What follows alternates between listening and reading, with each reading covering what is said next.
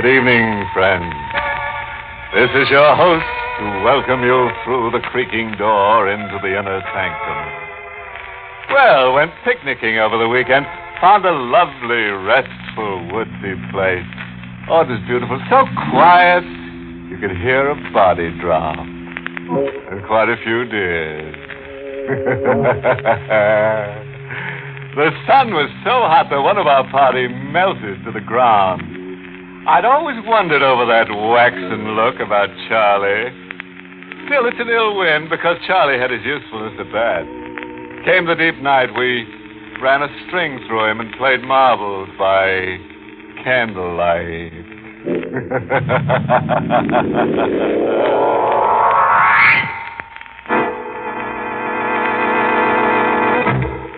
Tonight's Inner Sanctum mystery, Pattern for Fear, was written by John Robert and stars Everett Sloane in the role of Ludwig with Cameron Prudhomme as Larrabee.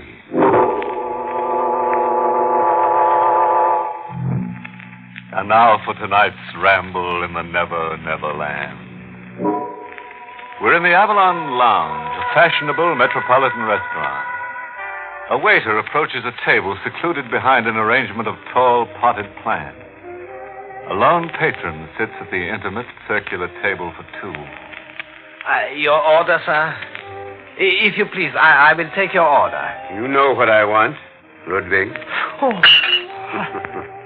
Caught you unawares, huh? I had forgotten you. In 5 years, one forgets. And I'll reintroduce myself. Captain Larrabee, 9th Precinct. Did you read the morning papers, maybe? I can recommend our lobster Newburg. The recipe... A page 1 headline says that Guthrie Stewart dropped dead of a stroke. Men die, Captain Larrabee.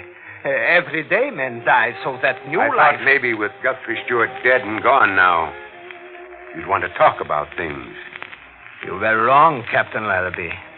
I have no wish to talk. Well, in that case, I guess I'll just have to make myself comfortable and wait right here. You are just wasting your time. I don't think so, Ludwig. You're still suffering something in silence. Guthrie Stewart died without a word. But there's an envelope somewhere now on its way over here to you. An envelope? Yes, it's coming by special messenger. The envelope reads, to be delivered on Guthrie Stewart's death. Don't look so befuddled. Stewart's lawyer tipped me off about that envelope 15 minutes ago. I said I'll wait, Ludwig. What I really mean is, we'll wait. We wait, the policeman and I, in a grim watch for a messenger soon to come. Captain Larrabee doesn't say it, but I am his prisoner. The restaurant fills up with people, and my mind thinks back 5 years to this same table for two hidden behind the plants. I remember a conversation I overheard by chance, and the terror that came out. Are you absolutely clear on what you are to do? Lady, murder is my business. Very well. Repeat my instructions again. Okay, I'm up there on the terrace outside his bedroom holding a submachine gun. When the 11:30 train comes around the curve, I shoot to kill. You empty the machine gun into his bed. Understand? You empty it. You don't just want him killed, huh? There must be no chance of his surviving this time. This time? So you tried it before, huh? Yes. Here. The address is on the slip of paper. Read it, memorize it, and then destroy it. When do I get paid? Tomorrow at 6. Here at this table. I'll leave first. I watched her leave the restaurant. A heavily veiled woman in black whose face I could not see. A man was to be murdered by a killer for hire. A killer with a cold, businesslike look. I watched him read the address, tear it to bits, drop it into the potted plant, and then push the bits of paper under the earth. When he left, I recovered the bits of paper and pieced them together. The victim was Guthrie Stewart. The address was Havermeyer Heights, in the suburbs just outside the city. A man's life was in my hands. The murder was to be at 11:30.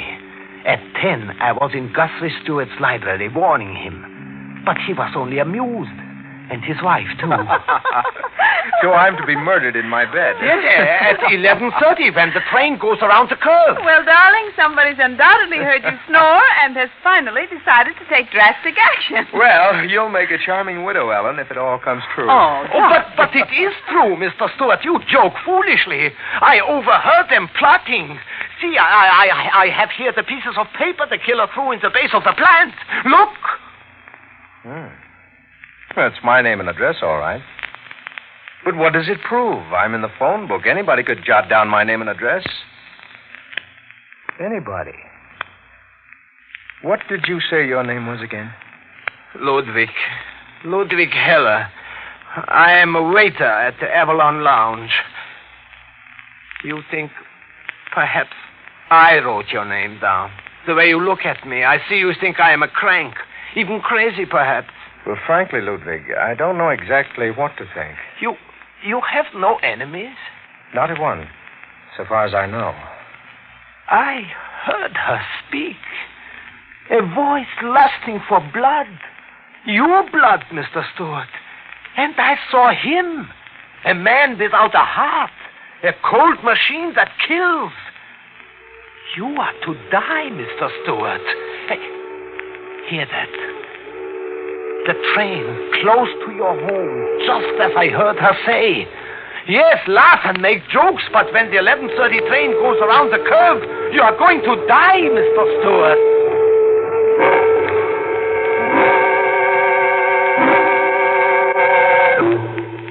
A man's life was in my hands, but I couldn't make the victim believe in his own approaching death. I went to the local police station to a Captain Larrabee. There I blurted out the story once more. I waited while he talked to Guthrie Stewart on the telephone. Yes, I got it. Yes, I understand, Mr. Stewart. Sure thing, I'll do just as you say. Look, Ludwig Heller. Look, Heller, I relayed what you told me to Guthrie Stewart. But I told you it was of no use to do that. He just laughs at it. He's not laughing anymore. As a matter of fact, he's hopping mad right now, and his missus, too. Hopping mad at you. At me? At you. He says if you keep peddling that fish story around, he's going to prefer charges of malicious persecution. He will prefer charges against me? Right. In fact, he left it squarely up to me. Now, you're to promise me you'll go about your business, whatever that is, for I'm to clap you in the clink for observation. He thinks I am crazy. He's sure of it. As a matter of fact, from the looks of you, I'm not sure you're not crazy either. Now, are you going to do the sensible thing? Yes. Yes, Captain Larrabee. I will go home. The sensible thing. Go home. 11 o'clock. In 30 minutes, a man would die, and his blood would stain all the rest of my life, because I was powerless to save him. The sensible thing. Go home, the police captain had said. But I did not go home. I had to see death look deep into its face. I returned to Havermeyer Heights to wait silently in the shadows on the terrace and watch. He was there, too. The killer and his machine gun. A black executioner waiting and ready.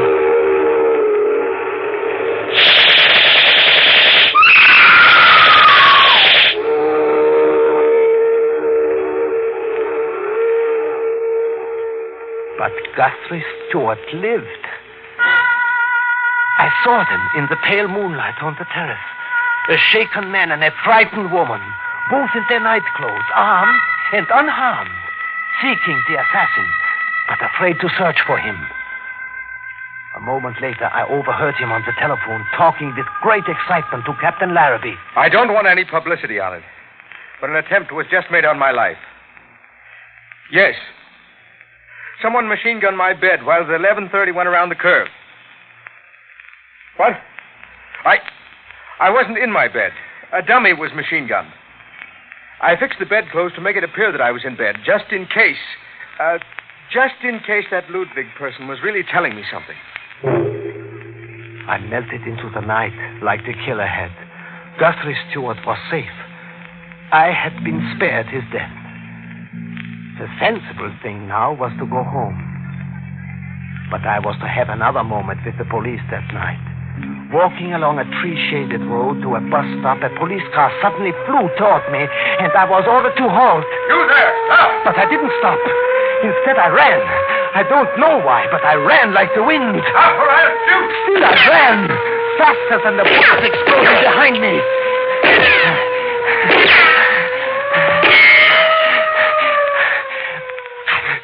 I found a neck of woods and hid.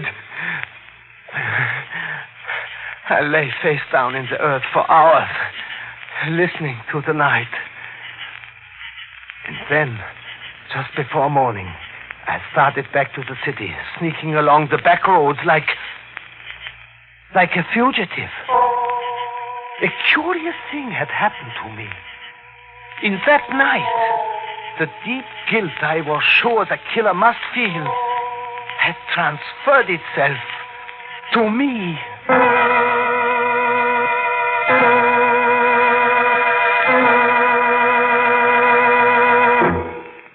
Well, Ludwig the waiter sure got himself one big tip to a slaughter. Poor Ludwig, his errand of mercy got him the bum's rush over at the Stewards. What do you do with a character who laughs at an advance notice of his own death, did somebody ask? Strangle him on the spot, I say. That way he'll positively believe you the next time you're around. Yes, a murder in time certainly saves a lot of wasted breath. Tell a corpse he's dead and he'll never dispute it for a minute. Well, let's worm back into the story. The next evening, I went to the Avalon Lounge to my job, as I always did. The police hadn't called, or Guthrie Stewart. It was as if there had been no night before. But there had been a night before. The same two were at their table again, behind the tall palms, as they had agreed to be. The heavily veiled woman in black and the hired killer. 5 years have passed. But I can remember that conversation I overheard word for word. Bungler, Stewart is alive. I sprayed the bed full of holes like a Swiss cheese, maybe 20 bullets. But he wasn't in the bed. Someone was. From where I stood, I could see a figure all curled up. Well, you've got to do it all over again. Okay. Tell me where and how. Listen carefully. He will be at a shorefront casino in Norwalk tonight. He will motorboat there from Rye and then back the same way. You will wait at his landing pier. When he docks, you will have your second chance. What do I do? Wait all night at the pier? No. He always returns home close to midnight. Which landing pier do I wait at? Number 19. It's Stewart's privately. The motorboat he drives has a black eagle painted on it. Will he be alone? He usually is. Do you have a face behind that veil? Don't ever try finding out.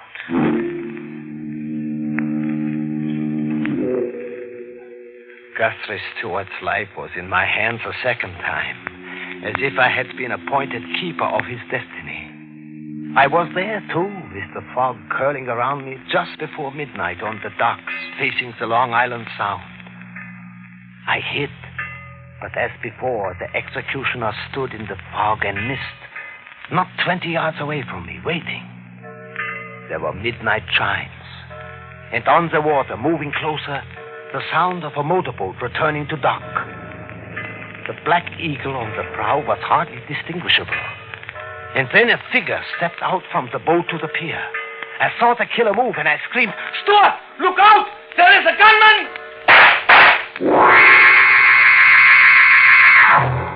He was in a heap on the pier, a white figure. I ran to him and kneeled down to see if life had gone completely. "Mr. Stewart! Mr. Stewart!" That's not his name, Ludwig.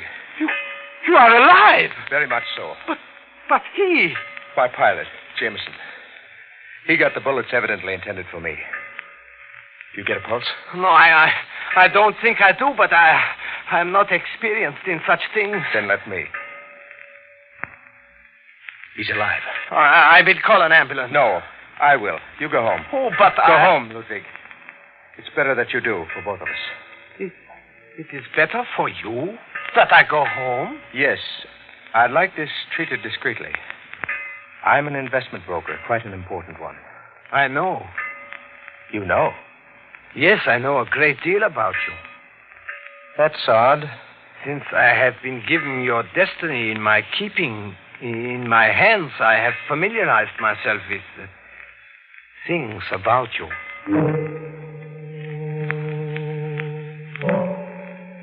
The next day, a heavy manila envelope came to the restaurant for me from Guthrie Stewart. The letter told me about his investment business, his social position, his fear of scandal and things. Besides the letter, there was a check. A $2,500 check for me. The police didn't come until the next night.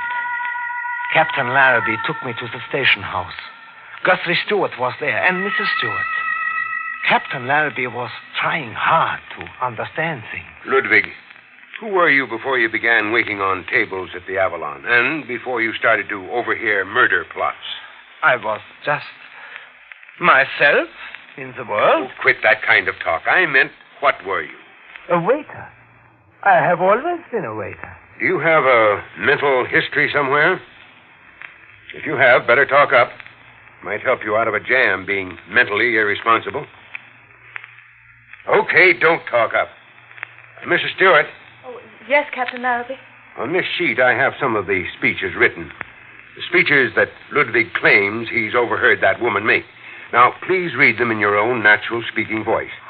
And read them like a woman bent on getting somebody murdered. Captain Larrabee, you dare... Now, look, Mrs. Stewart, no dramatics, please. I'm just doing a job. Now read them, please. Very well. You empty the machine gun into his bed. Understand, you empty it.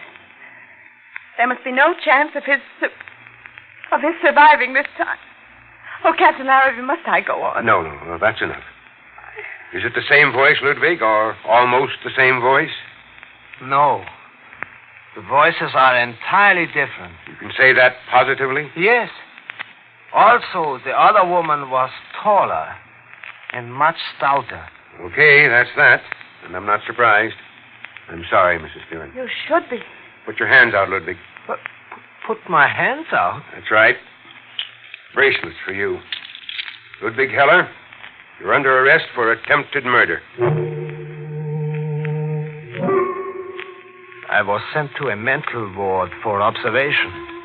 There were tests, doctors examining me for weeks, and questions. And one day again, Captain Larrabee came to question me once more. I found these certificates in your room, Ludwig. They're yours, aren't they? Yes, they are mine. Common stock certificates in the Guthrie Stewart Investment Company. 50 of them worth $100 apiece on their face. That's $5,000. Where'd you get $5,000 to invest in stocks? It was my life savings. From waiting on tables? Yes, from waiting on tables. The stocks took a drop, a big drop. These certificates are worth about 20 cents on the dollar today. I know that, Captain Larrabee. Yes, a bear market did it, some people think. A lot of big fellows squeezed a lot of little fellows, maybe. Is that how you figure your life savings were wiped out, maybe? Maybe. Guthrie Stewart's market operations cost you your life savings. Isn't that how you figured it? Isn't that why you came around telling him his life was in danger? To terrify him? Get money out of him for saving his life? Maybe even kill him in the end, anyhow? I am tired, Captain Larrabee. I want to sleep now. You're not going to answer? I wish only to sleep now. Doctor! Okay, stall. Don't confess you toted that machine gun up to that terrace. That it was you firing away on that pier. Play tired, play sick. Even beat the rap that way. But you'll still face charges for extorting $2,500. We've got you dead to rights on that. No, Captain. I sent the $2,500 back. 5 years ago, I went from the hospital to jail for months without bail while the police tried to build a case. In the end, there was no evidence, and I was free. Free to be watched through the years. Like tonight here in the Avalon Lounge. Guthrie Stewart is dead. But Captain Larrabee sits with me as we wait for a messenger to come. Ludwig Heller? Yes, I am Ludwig Heller. I got an envelope for you. Sign here, please. I'll take that letter, Ludwig. It's from the grave. The envelope reads, to Ludwig Heller on my death. Guthrie Stewart. Now let's see what's inside. You know what's inside, maybe, Heller? Yes, I think I know. In a second, we'll both know. Doesn't say much. Does it say, thank you, Ludwig, from the bottom of my heart? Yes. Yes, it says exactly that, word for word. Guthrie Stewart thanking you? What for? I have here in my pocket a letter for you, Captain. It was sent to me 5 years ago with a check that I returned. Guthrie Stewart told me to give this letter to you any time I wished. I wish now. Here, Captain. Dear Captain Larrabee, Ludwig Heller's story is the truth, the whole truth. The woman plotting my murder is Ellen, my wife. Not out of hatred, Captain, but out of sickness. A mind that has never been strong. She lives in darkness, and I, too, because of her. If I can keep this secret, I can live and perhaps help her. If Ludwig Heller can endure for me and carry my burden, even for a while, Ellen will be hospitalized, and we both will hope. If Ludwig Heller has the strength. Now, you understand, Captain Larrabee? Those stock certificates I found in your room. We put them there for you to find, Captain. Guthrie Stewart and I. You did that? You took the kind of rap you did for Guthrie Stewart? For a fellow human in distress, yes. You let yourself be slapped around, hospitalized, jailed, hounded day and night for years, all for an absolute stranger? For a reward, Captain. A great reward. Ellen Stewart was pronounced cured 6 months ago. I am not too young in years, but it has fallen to me, a mere waiter on tables, to bring a new life into the world. The life of Ellen Stewart. Ludwig. Yes, Captain Larrabee? Let's shake hands.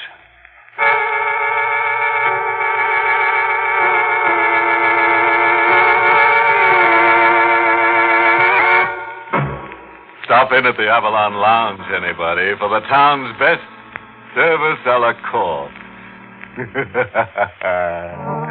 Love that Ludwig.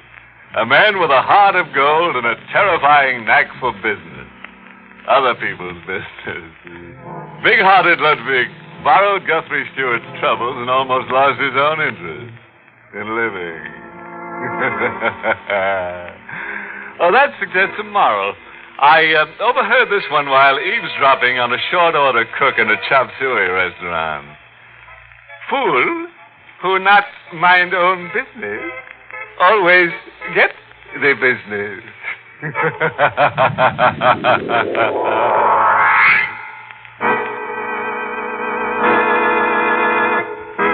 Inner Sanctum was heard in the United States over CBS, the Columbia Broadcasting System, and has been rebroadcast for servicemen and women overseas through the facilities of the United States Armed Forces Radio Service, the voice of information and education.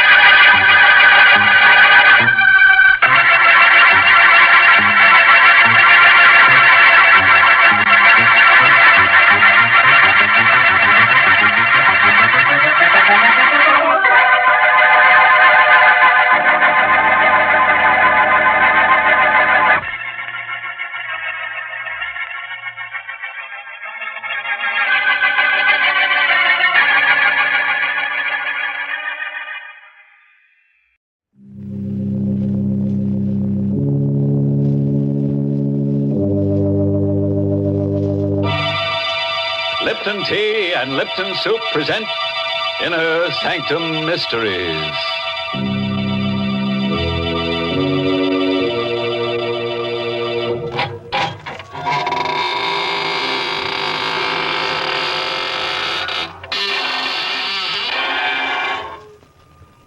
Good evening, friends of the Inner Sanctum. Welcome. Come right in. There's room enough for everybody. As a matter of fact, the more bodies, the better. Don't be surprised by the gloom. It's our new paint job. In black, so the bloodstains won't show. Why, Mr. Host, that's an awful thing to say. Giving all these nice people the wrong impression about our program. Oh, on the contrary, Mary. You know very well that our proceedings here are rather terrifying and our little family a bit on the gruesome. Of course, it used to be different in the old days of Inner Sanctum, but since then we grew some. We have indeed, Mr. Host. But now, while you're busy making last-minute arrangements, I'm going to enjoy a chat with our Lipton listeners. When you tip up the teapot and pour yourself out a cup of Lipton tea, what a lively, inviting fragrance curls up from the cup to greet you. And above all, what sheer delight there is in Lipton's delicious taste. You say to yourself, there must be a reason why Lipton tea is so much more enjoyable than any tea I've ever tasted. And friends, there is. It's Lipton's brisk flavor. Briskness in a tea is what folks like.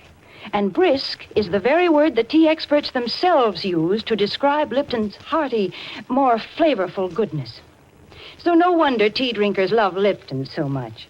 Unlike ordinary, dull-tasting teas, Lipton's has a world of fresh, lively, full-bodied flavor.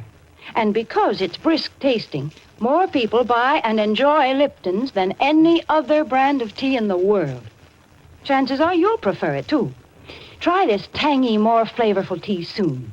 It's Lipton tea. Brisk-flavored Lipton tea. And now, friends, draw up your chairs. Dim the lights and listen to a story designed to freeze the spine and set the teeth on edge. It was written by Michael Sklar and Richard Manoff, and it's called The Confession. And our star is Santos Ortega, who plays the role of Alex. The last thing I remembered was the gunshot, the thud of the bullet, and the burning pain in my stomach. And everything got black. When I regained consciousness, my impression was of blinding whiteness. There, don't try to move, Mr. Sturgis. Where am I? This is the emergency ward of the General Hospital. I felt no pain. Just an overall numbness and a desire to sleep. Am I going to die? Yes. How much time have I got? A couple of hours. Doctor, I want to make confession. I want to confess to murder. I told the doctor about the money and Lenore. She was much younger than I. And she thought because I owned a little drugstore, I must be prosperous. And I suppose that's why she married me in spite of the difference in our ages. But there wasn't any money for fun or nice clothes. So she became restless. But I loved her. And I did my best. Until the other night in the drugstore. Oh, it's 12 o'clock, thank heaven. Time to close up, Alex. 5 more minutes, dear. Another customer might come along.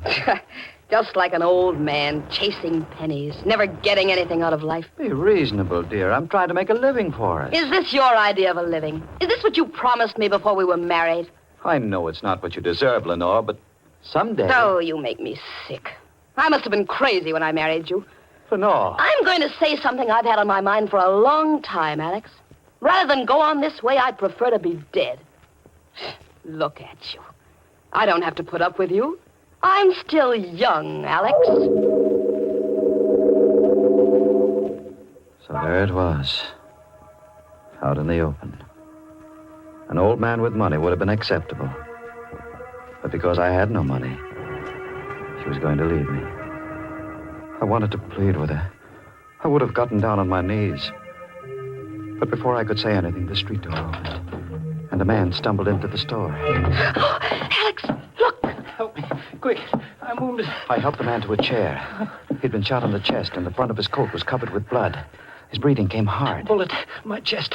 Patch me up. I'm only a pharmacist. Do you need a doctor? I'll call Dr. Johnson. No, I don't want any doctor. I want you to help me.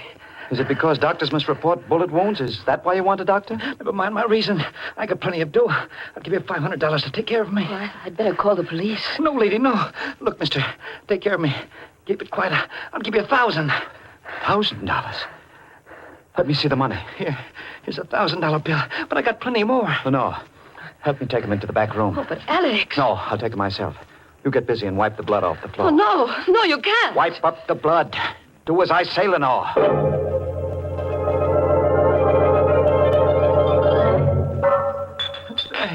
What's taking you so long? I'm looking for a certain medicine among these bottles. Give me something to stop the bleeding.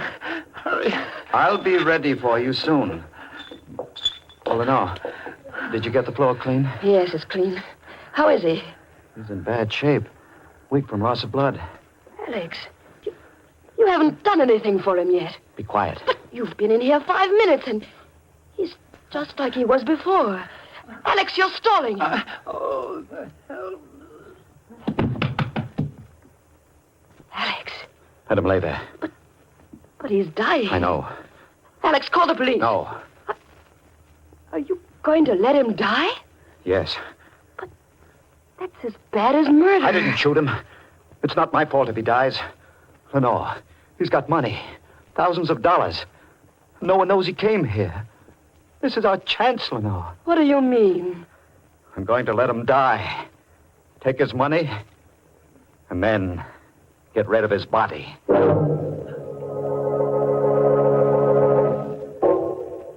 He lay still. I stooped and went through his jacket. There was a wallet containing a few $1 bills and a driver's license, which I handed to Lenore. His name is James Kirk. He lives in Hillsborough. His pockets were crammed full of bills of large denominations. Lenore watched, fascinated, as I counted. How much is it, Alex? A little over $78,000. We're rich, Lenore. I'm frightened. There's nothing to be afraid of. All we have to do now is wait until he dies and get rid of the body.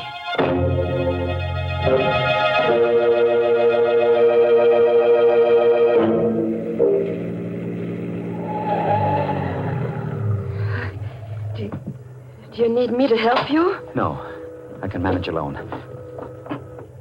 This body's heavy. Yeah. It's through the door. Oh, Alex, he's still alive. Yes. Well, what are you going to do now? It'd be dangerous to wait here until he dies. Anyway, what difference does it make? He'll be dead when he goes into the water. No, that's murder. Call it what you like. We've gone too far now to stop. You wait in the car. I'm going to carry him to the edge of the pier and drop him over the side.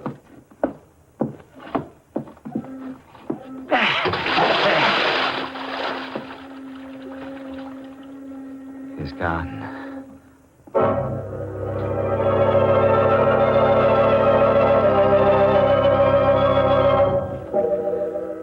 I watched Kirk's body sink into the water. I knew the current in the bay would carry it out to sea. One doesn't picture a middle-aged druggist committing a perfect crime. But I felt sure that I had done it. For I had Kirk's money, and it seemed that no one could connect his death to me.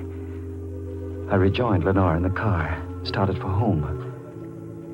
After I'd driven for a few minutes, I noticed she was strangely quiet. What's the matter, dear? Nothing. Nothing at all. Something's troubling you. What is it? Nothing. You act as though you're afraid of me. No. You are afraid of me. Lenore, why? I never saw you act this way before. Something's happened to you. You're different. Oh, nonsense. Don't you feel it, Alex? You're a murderer. No. You wouldn't even wait until he was dead. Listen to me, Lenore. Whatever I did for your sake. I wanted the money for you. So you could be happy. Oh, how can I be happy with this thing hanging over us?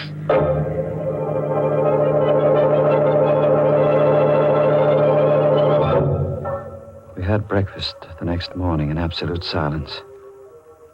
Then Lenore went to open the store, while I wrapped the money in a parcel, took it to the bank, placed it in my box in the safe deposit vault. No one paid any attention to me, although the bank was swarming with police detectives. From the bank, I went directly to the drugstore and found a man there waiting for me. Mr. Sturgis? Yes? Biggert is my name. Mark Biggert. What can I do for you? I'm an insurance company detective, Mr. Sturgis. I'm investigating the First National Bank robbery for my company. I want you to tell me everything you know about that robbery.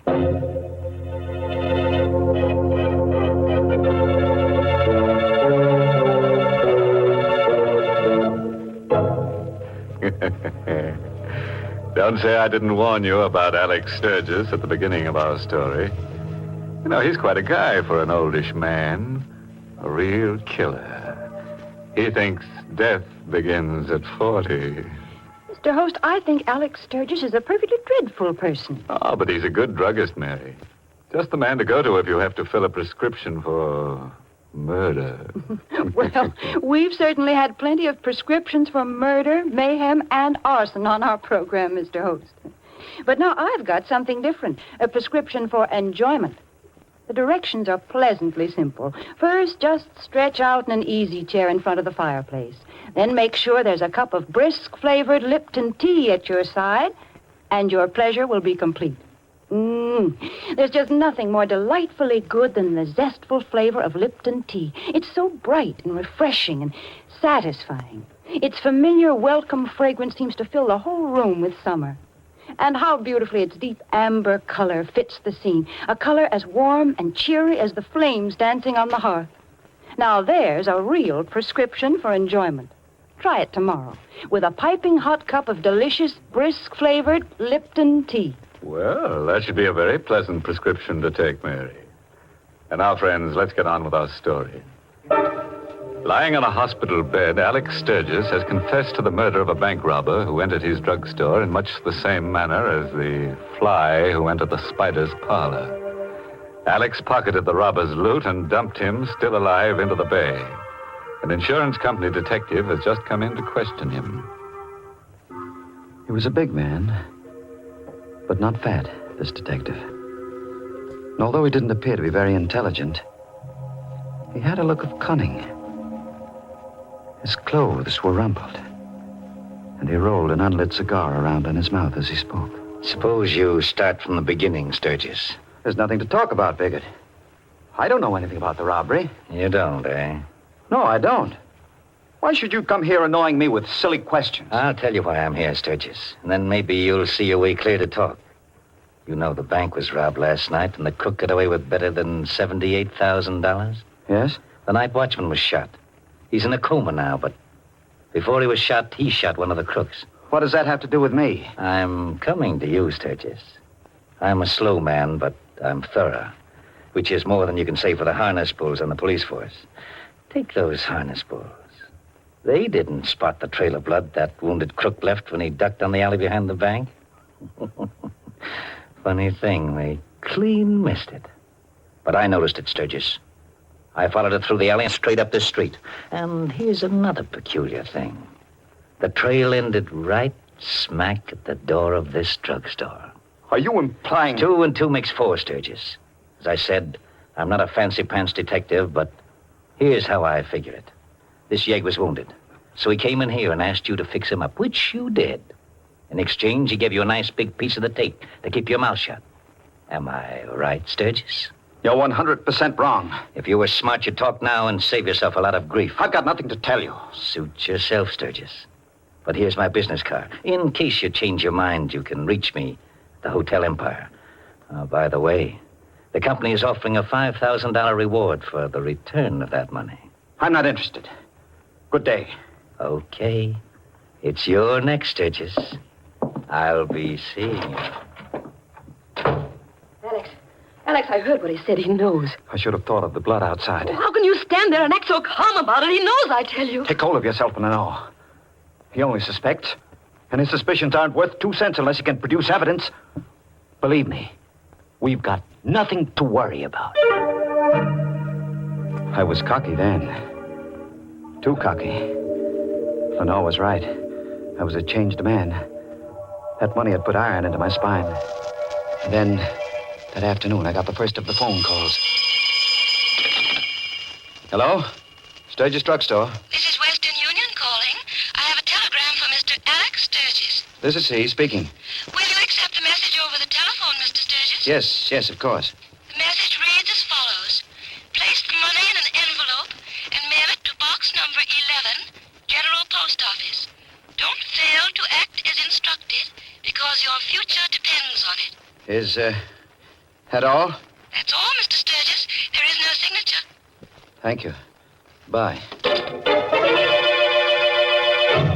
Oh, it was bad enough having that detective snooping around, but now this telegram. Oh, don't take any more chances, Alex. Send the money. No. Alex, please. I'm frightened. Listen, Lenore. Calm yourself. It's perfectly clear what happened. One of the bank robbers came with Kirk as far as the store. He must have been frightened away by the police. Now he's using this method to get the money. But he won't get it. Why? What are you going to do? I'm going to put a wad of blank paper in an envelope and mail it to that post office box. Then I'll stand watch at the post office and see who claims it. And then what? That money means everything to us, Lenore. I've already killed one man for it. If necessary, I'll commit another murder. I placed blank strips of paper in an envelope and mailed the envelope to that post office box. The next morning, I went to the post office and stood near the window, waiting for someone to come along and claim the envelope in box number 11.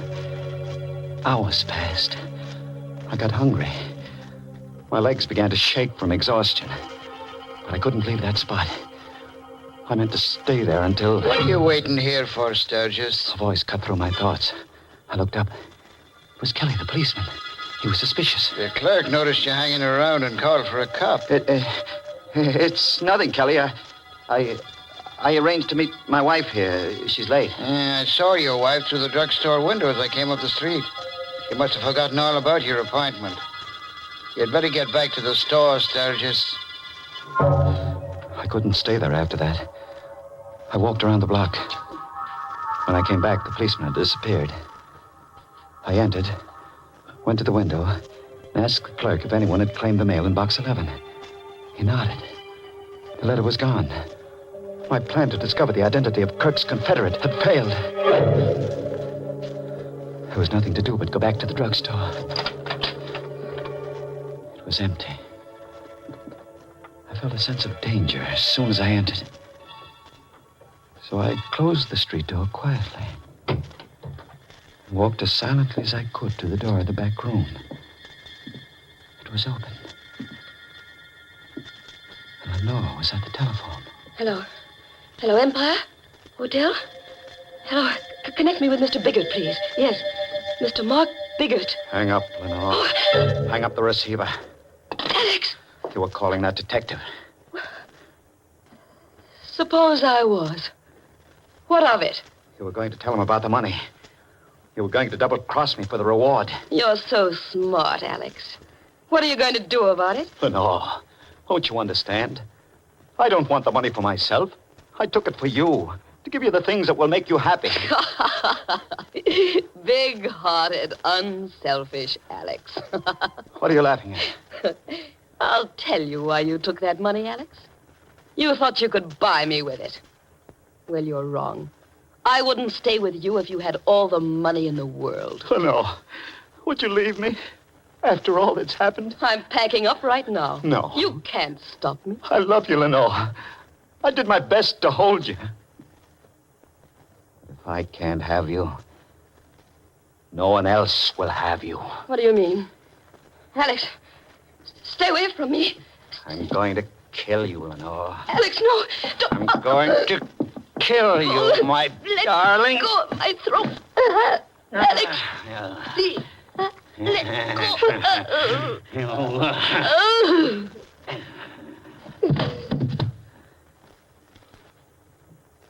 She's dead. All men kill the thing they love. And I've killed you, Lenore. I felt empty, drained of all emotion. I buried her body in the cellar of the drugstore. I was even a bit glad that it ended in this fashion. For now, Lenore would be with me forever. Did I say it was ended? I was wrong. I found no peace. For the very next morning, Bigot came to the drugstore. Good morning, Sturgis. Nice morning, isn't it? What do you want? Just stopped by to have a chat, Sturgis. Been giving a lot of thought to the First National Bank robbery. You know, that night watchman came out of his coma this morning. Why, tell me about it. I thought you might be interested. Here's an angle, Sturgis. The watchman says the robbery was pulled by only one man. One single crook, and he was shot. Nice angle, isn't it? Is it? Yes, it gave me a new idea, Sturgis. Now, I'm no Sherlock Holmes, but I figure it this way. That crook came in here and asked you to fix him up. We've gone through this before. I'm going to take it a little further, Sturgis. The crook asked you to fix him up, but you got a peek at all that money. So you let him die, took the money, and disposed of the body. How's that for a theory? Very clever.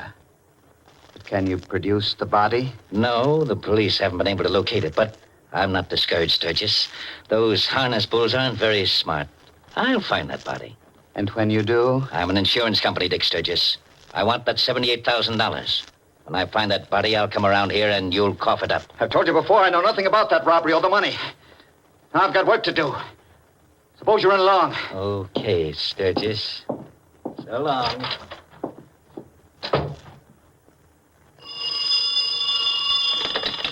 Hello. Sturgis Drugstore. Western Union calling. I have a telegram from Mr. Alex Sturgis. This is he speaking. Read it to me, please. The message reads as follows. Received your letter. Contents not what requested. Suggest you obey instructions. Same box number and post office. This is final. Is there a signature? No, sir. There's no signature, Mr. Sturgis. I hung up. My head was reeling. But out of the confusion in my mind, one thought emerged. The night watchman had said Kirk had no Confederates in the bank robbery. Therefore, the person sending me the telegram must be Kirk. The salt water of the bay must have revived him. Kirk was still alive. I found Kirk's wallet on a shelf where Lenore had placed it the night all this began. From the driver's license, I copied his home address. I waited till after midnight and drove to Hillsboro, where I found Kirk's apartment in an old tenement building. The door was unlocked. I drew out my gun and entered. I meant to kill Kirk. I had to kill him. The living room was empty. No one was in the bedroom. I turned, walked back to the living room. Drop that gun, Sturgis. Big, drop the gun, quick. I'm not taking any chances with you. How did you know? How did I know you were going to come here, Sturgis? Sit down in that chair by the table and I'll tell you. You sent the telegram? Yes, I sent them. You got me to think that Kirk was still alive. That's right. And you followed me here. You trailed me. It's all clear now, isn't it, Sturgis?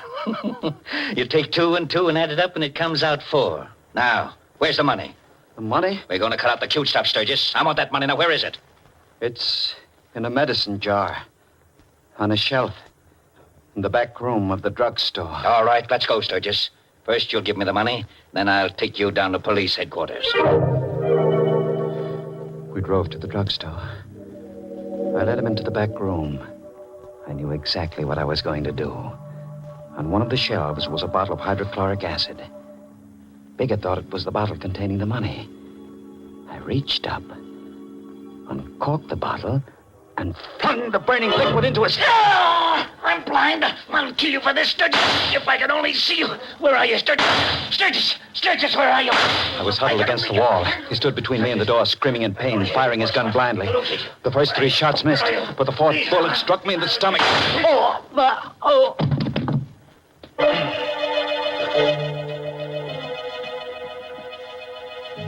The last thing I remember is Bigot running out of that room, shouting for help. I lost consciousness soon after. When I came to, I found myself here in this hospital, You know the rest of the story, Doctor. That's your confession, eh? That's my confession. Did you get all that down on paper, Mr. Biggert? Got every word of it, Doctor. Biggert, how did you get here? I thought hydrochloric acid. You thought you blinded me permanently, but not enough of the stuff get into my eyes to do any real damage. Lenore.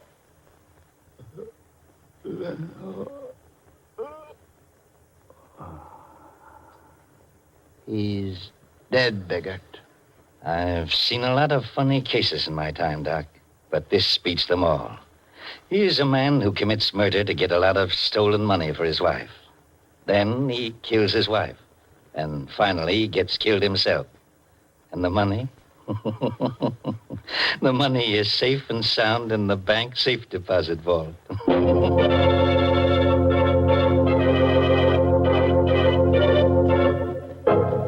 Oh, what a pity. Exit Sturgis.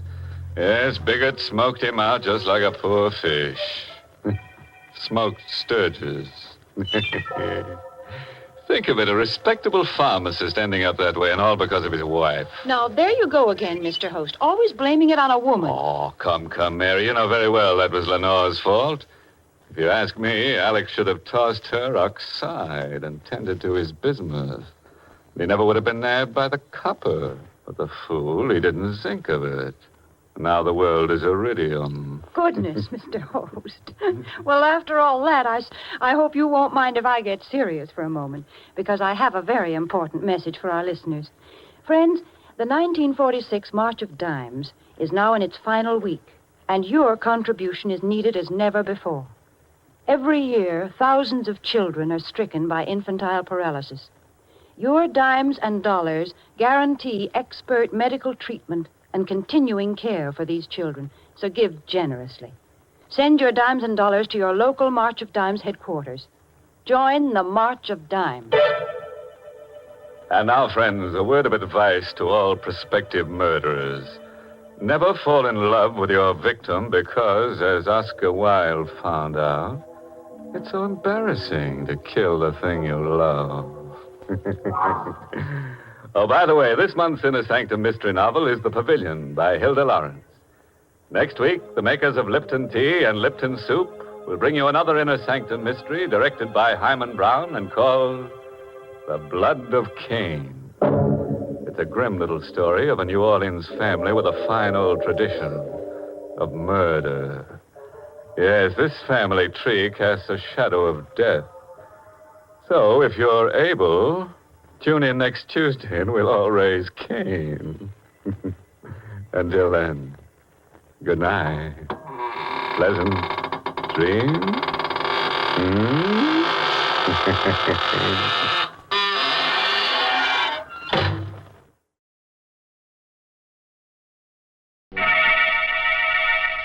Inner Sanctum Mysteries.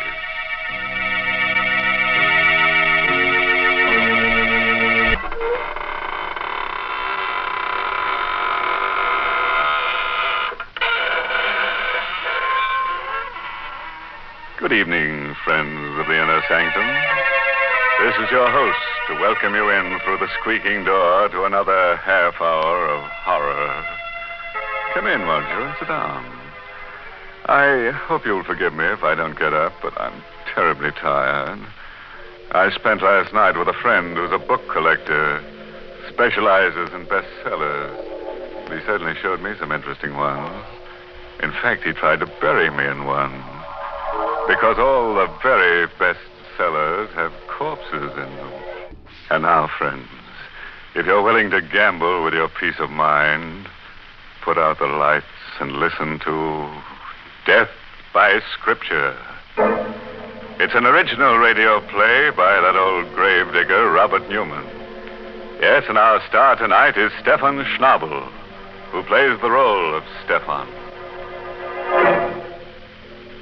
The place is China, somewhere near the outskirts of Shanghai, a man-made wasteland ravaged and devastated by war.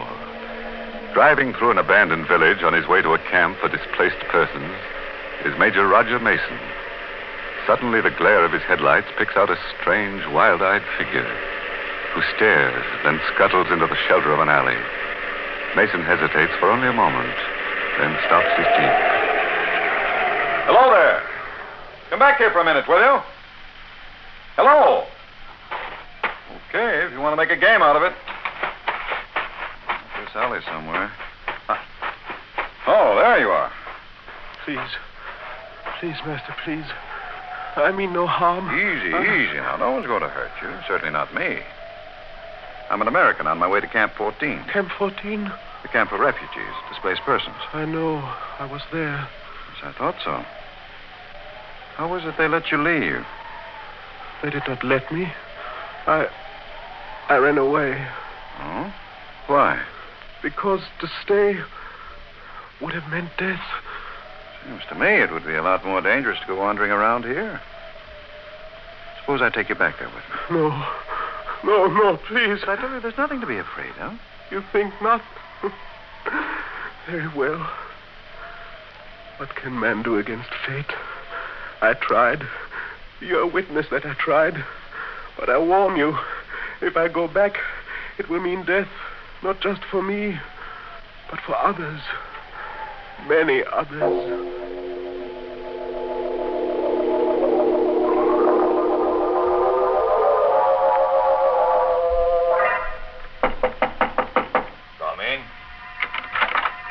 Dr. Kona? Yes.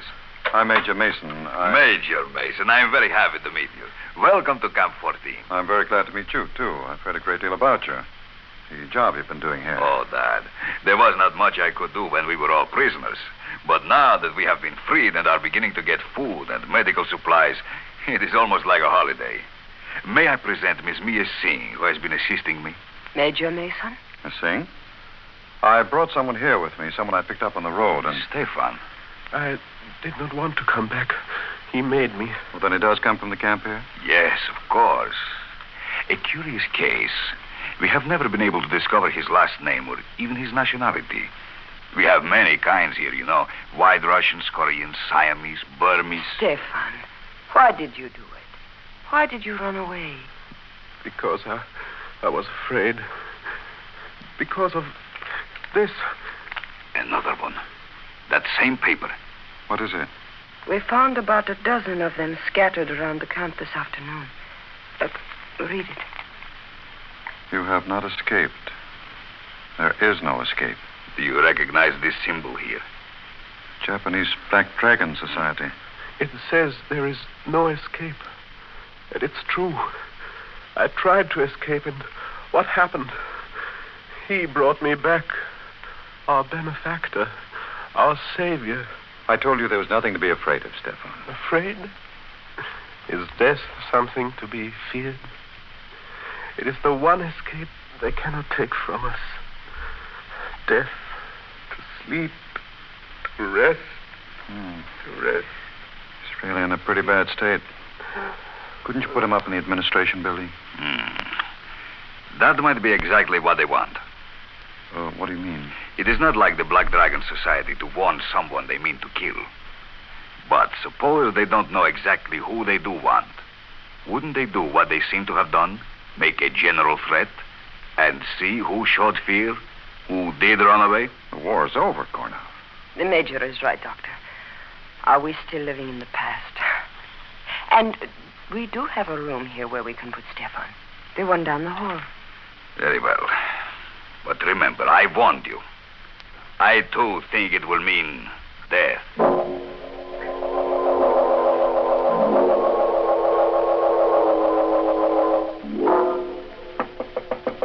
Stefan! Stefan! The door's not locked, Major. Come in. I didn't know whether I'd be disturbing you.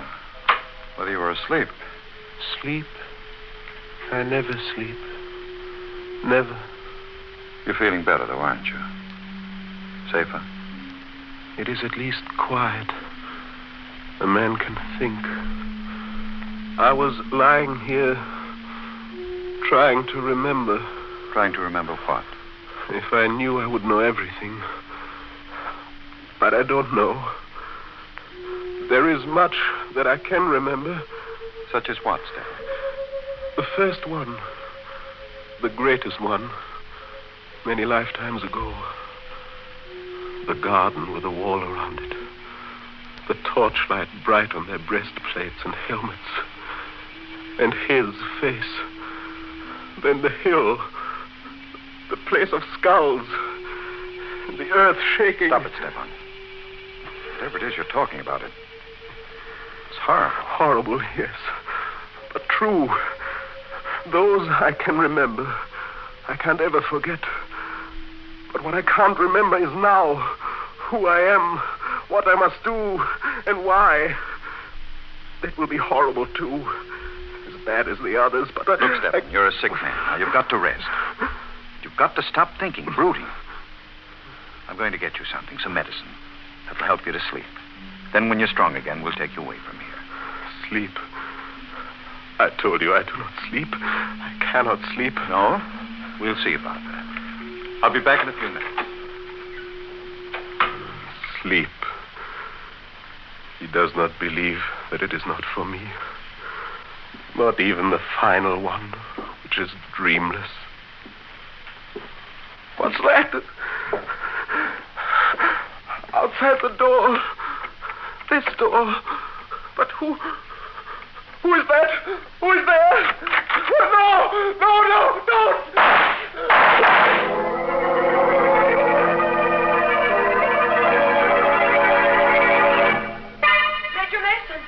Major Mason, did you hear Yes, down at the end of the hall there, Stefan's room. Come on, quick. Major Mason, Mia. This way, down here. It sounded like shots, as if... It was. Look. Stefan. No, don't touch him. Let me see. Dead? Unless he's not flesh and blood. 3 slugs right over the heart. Must have been fired right from the door there, and... Good Lord. What is it? His pulse, still there. Where's your surgery? Right next to the office. What there is of it. Here, help me carry him in there. We'll operate immediately.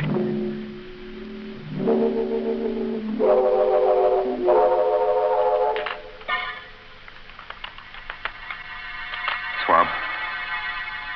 The tractor right there. That's it. Hemostat. Clamp that off. We don't have another one, Major. Suture then. Tie it. How's his pulse? Weak, but steady. Now the swab. That's it. No, I don't dare probe. Forceps. It is almost in the vena cava. No worse than the others. It's absolutely impossible. No one will believe it. But he's still alive. There. The last one. If he does pull through, if he even holds out for a couple of hours, I'll believe anything.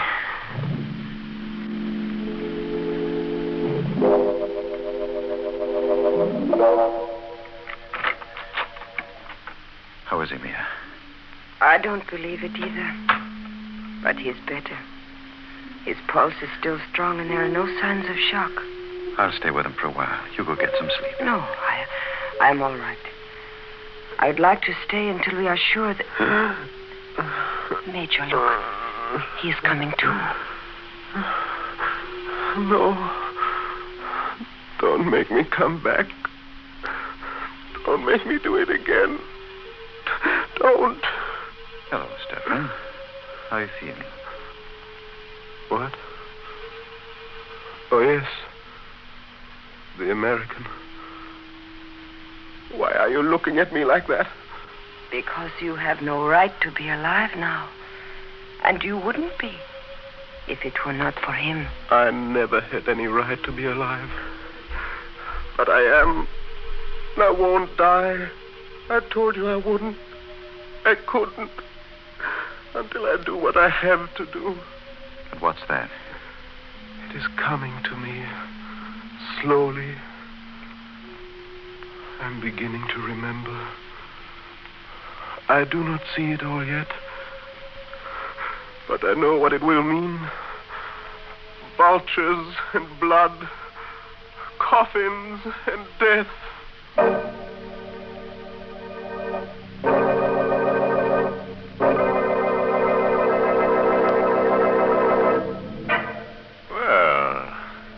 starting to get somewhere.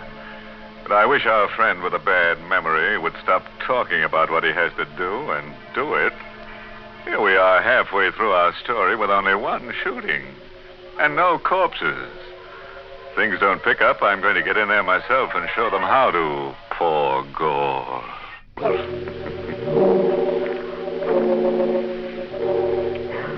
It is the next evening, about 10 o'clock at night. The dust-laden wind still wails around the lonely camp, and the refugees from many nations sit huddled in their rooms. Stefan, his face gaunt and drawn, is sitting propped up in bed in the administration building. You're sure you feel well enough to talk, Stefan? There is pain, but that does not matter. What is it you wish to know, Major?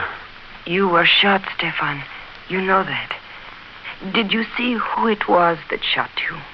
Yes, I saw. But that is not important. Does not matter. What do you mean it does not matter? Just that, Doctor.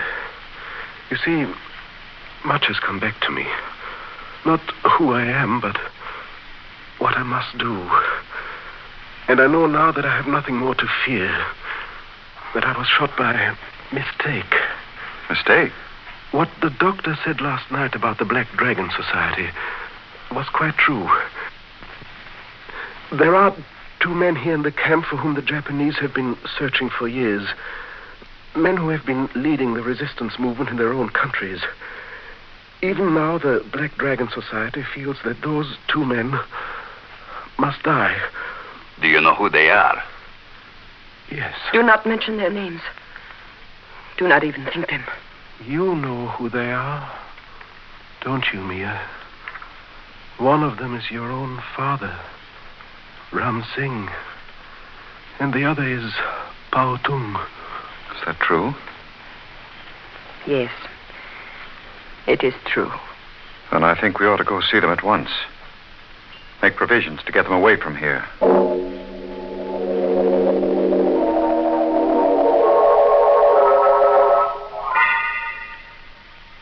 That, then, is the situation, gentlemen. And I should like to have you escorted to Shanghai as soon as possible. You are very kind, Major. We felt that our best protection lay in anonymity. We may have been wrong. As for the danger, even though Japan has been beaten, not all the members of the Black Dragon nor their agents have been rounded up. So... Nonsense, Ram Singh. You always were too cautious. The Major is right. We should have declared ourselves, returned to our countries at once. I, for one, will be happy to do so now. Good. There are a few things in my room I would like to get first. It will not take but a moment. I will meet you back here. Fine. You still look worried, Father. Do I? Perhaps I am. After all these years, waiting, working, suffering, to be so close to what I waited and worked for. But what is there to be afraid of? The Major has promised you protection. I know, and I'm profoundly grateful. But I keep wondering how Stefan knew. What was that? Out on the compound, and it sounded like... Pao Tung. Stay here, both. No, wait, I'm coming with you. Father, you stay here. Lock this door and do not let in anyone unless you know who it is. Major Mason! Major Mason, where are you? Over here. This blasted dust is so thick. Who's that? Gone up. You heard it, too? Yes. Sounded as if it came from... There he is. Pao Tung. Yes. Dead? Very. Throat cut from ear to ear. No. No, he just left us. He was only gone a minute. That minute was all somebody needed. Who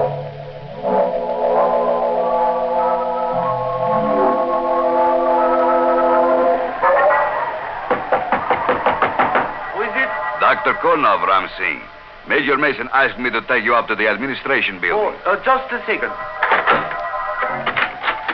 That scream out in the compound, was it? Yes. Pao Tung. And was he... Yes. Killed. That is why the Major wanted me to come and get you. To put you somewhere where you would be safe. You are ready? Yes. Poor Pao Tung. To have lived through so much. waited for so long. Then, is it known who did it? No, not yet. But they are closing the gates. Whoever it was will find it difficult to get away. Will they? I wonder. In this dark, where the dust's so thick you can hardly see. Besides, suppose it is not someone from outside. Suppose it is someone from the camp here. Someone who has been here for a long time. Wait. Oh. Dr. Kornoff! Dr. Kornoff, where are you? Dr. Kornoff! Must have lost him as we came through the alley. With this wind. Dr. Kornoff! Is that you? Who is it? Answer me! Tell me who it is! No! Let me go!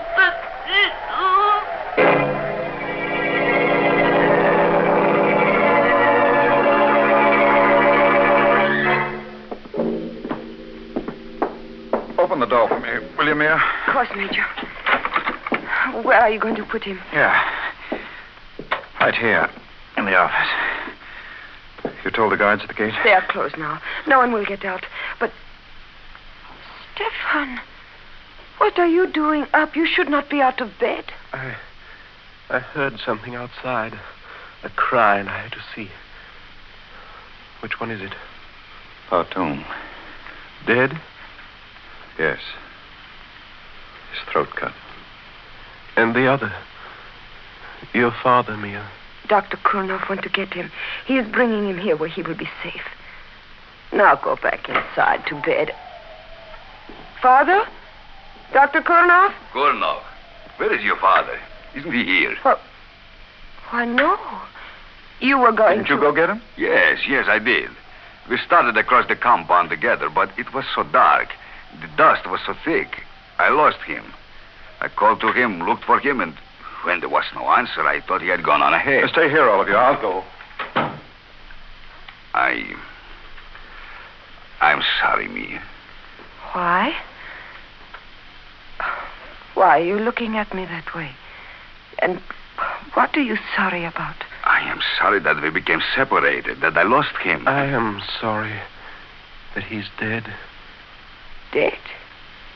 How can you say that? Because he must be dead. Because it's part of the pattern, the cycle. That is enough, Stefan. Come on. I will take you back inside. You're a very sick man, yes, and you shouldn't. Yes, I'm sick. Not as sick as some, but sick enough. I won't go back, though. Not yet. I must wait. I'm not sure for what, but I know I must wait for something. Listen. Major Mason? Yes. You found him? Yes. Yes, I found him. Father. I told you. I knew. He had to be dead. Yes. Yes, he had to be dead. I think I knew it, too. Knew it was hopeless from the very beginning. How did it happen? Strangled. With this. Strangled. Dying out there in the darkness. 2 of them killed within a few short minutes, and we still do not know. That's not completely true, Mia. You mean you know? Your father and Pa Tung were around here for a long time. They died because Stefan revealed their identity. That means the murderer had to have access to that information. He had to know precisely where they were and when they were going to be alone. And he had to be able to get at the medical supplies here. The medical supplies? Because Pa Tung's throat was cut with a scalpel. And your father was strangled with a catgut suture. And that means... Don't move, Connor. Had you covered since I came in? Dr. Kornoff. No, I do not believe it. Thank you, my dear. I am sure that there will be quite a few others who will feel that same way. Stefan, you saw who shot you. Who was it? He. Kornoff. You too, eh, Stefan?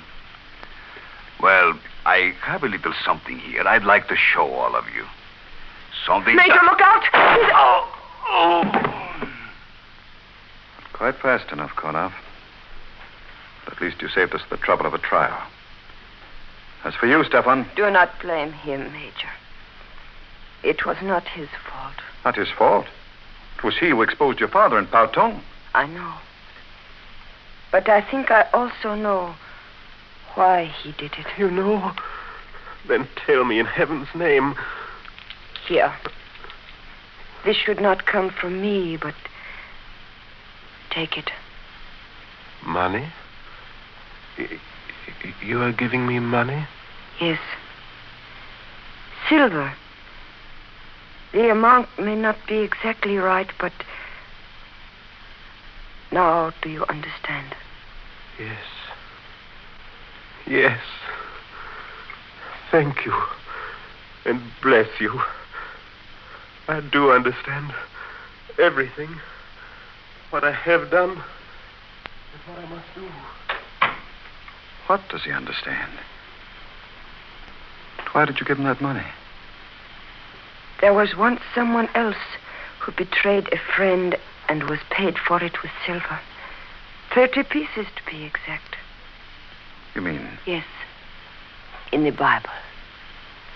One Judas Iscariot. What, that's mad, insane. Are you implying that that's why he didn't die when he was shot? That he's eternal, immortal? I do not know. Perhaps he is not always the same. Perhaps in each crisis, in every period of history, there is always one who must play the role of the betrayer, even against his will. But this much I do know. That he is not immortal. Wait a minute. I just remembered. The story of Judas in the Bible. Come on, quick. What's that? The money I gave him on the floor. And...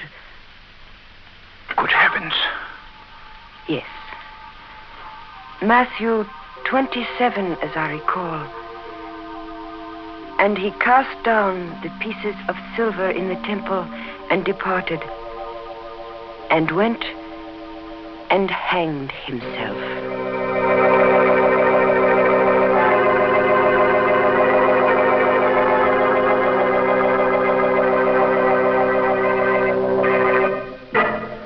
Well, that's the kind of character we like to have on this program. A little slow getting started, but he did deliver in the end. 2 corpses, plus his own. A nice down-to-earth sort of chap who wound up high in the air with a rope round his neck. Yes, we'll have to see that he's back with us again next week, rope and all. Use the rope? Of course we will. You know our motto, no noose is bad news. I don't like it when people fight, especially grown-ups like Mommy and Daddy. Mommy always told me it wasn't nice to yell at people or say mean things. But most of all, she said you should never hurt people. She said hurting people is a crime. And if you don't believe me, you can just go ask my daddy. But you'll have to wait for visiting day to do that. Physical abuse is a crime. Stop abuse. See your Family Advocacy Program office for help before you hurt someone you love.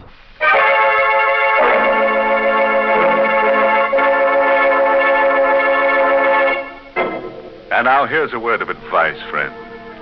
If you should be invited to spend the weekend with a friend in the country, and he should wake you at midnight carrying a lantern and shovel and invite you to go berrying with him, make sure he doesn't mean burying with a U.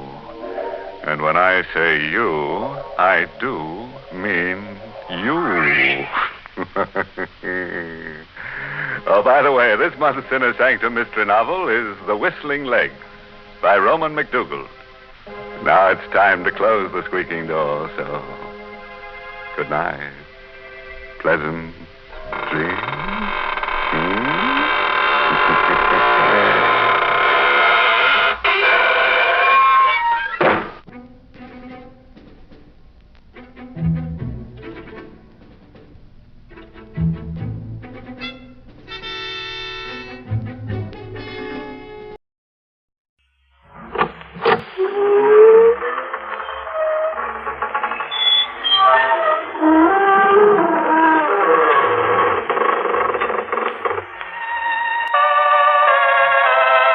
evening, friends of the creaking door.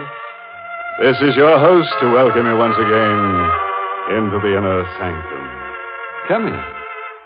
Come in and meet our newest guest. He'd been married for 10 years, and everything was going fine until one night at dinner, his wife asked him to pass the knife, which he did, right through her. Then he hit her body in the town bell.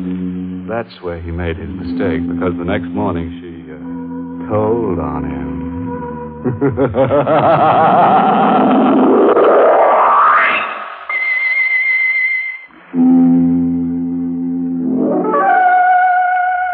And now we can turn to a little matter of murder. Our story tonight begins on a pleasant note with a honeymoon couple.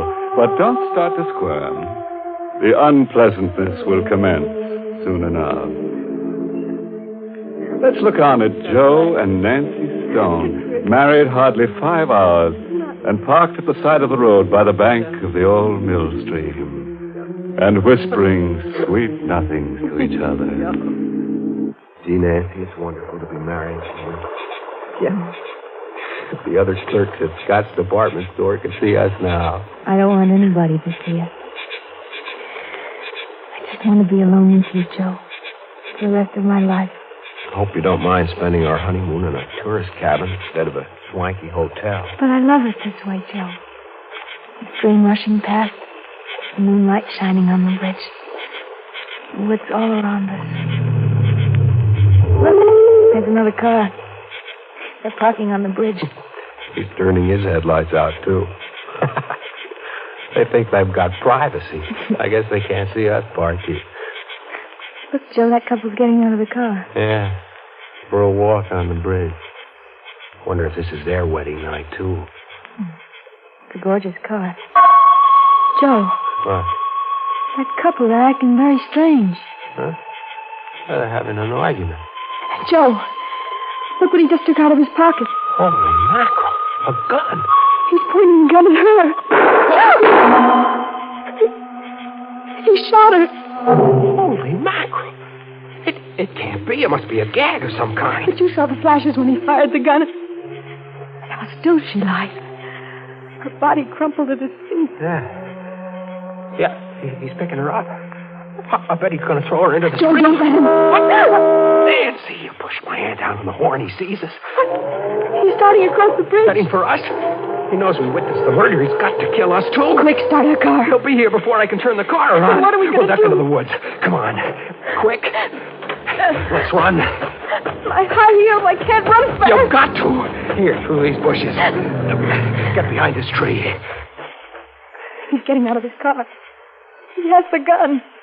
Joey, he means to kill us. He's coming straight for this tree. He knows we're here. Nancy, we've got to run for our lives. Take my hand. Come on. Shooting at us. Run, Nancy. Faster. Faster. Faster.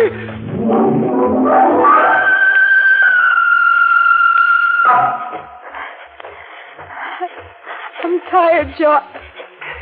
I can't go much further. We can't stop. He's close behind us. Is he gaining on us? Nobody's still after us. Let's stop and run. Oh, not yet. I saw headlights up ahead. Maybe there's a road if we can only make it. Joe, I'm through. I can't go anymore. Nancy, look. Through the tree is the road. Come on. One last sprint.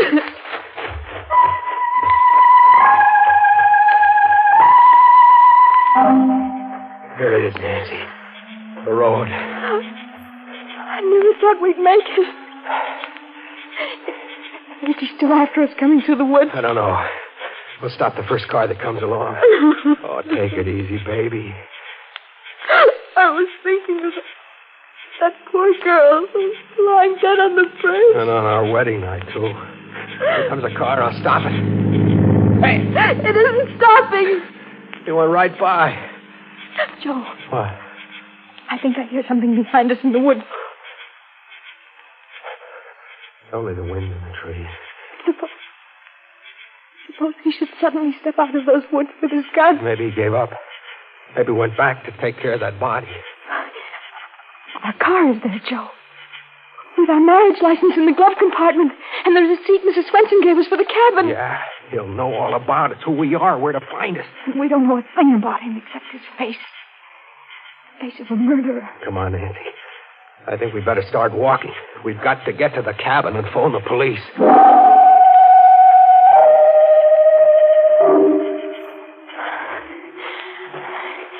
How much further, Joe? Just around the bend. I'd like to lie down and sleep. Right here on the road. Fine way to spend a wedding night. Darling, look. We're there. Swenson's cabin. They're all dark. Everybody's asleep. Now we'll have to wake up Mrs. Swenson, use her phone. Joe, What? look in front of our cabin. Huh? Hey, that's our car. The murderer must have driven here in it by another road to wait for us. I don't see anybody around. Maybe he's in the car. Wait here, I'll go and see. No, you'll kill him. But don't worry. We both saw his face. He's got to kill us both. If I go over there alone, he won't shoot till he knows where you are. Now, take it easy. Stay back here in the shadows. It'll be all right. It's okay, Nancy. The car is empty. Maybe he's hiding somewhere close by. No, he must have skipped out.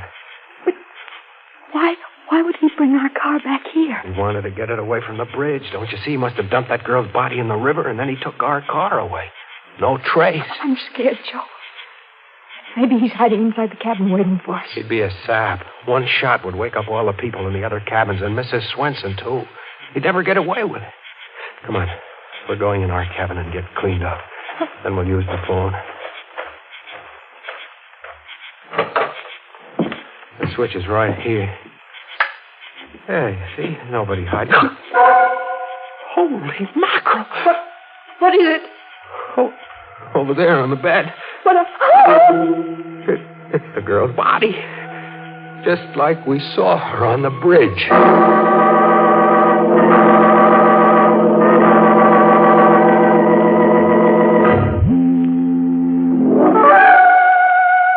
And now we can return to that cozy little honeymoon cabin where Joe and Nancy found the beautiful corpse on their bed, the corpse who'd had her face lifted.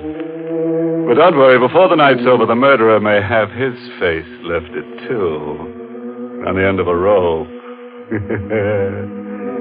Now, if that murderer were an Oriental, he might try to save face, but you can't save your face if you lose your head, can you? In the meantime, I wonder what Joe and Nancy are going to do with the uninvited corpse in their honeymoon cottage. Don't you? Now, listen, Nancy, we have to think this over. We're in a jam. Oh, for the love of Pete, Nancy, this is no time to faint. It's awful. No. Don't look at it. Not here. What'll we do, Joe? I don't know. I got to think. Oh, on our wedding night to have a thing like this happen. Why did he leave her here, Joe? To put us in a spot. The cops will never believe our story. Now they'll think we killed her. But, Joe, we never saw her before in our lives. Nancy, we've got to get rid of her. What? We've got to take her back to the bridge and dump her right back on the murderer. No. It's the only thing we can do. Suppose the cops come here and find her. They'll grill us for hours. They'll hold us for the inquest. It might take a week, 2 weeks. A fine way to spend a honeymoon in jail. I never thought of that. We've got to do it. We've got to take her back. But that means we have to lift her up and carry her. I'll carry her, but you'll have to help. I couldn't. You've got to. What must I do? You go out and get the back door of the car open, and then I'll bring her out. Joe, they'll find us here with the body. Quick, throw the blanket over her. I'll see who it is. I can't go near her. Do as I say, quick. I'll try. Give me a minute. Who is it? It's ours. This is Swenson. This blanket, it's too short. Just a minute, Mrs. Swenson. Her feet are sticking out. Get those clothes out of the valise. Throw them on top of her. That's the best I can do. All right. Sit on the bed in front of her feet. Please hurry, Mr. Stone. It's coming, Mrs. Swenson. Everything okay, Nancy? Yes. I feel faint. Bite your lip, do anything, but don't faint now. Good evening, Mrs. Swenson. Good evening, Mr. Stone. I hope I'm not intruding. I saw your light, so I knew you weren't asleep yet. We were just going to sleep, weren't we, Nancy? Yes. I should have thought you'd be asleep long ago. Oh, you see, I brought you a jug of my own homemade apple cider. I'll put it right here. Some glasses, too. Oh, thank you, Mr. Swenson. It's awfully nice of you. Oh, not at all. It's so nice to have a honeymoon couple. I wanted to do it earlier, but my heart was bothering me. I have a bad heart, you know. Oh, I'm terribly sorry to hear that, Mrs. Swenson. Well, thank you for everything. Oh, aren't you going to try my cider? I thought you'd like to drink it toast. Well, we're not very thirsty right now, Mrs. Swenson. Are we, Nancy? No. Oh, of course not. Now, I'll run right along and leave you both strictly alone. Good night, Mrs. Swenson, and thank you again. Good night, Mrs. Swenson. Oh, you poor dear. You look all tuckered out sitting there on the bed. I bet you don't even know how to make up a bed. Here, I'll make it up for you. Oh, no. Oh, it's the least I can do. Now, you just sit over here on the chair, my dear. Please don't. Why? Well, she means, please don't bother. Oh, it's no bother at all. Oh, look at all these clothes all thrown around. What's this? We can explain everything. Shot. She's been shot. Murdered. Please, Mrs. Swenson, it's not what you think. Murdered. You're no honeymooners. You're murderers. Stop that. Let me go. Stop that. Stop it. I'll show you smoking in your hands. I'm just trying to stop her yelling. Please, Mrs. Swenson.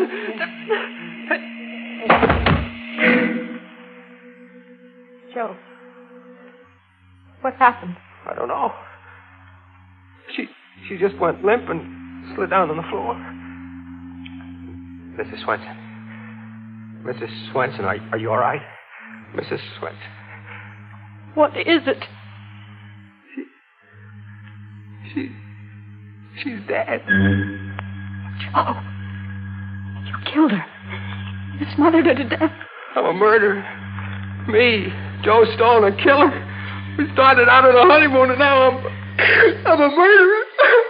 Joe!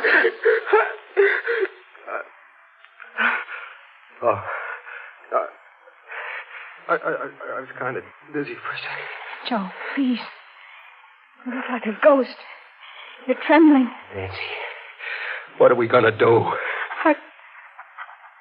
Are you sure she's dead? Yeah, look at her face. She's dead. And that one on the bed. We're in a jam, Nancy. In a bad jam. Oh, Joe. I wish I were dead, too. They'll hold us for murder. But it was an accident. You didn't mean to kill Mrs. Swenson. Yeah, but how will we ever prove we didn't kill the other one, too? We'll never be able to find that guy with the black roadster. The cops will pin the rap on us. Joe, take me out of here. I can't stand it. Her on the bed. And Mrs. Swenson on the floor. Let's go away, please, far away. You mean run away? Anything, but let's not stay here. I won't go to jail. I won't. Take me away. Yeah. We'll get out. We'll keep going. Nobody knows our names. They can't trace us. Come on, get the clothes packed.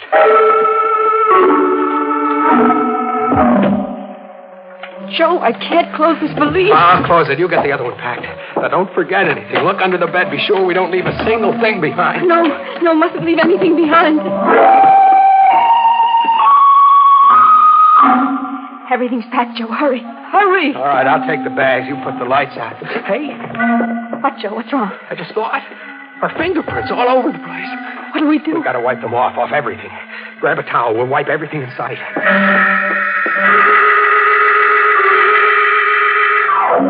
We've wiped everything, Joe, I think. The bedstead? Yes. The bathroom, the faucet? Yes. The doorknobs, the dresser? Yes. The water pitcher?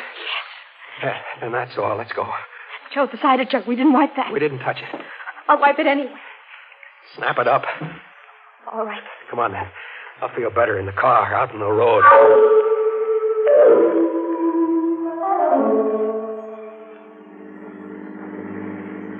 Joe, do you think we forgot anything? I don't know. I can't think. I'm numb all over. Darling. Holy mackerel, Nancy. I'm a murderer. I'm a killer. Running away. We shouldn't have done it. We shouldn't have run away. Joe, it's not as if you killed her on purpose. It was an accident. Nancy, you realize you're married to a murderer. But it wasn't murder. So easy to kill. I never thought it could be so easy. All I did was hold my hand over her face. Please, Joe. What time is it? It's almost 2 o'clock. We've been driving for an hour. I got a cigarette. I think there's some in the glove compartment. I'll get them. Joe. What? Our marriage license, it's gone. Are you sure? It's gone. It was right here. The murder. He took it. But why? Why would he take our marriage license? I don't know. I can't think straight anymore. He knows our names, everything about us. Joe, there's no use our running away. He knows who we are. We'll always be at his mercy. Oh, gosh. I feel all it. I can't drive anymore. I gotta rest. I gotta think. Pull up at the side of the road.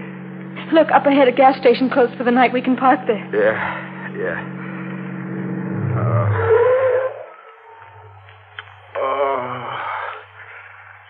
I wish I could sleep for 100 years. Poor Joe. Here, put your head on my shoulder. The first night of our honeymoon. And maybe the last.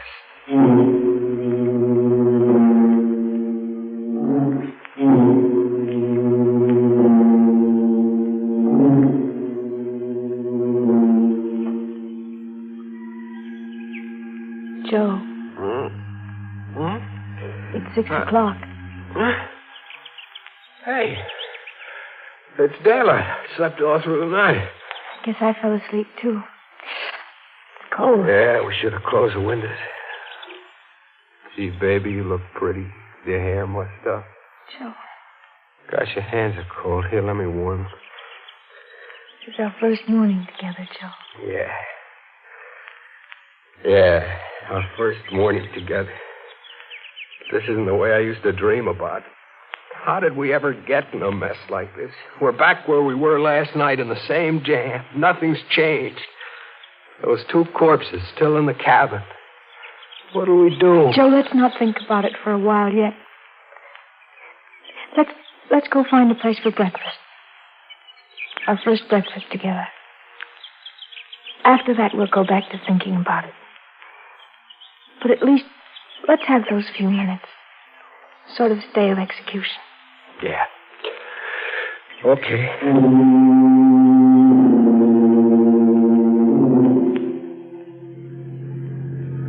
There's a place, Joe, a diner. Yeah, but I haven't got much appetite. What we both need is something hot. Think there's an alarm out for us yet? Let's not think about it. Early weather report. The customers indicates inside. rain That's good. before tonight. Morning. You've been traveling all night? Yeah, all night. Some scrambled eggs, please. Right. It'll take a few minutes. That's all right. We'll wait. I'll turn the radio up for you. This is brought to you. This is your friendly neighborhood station with the early morning local news. During the night, death came to Mrs. Hannah Swenson, whose tourist cabins are located on the Bay Park Highway. Joe. Yeah. Right off Route 27. Mrs. Swenson's body was discovered by Oscar Jansen, the handyman, who was awakened by the sound of a car driving away from one of the cabins. Investigating, he found Mrs. Swenson lying on the floor of cabin 3. Dr. Macklin, who was summoned immediately, noticed that Mrs. Swenson had died of a heart attack. A heart attack? He had been treating her for a severe heart ailment. And I didn't kill her. Joey didn't say anything He had not taken about more the than other a body. quota of digitalis. The state police are anxious to contact a couple who occupied the cabin and who apparently left during the night. They are traveling in a blue Nash sedan, license number SN1637.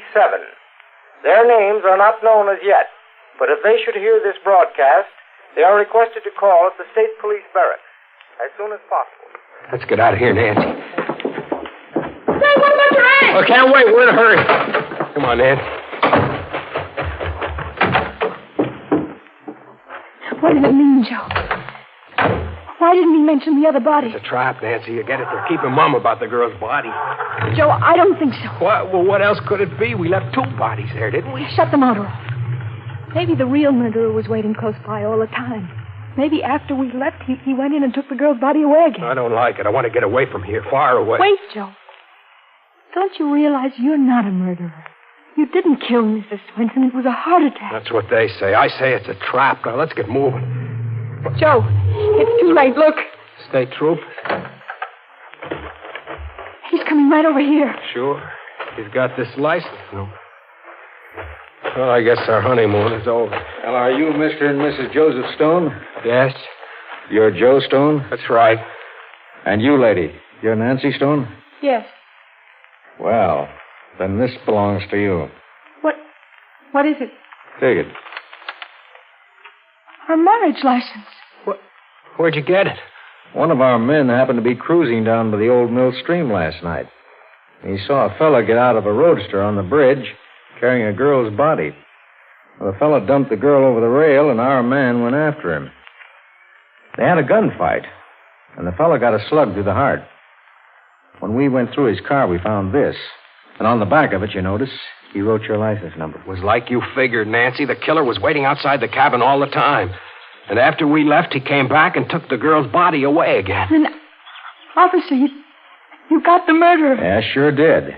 But we didn't recover the body of the girl. It was carried downstream. It may take several days to find it.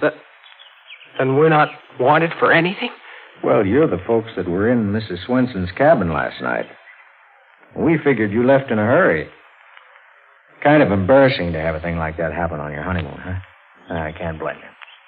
But then we're free to go on our honeymoon? Just come down to the barracks and sign a statement. Then you can be on your way. Would you mind, officer, just a few minutes? We want to go back in the diner for our honeymoon breakfast.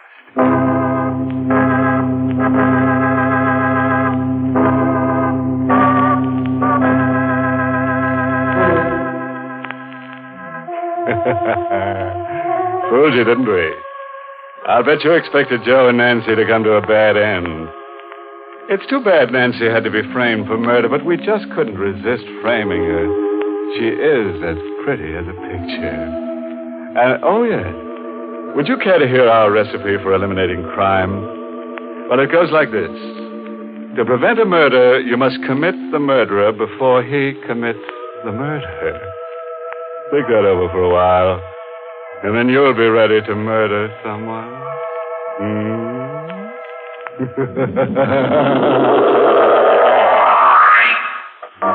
Well, friends, it's time once again to close that creaking door. Until next week at the same time, when we'll be back with a little hunk of horror.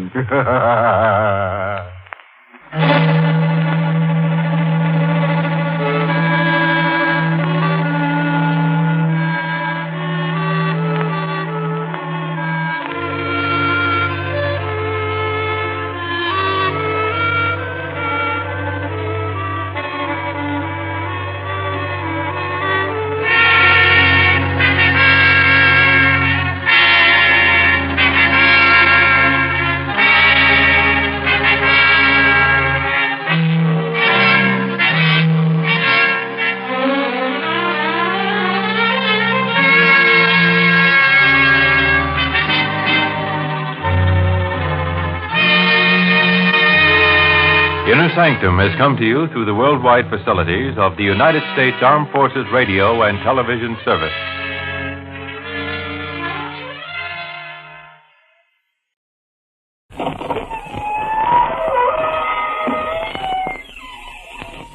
Good evening, friends of the Inner Sanctum.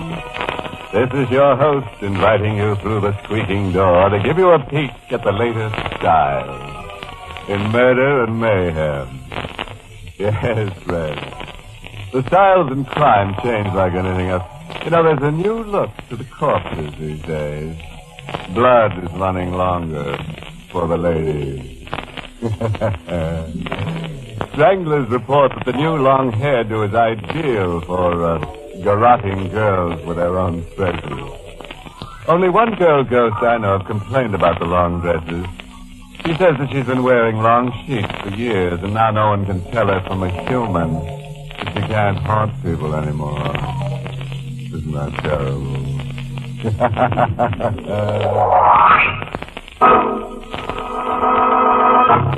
Tonight's Inner Sanctum mystery, The Doomed, was written by Milton Lewis and stars Carl Swenson, the role of Garth, with Mercedes McCambridge as Claudia. All right, Francis. You know what's going to happen now, don't you? That's right. You're going to scream your little heads off and laugh. Ready?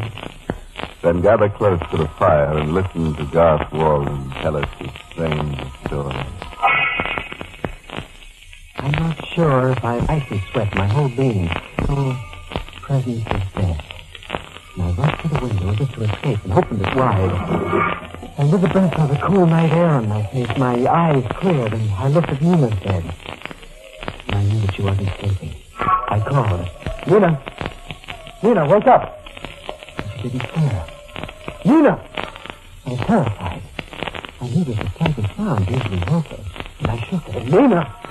Nina, talk to me. It's me, Garth. Nina! And then I saw it. The bruises on her neck.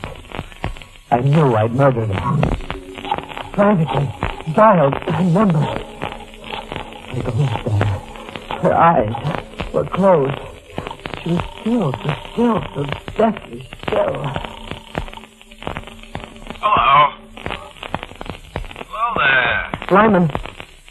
Yes, this is Lyman Simmons. Who's calling? I'm sorry to wake you at an hour like this. Who is this? Garth Walden. Oh, what do you want, Garth? I'm in a terrible jam. Well, what's the matter? I murdered my wife. What? When? No? Just you. I don't know what to do. I need help desperately. She's lying there on the bed. Now get a grip on yourself. Do exactly as I tell you. Yes. Get a suitcase. Pack some clothes. Yes. Pack her jewels. Take anything that's small and valuable. You hear me? Yes. When you leave, lock the door. Make sure of that. Yes, I will. Then come directly to my place. Don't take a cab. Walk. It's only a short distance. Yes, I understand. Don't let anyone see your face if you pass them on the street. Make sure no one sees you come into my house. Yes, I'll be careful. Remember everything I told you. I appreciate what you're doing, Lyman. Goodbye. Goodbye, Garth.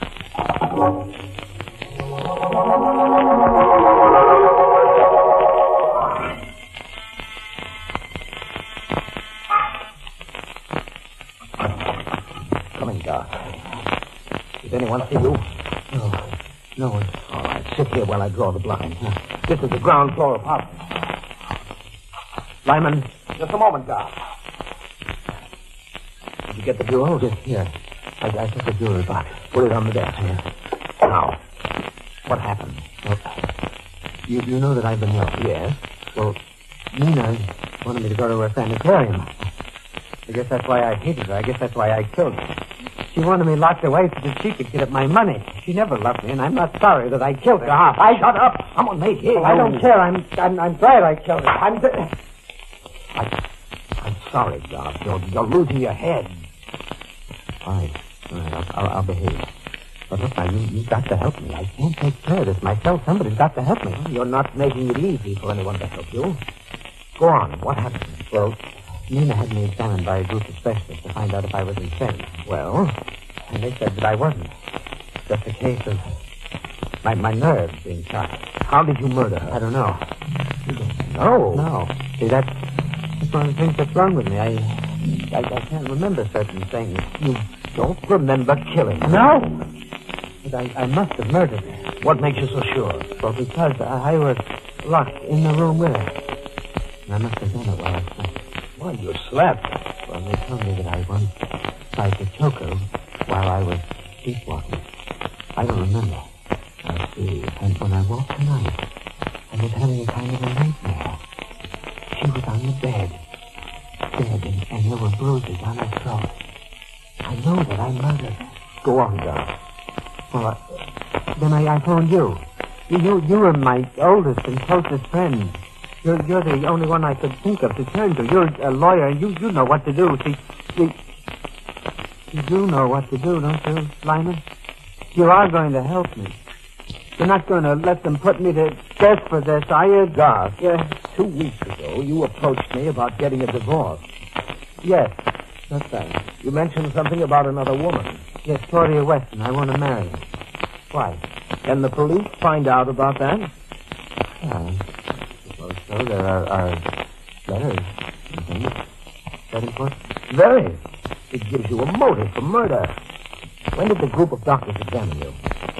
2 days ago. Why? Why? A plea of insanity is about the only thing that can save you. And now with their findings that you're sane, that's out. Well, what am I going to do? Doc, aiding and abetting a criminal is a serious offense. I can go to prison for helping you. Are you backing out? I don't know. No, you can't. You're my friend. You realize you're asking me to commit a crime. For heaven's sake, Raymond, what are you trying to do? Drive me out of my mind? I've gone through enough. You're there on the bed like that, and now you're going to let them take me? No, God. Here, I've got something for you.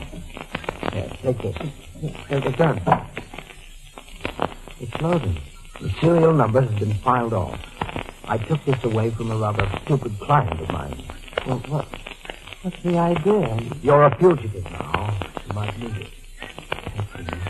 Did you lock up the apartment as I told you to? Yes. The banks will be open in 4 hours. I want you to go to your bank and draw out all your ready cash and bring it here. Why? I'll need it to help you get out of the country. Is that what I've got to do? That's exactly what you've got to do. Now, when you leave here, check in at some hotel. Turn your collar up. Don't let anyone get a good look at your face. I understand. You won't be in any danger until after they've discovered Nina's body. Will anyone call at the apartment this morning? No, there won't be anyone there all day. I don't think. Nina's discharged from me yesterday. That's all to your advantage. As soon as you've got the money out of the bank, come here. Try not to be seen. It won't be so easy at that hour, but we'll have to risk it. I appreciate it. Don't imagine I'm unaware of the risk that you're taking. You saved my life for me.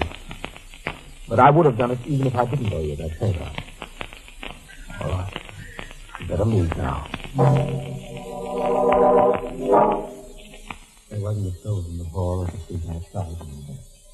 So far, I was hearing life. Then I heard it. A siren. I glanced over my shoulder with the police prowl car speeding down the block, and it was coming from the street where I lived. They discovered the body. They were already looking for me. I ran as fast as I could, and the prowl car was streaking up the street. Right in back of me now, but a few more steps to a subway entrance, and I ran down the steps, and I had a nickel ready, and I dashed through the turnstile. My luck still held because there was a waiting train, and the doors closed just as the car and the train pulled out of the platform.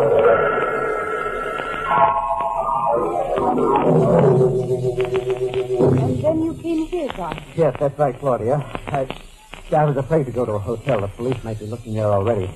They could get me when I tried to register. This is a hotel. I know, Claudia. But I knew I could come right up to your room without going to the registration desk. Oh, God. I know I couldn't have done it. You know what it's like.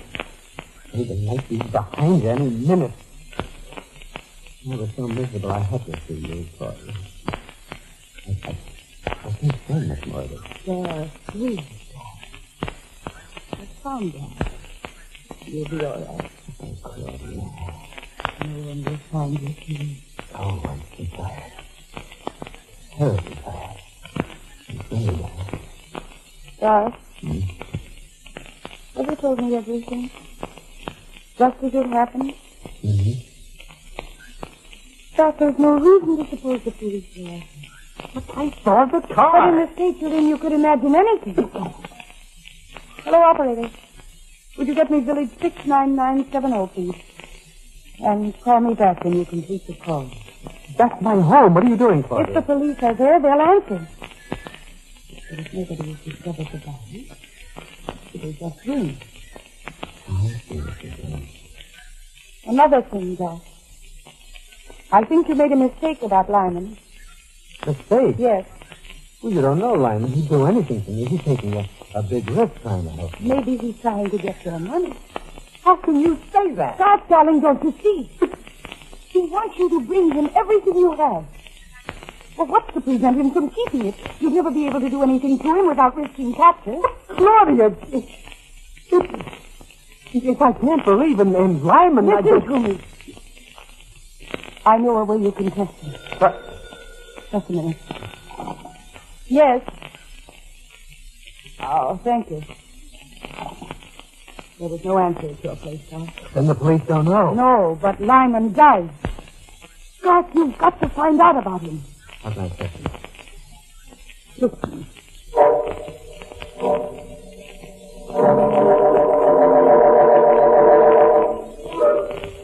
I risked going to the bank and drew out all my cash.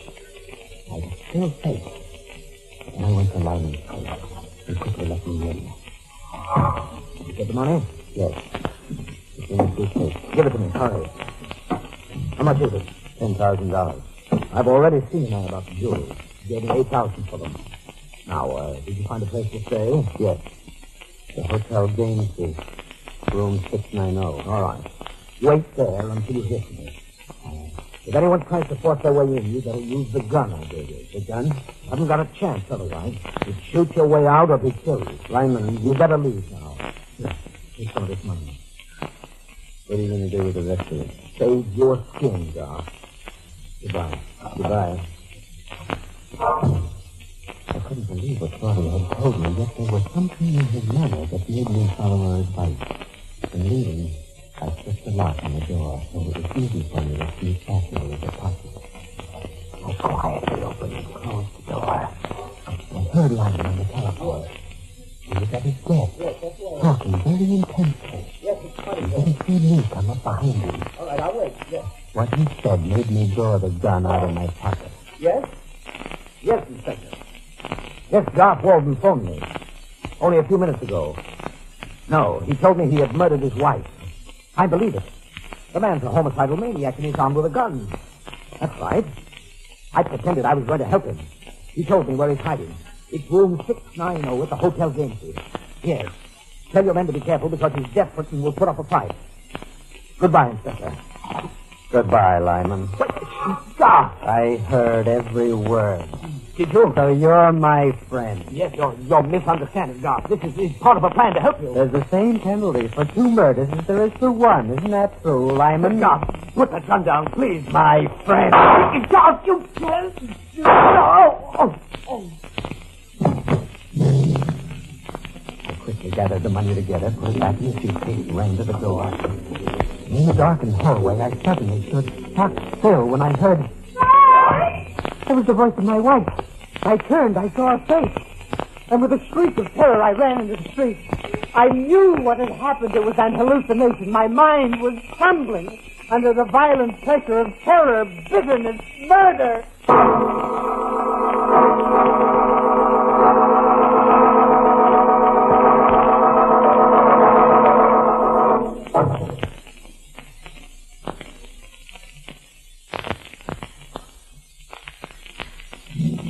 Garth Walden has just told us about 2 murders and his insanity. You know, that's the trouble with committing murder. It leads to lunacy, and lunacy leads to psychiatrists, and psychiatrists are so expensive. Well, let's hear Garth finish the story in his own words. A cab was waiting outside the house, and I jumped into it. I had the driver take me to Claudia's hotel. I went to her room. Told her everything that had happened. So you murdered him? Yes. You were right about him. Doc, you shouldn't have come directly to the hotel. I don't care anymore. Well, you didn't tell Lyman that you were with me. No, I lied to him. I said I was at the Hotel Gainsborough. It was just hallucination, Claudia. I've never had that before. I do it in my mind. Doctor, you mustn't think about it. You've got to calm down. No. Here, I've got something for you. What is it? Take it, go on. All right. What is it? It will make you sleep. Take it. All right.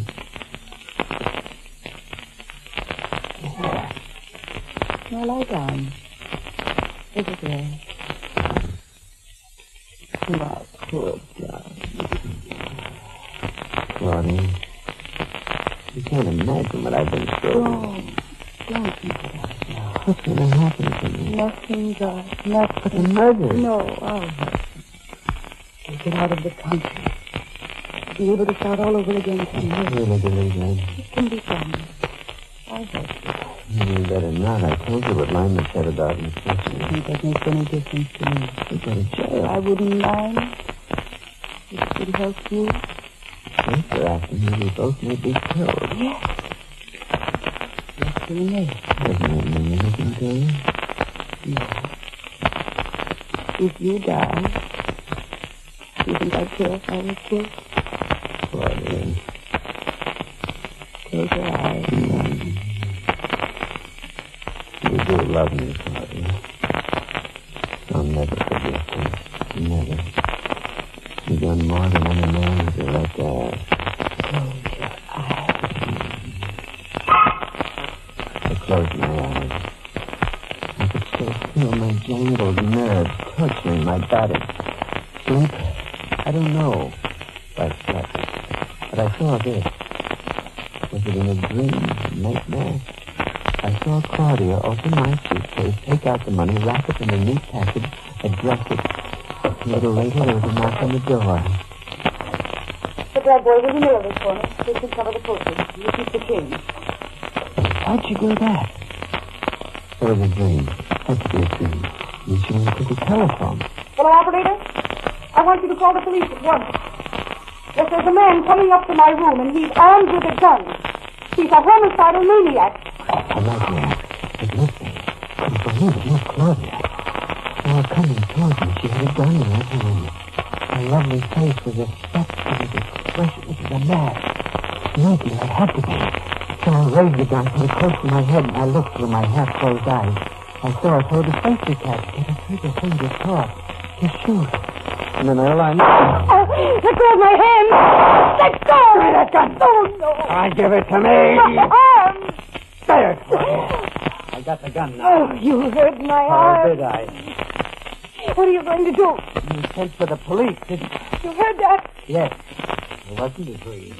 What do you say? Nothing that'll make any difference to you now, Now, Claudia. look, listen, Bart, you mustn't do anything foolish. Such as murdering you, Claudia? No, Bart. And why not? Don't. What difference can another murder possibly make now? Bart. What did you do with that money? I mailed it to the downtown post office, general delivery, under the name of Carol Crane. So that's why you're so helpless. To get my money? No. It was just a plan to help you. The gun next to my head. That was a plan to help me, too, I Bart? You'd go to jail for me, wouldn't you? You'd die for me, wouldn't you? You're worse than Lyman. Put down that gun. It was for you that I was going to divorce Nina. Guy! You.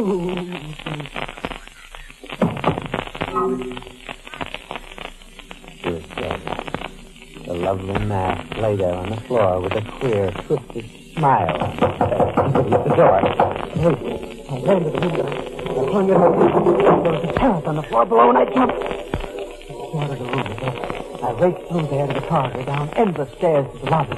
Just about to go into the street when I heard a voice call. I spun around. Nina, my wife, I saw her face again, and I raced into the street.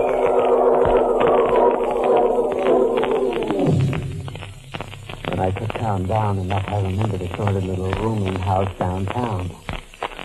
Nina and I had lived after we were married and had to count every penny. I was lucky enough to get a room. And that night I heard a knock on the door. Who is it? I'm ready. Nina. Hello, Doc. Nina. Don't put the gun down. Doc, I can't help you. You're dead. No. No. Doc, listen to me. I know what happened. I didn't kill you? No, darling. You were dead. I saw you. I was close to death. You saved my life. Huh? Remember, it was cold in the fireplace of the bedroom and we didn't open any window? I was unconscious from cold gas. You managed to wake up, I guess, and open the window. That's the case. But the bruises on your neck. Don't you remember? What? Earlier that night, you got up to your feet. You had one of those fits of violence. Oh. Good boy. Oh, Nina, do you know what I've done? Yes, darling, I know what you've done. I tried to find you. I went to Lyman. I even went to Claudia. Why'd you come here? To help you. Help me? You're not yourself, Doc. You haven't been for some time. I know you need help more than you've ever needed it. Oh, Nina. I thought of this place. You didn't expect to find. Darling, I have a little money. I borrowed it from my mother. Perhaps we can go from here. Nina. Just let me go. Where is it? The police, Walton. Better come out quietly. We know you're in there. Oh, sorry, Walden. You haven't a chance. Oh, you betrayed me, too. Oh, no, God, I didn't. Listen to me. I'll help you now. Oh, I haven't got a chance. I'll go to the sheriff for those 2 You murders. have a gun? I've got the car outside. Now hold me in front of you. Use me as a shield. They won't dare fire and hit me. At least we'll have a fighting chance. Tina, you'll do with this? Yes. Open the door! Come on, Walden, open it! You ready, Garth? All right. I'll try it. I'll open it. Now stand in back of me. Ah, you're just... Hey, what's the idea? Don't shoot, officer. I've got a gun. If you shoot, you'll hit her. Get out of the way now. We're coming through. You fool, you can't get away with We'll this. see about... Oh, shoulder. Garth, don't mind me. Run for it. Oh, Nina.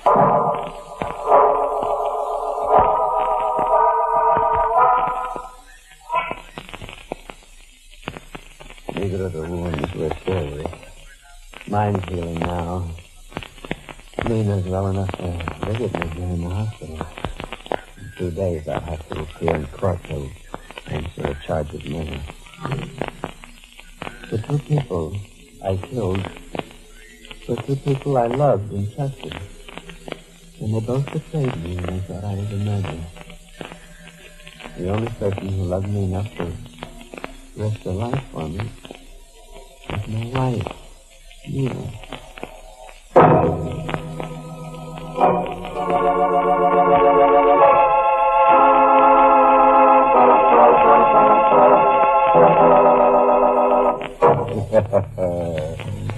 Well, friend, isn't that just like a wife?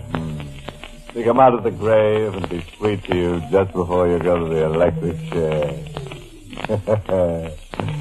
Poor God. Well, he would have known better if he'd only read the inscription on the tomb of Slice 'em Alive, the Arabian Bluebeard, which says, "Never murder a wife who won't stay dead." And here's a little thought to take to sleep with you. Never commit a murder to become wealthy, because being rich is so expensive these days.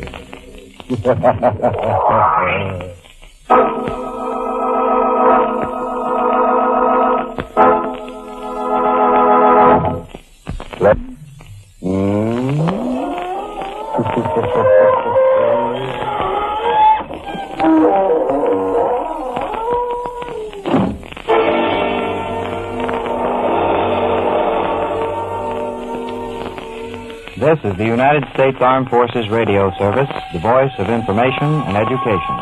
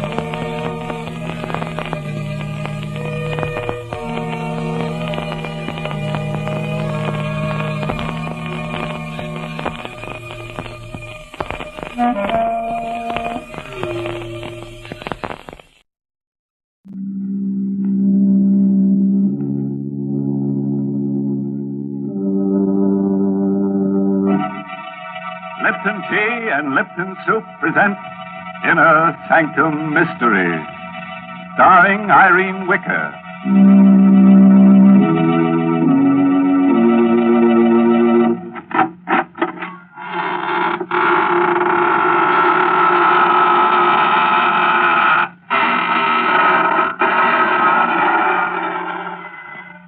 Good evening, friends of the Inner Sanctum. This is your host inviting you in through the squeaking door. Ease yourself in. The welcome bat is out. Pick yourself a place to stand. You have several choices. You can stand in awe, or stand aghast, or stand rooted to the spot. Or if you find you can't stand it at all, just stretch out on the floor and lie still. You'll have plenty of company there before we get through with tonight's list of victims. Good gracious, Mr. Host. I don't think I'd enjoy that company. Well, they're not very lively, Mary. In fact, you may find them a little, stiff at first. But they won't interrupt if you want to talk. And you know I do want to talk, Mr. Host. So suppose you go greet your other visitors while I have a little chat with our Lipton listeners. You know, folks, sometimes when you're trying to describe a thing, you find it's very hard to think of just the right word. But that doesn't apply when you set out to describe Lipton tea. For Lipton is so different from other teas. Its flavor is so extra special that there's a special word to describe it. Brisk. Yes, brisk is the tea expert's word for full-bodied, tangy flavor. Oh, but then why bother with words when Lipton's itself can tell you so much more? You'll taste the difference right away and discover how much Lipton's brisk flavor adds to your enjoyment. Yes, with Lipton's, you get all the goodness nature puts into tea. So for deep-down satisfaction, folks, fill your cup with brisk-flavored Lipton tea. That's a good idea, Mary. And now, friends, if you'll just reach over and switch off those harsh, bright lights, we'll begin our story of The Creeping Wall by Sigmund Miller, starring Irene Wicker in the role of Karen Jeremy. Just let the soothing darkness envelop you like a straitjacket. You'll be surprised how nervous you'll feel. Here's Karen now.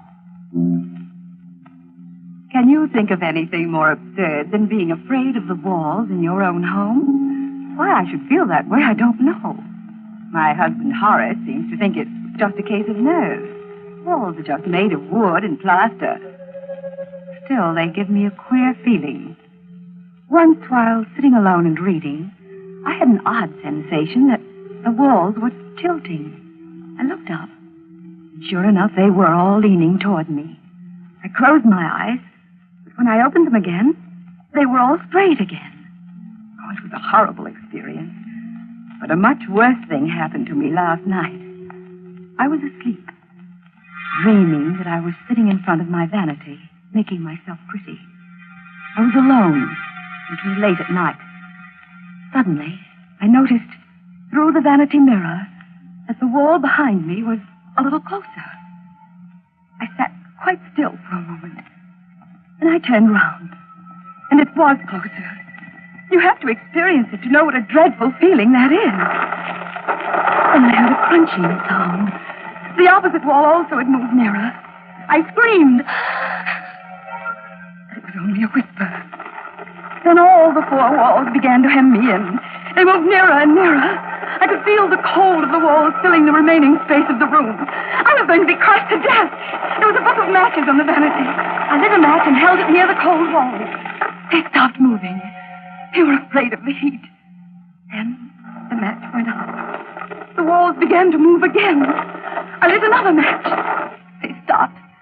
I held it until it burned itself out in my hand. I frantically lit another one, the last. It flared up, and then it died out. The walls began to move. They were just inches away now. And one of them touched my hand, icy cold and dreadful. In an agony of terror, I beat against the walls, and I screamed with every breath of life in me. Karen, what's the matter, dear? Don't let them crush me. Help me, Horace. Stop beating the walls. Karen, what is the matter with you, dear?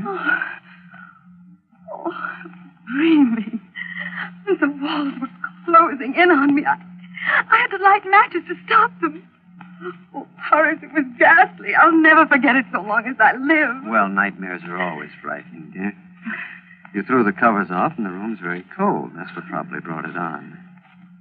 You forget it, darling. The dream won't come back. We talked for a while, and Horace dozed off.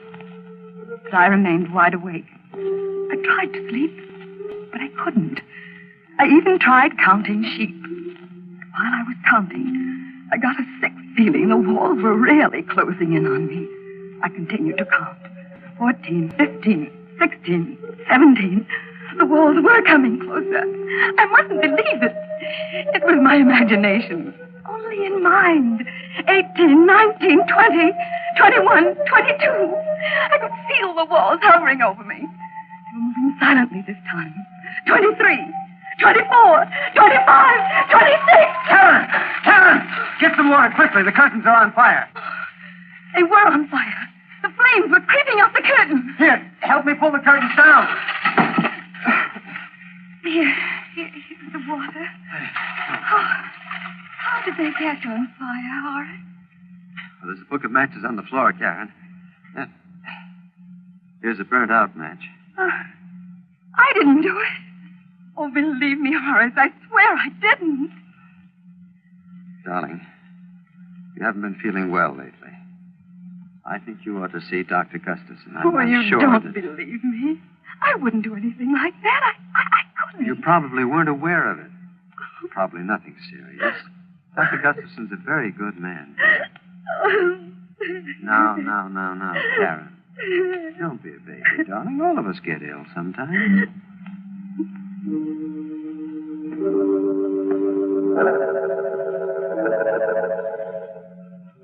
Dr. Gustafson is a little man with sharp eyes. I told him the whole story about the walls and the dream. Tried to be at ease. There was a mirror on his desk, and as I talked, I kept fixing my hair. Didn't look so well today. 2 new gray hairs that I had to pull out. Kept watching me very closely. All the time asked me questions about my youth. I told him everything, even about winning the beauty contest when I was 17. He seemed very interested. Mrs. Jeremy, it seems to me you have an obsession about being beautiful. You're not as young as you used to be. Neither is your appearance. That's why you're afraid of close scrutiny. That may account for your fear of close spaces. Went on like that, looking at me as though I were a drab, middle-aged woman. He didn't like me, and I didn't like him. I didn't like the way he spoke to me, the way he watched me. Karen! Put the letter opener down. I was just holding it. You'll hurt somebody holding it that way, darling. No harm was meant, I'm sure. The first thing you should do, Mr. Jeremy, is to get larger living quarters. Your wife may be suffering from acute claustrophobia, among other things.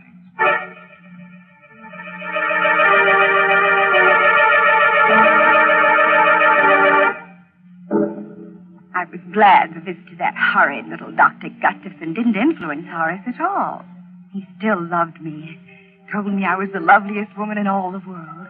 One day he came home in great excitement. Darling, I've got a wonderful surprise for you. I've just bought the famous Meadow Mansion. Oh, Horace, do be careful. You must my hair.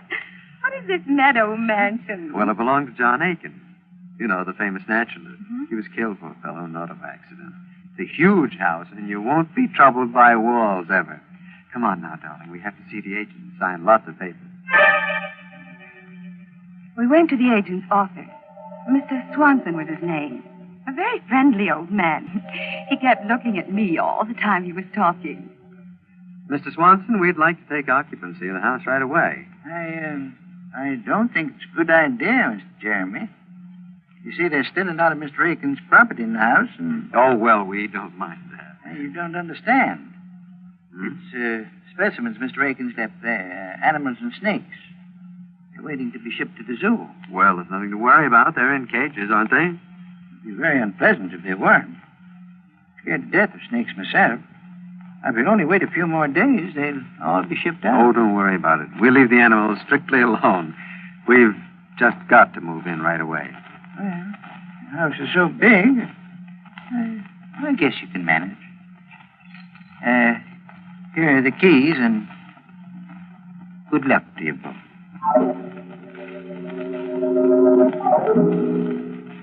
Meadow Mansion was magnificent. It was big and gracious. The rooms were huge and beautifully decorated. The high ceilings gave you a wonderful feeling of freedom. But the drawing room was loveliest of all. A large prism chandelier hung in the middle of the room, and the walls were paneled halfway up to the ceiling. But most exciting of all, each wooden panel had a darling little mirror set into it. There were easily 100 such mirrors.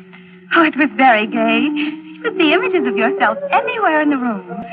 It's all breathtakingly beautiful. Except for a picture on the wall of a very flashy-looking woman called Delilah.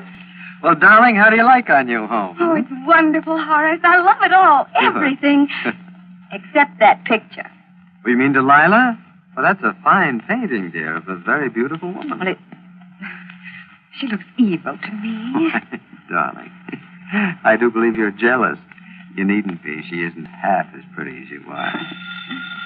Alice, answer the door, please. We didn't talk about the picture anymore because Mr. Swanson, the agent, came in to see how we were getting on. I left Horace talking to him, and I wandered into the next room. There were a dozen cages standing near the fireplace, ready to be shipped off to the zoo. There were mostly snakes and lizards in the cages. All of them were quite motionless, except one. It was labeled Bushmaster, Venezuela. Very odd name for a reptile.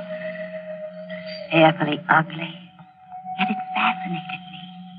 Some 4 feet long, fat and clumsy looking, yet it slid round the cage with wonderful grace, kept moving round and round, trying so hard to get out.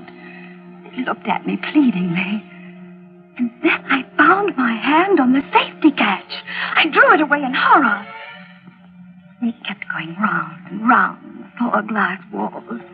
Must be maddening to have walls so close they touch you all the time. I remembered what a terrible feeling it was to be frightened of walls. Then suddenly, the snake was in the middle of the floor. Karen, don't move. Good heavens. It's out of the cage. Stand still, Karen. I didn't move. Not one bit. I wasn't frightened. I was only wondering how it had escaped from the cage. The snake lay there in the middle of the floor with its head up, hissing. And it started to move. It slid in a wide circle toward Horace and Mrs. Swanson. It's coming towards me. I've got to get out of here. Don't run! But he didn't listen to Horace. He started running and the snake struck him. It struck him twice in the leg. Then he continued running past me. Then suddenly he fell. Horace picked up a chair. He smashed it down on the snake. He smashed it again and again and again until it was dead. His body is swelling. He's dying. I didn't open the cage. I swear to you I didn't. It got out by itself. Oh, the door must have been loose. Please believe me, Horace. I didn't open it. I couldn't have opened it.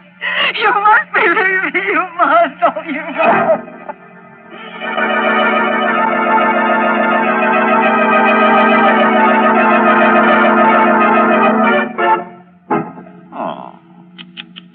You know, I'm really upset about poor Mr. Swanson. He hardly opened his mouth in the story when he was out like a light. Not a nice way to make an exit. I'm really sorry we had to lose the Bushmaster.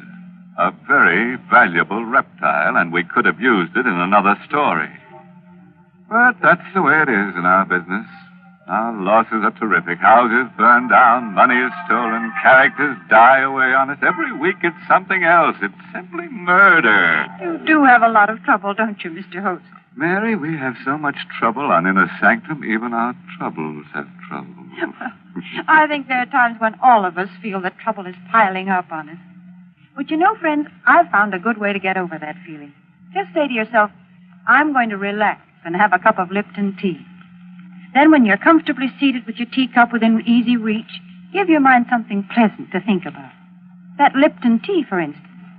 Notice Lipton's deep amber color and its welcome, familiar fragrance that's so tempting. Then taste it and discover how really delicious that brisk flavor is.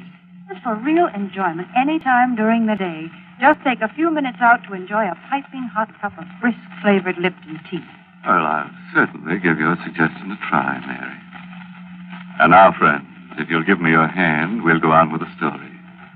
Or would you rather take yourself in hand? Things are going to be a little rugged from now on, so take a firm stand, sit tight, and buckle down. And it won't be a bad idea to grit your teeth and square your shoulders at the same time. By the way, if you can do all those things at once, let me congratulate you. You're quite an athlete. Well, here she is. Karen Jeremy. I was ill for a long time. I don't remember how long. Weeks, maybe months. Horace never spoke about that horrible afternoon. And after a while, I stopped thinking about it.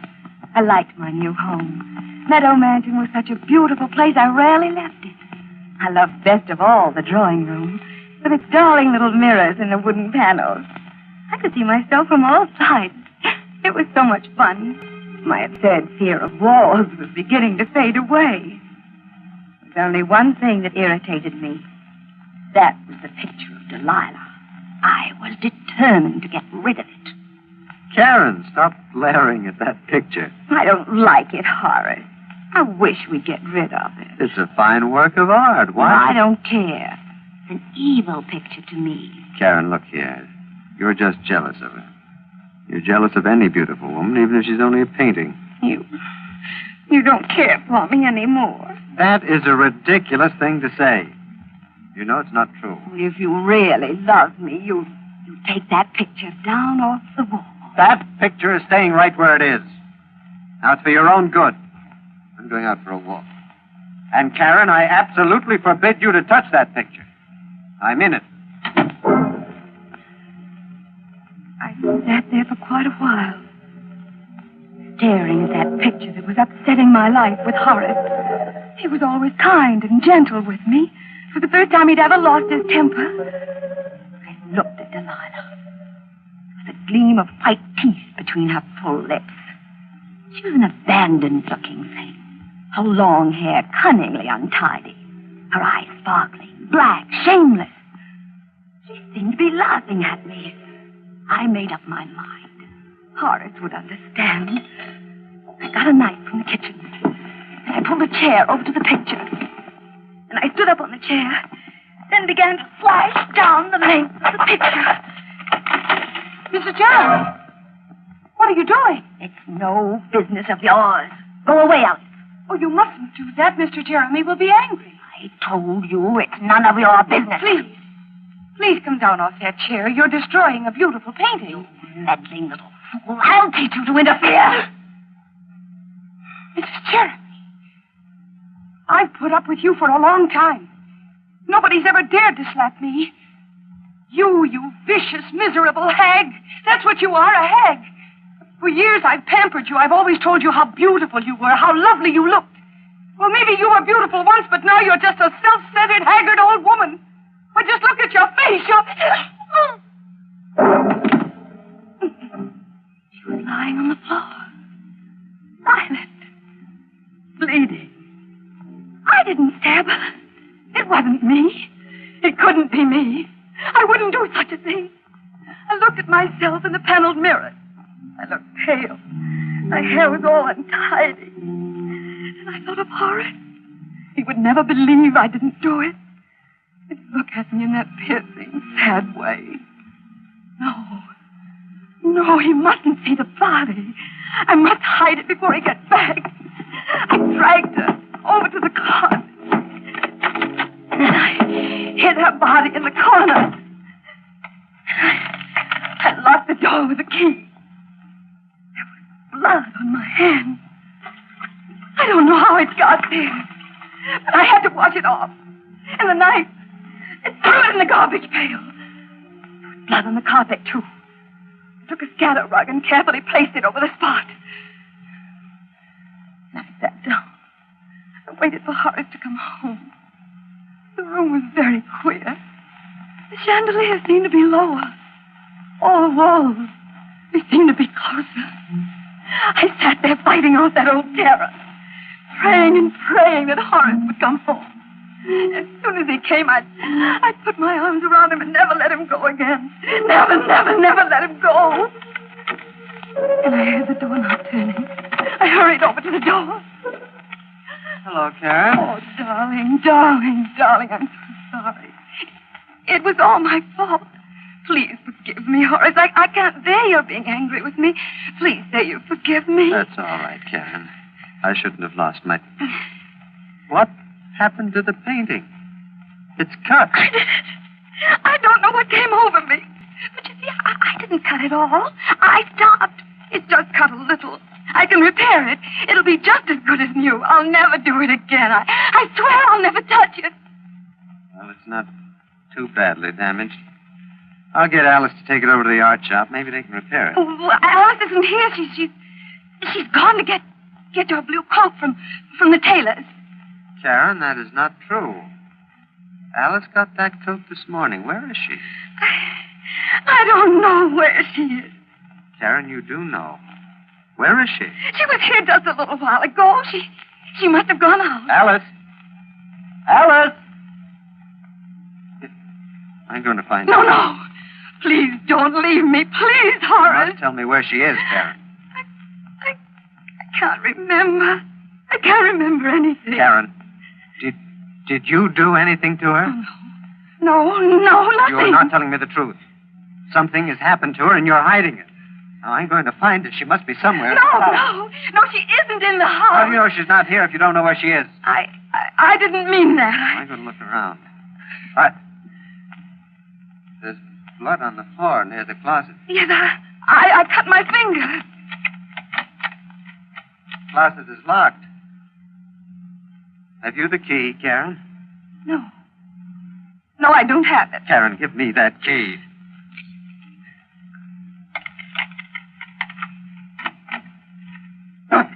Karen!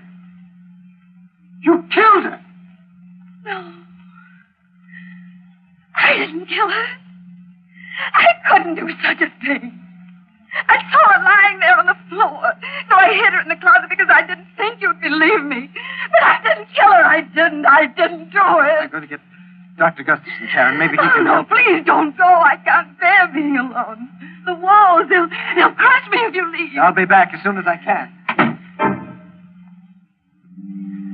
He left me in the room all alone.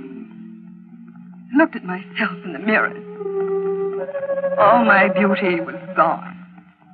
I looked haggard. I wasn't beautiful anymore. My face was all wrinkled and pale. My hair hung down lifelessly. I was ugly. I mustn't let Horace see me now. I looked evil. I bolted the door. I didn't want him to come back and see me looking this way. He would hate me. The walls were moving again. They were very clever. They waited for Horace to leave. They were afraid of him. I looked at myself again in the mirror. There were dozens of me. Then something very strange happened. All the images of me began to come out of the mirrors, right into the room. It was incredible. They were all ugly. They kept coming out of one mirror, going back into another. I watched them. They began to move very fast, in and out, in and out, in and out. It made my eyes hurt to watch them. The walls were moving slowly, but they couldn't fool me. I knew they were moving because the picture of Delilah was nearer than ever. She was still laughing at me. I could even hear her laughing. She pushed one leg out of the picture frame, then the other. She came slowly toward me. Hello, Karen. Don't you think I'm beautiful? I didn't answer her, but she kept on talking to me. I'm Delilah, and I'm going to cut off your hair. I couldn't stop her. She laughed as she cut my hair. It made me very, very sad. I began to cry. She began to cut faster and faster because the walls were very close now. I could even feel their coldness. Don't be frightened, Karen. I turned around. A man I never had seen before. He had a kind, good face. He looked at me tenderly, admiringly. I'm Meadow, the spirit of his house. You mustn't be afraid of me. I think you're beautiful. I've always admired you. You're even lovelier than Delilah. Oh, please help me, Mr. Meadow. The walls are so close. They're going to crush me. If you get into the picture frame, they won't be able to harm you. Quickly, before Delilah comes back. Open the door. Hurry. You'd better hurry and climb into the frame, Karen, before it's too late. Alice, open the door. Hurry. You haven't much time. You'll be safe inside the picture. Mercy, heaven, her head in the picture frame. Karen, you've cut your hair off. It's amazing. She looks 20 years younger. And she's beautiful. I'm safe now, darling. The wolf can never get me. Ever.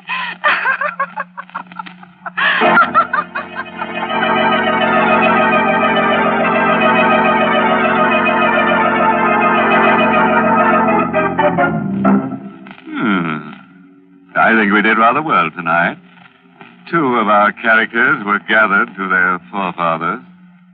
I'm sort of sorry about that maid. She seemed like a nice sort, and I don't think it was quite kind to be so cutting to her. But that ranting agent, you couldn't get an apartment out of him anyhow. As for our heroine, it's true we didn't kill her off, but we certainly framed her. Well, it couldn't have been a very pretty picture, Mr. Host. No, Mary, but you'll have to admit it was remarkably lifelike. Well, while you're admiring it, I have a few words for our friends listening in. You know, some people tie a string around their finger to remind them of things. Well, I'm not going to ask you folks to do that. All I want you to do is just remember all the good things I've told you about Lipton tea, and let them remind you to get a package of Lipton's tomorrow. Lipton's wonderful brisk flavor, its full-bodied goodness mean more contentment in your teacup. Remember, Lipton's is the tea that gives you extra pleasure and extra satisfaction. Ask your grocer for a package tomorrow. Well, that should be easy to remember, Mary. Well, friends, it's time to close the squeaking door until next Tuesday, when we'll get together again for another killing time. Oh, by the way, this month's Inner Sanctum mystery novel is The Pavilion by Hilda Lawrence. Yes, in next week's Inner Sanctum story, directed by Hyman Brown and brought to you by Lipton Tea and Lipton Soup, next week's story is called The Edge of Death. Feeling a little edgy already? Very interesting story. Yeah, it's sort of a mixture of Russian legend and modern psychiatry that tells of a beautiful and sinister old sword. But I'm sure you'll get the point. So, until we meet on the edge of death next Tuesday, good night. Pleasant dreams.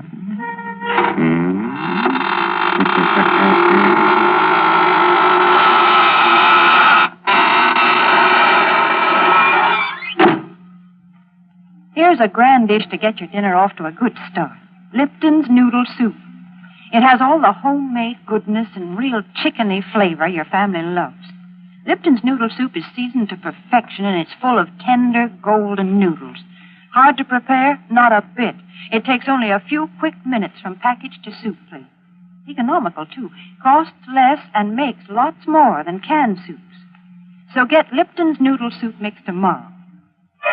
And don't forget to tune in next Tuesday night for another Inner Sanctum mystery. This is CBS, the Columbia Broadcasting System.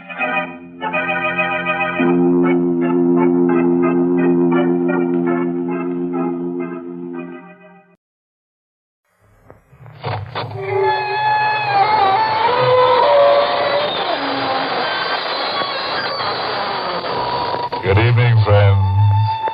This is your host to welcome you through the creaking door into the inner sanctum. Come on in.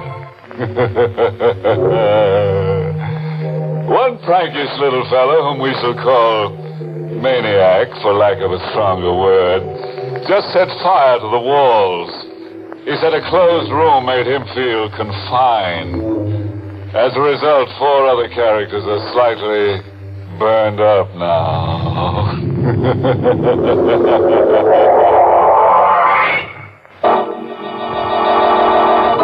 Tonight's Inner Sanctum Mystery, Corpse for Halloween, was written by John Robert and stars Larry Haynes in the role of Jimmy with Barry Kroger as Kavanaugh.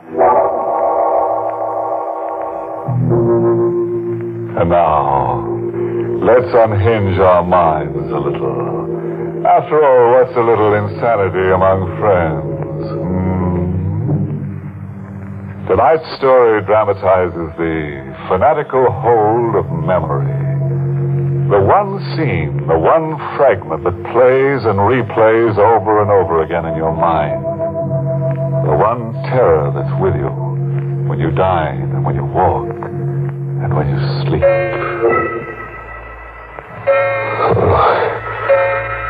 To sleep. Who can sleep? I'm here in the 35-cent flop, but I'm in the Burma jungle. Watching a scene that never gets stale, even though it's 5 years old. I can hear sounds travel across the brush. I pick them up as if I'm a receiving set. Animal sounds. And I see, as if my eyes are in the sky, I see two grim figures standing with their rifles aimed at a pair of jungle beasts. A tiger and its mate in a crouch, ready to jump. They fire point blank together as if by signal. No good. They miss. The beasts roar and leap. I hear them scream out, Kavanaugh and Boxadola. Just before they die.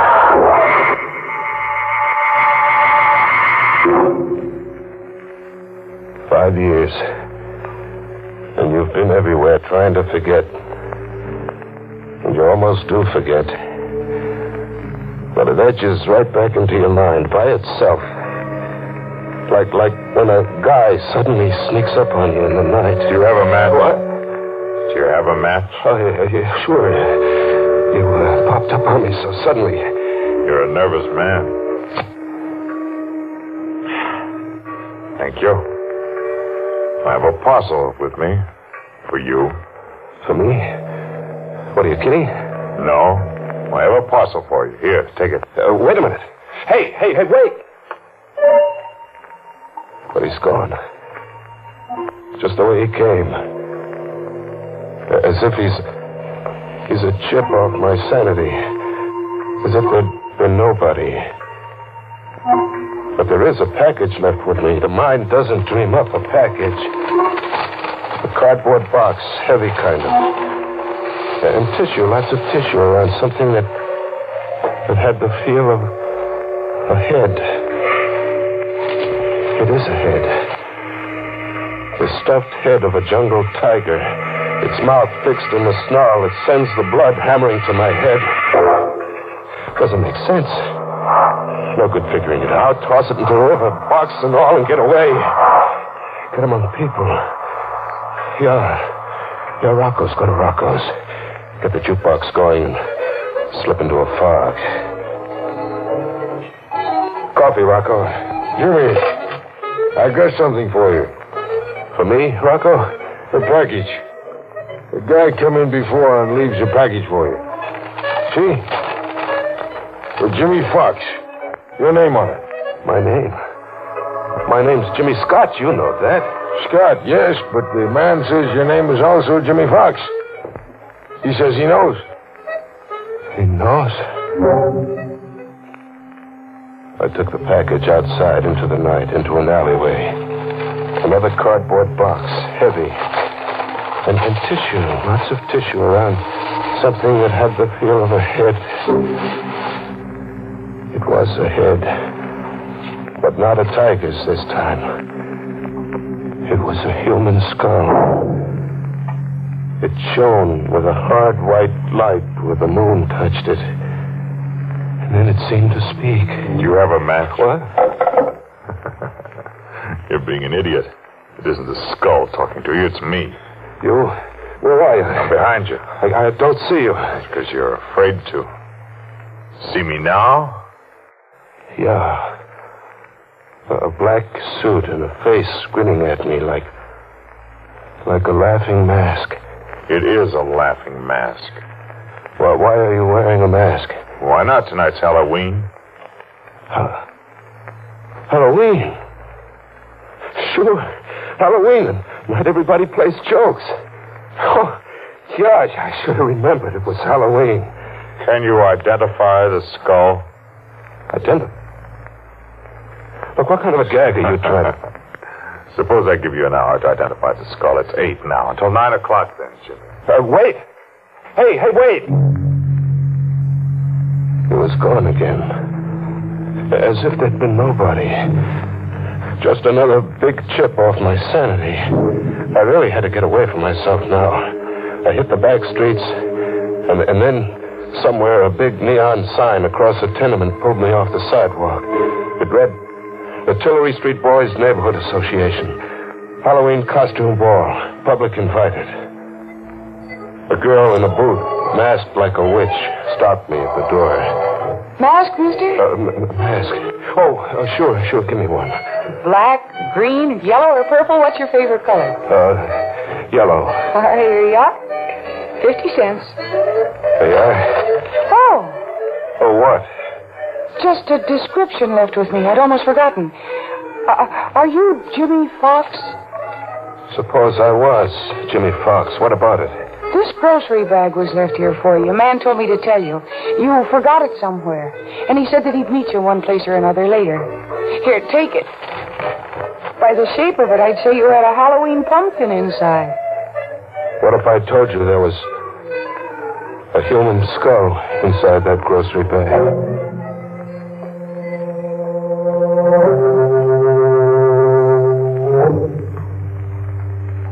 He'd meet me one place or another. He did. He was under a street lamp, waiting for me to happen along. Hello, Jimmy. Have you dared to call the skull by name yet? Or must I? Look, that gag isn't paying off, mister. All right, go ahead. You call it by name. Dolan. Boxer Dolan, remember him? I never knew the guy. You no doubt got me confused. Have I, Jimmy? You've changed your appearance cleverly, except for one thing disguise could never conceal. One thing? Your guilt. You wear it like a badge of shame. Oh, what am I guilty of? Murder. 2 men left an encampment in the Burma jungle just before dawn. 2 men. Boxer Dolan and Kavanaugh. A 3rd man remained behind. He played sick, pretended to have fever. The 3rd man was you, Jimmy. Must I tell you the rest?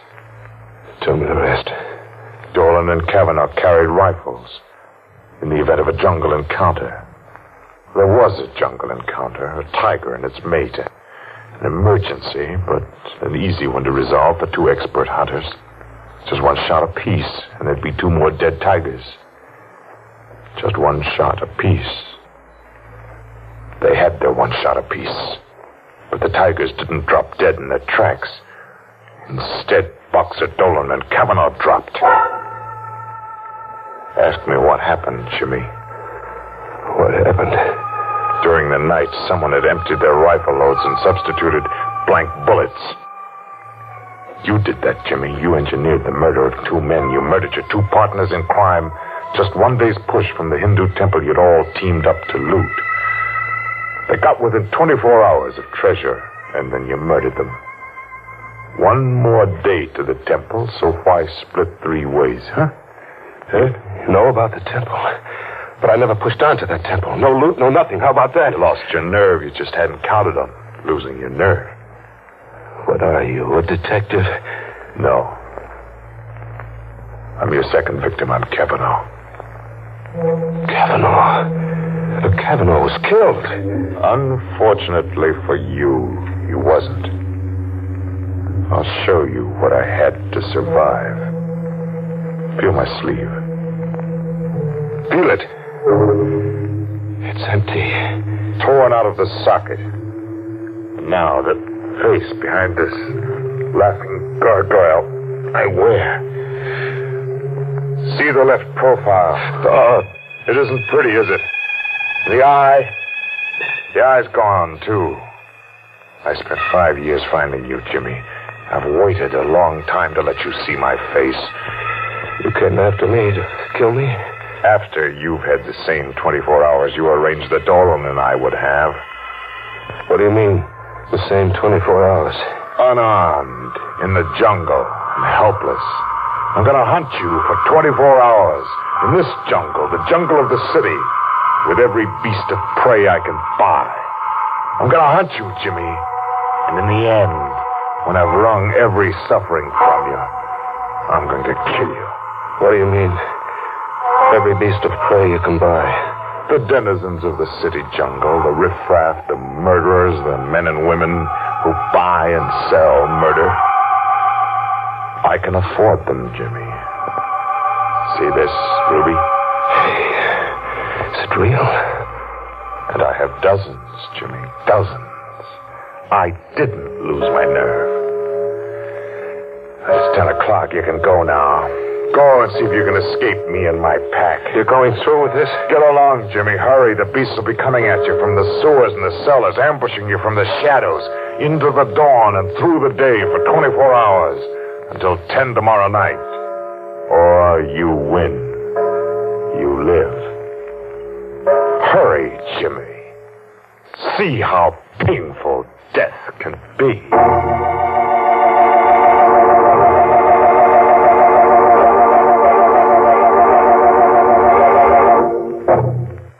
That Kavanaugh's one fella I never want to hunt me up. No, sir. That guy slays for creeps.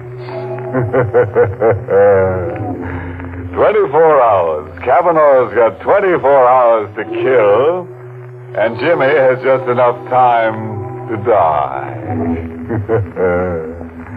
Yes, you know, Jimmy might win out over Kavanaugh, now that he's got an extra skull to go with the one he's stuck with. After all, 2 heads are better than one. Let's live out the terror now, shall we? An animal game of murder for 24 hours. I was to be hunted down in a jungle where human beasts came at you from the sewers and cellars, where killers in the hire of a homicidal lunatic lay in ambush. But I had to win. I had to save myself. I had to.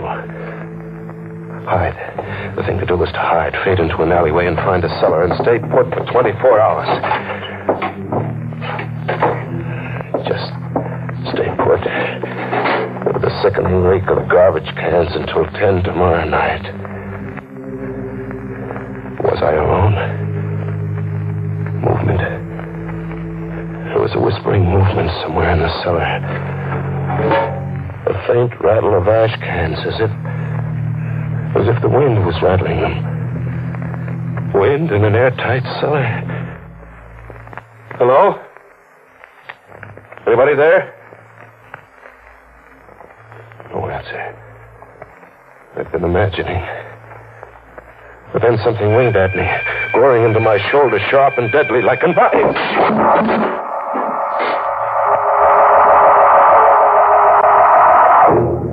I came to, bleeding from a shoulder gash. I got out of there and back into the streets, into a jungle of faces. It was Halloween night like I'd never seen it. Masks and costumes on kids of 6 and old crones of 60. A crazy jungle of witches and snarling sea captains and lunatics. They couldn't all be in the hire of Kavanaugh. And then, where a fence was plastered with circus posters of jungle animals, a zany-looking guy was shooting from the hip at the poster while making menacing faces like a bad man. I caught a whiff of powder in the night air. The shot had burned into the poster. I crept up behind him.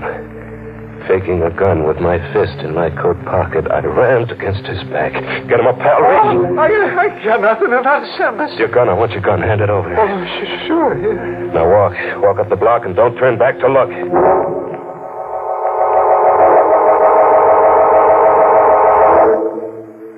I had a gun now, and the tables were turned. I was the hunter now. I drifted to the docks and took up a position with my back to the river.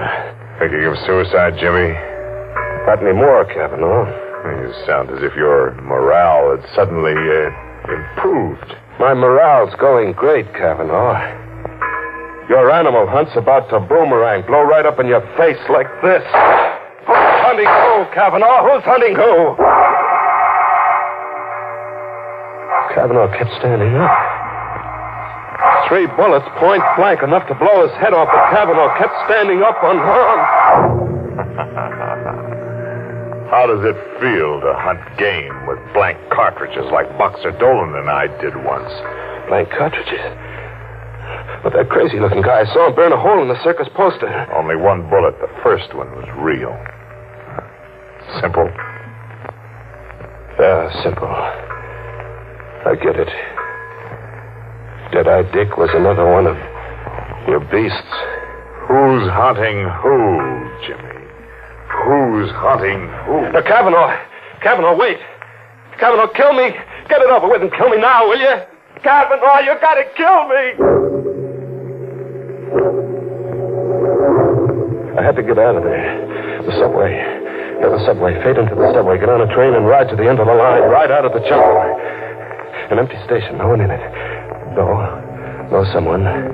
Two people. A dapper little guy buried behind a newspaper. And an old lady in ragged clothes carrying a pet half hidden under a coat.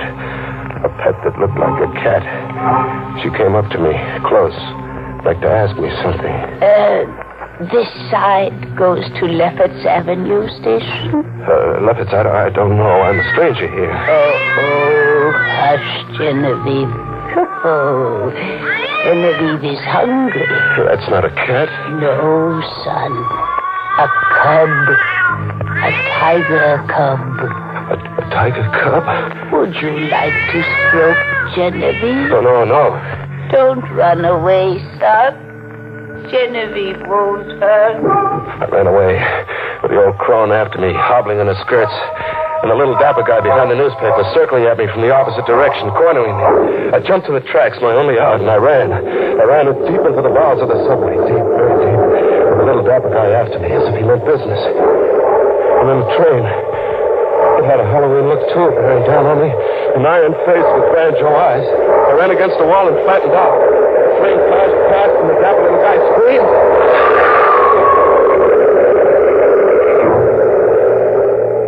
Kavanaugh was shy, one beast in this jungle. The little guy had been hit glancingly and hurled against the subway wall, pulverized. I got to him quickly and frisked him. I had a gun now.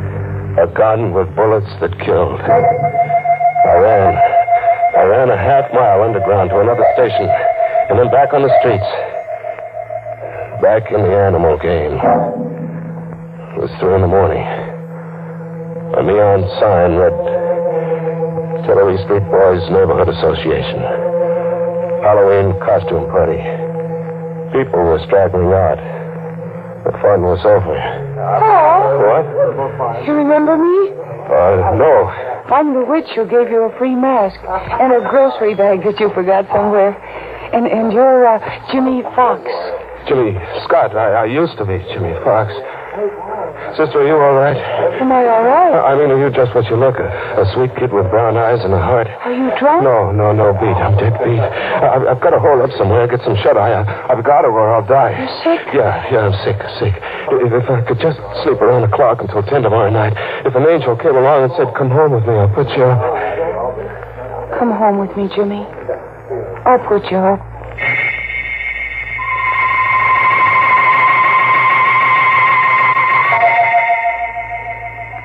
I fell asleep on the sofa with the gun under my pillow and the girl on a chair watching me anxiously. I had a friend. I could drop off and live in dreamland until 10 that night. At 10, I could wake up and live. Coming awake, I heard the alarm we'd set go off. The alarm stopped. And there was a sound. An animal sound. And then a claw scratching at me, tearing at my cheek. And I jumped up. The girl was gone. A guy was sitting watching me now. A skinny kid with a heavy shock of hair, not a day over 21. Oh, that's a lousy way to have to wake up from a sleep, pal. Lousy way. There was an animal clawing at me. My cheek's bleeding. Genevieve, she isn't housebroken.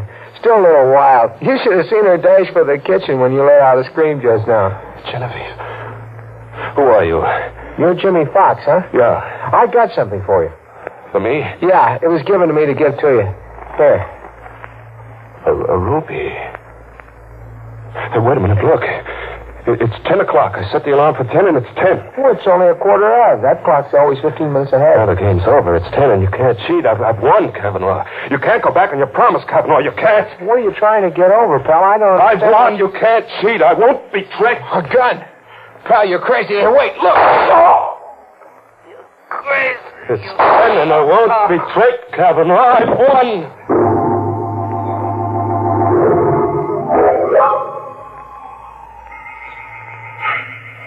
I'm still on the sofa. My arms are rigid, and my legs rigid. Like something exploded inside me and paralyzed my nerves. I can just look and hear. She's in the room now. The girl with her sweet face and brown eyes.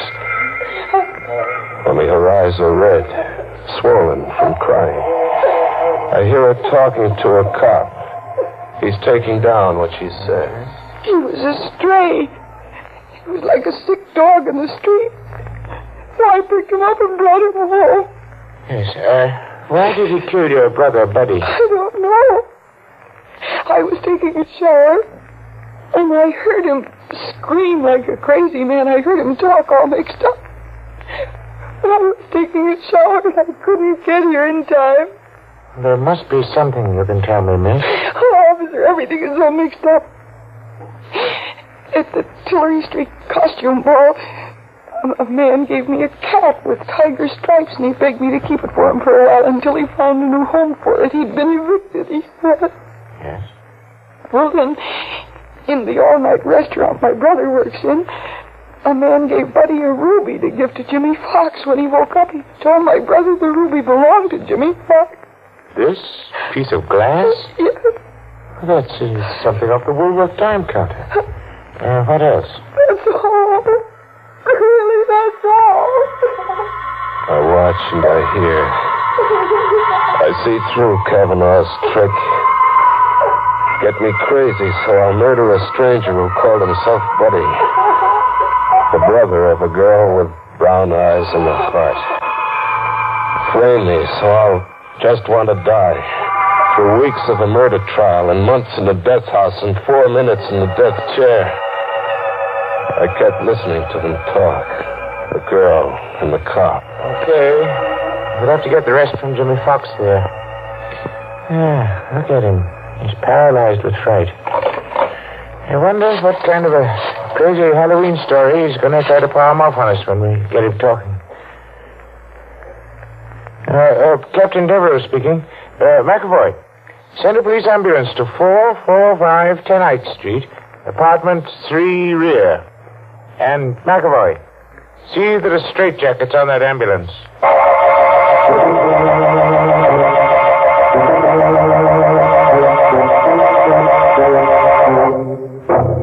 Well, quite a chase. It got so poor Jim didn't know whether he was coming or going. Nuts. What got his goat most was the way he kept seeing animals everywhere. Very confusing to a guy on the lam. Yeah, it got so he couldn't tell who's zoo.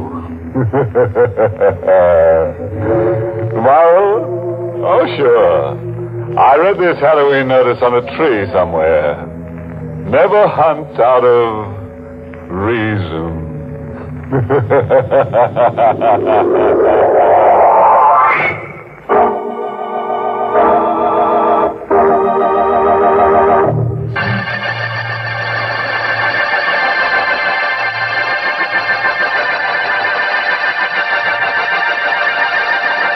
Good night.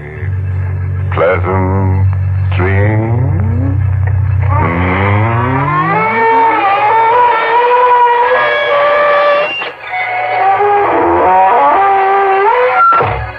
Inner Sanctum was heard in the United States over CBS, the Columbia Broadcasting System, and has been rebroadcast for servicemen and women overseas.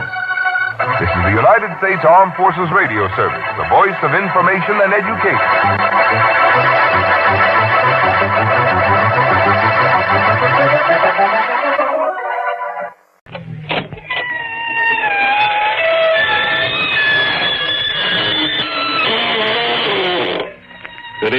friends. This is your host to welcome you through the creaking door into the inner sanctum. Come in. Went fishing the other day in troubled waters. Dropped anchor 5 miles out of mine. We used the heaviest man in our party as an anchor. A really solid chap, Willie. Tips the attic beams at 275 in his toeless feet. We all had quite a rugged time of it with the monsters of the sea. Live bait wouldn't do, so we tried dead bait. That cut our little fishing party in about half.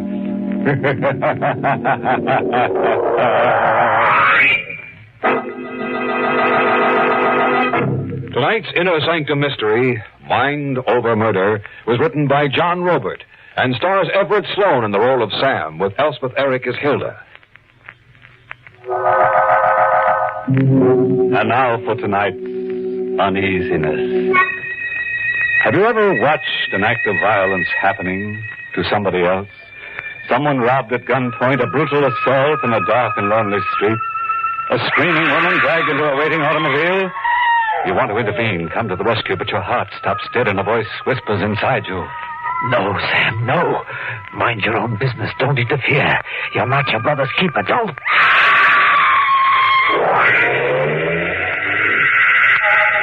I obeyed the voice in my head, the voice of caution. I didn't interfere. I just stood there frozen, watching the car run away into the night. A heavy man in a loud plaid suit and a woman in summer cottons. A woman beaten unconscious and taken away in a car. Taken away to what fate, I wondered. I told myself I was an innocent bystander, deaf, dumb, and blind, just a man waiting at a deserted station, minding his own business. But a deaf man doesn't let a woman's scream enter his ears and lock itself in his mind. A blind man doesn't see and remember details or let the numbers of the license plates of the kidnapper's car, 4826, burn into his brain. 4826, 4826. It was none of my business. But I had to tell someone about it. Someone, a policeman. I ran through the dark streets. It was a town in the suburbs. Everybody had gone to sleep. On Kensico Road, a tavern was still open, Gallagher's. I could hear cheap jukebox music scratching at the night. A man stopped me outside the door. What's the rush, Mr. Morrison? Please, I must pass. You know me? Sure. Everybody knows you, Sam Morrison. You run the dry goods store on South Main Street. Why the mad dash into Gallagher's at this hour? You that thirsty? No. Just now, down by the bus station. Another foot, Morrison, and your jaw's gonna reach clear to the sidewalk. That suit. What about my suit? Loud plaids. A suit like... A suit like what? Nothing. Like absolutely nothing, I assure you. I'm confused, tired from a long day in the store, from running. I must go home. Now, wait a minute, I'll buy you that drink. Hey, Morrison! I didn't wait. I ran 10 blocks to a policeman closing his call box. Hey, officer. Yes? Morrison, what brings you to this side of town? Wait, please. My heart. Yeah, it's going like a trip hammer. I can hear it well over here. What's up? Another minute, please. First, write down the number. 4826. 4826. Are you pulling some kind of practical joke at this hour of night? Joke? What joke? Write down 4826. Write down my own shield number. 4826 is your shield number. Are you feeling okay, Morrison? I'm tired. I feel tired. Well, suppose you pull yourself together and take a cab home, huh? Yeah. Yes, pull myself together.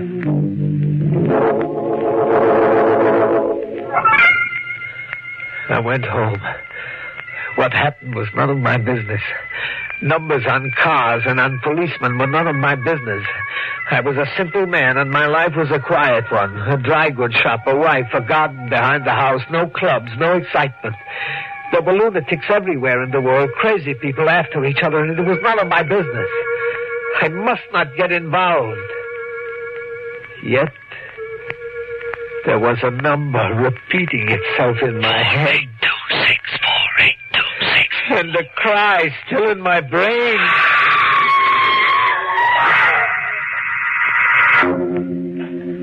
At home, I didn't go to bed. I sat up all night in my clothes, wondering about the woman, wondering and worrying. In the morning, I sat down to breakfast with my wife, Hilda. Well, what's in the newspaper? News? No, I mean anything important. New school bus, the Board of Education voted. No, not such news. I mean, had something maybe happened last night? 2 robberies, the Cumberland Garage and the Davis Lumber Company. Is that all? All? Nothing worse than robbery? Sam, I don't understand. Read. Yes, there's something worse. In Mirador Creek, the police found a dead body. Who was she? Well, who was she? Not she. He was a man, a stranger. The police could not identify him. Why did you think it was a she, Sam? Sam, what's the matter with you? Nothing. Nothing is the matter, and stop nagging me. Sam, what's come over you? The telephone. I'll answer. No. Let it ring. Let it ring? Yes. I don't want to be bothered with telephone calls this morning. Sam. Yes, Hilda. What are you afraid of? I'm tired. I had a bad night. You see, it stopped ringing. I'm going to take a rest. What about the store? Closed. Today my store will be closed. All day and into the evening I couldn't rest. I couldn't empty my mind and rest. Where would the police find her body, I wondered, and who was she? A mother, a sister, a sweetheart. And to whom? And when the people who loved her came to look on her face for the last time, was it for me, the innocent bystander, to pass on to them her last words? Help, help, and a scream? No, I couldn't hide, afraid like a murderer with a secret. Like the murderer must be hiding himself. Where are you going, Sam? Out to report something. Take your raincoat and rubbers, Sam. In the streets it was raining. Big splashing tears for the dead. The police station was a mile away. I started to cross the street. But slow, so slow. My legs, I was sitting so long, my legs were like strangers to me. With a car running at me, my legs were stiff and slow. I stared at the car, chained to the street, pushing my eyes out at the license plate, number 4826. Behind me, I could hear my wife. She had followed me out. Sam, watch out, the car's coming!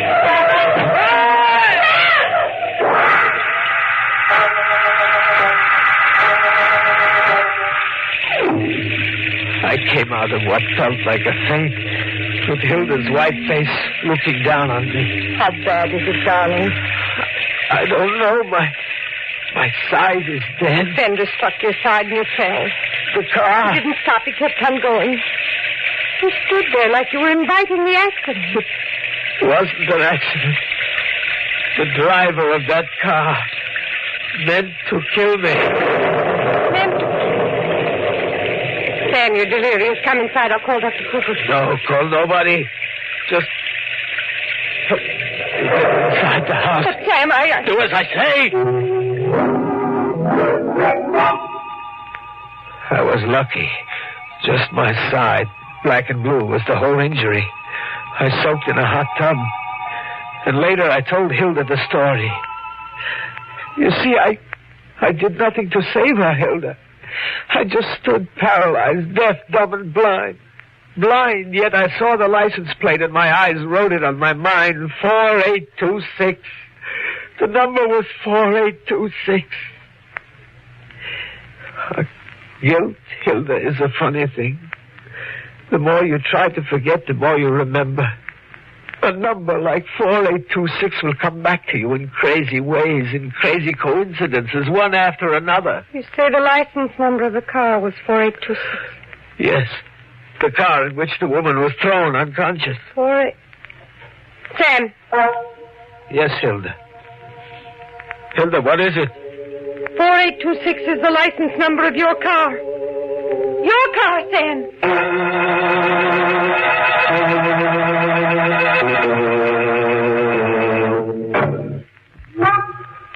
Coincidences in numbers like a crazy witchcraft. It was as if I had been picked to learn that there were no innocent bystanders, just cowardly bystanders, just guilty bystanders. Like the murderer, I too was guilty. But who had I killed? I had to find out. I had to know. In the morning, I made an inquiry at the Motor Vehicle Bureau. Yes, Mr. Marsden? Numbers on license plates, Jimmy. Can two cars have the same numbers, two different cars? Well, it happens sometimes. The same numbers, but different letters. The letters designate the township the automobile has been registered in. The numbers may sometimes be the same, but the letters change. For example, the letter C means Soonerville Township.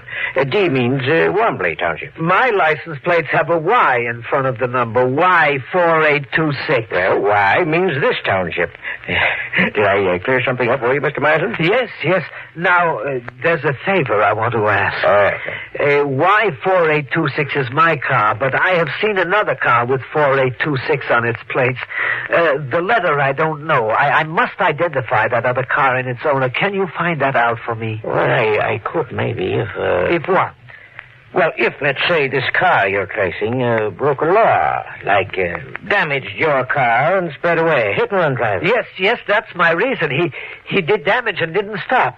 Please, Jimmy. Have a seat for a while, Mr. Marsden. There's one other 4826 in the county. X4826, registered in the next town, Saltaire. And the name of the owner? Well, I've written it on this slip of paper for you. The slip read Walter Demarest, Glendale Walk, Saltaire. Saltaire was a residential town just next door to mine. I started to drive to Saltaire. Now I was closer to finding out about the murder I had done by letting a woman go to her death.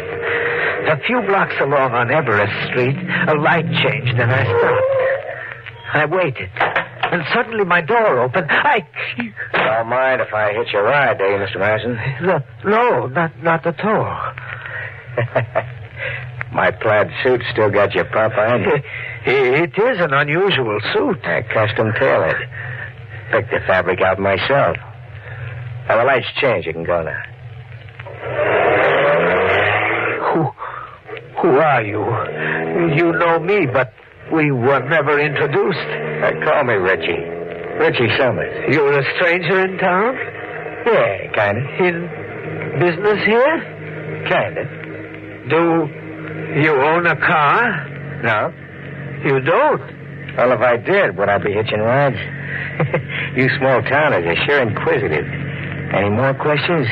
Before, when you hitched a ride, how did you pick my car? My car of all cars. I saw you coming out of the Motor Vehicle Bureau. I knew you were going my way. You are going my way, aren't you, Marsden? What is your way? South Main Street. Right to your dry goods store. It's been closed a day and a half now, I notice. Hey, you're not sticking to business, Marsden. Your own business. I dropped him on South Main Street, and then when it was safe, I turned the car back toward Walter Demarest, Glendale Walk, Saltaire. A brass plate read, Walter Demarest, floral designs for all occasions. In the rear acreage, there was a greenhouse.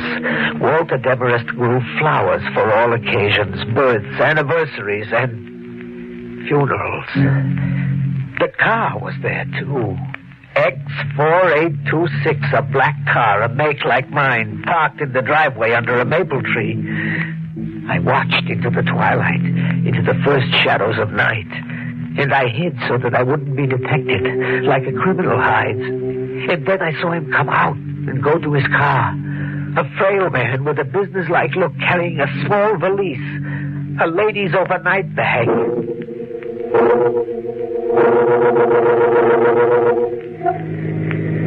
Demarest drove for miles, with me not far behind. 2 black cars, twins, both numbered 4826 in a grim funeral procession. At the fork of a winding road beside a running stream, I watched him stop, get out of his car, and throw the overnight bag over the wall into the stream.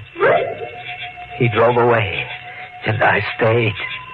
Here, deep instinct told me was where I would find my victim. The criminal always returns, and he had guided me to her.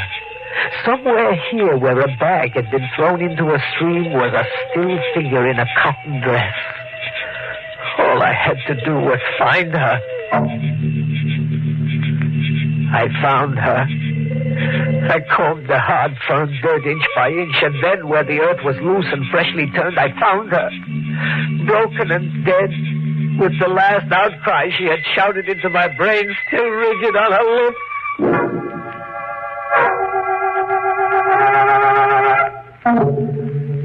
Home. I stayed locked in my room for hours, unable to face Hilda, my wife, or myself.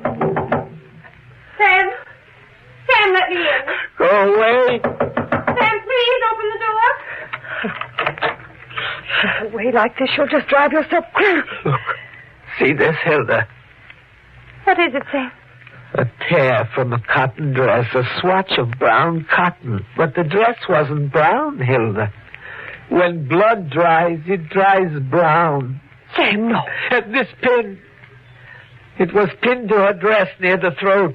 You should have seen the throat, Hilda. It was 5 times the size, swollen from strangulation. Sam, stop. I took these things from her grave, the swatch of cotton, the pin, even a handful of earth to carry in my pocket. Do you know why, Hilda? Do you? Why, Sam? Why? For trophies. Like a hunter collects trophies, souvenirs of his victims, little remembrances, so that I shall never forget the first thing I killed. Sam. Yes, Hilda. You've told me things. Strange, frightening things these 2 days. About a heavy man in box plaids, about a woman, about a car, about crazy coincidences in numbers. I've listened and I've said nothing. My mind said a lot, but I said nothing. What did your mind say, Hilda? That you were a sick man, imagining sick things. My mind told me that. But tonight, coming from the garage just now, looking at your souvenirs, my mind tells me something else. What? That there was a woman in a cotton dress and that you, Sam Morrison, a quiet businessman and a good husband, murdered her. Coming from the garage just now, you said, Hilda. What did you mean? Your car, Sam. Y4826. I examined the back. On the floor and on the seat there are stains. Big brown stains. When blood dries, it dries brown. Somebody is at the door, Hilda. Who, Sam? Who? You better go see. Leave my door open, Hilda, like this so I can see and hear. I don't want to hide anymore. Go. See who's at the front door. Yes? I'm Officer McBride from headquarters. Mrs. Morrison, may I come in? Yes, come in. I'll tell you why I came, briefly. A young widow in town, Mrs. Harriet Apley, was reported missing a day or so ago. We found her a few hours ago in the woods near Chequesset River, murdered. And you came straight here to the Morrisons? Well, the night Mrs. Apley disappeared, your husband was on the streets, late, acting peculiarly. He ran up to me and he said a lot of things that didn't make any sense then. Is Mr. Morrison home? My husband is not well. I asked, is he home? He's sick. He needs a doctor, not a policeman. My husband is sick. Sick, yes? My wife is telling you the truth, Officer McBride. I'm sick, yes. Sick like a murderer is sick. Sick with guilt. Oh, if you'll calm down a minute, Calm down. Can I, with her scream eating into my brain? Can a murderer ever know calm? I murdered your young widow on the street last night. I, Sam Myerson, confess to murder. Arrest me. Oh, now, look. Arrest me. I insist that you... Arrest me. Sam! He's had a stroke.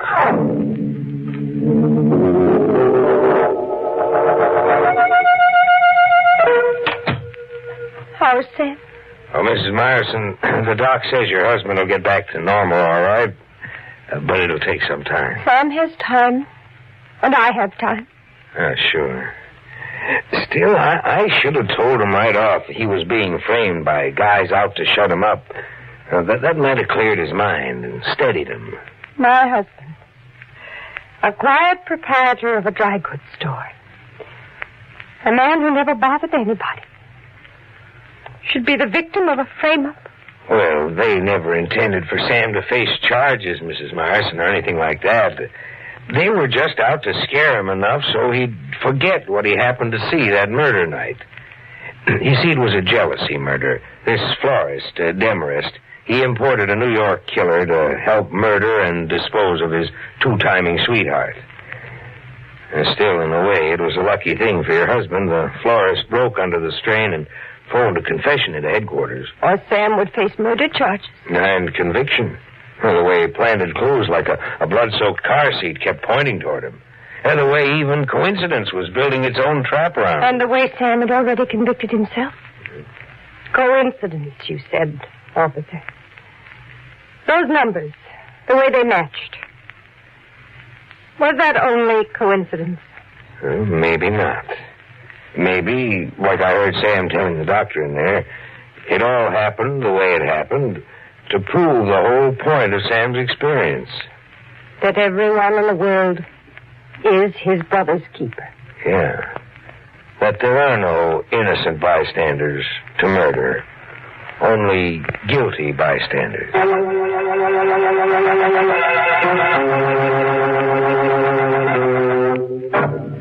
Poor Sam finally went all numb, making with the numbers. A homicidal florist threw Sam a bouquet of forget-me-nots, and the scent almost killed him. Some joker once remarked, murder is where you find it, and Sam went right out of his mind looking for it. Imagine confessing to another guy's crime. It's getting so everybody wants to get into the act, even if it means curtain.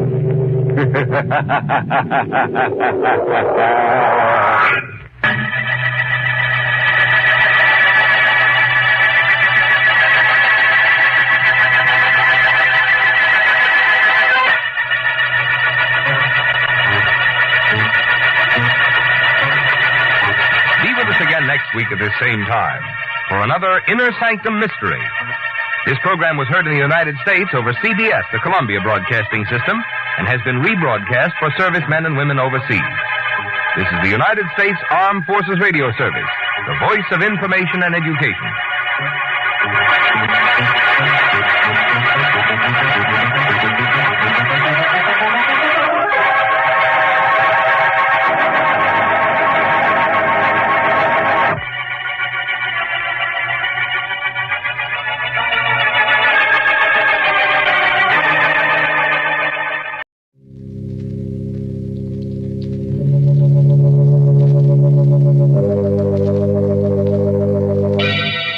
Lipton Tea and Lipton Soup present Inner Sanctum Mysteries, starring Wendy Barry.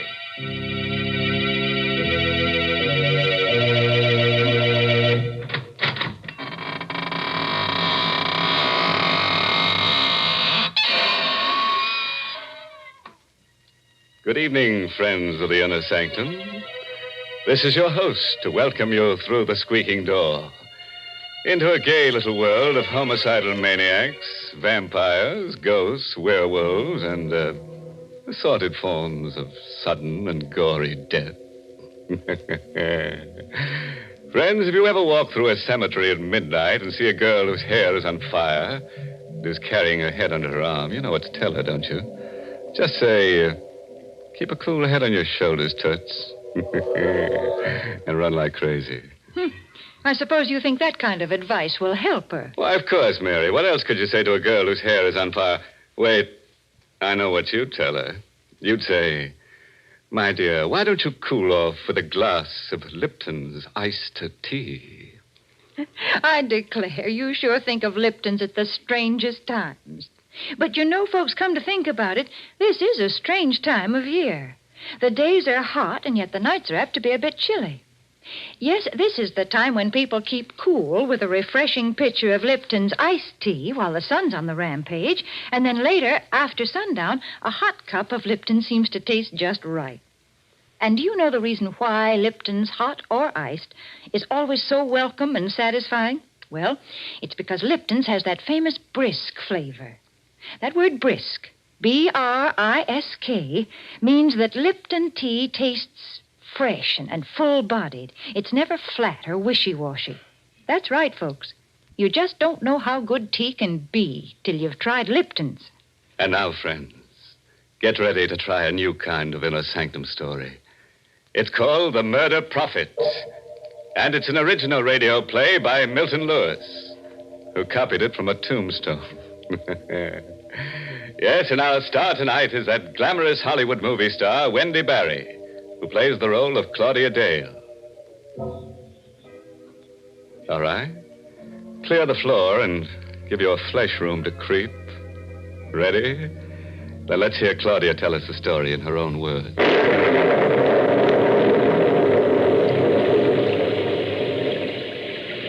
At exactly midnight, I saw him for the first time. My headlights picked him up when he hailed me along a lonely stretch of road near my home. I wouldn't have stopped, but the storm was so fierce, I felt sorry for him. I drew up to the side of the road.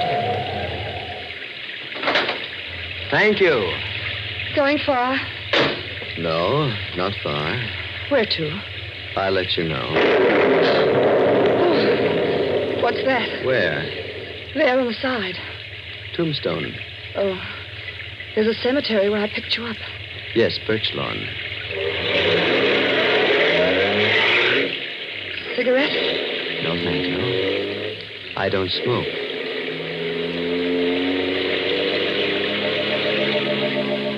He said nothing for a few minutes. In the reflection of the dashboard light, I saw his face for the first time. Sunken eyes, hollow cheeks, mouth set in a queer grin, a skull, barely covered with a thin layer of milk-white flesh. With a start, I realized he was staring at me. I've seen you before. Oh, I don't think we've met. No, I know you. Are you sure?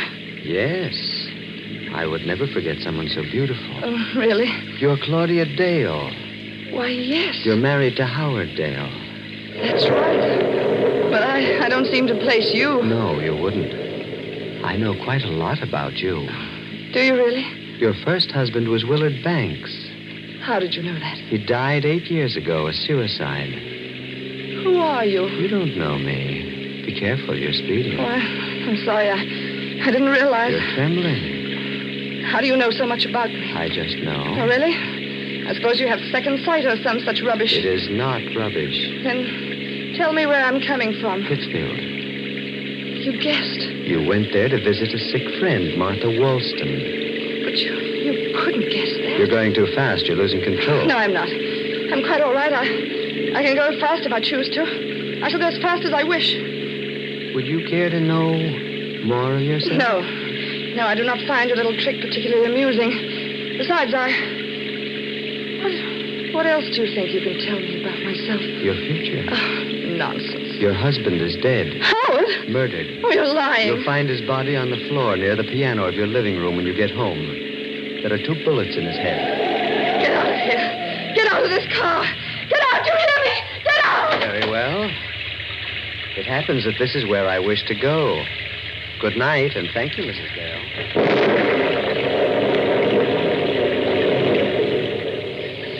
vanished into the shadows on the side of the road. And then I noticed something white and shining queerly in the spot where he disappeared. I looked closely. It was another tombstone in another cemetery. I raced madly for home, fighting the hysteria that seized me. The nightlight was burning in the living room. It couldn't be true. Howard would take me in his arms and kiss me when I stepped into the house. I rang the bell. No answer. Somehow I managed to get the key in the lock. I ran into the living room.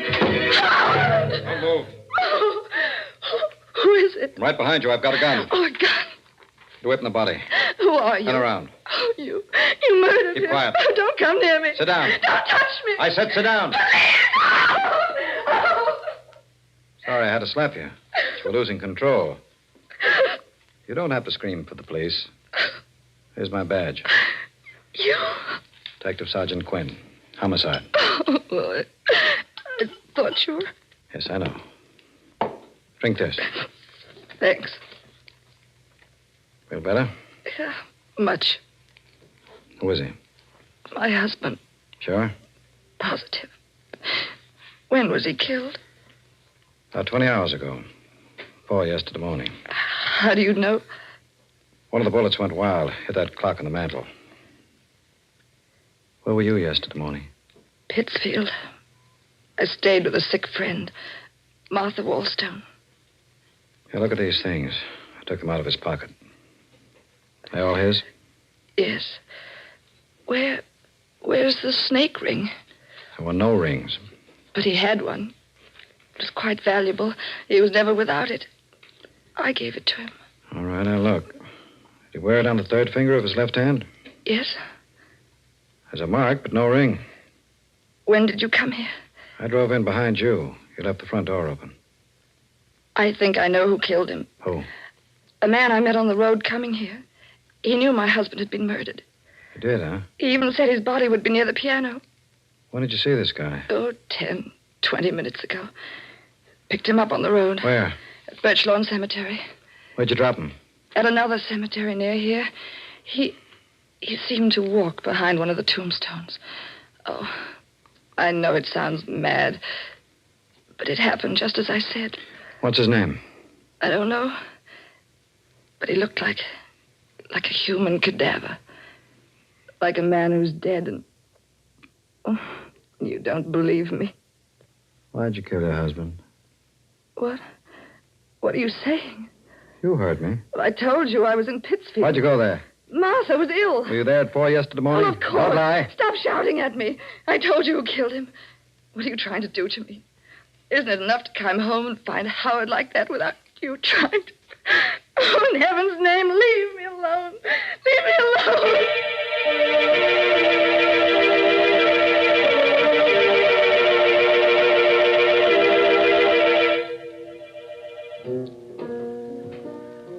That a scotch, lady? No, thanks. Here, keep the change. I'm leaving. Sit down, Mrs. Dale. Don't go yet. You? Yes. Won't you please sit down? Yes. Didn't expect to find you here. Nor I you. Are they making it difficult? It's a nightmare. You told them about me? Yes. You shouldn't have. They wouldn't understand. Did you kill him? Would you care for another drink, Mrs. Dale? No. Who are you? I'll tell you later. Why'd you come here? To talk to you. I knew I'd find you here. Yes, you knew. You're not so skeptical now. No. What did you want to tell me? That you are the most beautiful woman I have ever seen and that I love you. I've loved you since I first saw you 7 years ago. When you came here to live with your husband. Is that why you... Why I killed him? Is that what you meant to say? Yes. I'm not an ordinary man, Mrs. Dale, but I'm not a fool. Now, on this card, you'll find my name, address, and telephone. Do you really believe I'd phone you? Yes. There will come a time when you shall want love. Good night, Mrs. Dale. Good night.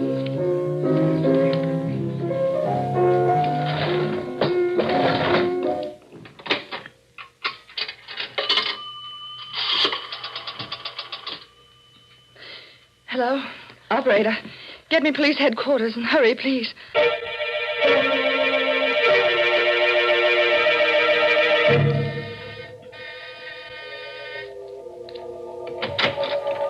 Yes? That's him, Detective Quinn. That's Garth Dragman. Thank you, Mrs. Dale. Do you mind coming down to headquarters, Mr. Dragman? Not at all. Did she tell you that I murdered her husband? Yes. I thought she would. I'm not angry, Mrs. Dale, and what I told you earlier this evening still goes. I'll come along right now, Mr. Quinn.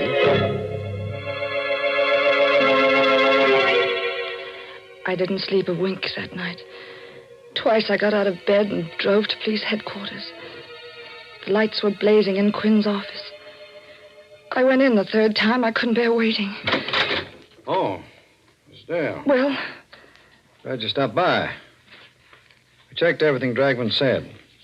Seemed he was in the same bar and grill where you met him tonight when your husband was killed. You believed him? Naturally. Bartender and several regular customers backed up a story. Seems they all left together after the place was closed to play poker. Well, what about the things he said to me in the car? How could he know about the murder before you or I? That I don't know. Perhaps he does have second sight. Odd-looking fellow, isn't he? You can't arrest a man for murder because of that. He's criminally insane, I tell you. I know he is. My dear Mrs. Dale. Oh. What's the use? I loved Howard. I loved him to the point of insanity. Otherwise, there was no accounting for the things I did when I left police headquarters. I was determined to find the man who murdered my husband. It was towards dawn when I made up my mind what to do. I went to Garth Dragman's home. I was about to ring the doorbell when... Don't ring, Mrs. Dale. The door is open. Come in. You were expecting me? Yes, I was expecting you. Do you still think that I killed him? I don't know what to think anymore.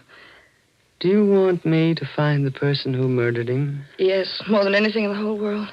See, I have strange gifts, Mrs. Dale. And I do believe I understand the mind of a criminal.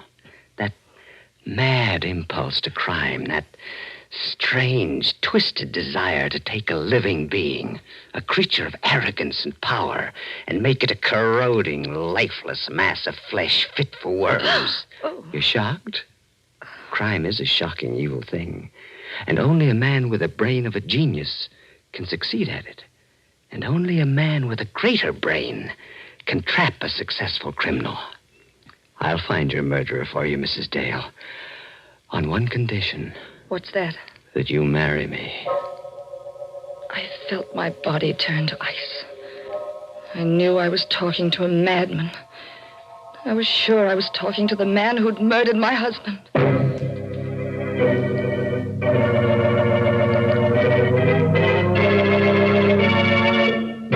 Oh, shucks. It's not so hard to predict a murder. I can do it. It's easy.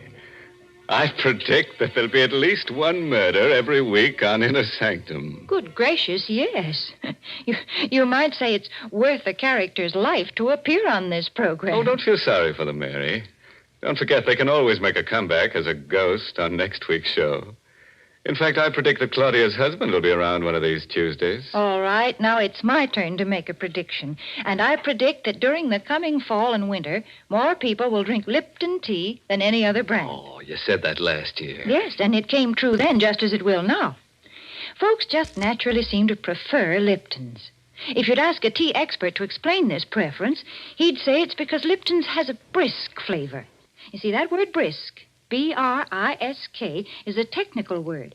Brisk means that Lipton tea always tastes fresh and tangy. Yes, full-bodied and vigorous, never flat or insipid. So, folks, even if you're not a regular tea drinker, you should try Lipton's. That brisk flavor makes all the difference in the world. All right. Let's get back to the other world now. The world of creeping, crawling horrors. I'll bet you think that Garth Dragman can't really foretell murders. Or do you think that Claudia doesn't have the courage to trap this homicidal Romeo? Or is he the killer? We let our star, Wendy Barry, in the role of Claudia tell you. Go ahead, Claudia. Shock him into the shakes. 2 weeks later, I married Garth Dragman. He was the strangest man I ever knew. He would disappear for days at a time, and then suddenly turn up without warning. He had all the money he wanted, yet I never knew where it came from. There was a closet in his room which was always kept locked and bolted. I knew from the way he acted about it that the closet contained the answer to all the things I wanted to know about him. One night while he was away, I obtained tools and tried to force the lock. Good evening, Claudia. Oh, Garth. You didn't expect me back, did you? No, I knew you'd try to open that closet someday. Well, why do you keep it locked? So that no one but myself shall know what's in there. Not even I? You in particular. But, Garth, You'll not attempt to open it again, will you, Claudia? No. Forgive me for striking you. I'm not quite myself tonight. I sometimes do things I regret when these moods come upon me.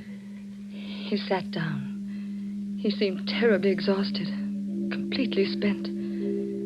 But there was a strange, wild light in his eyes. He seemed like a man intoxicated with some strange drug that few men know the taste of. You do forgive me, don't you, Claudia? Yes, of course. See, it's something that few people know, Claudia, but a person who has extraordinary powers carries an extraordinary burden. You mean your gift of prophecy? Yes, I didn't want to mention it. It seems to upset you so. It doesn't frighten me any longer. Did you read in the newspaper about a woman's body being found in the river? She'd been murdered, garroted. Yes, it was in this evening's paper. They don't know who she is. I can tell you who she is. Josephine Ford. The stupid girl, Claudia. I could have told you that she'd been murdered 3 days ago. How do you know these things? Because I see them. A sort of vision. Now I'm seeing another vision. It's a house, 346 Harbor Street. Near the waterfront. A young woman lies in bed reading. She's very attractive. In an hour, she'll be dead. When the police come, they'll find her body decapitated. The criminal did this to destroy her identity. But who is the criminal? What difference does it make? He'll never be caught. Garth, while you were gone, Martha Wallstone telephoned. She's ill again. Oh. She asked me to come up immediately. Why didn't you go? Well, I was waiting for you to get home before I left. You want to leave immediately? If you don't mind. It's really an emergency. You may go, Claudia. I shall go to sleep. I'm extremely tired.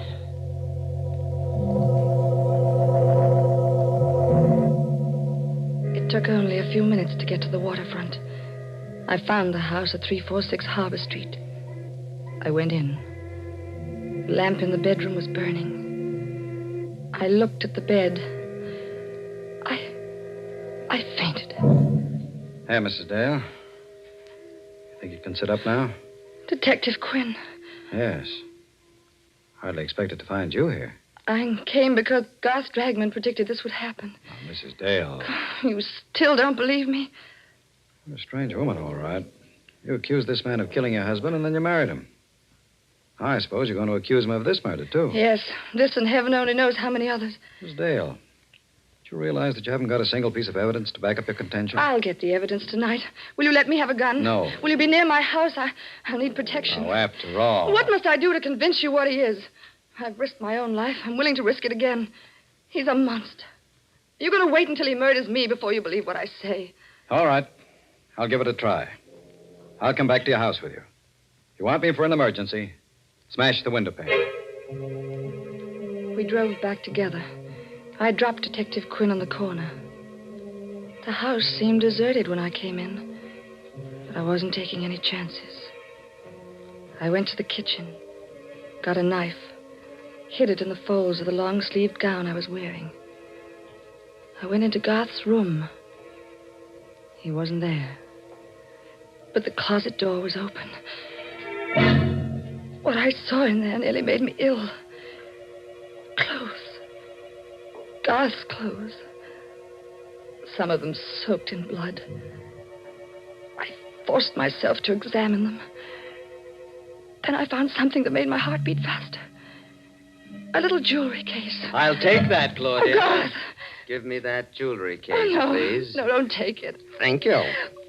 Garth, Get away from that window, Claudia. Go on. Oh, don't shoot, Garth. You were so anxious to see what's in that closet. Well, now you have. And perhaps you'd like to see the latest addition to my collection. It's in this box. That box? Yes, Claudia. A hat box. Garth! Sit down, Claudia. What are you going to do? Tell you who killed your husband. You? No.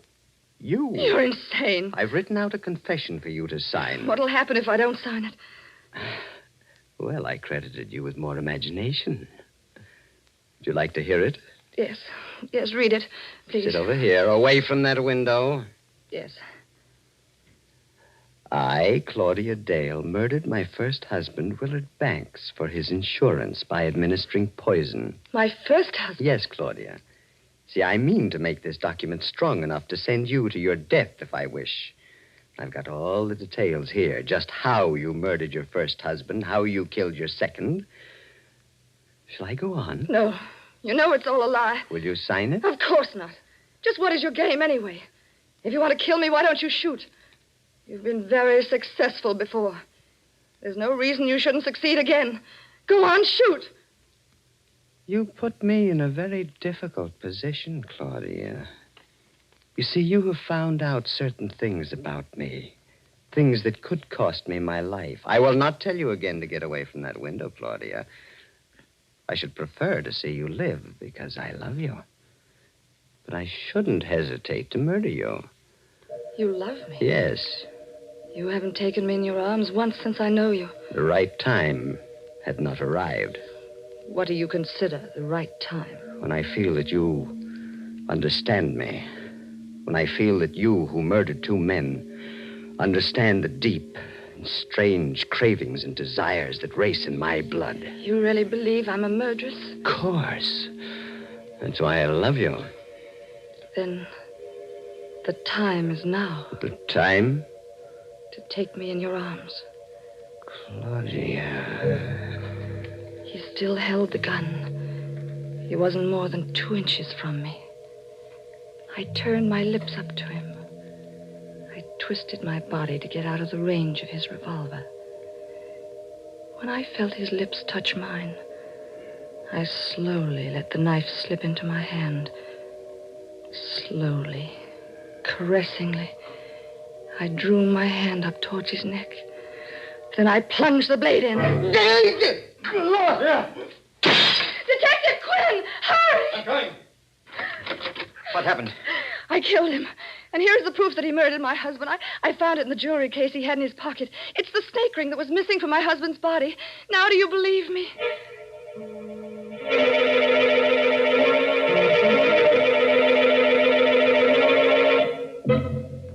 That's the whole story. I realize that you, as the district attorney, must know all the facts. There they are. Thank you. There are a few points in the story that interest me particularly. First, the confession that he asked you to sign. What about it?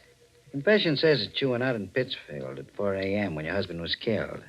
You gave your friend Martha Wallstone a sleeping pill, drove her down here, shot your husband, drove back to Pittsfield, turned Miss Wallstone's bedside clock to 4:15 and wakened her. And you gave her the medicine. She thought it was 4:15 and went back to sleep. Garth was very clever at things like that. He had extraordinary brilliance of the insane. And just one question. Was that the way you murdered Howard Dale? I? Oh, but Garth murdered him. The ring proves it. You never had the ring. You put it in the jewelry box. I can't believe what you say. Garth was a homicidal maniac. He predicted the death of the people he murdered. My dear woman, don't you know yet? Know what? Garth Dragman was a detective working out of my office.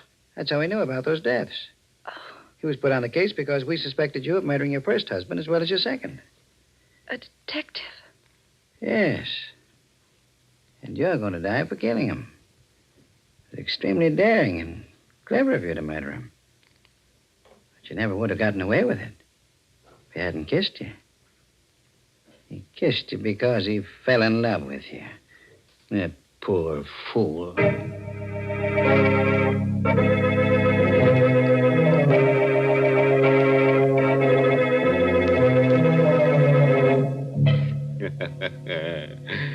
Well, friends, that just goes to prove that you should never pick up hitchhikers who come out of cemeteries at midnight.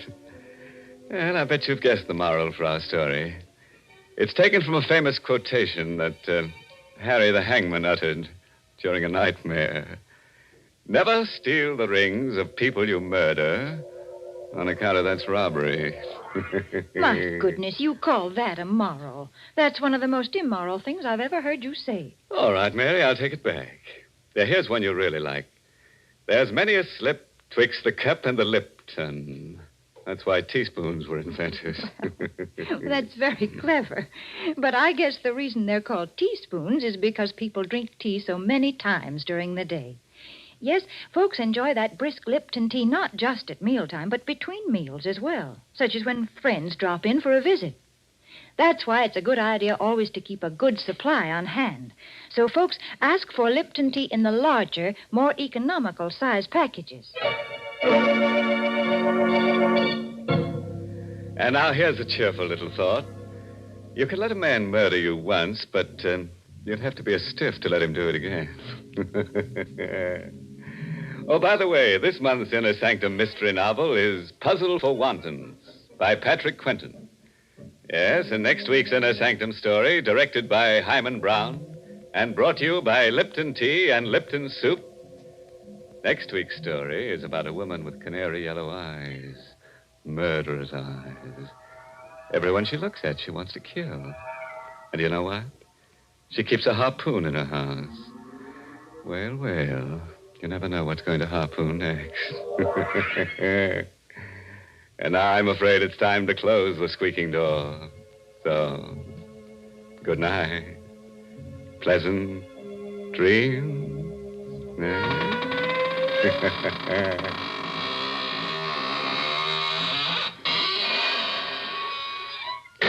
Folks, it's wonderful how little time cooking takes these days. Now, when I was a girl, my mother used to spend half a day making a pot of chicken noodle soup. But now we have Lipton's noodle soup mix. And when you use Lipton's, you just empty the contents of the package into boiling water, and in no time at all, soup's on. And what delicious chickeny tasting soup it is. Yes, Lipton's has an old-fashioned homemade flavor, and it's brim full of tender golden egg noodles. So, folks, don't forget to ask for Lipton's Noodle Soup. And don't forget to tune in next Tuesday night for another Inner Sanctum mystery. This is CBS, the Columbia Broadcasting System.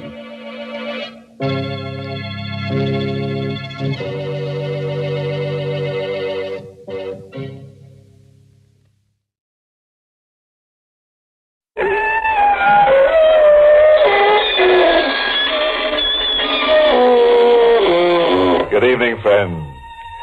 This is your host to welcome you through the creaking door into the inner sanctum.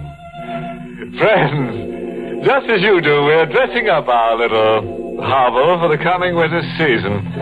Of course, the color scheme will still be completely black, with blood-red splotches here and there to relieve the grimness. And I'm putting in a new hearth made out of an old tombstone. It has a little inscription that reads, "Here lies Lizzie Liddell, a proud and self-made widow, who bright and early one fine day sliced her husband's head away. She'd caught the culprit with a wench and won acquittal from the bench."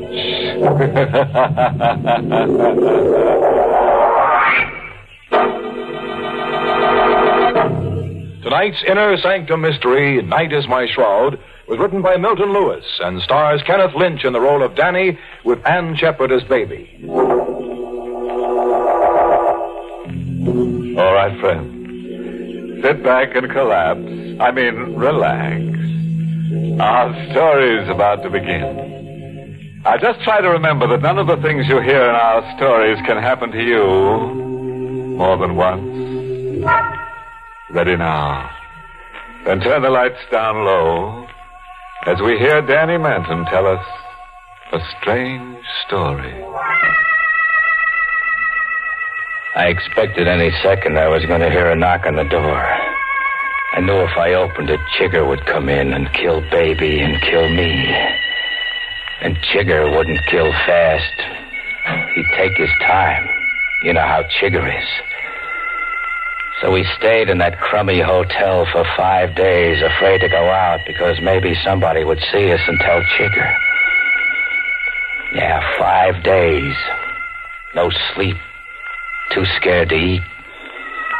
Nothing except the rotten coffee they sent up. Just me and baby. I can't take it anymore, Danny. What's the matter? What do you think's the matter? I'm getting out of here. Sit down. I don't care what happens no more. Even if Chigger kills me. I'm beginning to hear things in my head. I'm seeing things that ain't there. Shut up. No. It ain't right for a wife to walk out, I know, but Oh, Danny. You're soft. I always knew you was soft. Mush.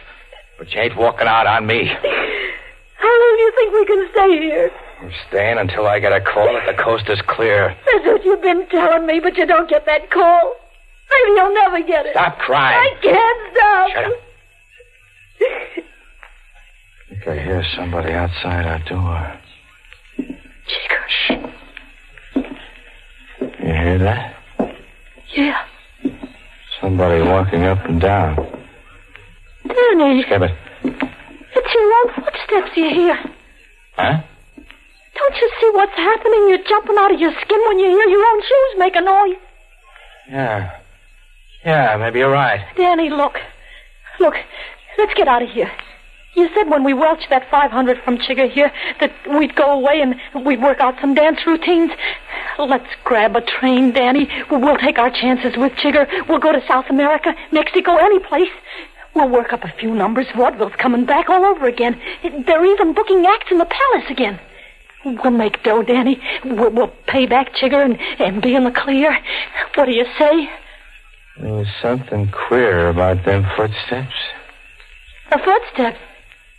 Danny, didn't you hear what I said? Stop talking. You crazy. What are you banging on the wall for? You hear that? Yeah. Somebody knocked back. Where'd it come from? The next room, I think. Why are they... Shh. Let me try something else. Let me try a dance step. You think they'll hear? Quiet. Danny. That can't be Chigger. He could never do that. Maybe it's a killer Chigger sent. Why should he tell me he's next door?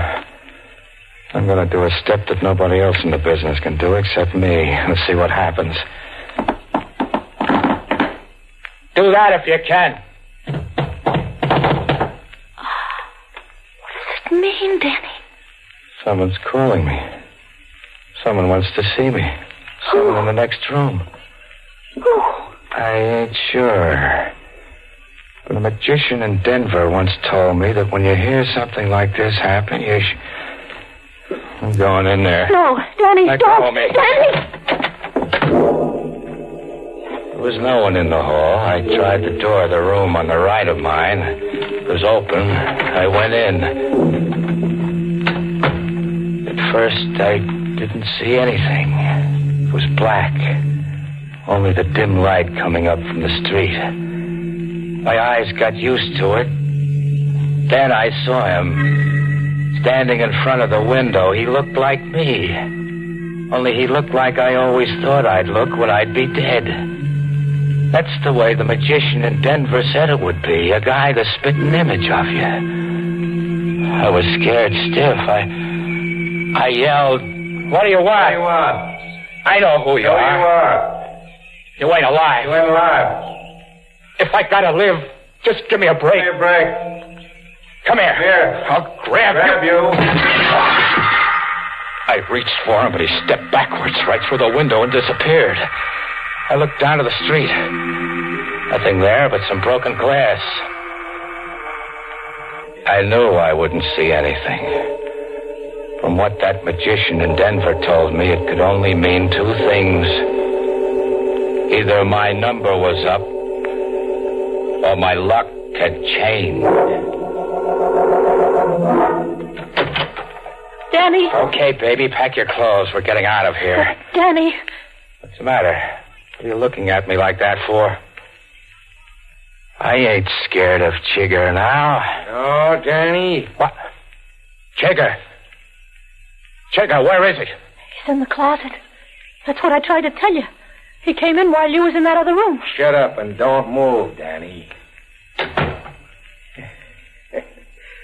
You look just like a statue, except for the sweat dripping over your eyes. That's how I like to see you, Danny. Still. Very still. Chigger, that gun. Ain't you gonna say hello to me, Danny? Hello, Chigger? Chigger, you can't do it. You ain't gonna do it. Not to Danny. No, baby. Get away from him. No. Do what he says. No, but Danny. Please. No. Knock her down. Get away. Go on. Baby. No, Danny, I want to stay with you. That's better. How'd you find out I was here? The manager. He's a friend of mine. He told me 5 days ago. Where's the 5 C's you took from me? Oh. Here. Yeah, thank you. Now you got the money. Why not call everything square, huh? After all, you got back your dough. It ain't the money, Danny. You worked for me. You know about me.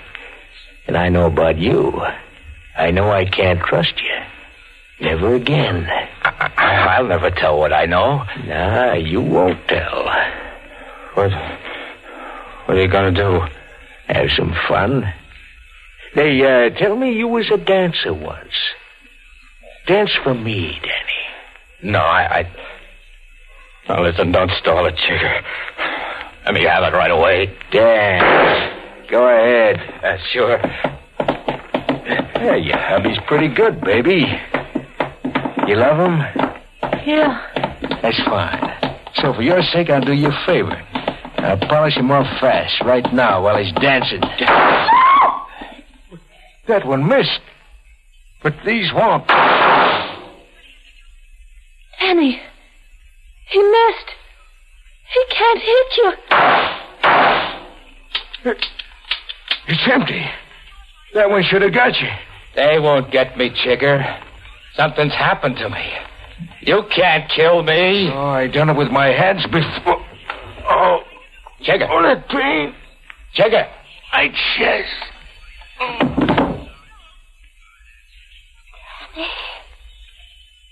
He just grabbed his chest. Keeled over. He's dead. No. He may be... He's dead. Go ahead, see. He's dead. Yeah. He's dead. But how? How? How do you think, baby? I don't know. He was alive a minute ago, and then... Danny, the room next door, what happened in that room? You were talking crazy when you came out. Maybe it wasn't so crazy as you thought. What'd you see in there? What happened? You wouldn't understand it. But I want to know one thing. Did you tell Chigger I was here? What are you saying? You heard me? No, how could I tell him he was with me all the time? Danny, let go of me. You could have called him up. Danny, what's the matter with you? He wanted to let you live while he was going to kill me. You could have made a deal with him. How can you say that? Danny, you're out of your head. You don't trust anybody. No, I don't trust dames anymore. Did you call him? That's what I want to know. No, I didn't. I'll find out if you're lying. You better be telling the truth. You saw what happened to Chigger. The same thing could happen to you. You can die just like that if I want you to. You know that's true now, don't you? Yeah. It's true. I seen it. I'm going out. I want you to meet me later at our apartment. Where are you going, Danny? Where do you think? There's an old score I've got to settle, baby. I think you know who it is. Danny, no. No, you mustn't. Baby's face was scared like a kid's when I walked out. She seen what I could do. You don't believe it, mister? I didn't believe it myself until I saw it happen. Chigger died because at that minute I wished he was dead. That magician in Denver told me it could happen like that, and it did. Baby knew where I was going. She knew who I wanted to see. I told her because I wanted to find out just how much I could trust Baby. I had life and death in my hands, anybody's life or death.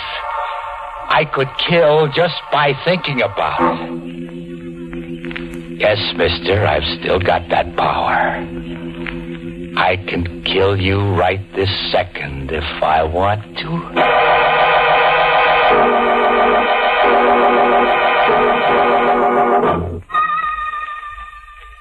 It was the queerest thing walking through the streets that night. I seen men, women pass me by. They didn't know it, but just like that, I could have killed them. They didn't know how close they were to dying. They didn't know that the guy they passed on the street had more power than any man on earth. But I was going to use my power on someone who deserved it. On Queenie.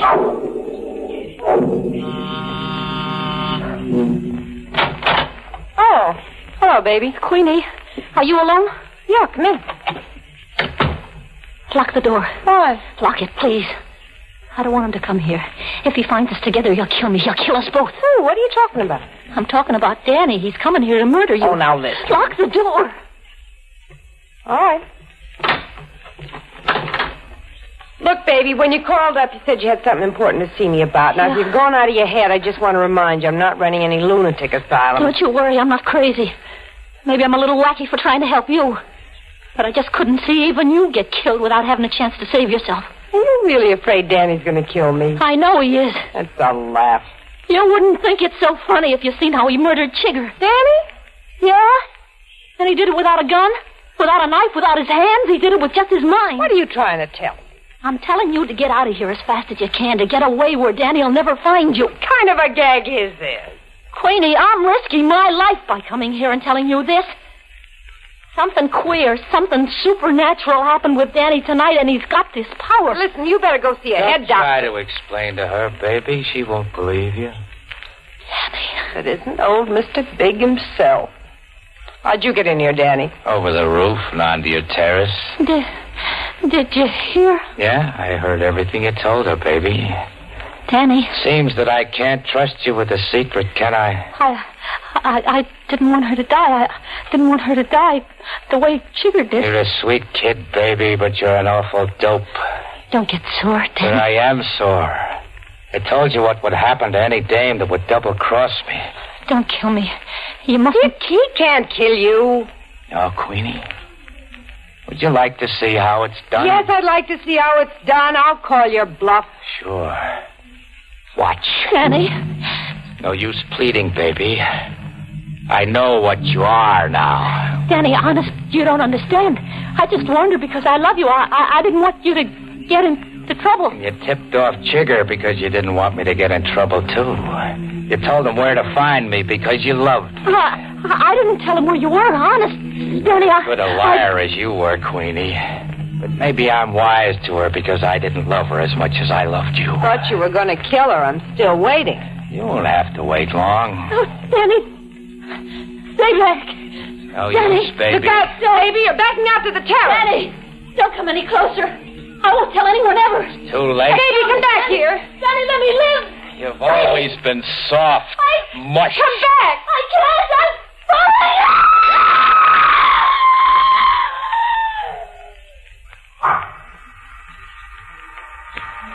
Still think I'm bluffing, Queenie? She fell off of the terrace. Quite an act. How'd you do it? Would you like to find out? Gonna pull the same act on me? That's what I came here for. Then why are you waiting? Maybe because it's the first time I've seen you in years. How do you think I look? Beautiful. You're still the most beautiful woman I ever knew. Maybe you ought to think of that before I murder you? I've always loved you, Danny. You're kidding. Give me a chance to prove it. A chance? You gave baby a chance. You didn't do anything to her. You were sure she double-crossed you. Why don't you give me the same chance? Maybe if you found out how much I love you, you wouldn't want to kill me. You might want to take me in your arms again. Give me a chance. Why not? You got your car downstairs? Yeah? Now let's get out of here. Why? When they find Baby, they'll be coming up to ask questions.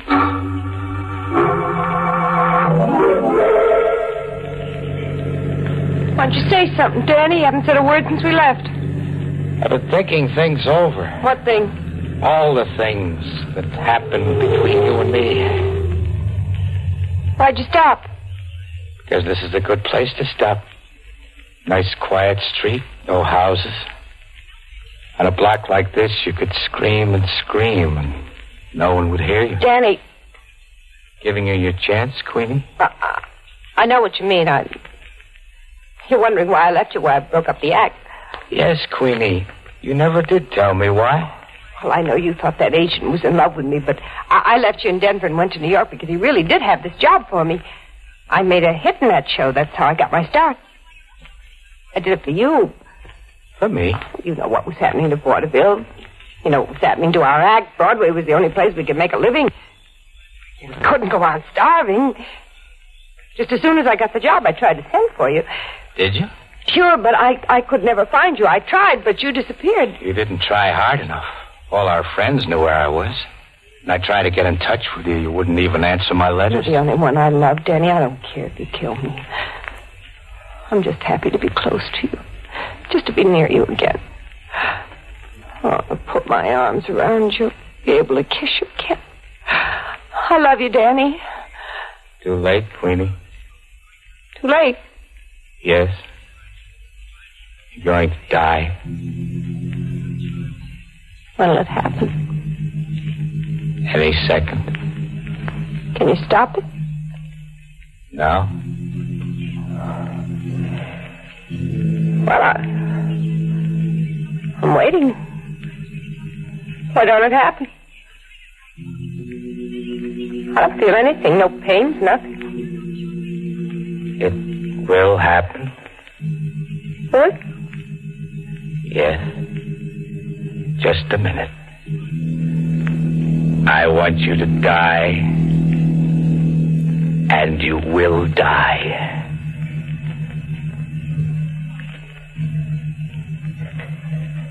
Well, seems I'm very much alive. I don't know. What happened? I do. You're out of your head. That's what's the matter with you. You never did have much of a brain anyway. With no accident, you ended up as one of Chigger's boys. You couldn't even dance any good. Queenie. I only hooked up with you because I was starving and I never did love you, not for 2 cents. I couldn't stand the sight of you. There's a cab coming down the street. Now I'm getting out of here. If you ever bother me again, I'll have you sent to the movie hatch. She stepped out of the car and walked into the gutter. At that minute, I thought maybe she was right. Maybe I was imagining things. Maybe I didn't have this power. I saw her lift her hand to hail the cab, but then...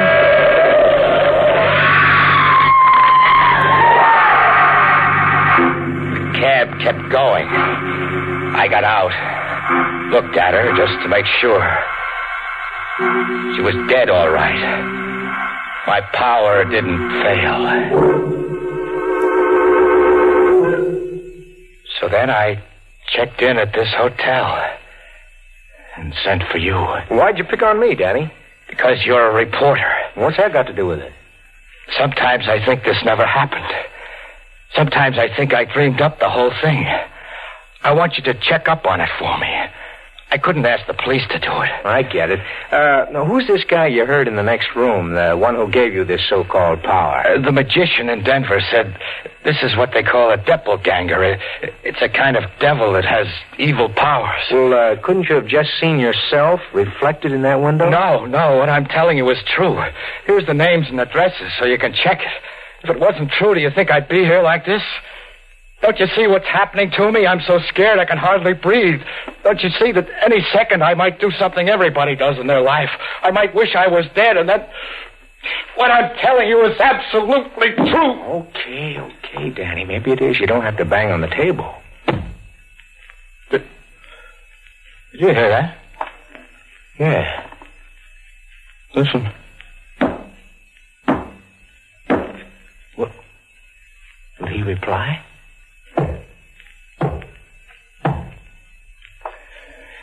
He's in the next room. He wants me. I've got to go. No, wait a moment, Danny. Goodbye. I waited there for a moment after Danny left. I heard nothing. And then I ran to the room next door. Danny was dead. There wasn't a mark on him. I checked Danny's story from beginning to end. Baby was in the morgue. Listed as jumped or fell from Queenie's penthouse. Queenie was found by the cops in the street where Danny left her. We found Chigger in the hotel room, dead. The immediate cause of his death was marked unknown. The same with Danny. Maybe he was half-cracked. Maybe his talking about it suggested it to my mind, but I'll never forget the sound of that rapping coming from that empty room.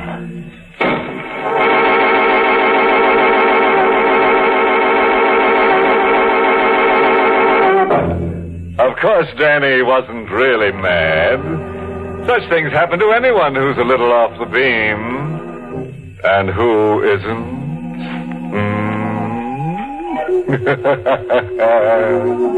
By the way, if you ever try to strike up a conversation with a lovely ghost, don't get sore if she gives you an empty stare. She can't help giving you the ghoul shoulder. Which brings us to the moral of tonight's story. Never drop dead when your friends tell you to. That's how friendships break up.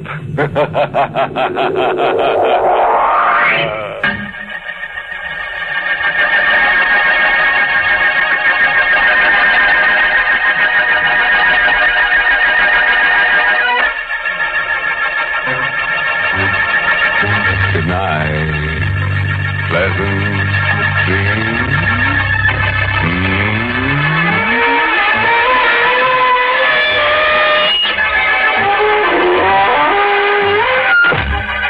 Inner Sanctum was heard in the United States over CBS, the Columbia Broadcasting System, and has been rebroadcast for servicemen and women overseas. This is the United States Armed Forces Radio Service, the voice of information and education.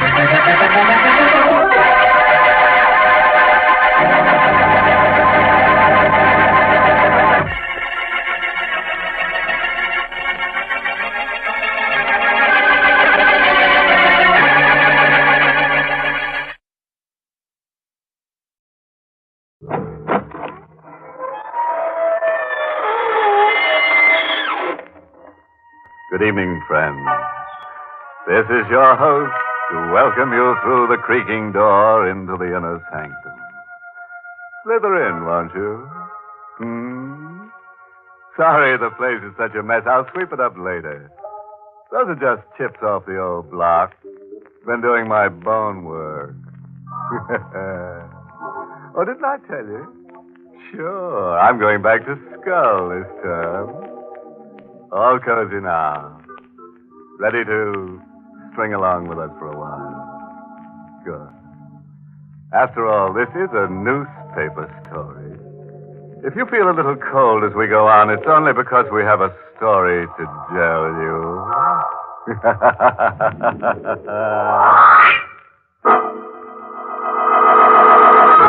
Tonight's Inner Sanctum mystery, Death of a Doll, was written by Fred Matho and stars Mason Adams in the role of Will, with Ted Osborne as Bo Cousins.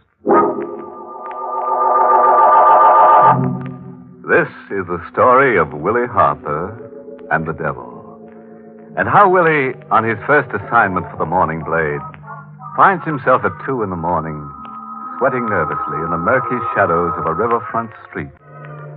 Willie has a gun in his pocket and a doll that belongs to a dead girl tucked under his arm. A block away, leaning against the one streetlight, impassive, grotesque, ape-like, is the devil. waiting for Willie. I keep saying this is 1948. And I keep saying this is Manhattan. And I keep saying whether you believe in the devil or not, you don't meet him till you're dead. But believe me, that's the devil over there under that lamp. At 3 o'clock, he's coming for me. Sure, you've got a right to think I'm crazy, standing around waiting to be killed with a doll under my arm. This all started 10 days ago around 5 in the afternoon at the city morgue. Grundy, the night editor, sent me there on my first assignment. The morgue, he says, is a good place to start for stories. Looks like you might be in luck, son. How's that? Come along with me. What's your name? Will Harper. All right, Willie. Come down to the coolers with me. Yes, I'm very wrong. I've got a story in there for you. The girl in locker number 7. She's been here 4 days. Tomorrow we close the case on her. What does that mean, Mr. Jackson? Means, in spite of everything the police have been able to do, we can't find out her name, where she lived, or anyone who knew her. How was she found? Tugboat crew fished her up the river. Tomorrow, she goes to the city burial grounds in a plain box marked Jane Doe. That's horrible. Just dying and nobody... Do you think she was murdered? There's not a mark on her. Police say she wasn't.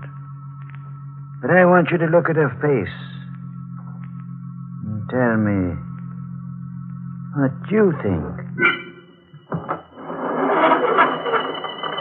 This is Jane Doe of number 7, son.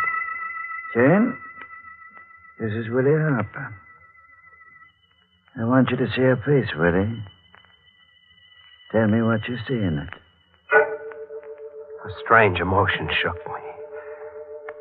She didn't seem dead to me. Her skin was perfect ivory. Her hair was fine spun copper. Her lips twisted slightly. I blushed and turned away, catching myself imagining what those lips must have looked like with life's color in them.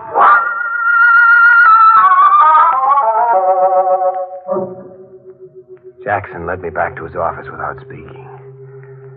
As I lit a shaky cigarette, he fished a brown paper bag out of his desk. He handed it to me, tilting it forward as he did so. What the devil? Yeah.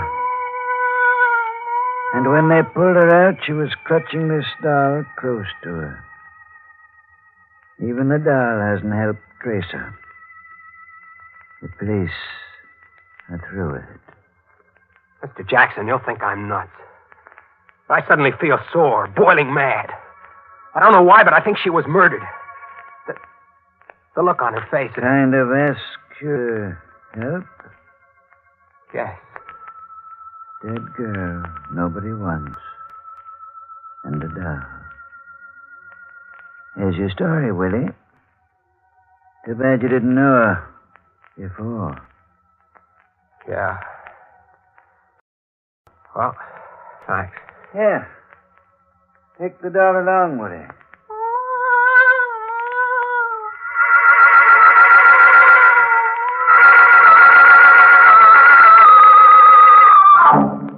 I beat it back to the paper, on fire to do a story about the dead girl and her doll.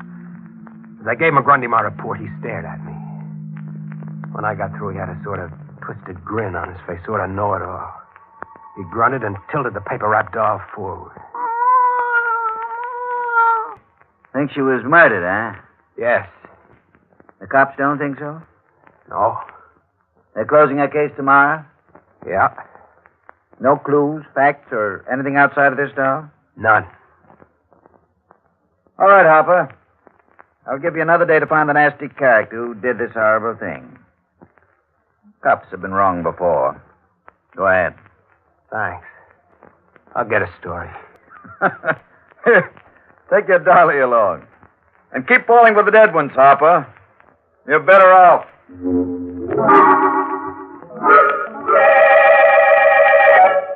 Now I know why I resented that crack of McGrundy's.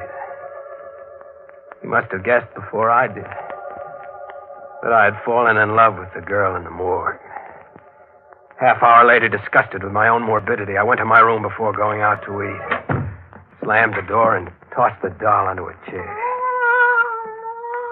I couldn't shake the feeling that the nameless girl in the morgue had something to say to me. If only the doll could talk, could tell me about her. What was she like? Was her voice soft? Was it kind? Who was cruel to her? Where did she live? Who killed her? Doll, who?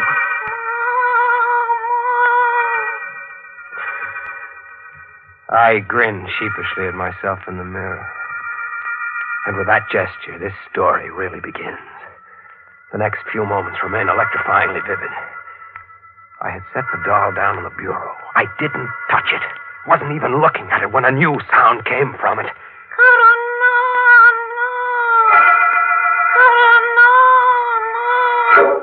I stared at the crumpled, ridiculous little form, almost afraid to touch it again, but I did. I had to. I picked it up and tilted it limply. Karanana. That was what I had heard. A sound? A sound only? No. Somehow I thought it was more than a sound. A name? Maybe a name. Half because I didn't want to stay alone with the doll any longer, and half on a hunch. I stuffed the doll in his bag and went back to the paper. I went straight to the reference room, filed the doll under my arm. What are you looking for? I want to know if you've got anything in the files on someone named Karanana, spelled with a K or a C. Huh? What's funny? You seem amused. Don't tell me he's around again. If you've got a lead on Karanana, you've got some story. Oh, will you get me the clips on him? I'll get you Myers' Anthropology of Asia. He's in there. Anthropology? Why? Who is he? The devil. Karanana. Of course, an almost forgotten myth from Asia. Lucifer on Earth, wearing out one body after another, walking the earth always. I remember it now from college. I did on a long walk and headed down Fifth Avenue, my head whirling with a maddening conflict. I think I would have given up the whole thing then, but always at the point of going home to bed or of chucking the blasted doll in a can. The face of the girl in the morgue blanked out other thoughts. When I reached Washington Square, it was dusk. The sidewalk artists were packing up their canvases as I passed them, all but one, that is. He was a tall, angular man with a completely bald head, whose 4 or 5 paintings had the advantage of a streetlight. The man paid no attention to me, until at the sight of one painting I stiffened in utter shock. What's the matter, friend? Is the stuff that bad? That one. The one of the girl, it's... Woman with a doll, I call it. Like it? Who's the girl? Do you know her? Tell me. Sorry, I'm selling oil paintings, friend. I'm not a dating bureau. No. You've got me wrong. I've got a good reason for asking. Look, I'll prove it. Here. Isn't this the doll you painted with a girl? Where'd you get that? I haven't seen Hazel in a week. She left for the coast. I gave her that doll to pose with. What's wrong? Hazel is dead. Dead? Where is she? If I tell you, will you promise to say nothing for a while? I'm a reporter for The Blade. My name is Will Harper. I won't say anything unless I believe you had something to do with it. Where is she? I'll take you to her. She's at the city morgue.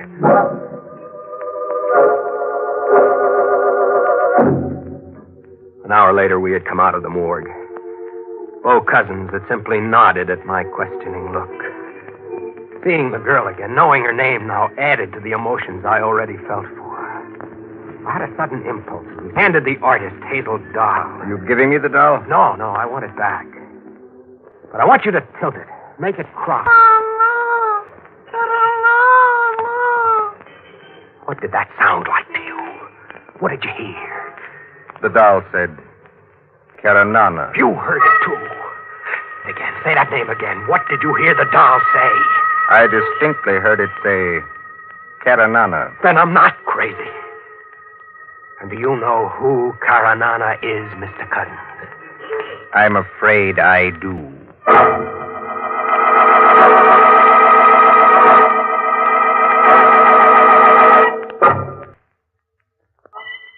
most fantastic coincidence I ever encountered. Why? Do you know who Karanana is? The devil. Lucifer, Satan. Quite. I think we'd better go to my place and talk this out. Certainly, if what I think is true, no one will believe us. What do you think? That Hazel was murdered by Karanana.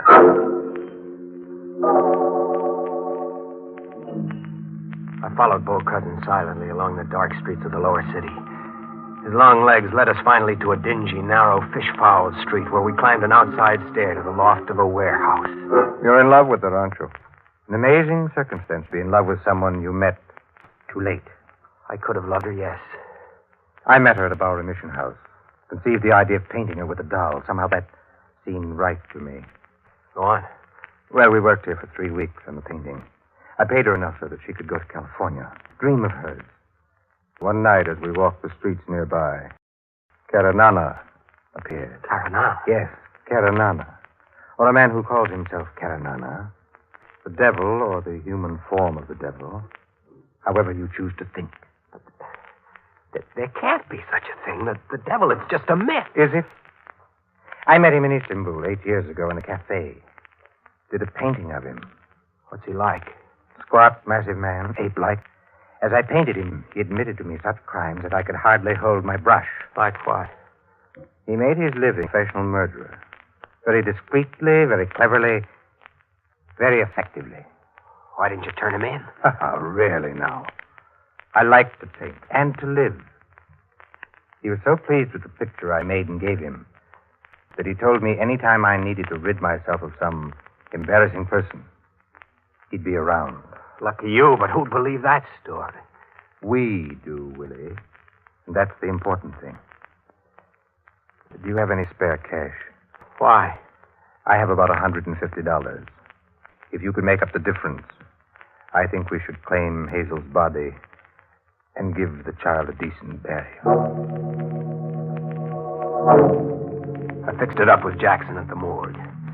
And at 3 that afternoon, Bo Cousins and I, plus 2 grave diggers in Simeon Cemetery, were watching a bright new casket being lowered into a new grave. Man that is born of a woman hath but a short time to live, and is full of misery. He cometh up, and is cut down like a flower. He fleeth as it were a shadow, and never continueth in one stay. In the midst of life, we are in death. Thanks, Bo. I like it too, Willie. Very much. You're a nice guy, Willie. Wouldn't you rather go now? No, let's wait till she's covered over. I want to talk to you. I've just gotten an idea. Bo, I know how to make things come out even for Hazel. I know how to get Karanana. And I will be very glad to see that you're buried next to Hazel here. I see things a lot clearer now that Hazel has a name and a past for me. If there is a man named Karanana, as you say, I think he's human, and that's an even chance. Maybe Karanana isn't the one. And I'll find out. Do you want to help? In any way short of being discreetly disposed of, yes. Swell. Karanana said he'd do a little job for you whenever you wanted him to, right? Yes. Then you get in touch with him and... Sorry, Willie. My merchant of death is unreachable. He shows up when he wants to. All right, I'll wait. But when he does, you've got a murder for him to do. I have? Who? Me.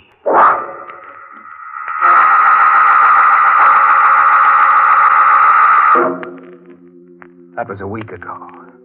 An exciting week for me, covering all sorts of stuff for the paper. I'd begun to think Bo Cousins was an imaginative phony.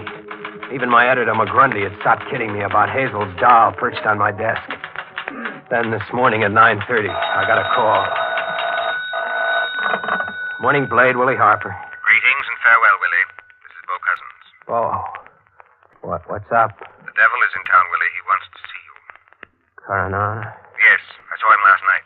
He was delighted to help me get rid of you. I see. I told him you were a reporter who was planning a story about art which tore my work to pieces.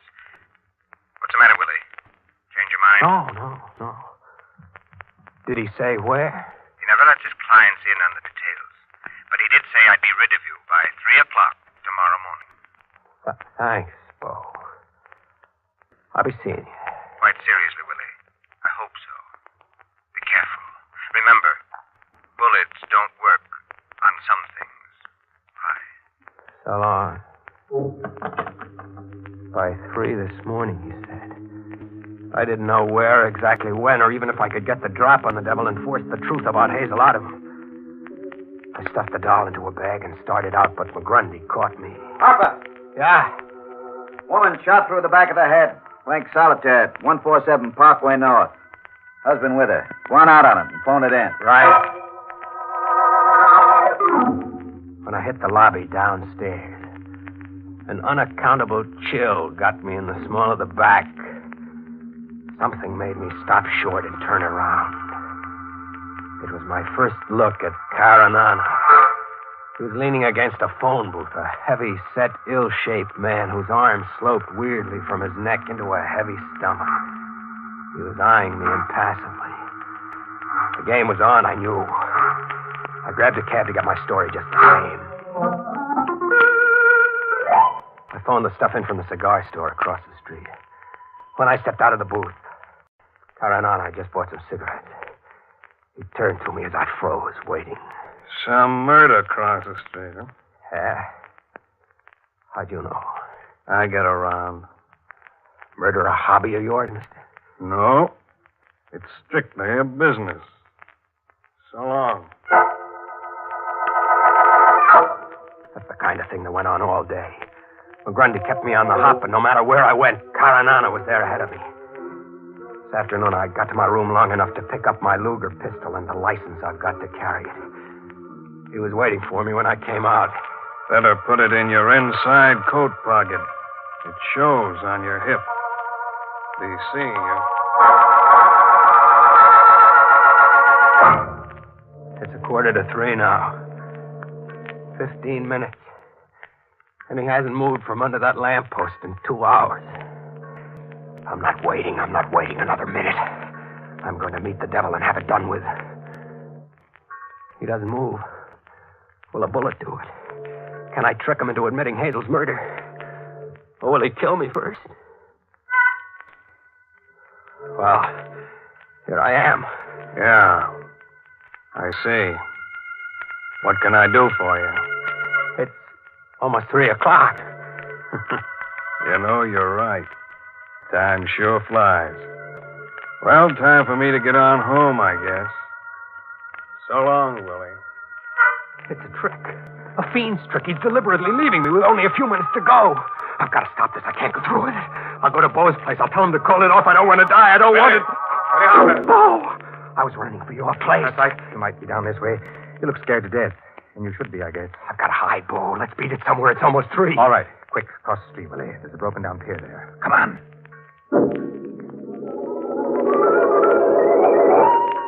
Pretty dark here, Willie. But we're safe for a while. You certainly have worked yourself up. That's the doll you've got there. Yeah. I don't know why I carried it. Glad you did. Got a gun with you? Yeah, my Luger. Let me have it.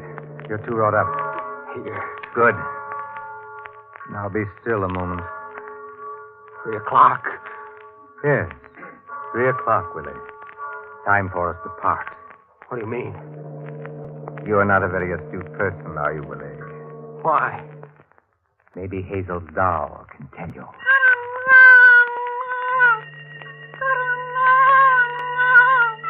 You?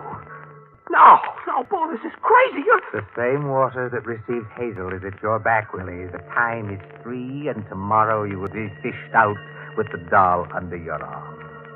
You're Karanana. Quite. Farewell, Willie. Hazel, poor sweet child, learned the same truth by accident. Dirty, filthy little... Farewell, Willie. And you shall take your Stop him, dolly cousin! with you. Stop him! Where? I said drop the kid, cousin! Stop him! No, I will not. Nana never dies.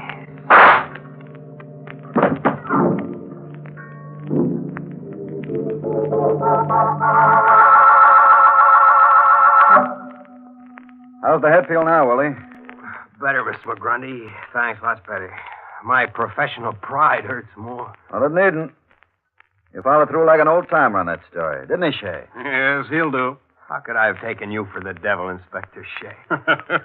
I've been called worse. How did you know where I was going to be and all that? How come you were on hand at the end? Well, I cover the morgue, Willie. When a young guy suddenly decides to claim a nameless corpse, it's time to follow up on it. Well, you seemed okay, but Cousins turned out to be wanted as a professional killer. So you tagged me to get to him? Sure. He was after you, no doubt about that. Oh, there's your doll, Willie. Yeah. Well, I tilt the doll and nothing happens. No sound. Must be broke. I guess she doesn't have to speak anymore, Mr. McGurney. I think the doll is dead.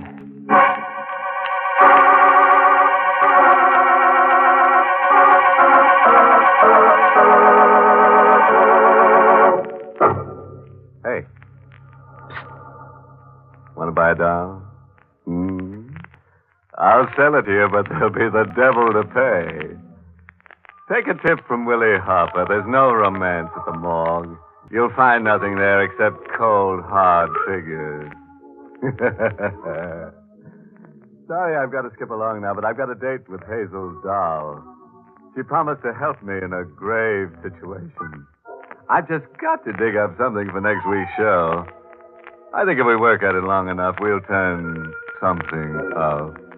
Don't you?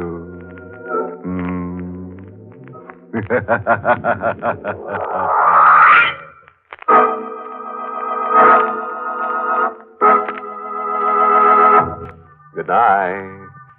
Pleasant dreams.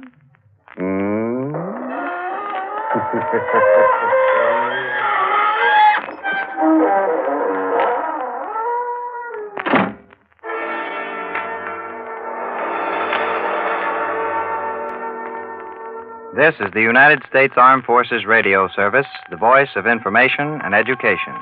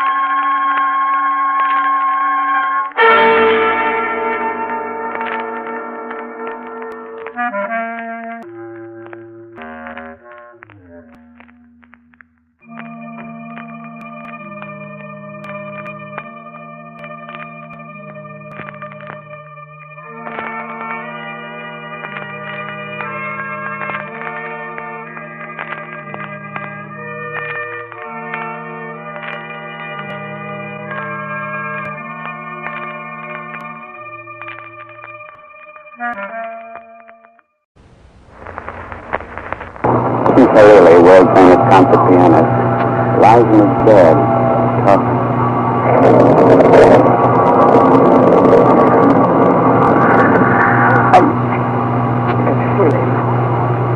There again. The voice. Am I asleep or awake? Why can't I move my arms? I want to move them, but I can't. Why? Who are you? Why don't you leave me alone? Why do you torture me? Making me weak and helpless. Let me go, I tell you, let me go! I must get up! I must!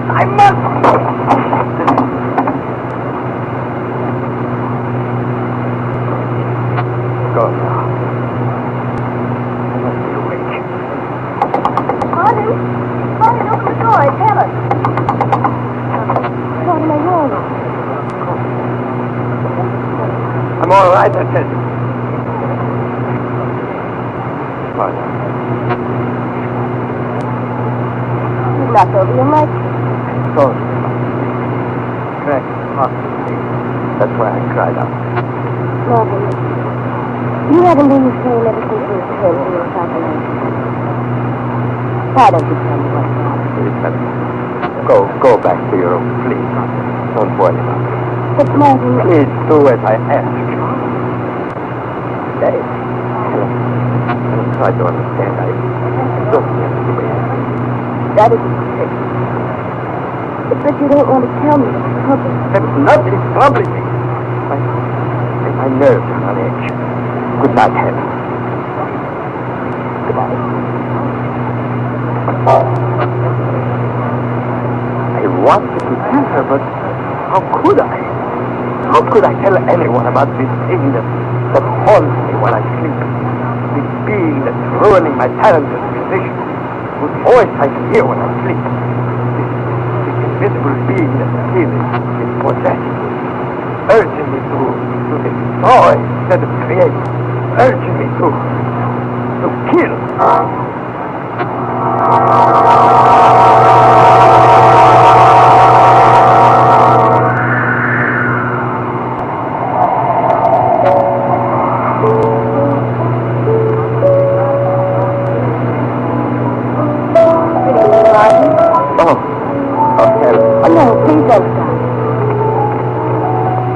You're playing for music.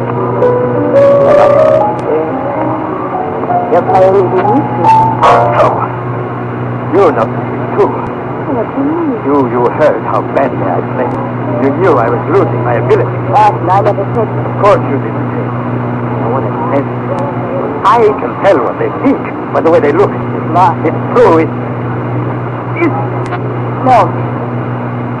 I've never done it. Not even for a moment. Why did you say I'm playing as I used to?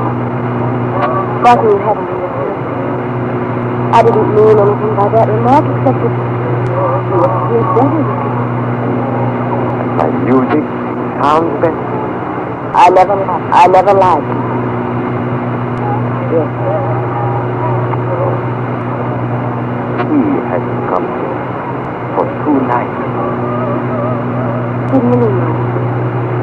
Nothing. Here's myself. Why don't you go on? I will.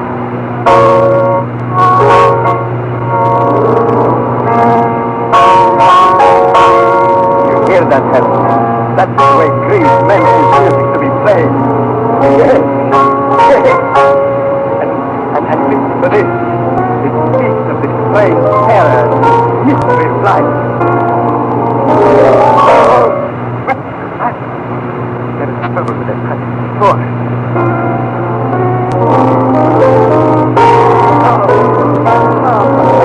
No, I can't play it. But you played that passage 1,000 times. I know, but now I can't. I can't. Oh. Well, only. But I can't play it. You haven't been practicing.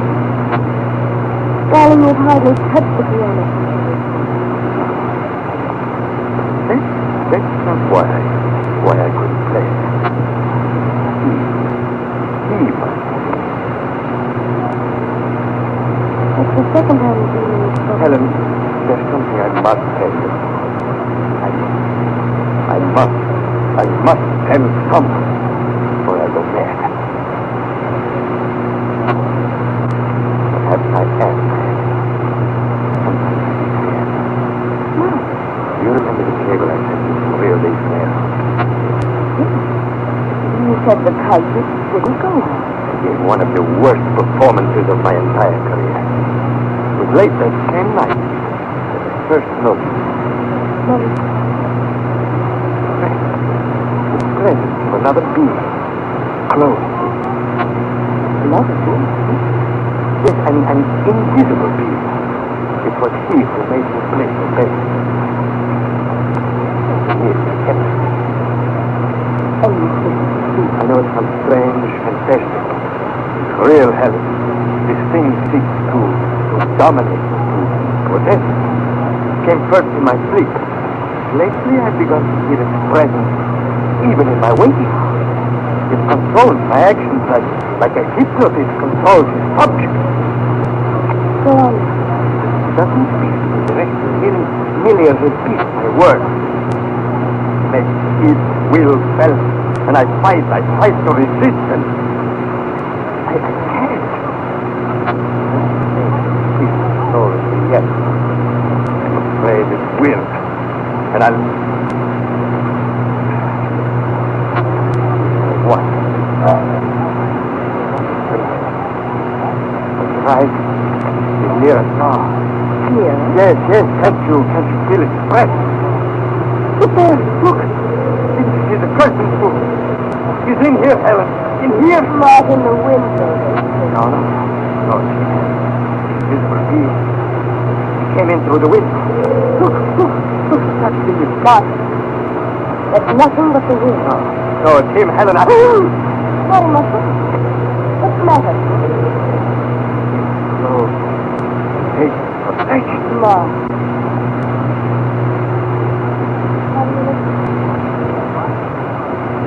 Why don't you answer me? Why are you holding out your hands as though...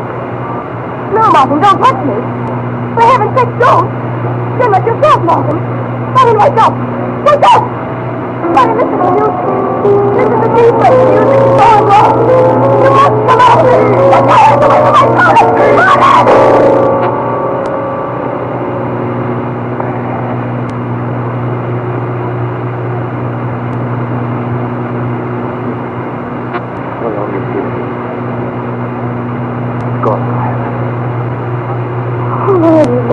Don't throw away from me, Helen. I won't come. Helen, come back. Come back, Helen.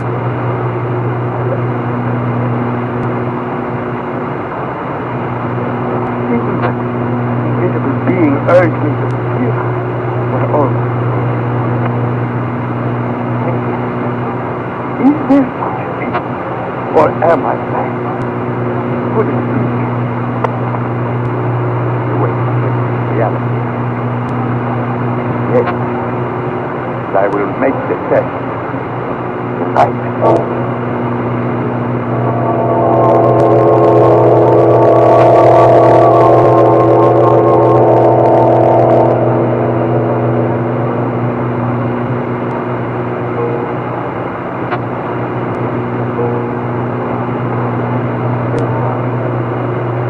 The door is locked. I left the window open. Wind howls tonight. There is a glass of milk on the table. We shall see. I dread going to sleep. I must. Heaven knows what the end usually comes to me when I sleep. Very hard. I must close my eyes.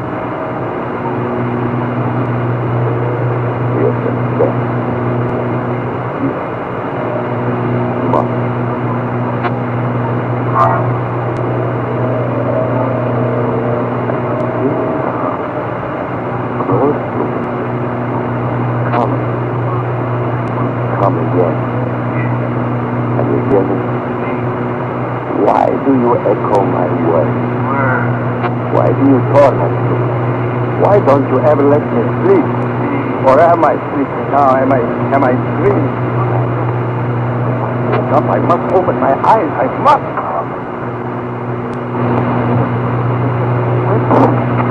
Not a single drop on the table or on the floor.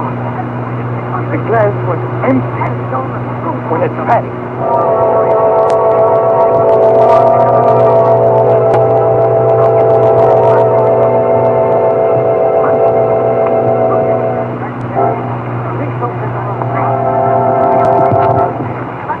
Our Inner Sanctum mystery will continue in just a moment.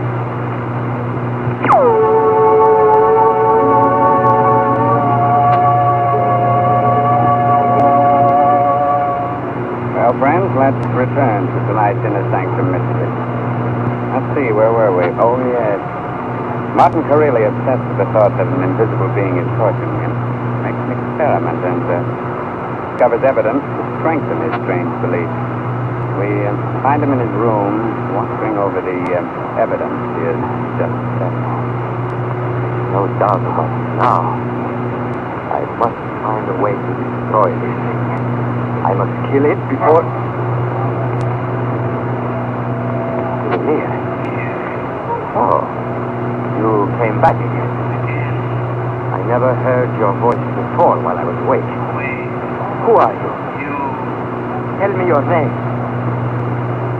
What is your name? Horla. understand what I speak to. Yes. Why have you never spoken to me before? I did not choose.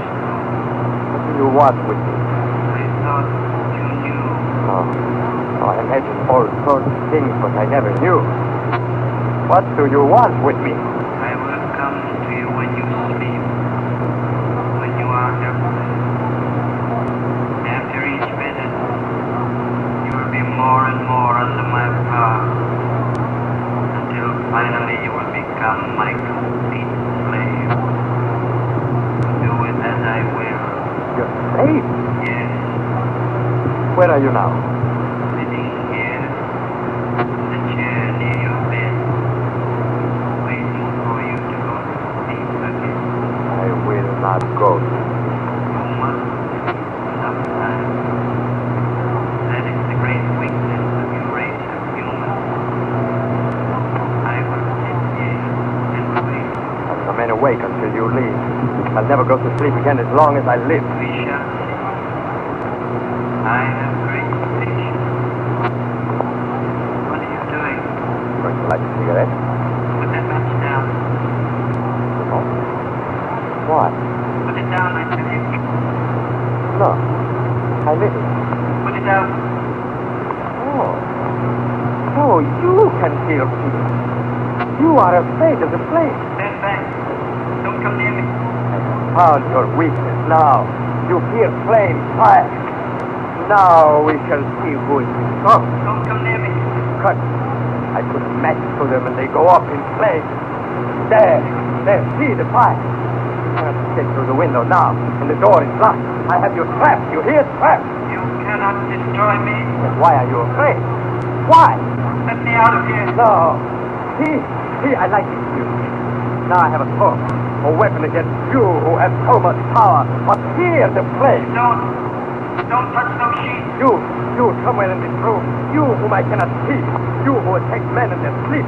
Command them to do your horrible bidding. You are the living spirit of evil. You seek to have men destroy each other so that you can conquer the earth. Let me out of here. Let me out of here. Oh, how many men have pleaded for mercy from you?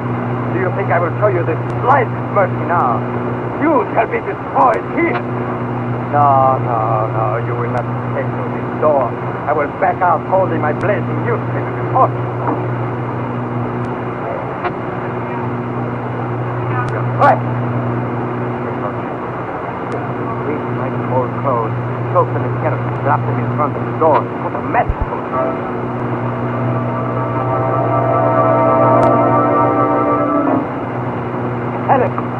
Helen, open the door. Open the door of the house is on fire. What? Hurry, will you? The house is filling with smoke and flames are spreading rapidly.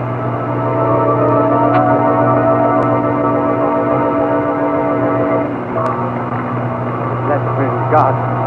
Take here. What? Yes. Are the servants out? They're on the other side of the house. They're all asleep. Where did the fire? In my room.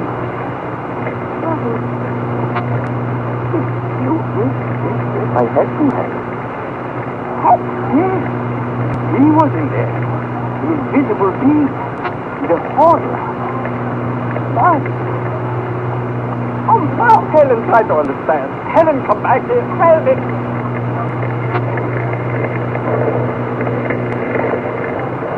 Whipped by the wind. The flame danced madly about the house. By this time, the blazing furnace. Tongues of fire. Red, yellow, orange, blue. Flames leaping high into the air. Light the dark night like a huge, magnificent torch. That suddenly the roof seemed to crumble in between the walls. A pounding flame roared across the ground. Suddenly the whole shot begins to stop. In a moment it comes crashing to the ground.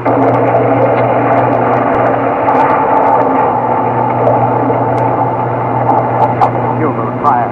A monstrous, magnificent funeral fire. And in it, he who hated and feared the flame is burning. He, my prisoner, the invisible being, the Horla.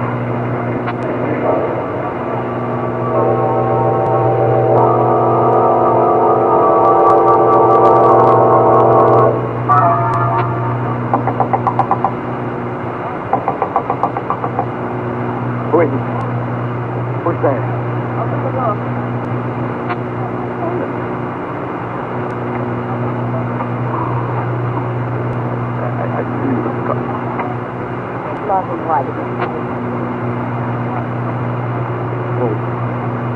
Police are searching. I don't know what they will do. Hiding in alleyways, chase like a bad dog. And I got to check. Ready for sale. Doesn't leave.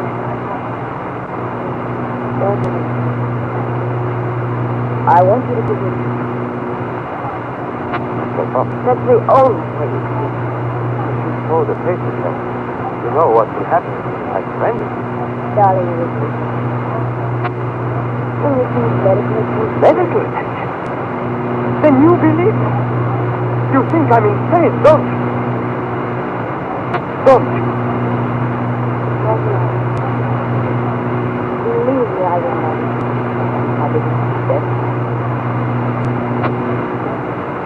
Won't you come with me? Okay. Yes, there was a time when I thought I was. But now I am certain I am not. It's a week, a full 7 days since our house burned down.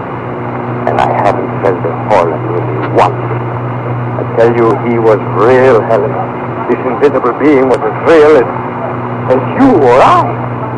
Perhaps. But if that's the case, then you have nothing to fear. The doctors will examine you and find you normal. Oh, Martin, don't you see? You have everything to gain by surrendering. Sure I do. What difference does it make? The only thing that really matters is that the Horla is dead. Yes. Do you feel... What is it now? Never mind. I'll do as you ask. I'll give myself up. Will you go down to the lobby and wait for me? I'll only be a moment. All right.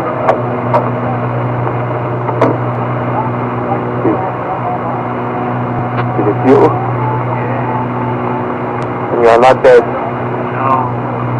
It was all in vain. All in vain. You cannot destroy me. Why do you hesitate? Why don't you go down and join her? Give yourself up. That's what you want me to do, is it? That's the only thing you can do. No. Okay. There is one other alternative. I made up my mind about what I do if you live through that fire. You are going to destroy yourself. Yes. I will not be what you are trying to make me. I will not be your slave. I'd rather die. Martin, put that gun away. Don't try to stop me. Martin! Martin! Oh, Martin, I had to. Exactly what I wanted you to do. The Horla.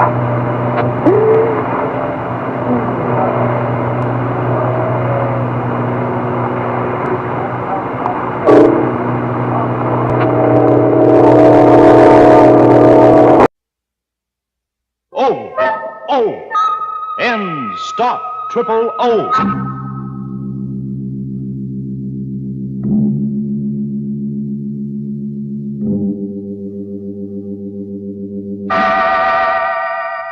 Inner Sanctum Mysteries, brought to you transcribed by High Potency N's, America's most popular, truly effective chlorophyll tablets.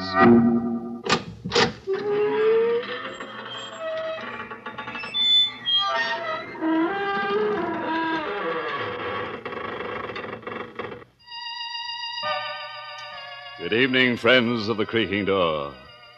This is your host inviting you into the inner sanctum once again. Come in. You're early tonight. The coroner hasn't arrived yet. But it's all right. The corpse is here. Yes, that's him over there in the corner. The slightly decapitated gentleman sitting with his head in his hands.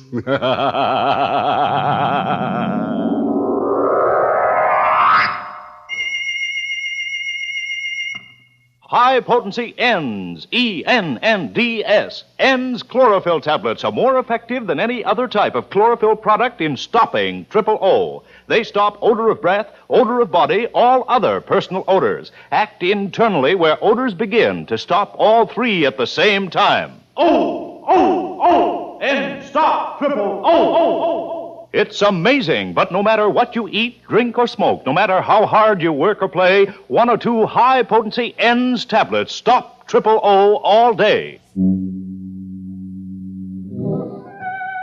All right, friends. Let's gather round and meet that grim reaper, Mr. Macabre. No. Don't try to run away. Lie perfectly still. If you race with Mr. Macabre, you're liable to end up in a dead heat. From the living room of a small house that has seen better days, a single light shines in the early evening. Inside, Grace Denning waits alone for her father to come home. Anxiously lighting one cigarette from the other, she paces the floor until at last she hears his footsteps on the porch stairs. Father? Is that you, Father? Yes, dear. Oh, were you worried about me? Well, you're never this late for dinner. I thought something might have happened to you. You weren't down at the river again, were you, Father? No. Well, where were you? Just downtown. I stopped off for a minute. Grace, why are you staring at me? Well, you look so strange, so frightened. Well, I should be frightened. You know what it's like to live without money week after week, waiting, hoping for a break that never comes. Well, don't worry, darling. Your luck will change. I'm not worried anymore. You got the loan? Yes. From the bank? No. From Dr. Tarleton. Dr. Tarleton? He wouldn't lend you any money. He wouldn't lift a finger to help you. Why not? He's an old friend of mine, isn't he? Well, I wouldn't call him a friend. Not after the way he's treated you all these years. He still hasn't forgiven you for taking Mother away from him. Don't be a fool. Well, he hasn't. He's still in love with her. He told me so. At the funeral. Well, what difference does it make? I've got the money, haven't I? But how did you get it? I told you he lent it to me. Why did he lend you that money? Because I gave him something in return. What? I sold him my brain. What do you mean, Father? I willed it to him in return for the loan. Your brain? Yes. He said it would be of value to him in his experiments. He said the medical school was making a study of men with artistic talents. But you haven't painted for years. Well, Dr. Tarleton didn't really want my brain, Grace. Can't you see? It was just an excuse to torment me. Well, you're not going through with it. I won't let you. You'll have to, Grace. I've gotten the money. Then you'll give it back. I won't let you take it. Here, what are you doing? Holding him up to return that money. Put that phone down. Father, let go. Drive you out of your mind if you accept this loan. Now, let me speak to him. Dr. Tarleton's office. Miss Henry speaking. Hello. Oh, Miss Henry. Is Dr. Tarleton there? Why, who's calling, please? This is Miss Denning, George Denning's daughter. Would you ask the doctor to come to the phone, please? I'm afraid I can't, Miss Denning. Dr. Tarleton is dead.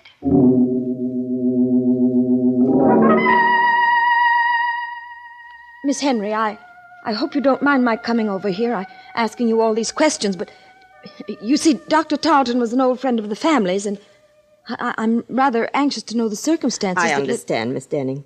Dr. Tarleton often spoke of you and your mother. When did he die, Miss Henry? This afternoon, about 5 o'clock. We can't be sure of the exact time. Nobody was with him when he died. Nobody? As far as we know.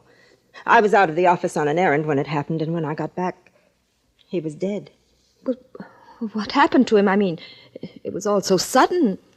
Did he have a heart attack or something? Well, he was subject to dizzy spells, Miss Denning. He probably had one this afternoon. Oh, I see. But I'm not sure that's what caused the accident. Accident? Yes, he fell against the instrument cabinet in his office and broke the glass. The edge of it cut an artery in his neck, and he died before anyone could reach him.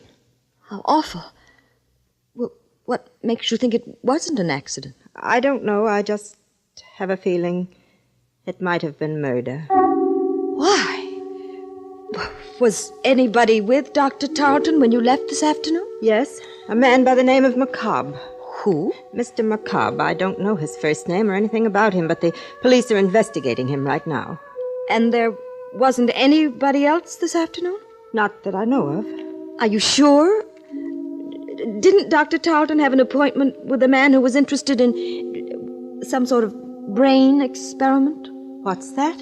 An elderly gentleman, tall, with gray hair and a long, thin face. Why, Miss Denning, that was Mr. McCobb.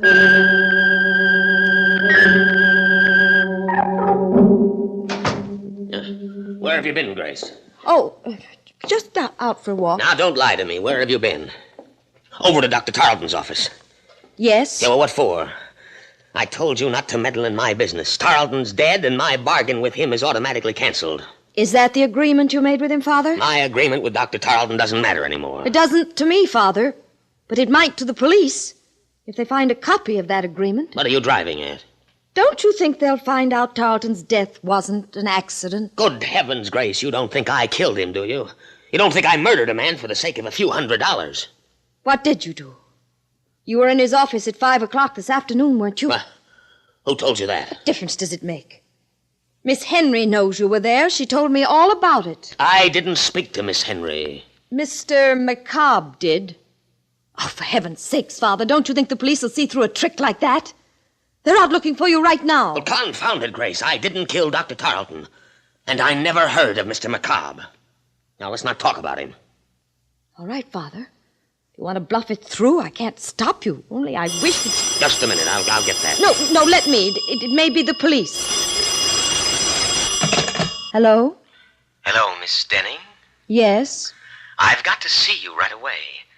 I have something to tell you about the murder of Dr. Tarleton. What do you mean? I can't talk to you over the phone, but if you'll come down to 54 Palmer Street right away, I'll tell you all about it. Come alone, Miss Denning. And come quickly. Just a moment. You haven't told me who you are. Oh, I'm sorry. The name is Mr. McCobb.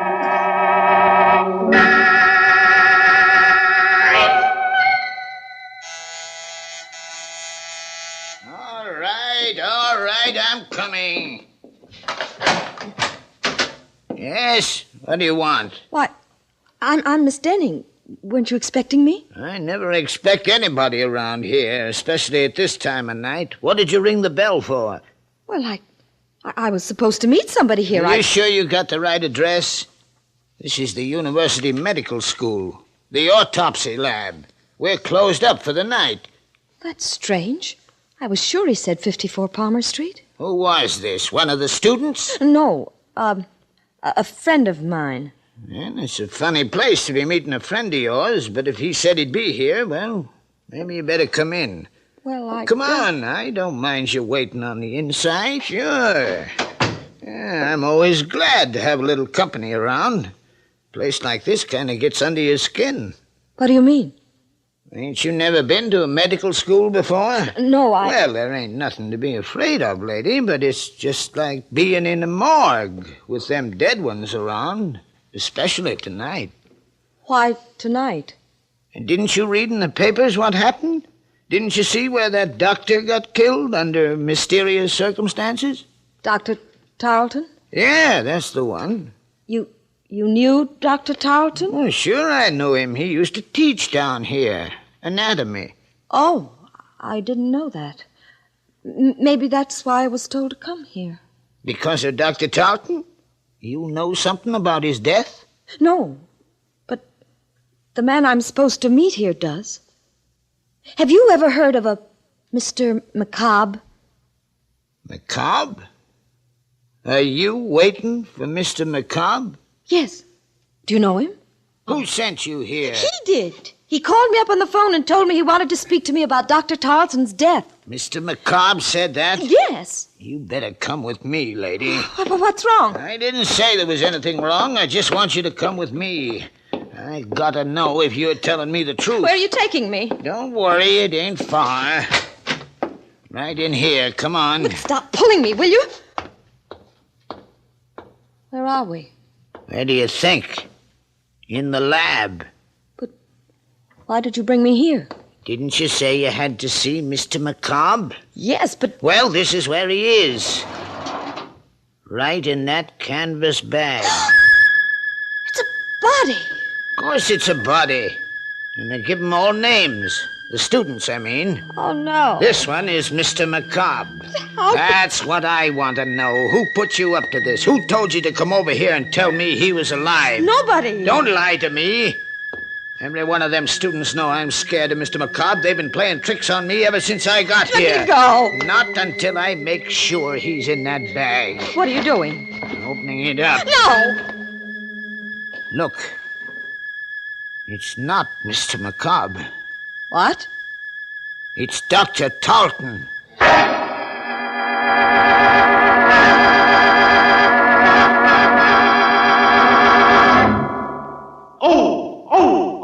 N stop triple O. Yes, high potency N stop triple O. Stop odor of breath, odor of body, other personal odors. All three at the same time. That's important because anyone who comes in contact with the public should take high potency N's chlorophyll tablets as protection against all odor offense. N stop triple O so effectively that just one or two N's tablets keep you fresh as a daisy all over all day. N's make triple O go, go, go.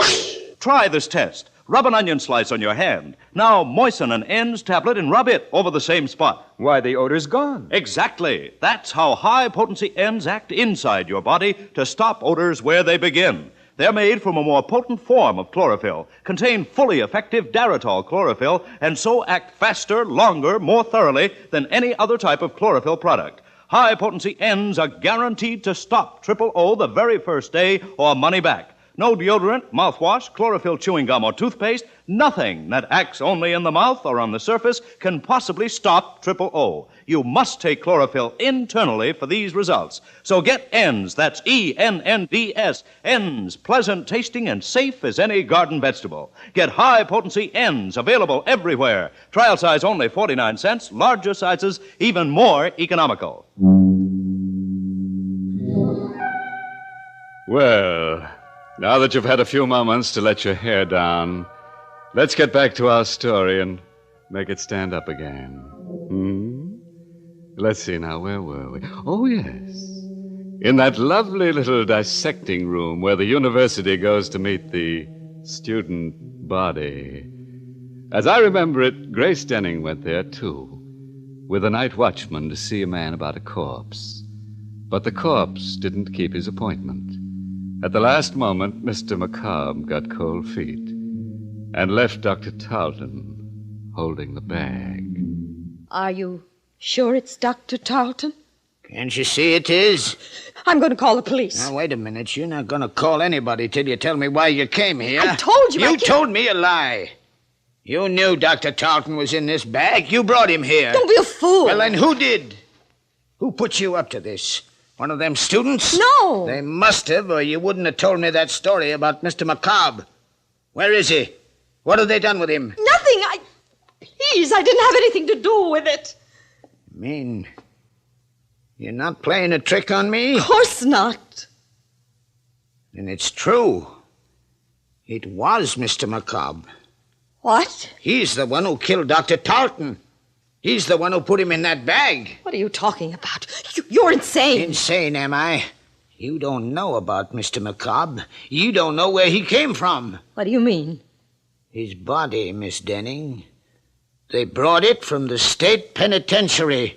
He was a murderer. Stop it! Stop it! No, I can't stop it. Don't you understand? We've got to find him and bring him back before it happens again. Right, there's the phone. Hello? Hello? Is Miss Denning there, please? Just a minute. It's for you, Miss Denning. That call? Yes, here, answer it. Oh. Hello? Hello, Miss Denning? Yes? Tell your father not to worry about the murder. Dr. Tarleton was killed by a woman. A woman who lives at 9 River Road. How do you know? Who is this? Don't you recognize my voice? I'm Mr. McCobb.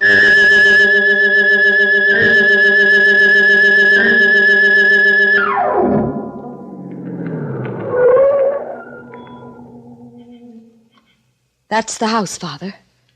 9 River Road. Grace, you're not going in there. I've got to, Father. I've got to know who this woman is. Well, then I'm going with you. No. Please. You stay here. It may be some sort of a trap to find out where you are. I'm better off alone. Well, careful, Grace. Please be careful. If this woman is a murderess... Don't worry, Father. Just stay in the car, and I'll call you if I need you. Well, all right, dear. I'll be right here. Come in, Miss Denning. Miss Henry? Yes, Dr. Tarleton's nurse. Good heavens. How did you know I was at the door? I saw your car drive up. Come in, won't you? But, well, Quick, Miss Denning, come in. I've got to talk to you. What's the matter? Shh, I'll tell you in a minute. Just let me close the door. There. That's better. Now I can speak freely. You act as though you were expecting me, Miss Henry. I was. That's strange. Nobody knew I was coming. Oh, but you're wrong. I had a message saying you were. A message? From whom? Well, he wouldn't give me his name over the phone, but I had a feeling it was Mr. McCobb. Remember? He's the man I told you about at the office, the one the police are looking for. He called you on the phone? About 10 minutes ago. What did he say? Well, he didn't want to talk very much, but he said you were coming over to see me about Dr. Tarleton's death. He said you suspected me of committing the murder. What do you mean? Do you, Miss Denning?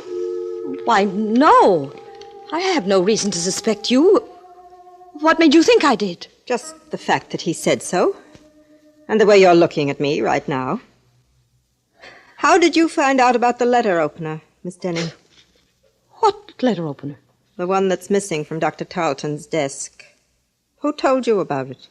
Why, nobody. I didn't know it was missing until you just mentioned it. Then why did you come here? Because Mr. McCobb... Don't blame it on him. He never saw that letter opener. Well, neither did I. I don't even understand what connection it has Don't with... you, Miss Denning? Why would a letter opener be taken from Dr. Tarleton's desk unless it had been used to commit the murder? You mean Dr. Tarleton was stabbed to death? He might have been. The murderer could have stabbed him first and broken the instrument cabinet later to make it look like an accident. Only that isn't the way it happened. How do you know? I know because that letter opener isn't really missing. It's just been mislaid somewhere. And if I had a chance to search the office, I'd probably find it. Why don't you search the office now, Miss Henry? I will, if you'll come with me. All right. I'll come with you. Good. I felt rather peculiar about going down there alone, but if you're with me... Miss Denning. What's the matter? Behind you, look. At the back window. What? I don't see anything. It was there, I tell you. It was there a moment ago. What? A face peering in through the window. It's macabre.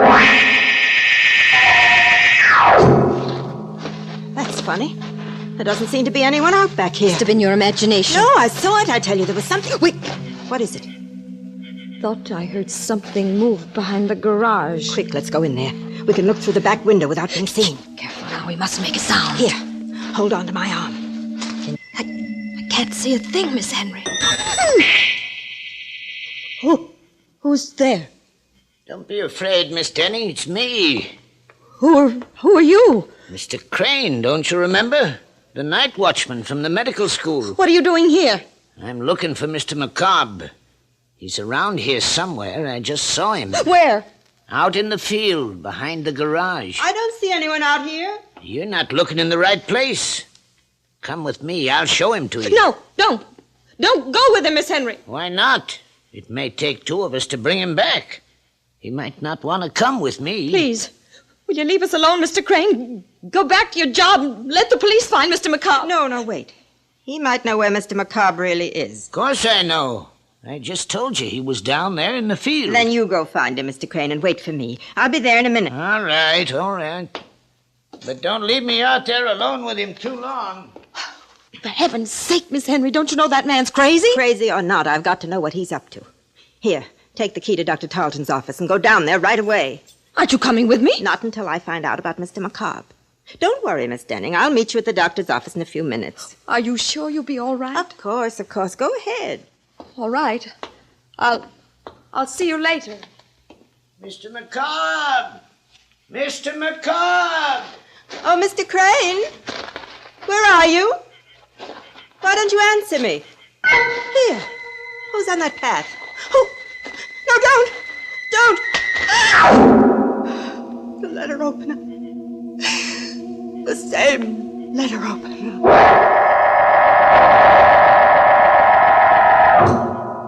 Father? Aren't you in the car, Father? Where are you? It's all right, Grace. I'm here. Oh, where? Right here in the doorway. Why did you think I'd left you? Didn't know where you were. Why didn't you wait for me in the car? Oh, I don't know. I just got tired sitting there. Besides, I thought I heard some voices back in the house. Is anything wrong? No. At least I don't think so. I'll know better after we get to Dr. Tarleton's office. What are you going down there for? A letter opener, Father. I've got to find out if it's really missing. Oh, Grace, will you stop butting into other people's business? But this is our business. Don't you understand? Are you coming with me? Or shall I go alone? No, dear. I'll go with you.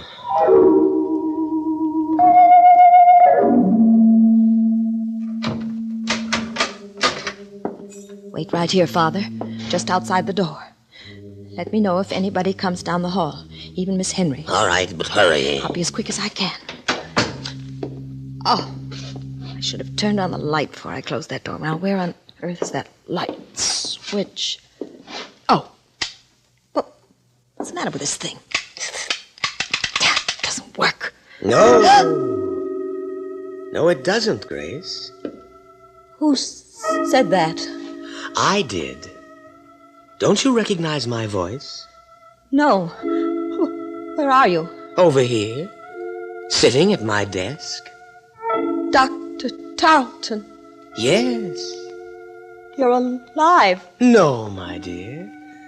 I'm just living on borrowed time for a while. Just long enough to tell the police who murdered me. It's a trick. You're not really dead. No. You shouldn't have come back here to return that letter opener. That was the trap we set for you.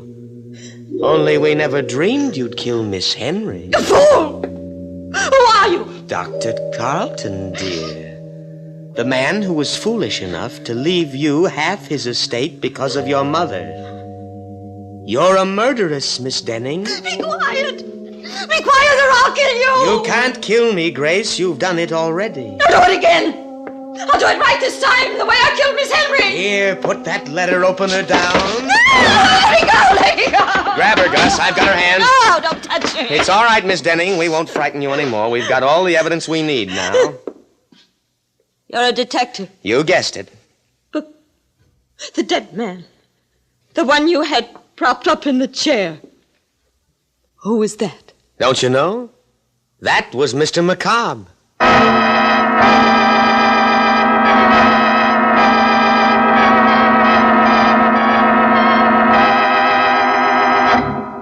Well, that was a corny stunt for McCobb to play.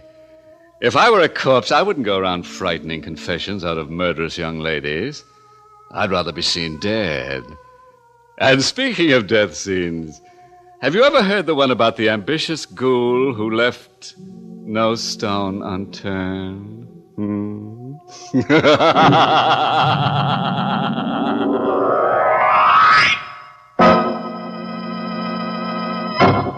Doctors' tests prove that in 9 out of 10 cases, N's definitely stop or amazingly reduce body and breath odor, whether the unpleasant breath originates in the mouth or not. Yes, listen. We tested executives, office workers, factory workers, even in 110-degree heat. After hundreds of examinations, we found high-potency N's chlorophyll tablets stopped O, stopped or amazingly reduced odor of breath, odor of body, other personal odors all at the same time for 9 out of 10 people. Stopped odors inside the body where they begin. There's proof. Just 1 or 2 high-potency N's tablets keep you fresh as a daisy all over, all day.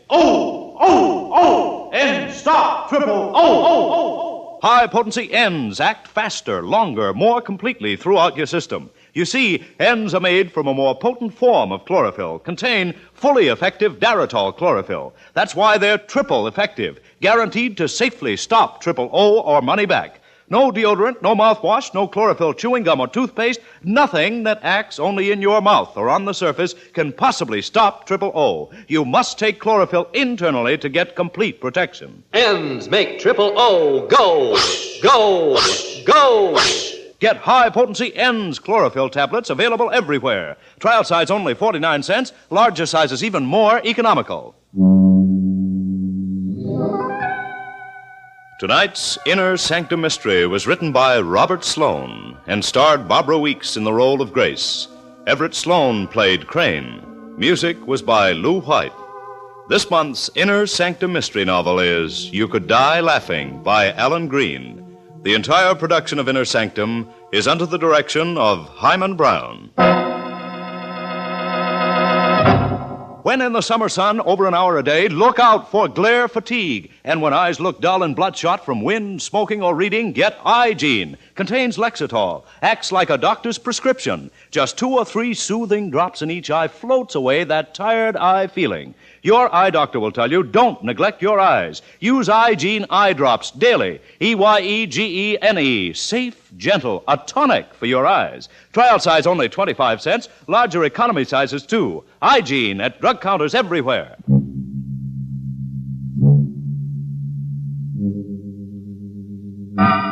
Well, friends, it's time once again to close that creaking door. Until next week at the same time. Next week's happy little horror, entitled Strange Passenger, concerns itself with a bright lad who keeps on killing the same girl over and over again until he realizes that she's taking him for a sleigh ride. You'll be sure to listen, won't you? Until next week, then, good night. Pleasant dreams.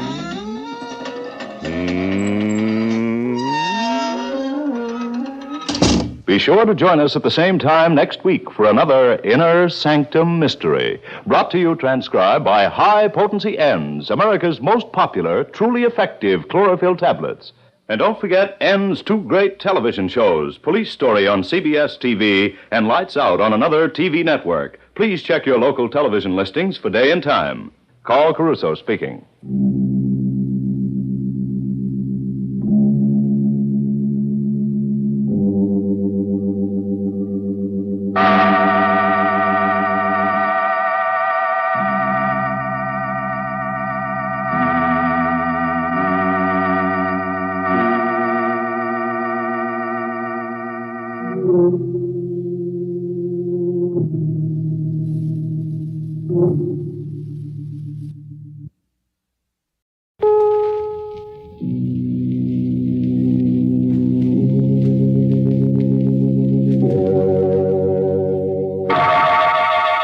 Inner Sanctum Mysteries, brought to you by Bromo Seltzer. Fight headache 3 ways.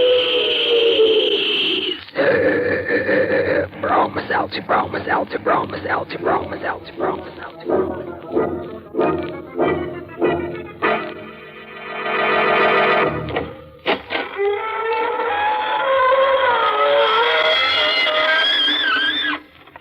Good evening, friends of the Inner Sanctum. This is your host, inviting you through the gory portals of the squeaking door for another soiree with some super-duper supernatural personality. And if you've never met a super-duper supernatural personality, aren't you the lucky one? Because they're devitalized people, usually somewhat dead, with transparent complexions and morbid imaginations. Would you like to become one? You won't have to worry about the high cost of living. And you'll never have to worry about dying, because once you're dead, that little matter will take care of itself. But, why don't I become one? I've got news for you. I am.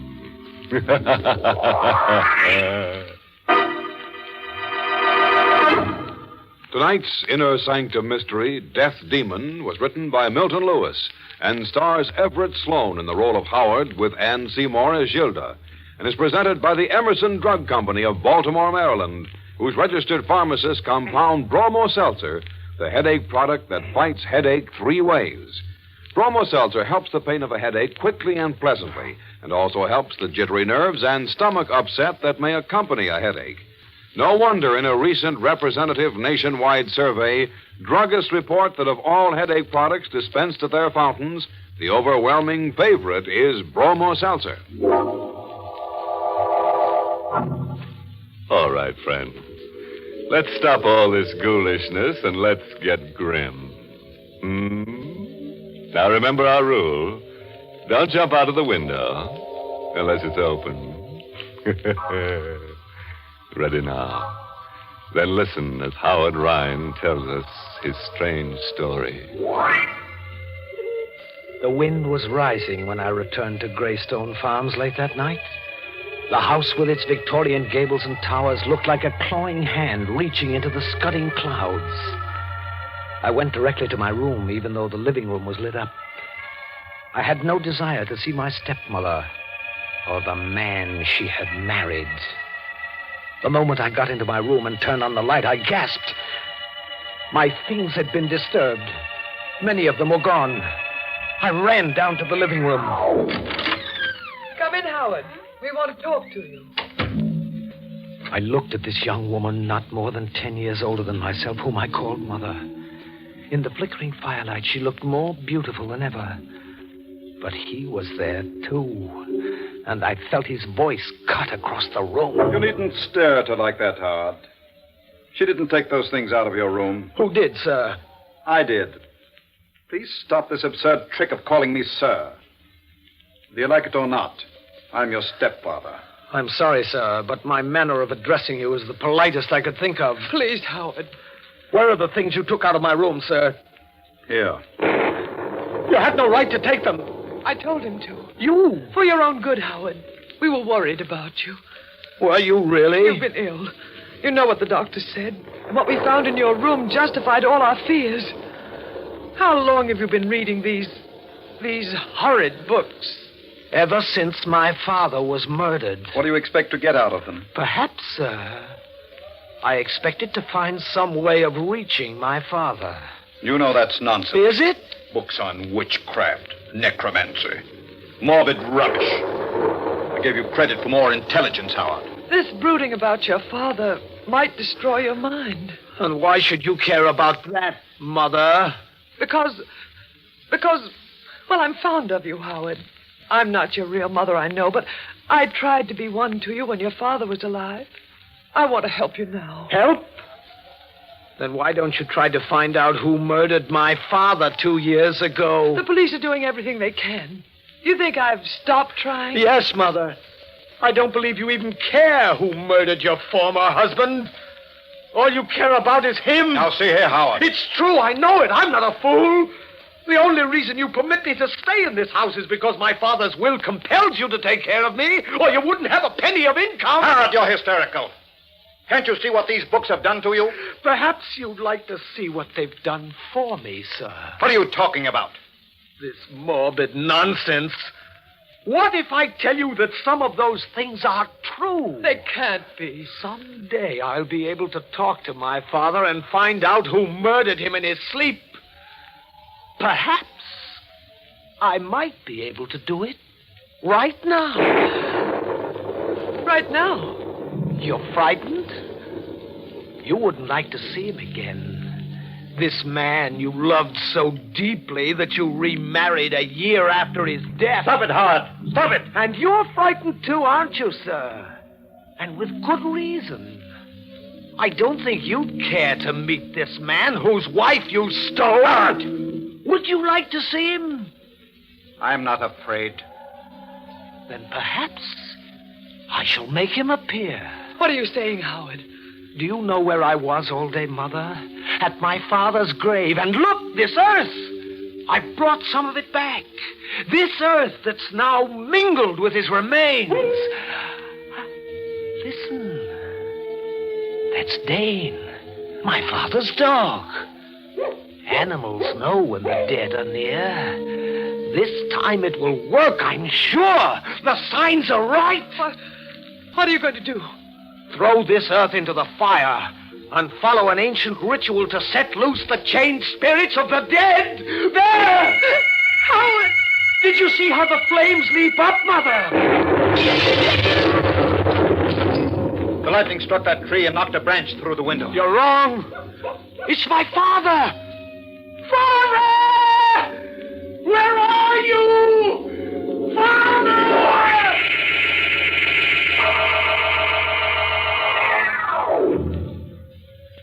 They didn't believe me. But I knew that at that moment my father came back to this earth. They were terrified, both of them, though they tried not to show it. That night I went to my room, listened to the storm howl itself out. But there was no further sign of my father.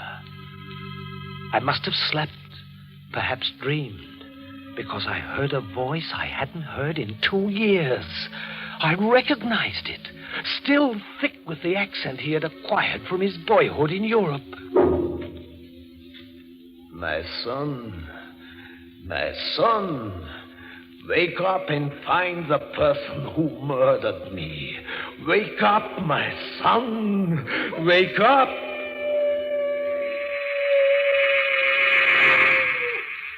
The next thing I knew, I was rubbing my eyes. My room was full of mist, tinted a strange yellow gold by the murky moonlight that filtered through the windows. My father's dog, Dane, was tugging at my leg. He was trying to lead me out of the room. I followed him through the halls of that huge silent house to my father's study. It had been locked up since he died, and no one ever used it since. But when I tried the handle this night, the door opened, as though being pulled by some unknown force. Mist and moonlight crept into the study, lit the dust and cobwebs and shadowy furnishings with an eerie light. And then something crashed.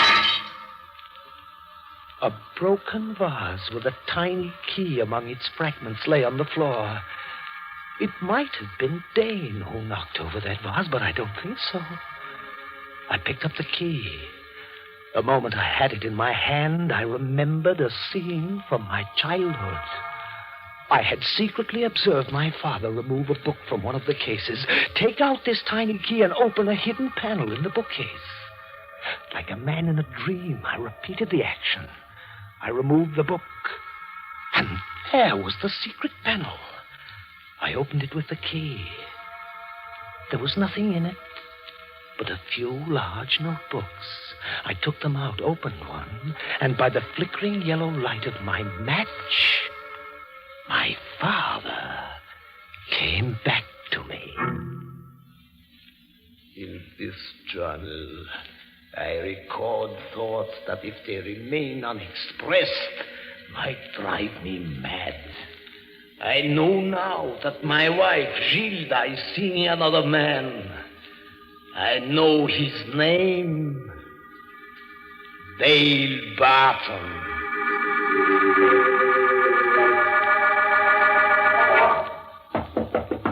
Howard! Howard, open the door. Please. What do you want, Mother? Just to see you. I've been worried about you. Really? Why? You've been locked in this room for the last 2 days. Here, I have brought you some food. Thank you. Where is your husband? He had to drive to town. Howard, you can't go on like this. You love him very much, don't you? I wouldn't have married him if I didn't. You love him more than you loved my father? Please, there's no point in discussing this. Your father's dead, and that's all past. Not quite dead. In fact, he's very close to us at this moment. Close? Yes. So close that he can reach out and touch you. Howard, let go of my hand. You don't believe me, Mother. This is all nonsense. Is it? What would you do if I told you that my father is holding your hand this very minute? What would you do if I told you that he has taken possession of my body? Howard, you're ill. You don't know what you're saying. Did you know Dale Barton before my father was murdered? No. I only met him after your father died. You lie. his voice. You had been seeing Dale Barton for months. I know. I followed you. No. I talked to you about it the day before I died. You swore he meant nothing to you. Let go of me. Let go. Did you kill me? No. Answer me. Did you murder me? You once said you hated me. Let go of me, please. You said you loved me even on the day I was murdered. You're hurting me. Did you murder me? Was it because of him? Tell me. Help me. He's going to murder me. Help me, someone. Here, you crazy fool. What's going on here? Dale, help me. He wants to kill me. Howard, let go of her. No. She's mine. No. Dale. Oh, Dale. Come, Gilda. I'll take you out of here. He led her out of the room while I lay on the floor. Had she murdered my father? Had he? I knew at last I had the means of finding out.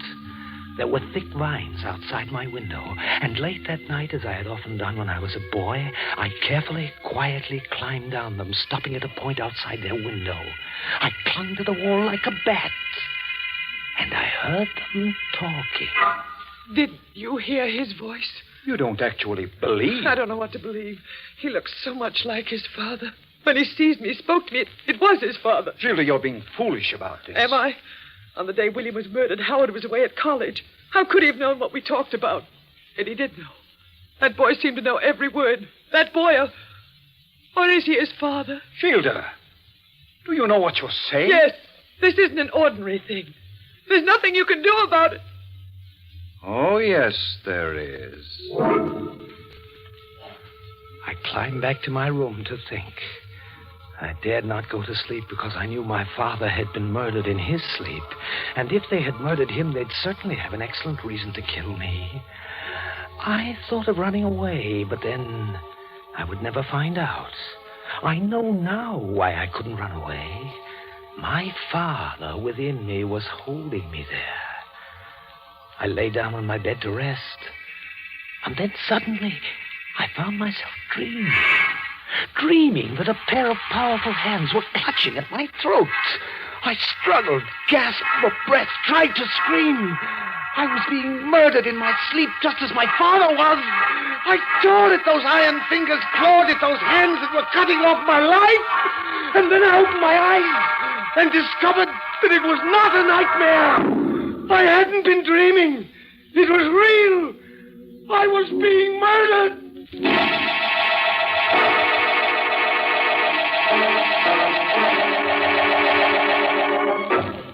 You are listening to Inner Sanctum, brought to you by...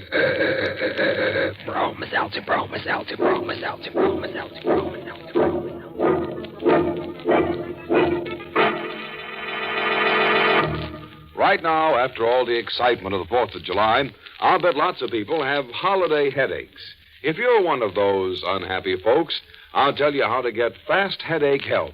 Just take a sparkling, refreshing glass of Bromo Seltzer. You'll find that Bromo Seltzer fights headache 3 ways fast. First, Bromo Seltzer helps the pain of a headache and does it quickly and pleasantly. Second, Bromo Seltzer helps calm, jumpy, jangled nerves. Third, Bromo Seltzer helps soothe an upset stomach. And since stomach upset and jittery nerves may team up with an ordinary headache, it makes a lot of sense to insist on Bromo Seltzer, the headache help that's famous for fighting headache 3 ways. Bromo Seltzer is a favorite help all year round because it's so refreshing and pleasant tasting. Ask at your druggist's fountain or counter for speedy, economical... Bromo Seltzer, Bromo Seltzer, Bromo Seltzer, Bromo Seltzer, Bromo Seltzer, Bromo Seltzer.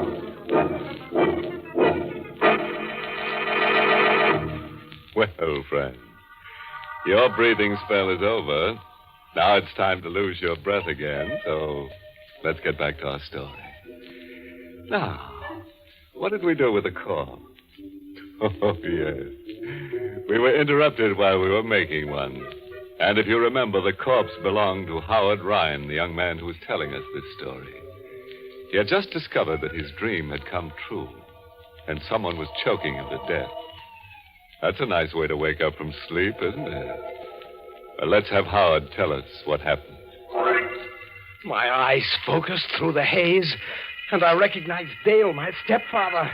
They were his hands that were around my neck. Suddenly I heard Dane bark, and the door flew open, and like a writhing cannon shell, the dog flew through the air at the throat of my stepfather. A moment later, I felt his hands release me as he shouted. Stop him! Don't walk hard! Just kill me! I'll kill you! For a moment, I did nothing. I knew I wanted him to die, but I still wasn't sure if he had killed my father. I suppose I was a fool, but I yelled, Dane, stop it! Down, Dane, down! Here, Dane, come here. Why? Who opened the door? I want to get out of here. Not yet. Why? Are you going to turn that dog loose on me again? Perhaps. You want to kill me? You tried to kill me. Kill you if you lost your mind completely. I woke up with your hands around my throat. You're insane. I was trying to pick you up from the floor. You're lying! I'm not. I heard you moaning and screaming, and I came up to see what was wrong. I found you on the floor. You were having a nightmare. Was I? Of course. Why should I want to kill you? Because I may find out how you murdered my father.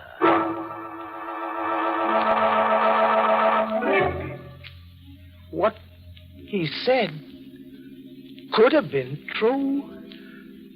I had had little sleep for a long time, and his attack on me could have been a nightmare. I could never be certain. But to protect myself, I kept a gun with me at all times. I read and reread the journals of my father, which I had found. More and more often, it was his voice that came out of my mouth, his thoughts that filled my mind. And then came the night when I found out the truth. Good evening, Howard. What are you doing in my room, sir? I came to have a talk with you. Dane! Dane! There's no use calling for your dog. You'll never see him again. What did you do with him? What should have been done long ago. What have you got there? A knife. And it's quite sharp. Quite suited to the purpose I intend it for. You came to kill me. Did my mother put you up to this? No. As a matter of fact, your stepmother is in town right now. We two are quite alone. I see. You've always hated me, haven't you, Howard? Yes, sir. I suppose you can't help it. Your stepmother's a very beautiful woman. She has nothing to do with us. Makes very little difference. Fact of the matter is that you become dangerously psychopathic.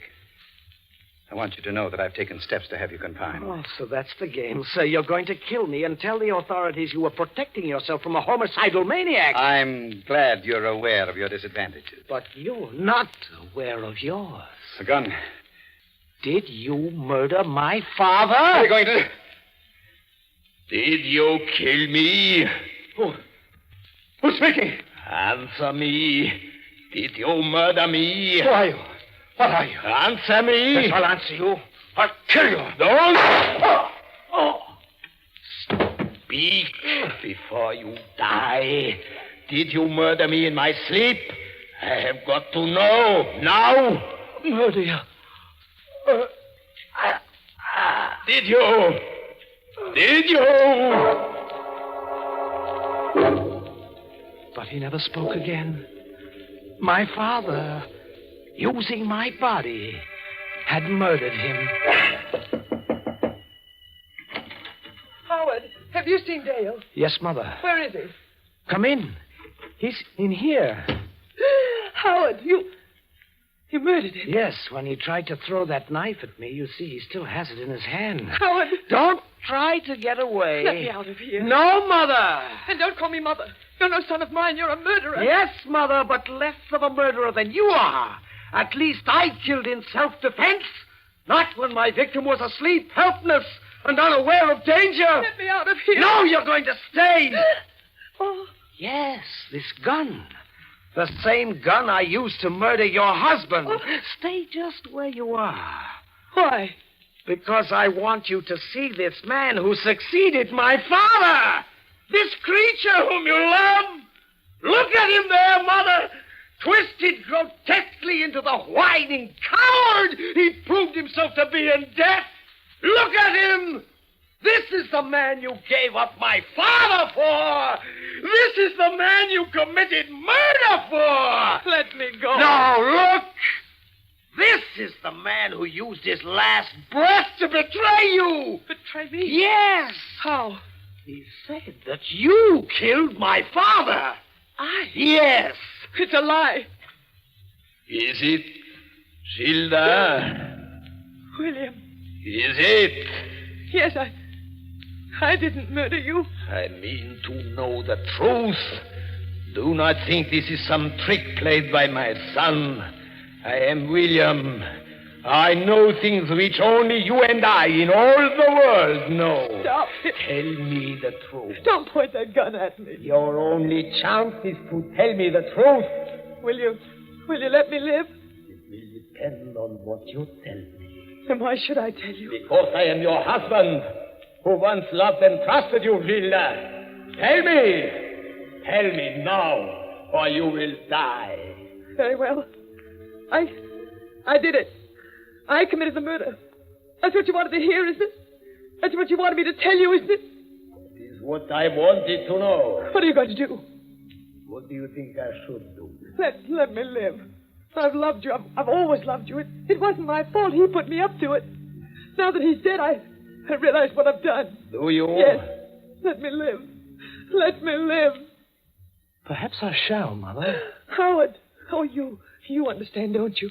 It's just as it happened with you and your father. So it happened with Dale and myself. You won't do anything to me, will you? I'm not your real mother, I know, but I have loved you, Howard. You know I've loved you, and I still love you. Tell me one thing. Was he as guilty as you? Yes, it was really all his fault. Then come with me, Gilda. We're going to the police.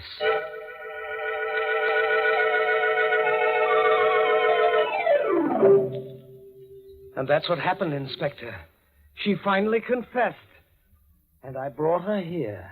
Have you anything to say, ma'am? Yes, Inspector. Well? Everything I told my stepson. Every word of my confession was a lie. Mother! This boy's insane. He's been out of his mind ever since his father was murdered.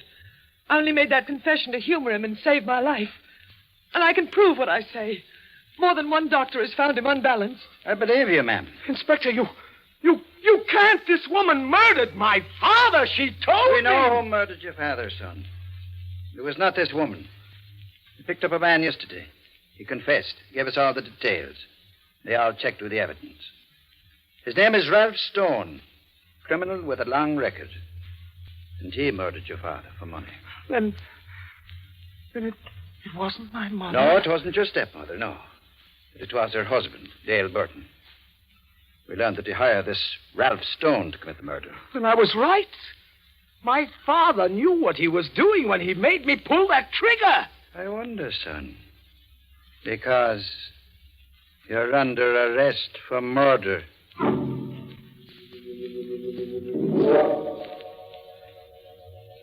I kept telling them that I didn't murder Dale Barton. I didn't pull that trigger. It was my father who murdered him. They don't believe me. But it has to be right, you see. How could Father have known Dale was guilty without supernatural knowledge? My father still lives inside of me. And sometimes he talks.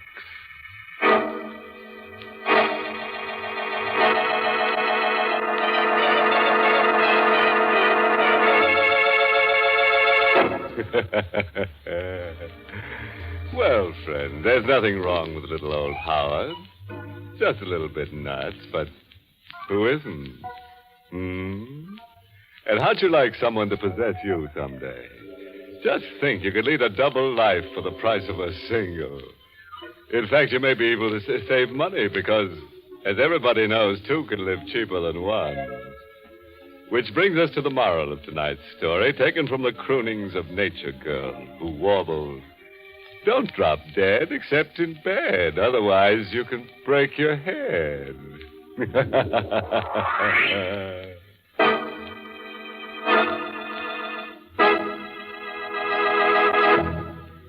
It's common knowledge, I suppose, that jittery nerves can help to cause a miserable headache.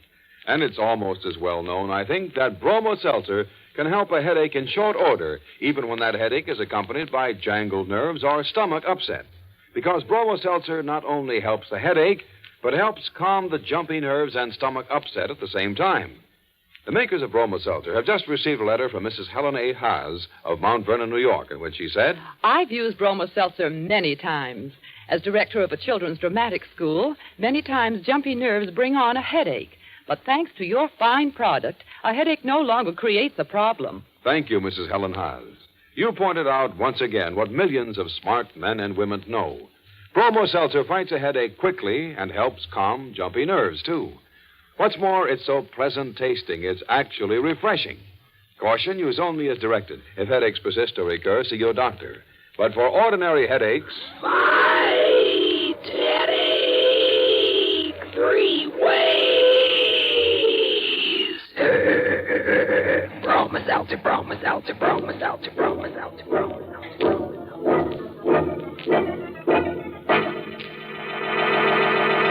Well, it's time to close that squeaking door for another 7-day rest. Until next week at this time, when Bromo Seltzer brings you another Inner Sanctum mystery directed by Hyman Brown. Oh, by the way, this month's Inner Sanctum mystery novel is Report for a Corpse by Henry Kane. Next week's tale is titled Death is a Magician.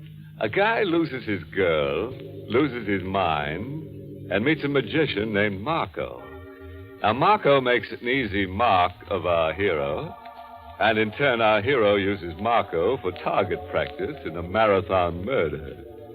Marco, you see, just won't stay dead. Sound scramble. See us next Monday, friends, and we guarantee to scramble you some, too. Until then, good night. Pleasant dreams.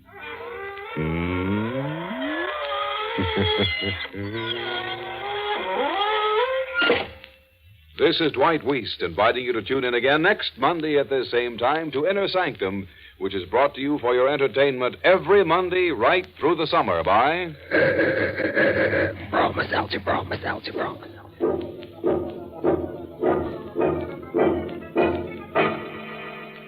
This is CBS, where 99 million people gather every week, the Columbia Broadcasting System.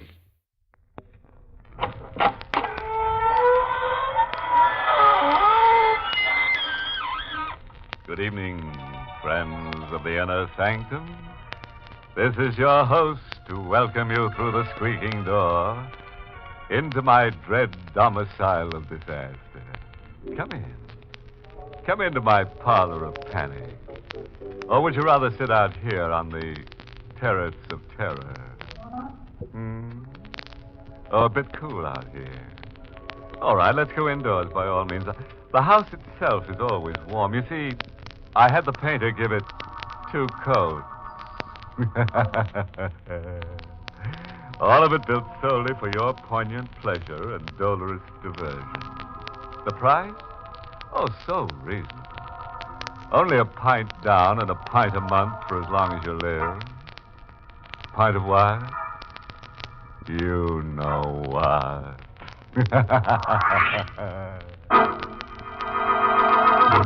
Tonight's Inner Sanctum mystery, The Eyes of My Murderer, was written by Emil Tepperman and stars Donald Buca in the role of Barry with Charlotte Holland as Carolyn. Now, let's get down to business.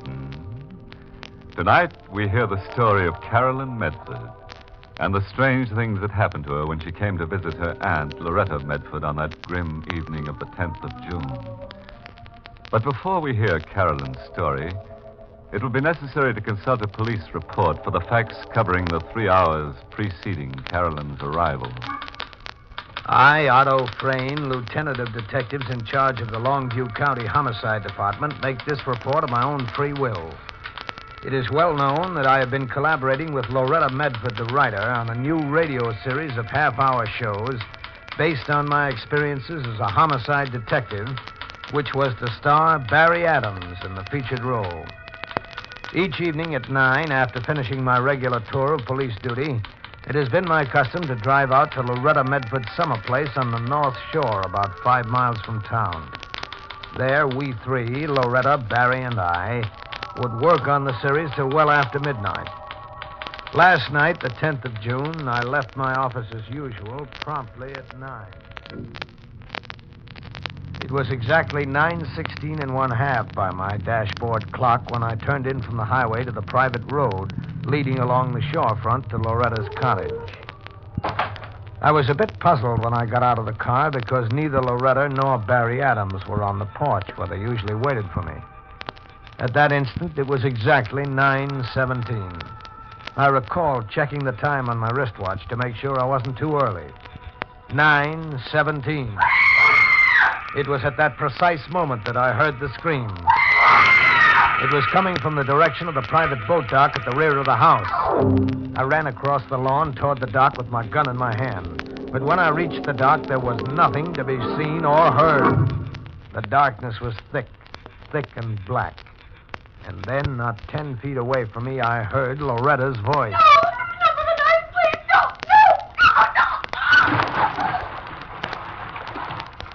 I couldn't see anything, and yet I knew someone was here, someone who had just stabbed Loretta to death and cast her body off the dock, someone who probably still had a bloody knife in his hand. Then I saw him. He was only a couple of feet away from me, just a blur in the night, too dark to see his face. But when he spoke, I knew him. That you, Otto? Barry. Barry Adams. What happened, Otto? For heaven's sake, tell me what happened. Suppose you tell me what happened. That was Loretta. Yes, I know it was Loretta. Well, why are we standing here? Why don't we look for her, try to help her? You know there's no use looking for her. Her body went over the side, and you know the current here is strong enough to carry her right out to sea. She was murdered right here in the dark, and I wasn't 10 feet away. Were you that far away? What? What did you say? Why did you kill her, Barry? Don't be a fool, Otto.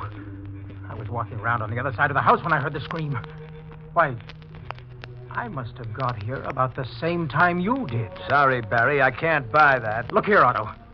You know I'm going to marry Carolyn, don't you? Yes, I know you're going to marry Carolyn. Well, then how can you imagine I'd kill her out? It's no use, Barry. You can't talk yourself out of it. You've got to be the killer. There's no one else here on the dock. What about you? What? You're on the dock. I just got here. So you say.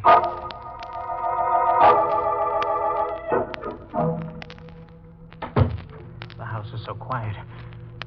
Hadn't we better wake up Mrs. Finch? Later. We take a look in Loretta's library just to You make... don't have to keep that gun stuck in my back. Go on. Open the door. I can't. What's the matter with you? I have a feeling we'll see Loretta in there. As always, at the dictating machine, with a cigarette between her lips. That's your conscience. I've seen lots of murderers. Their conscience usually gets them shortly after the crime. I didn't kill her. If Loretta were here, she'd tell us. But she isn't. She's out in the sea, wet and cold, No. with seaweed clinging to her, and your knife still in her throat. Stop it! Stop it! Well, will you open that door? All right.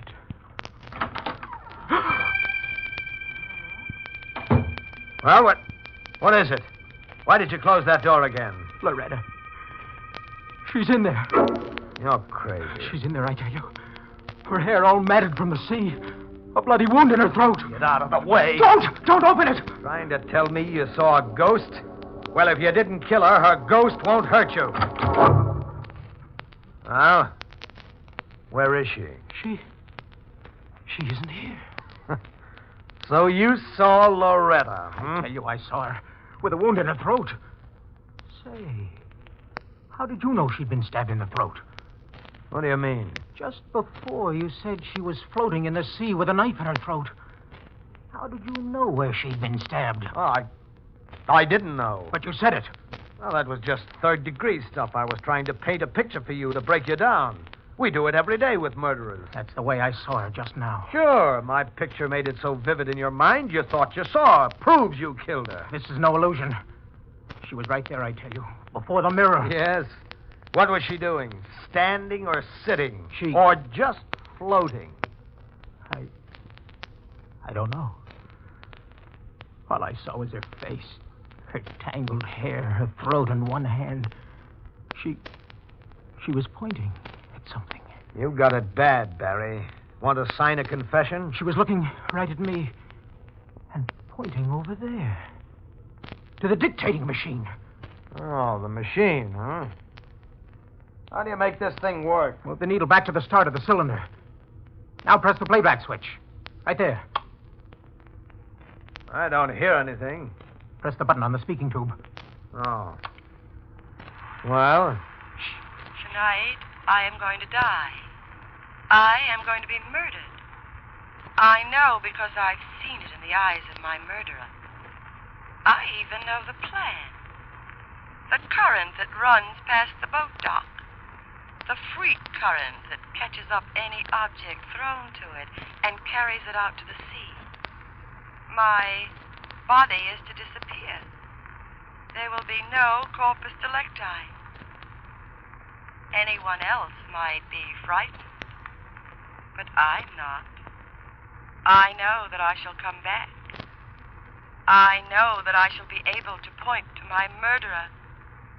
And what's more important, protect Carolyn. Yes, Carolyn is next. That's the end. The end of the record. Good heavens, Arthur. She knew she was going to be murdered, and she knew the killer. She said she'd come back. Well, she's dead. But she did come back. She pointed at the dictating machine, and Carolyn's in danger, too. Good heavens. She's coming in on the midnight train. I've got to meet her. I'll have to leave now. You're not going anywhere, Barry. I'm arresting you for the murder of Loretta Medford. You can't do that, Otto. Who'll meet Carolyn? Don't worry about that. After I get you safely in a cell, I'll meet your Carolyn for you. You want to get me out of the way, in a cell, so you can meet Carolyn and kill her, too. You're the killer. Now, look, that kind of talk won't get you anywhere. I won't let you do it. I'm getting out of here, see? Now! I won't let you kill Carolyn! Stop! Stop or I'll shoot! What? Loretta! I must have been mistaken. Imagine it. I let Barry get away. I'll never find him in the dark. That voice could have sworn. Good evening, Lieutenant Strain. And what is it that you could have sworn? Mrs. Finch. Please excuse the night clothes. I was rudely awakened in the midst of a troubled sleep. Mrs. Finch, did you just call out to me just now? Did you say, don't shoot, Otto? I'd not be likely to say such a thing to you, Lieutenant Frayne. And was it Mr. Barry you were going to shoot, whom I just saw scooting out of here like a streak of lightning? I don't understand a thing like this. A thing like what? I just heard, or thought I heard, Loretta Medford say something to me. And not being Scotch like me, you don't understand how it was that a dead woman spoke to you. How did you know she was dead? You needn't become so excited. It was in my sleep I saw. You saw her in your sleep? Yes, and it troubled me so that I awoke. She came before me with her hair all dank and tangled, and the salt water glistening on her face in the dark, and her throat bleeding and raw. You saw her like that? Oh, yes. And she spoke to me. I don't believe you. I don't believe in such things. You don't, eh? Then who was it that spoke to you a moment ago and told you not to shoot? I don't know.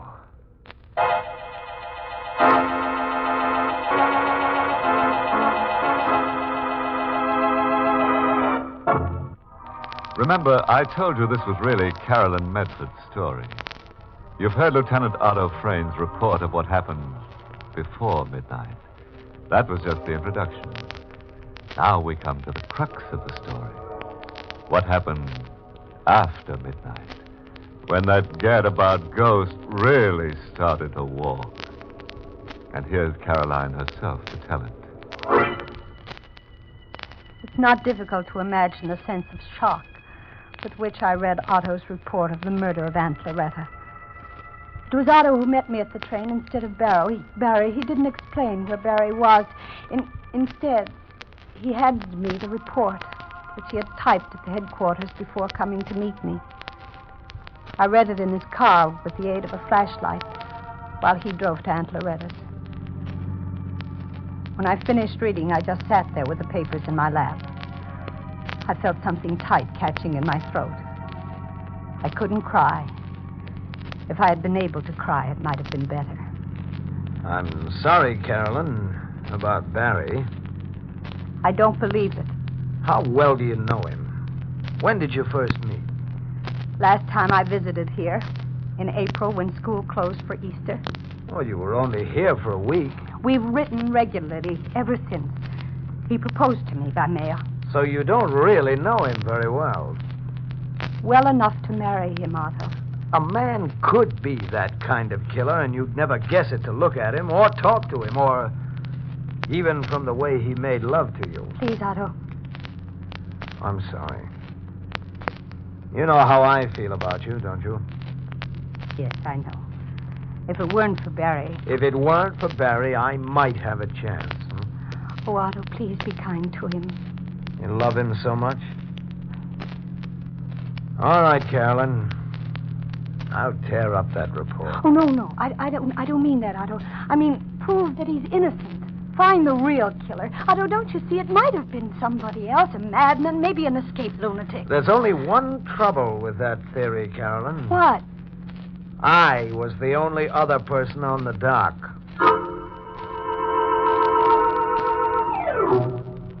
The cottage was brilliant with lights in every room when we arrived, as if to drive away evil spirits and ghosts. I was so tired and numb from the long train ride and from the shattering news I had heard that I stood with my eyes half closed while Otto rang the bell and Mrs. Finch opened the door. Come in, Miss Carolyn. Oh, come in, Lieutenant. My men all gone? Yes, they left a little while ago. Oh, Miss Carolyn, you look exhausted.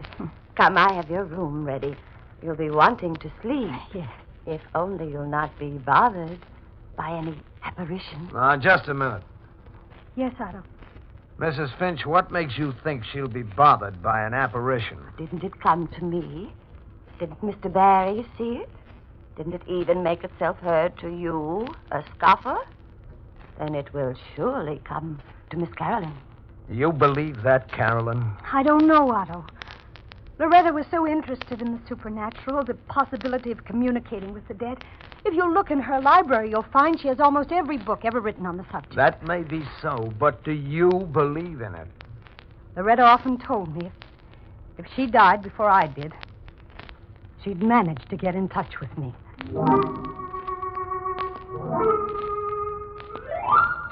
Mrs. Finch, who could have hated Loretta enough to kill her? Don't bother your pretty head with that now.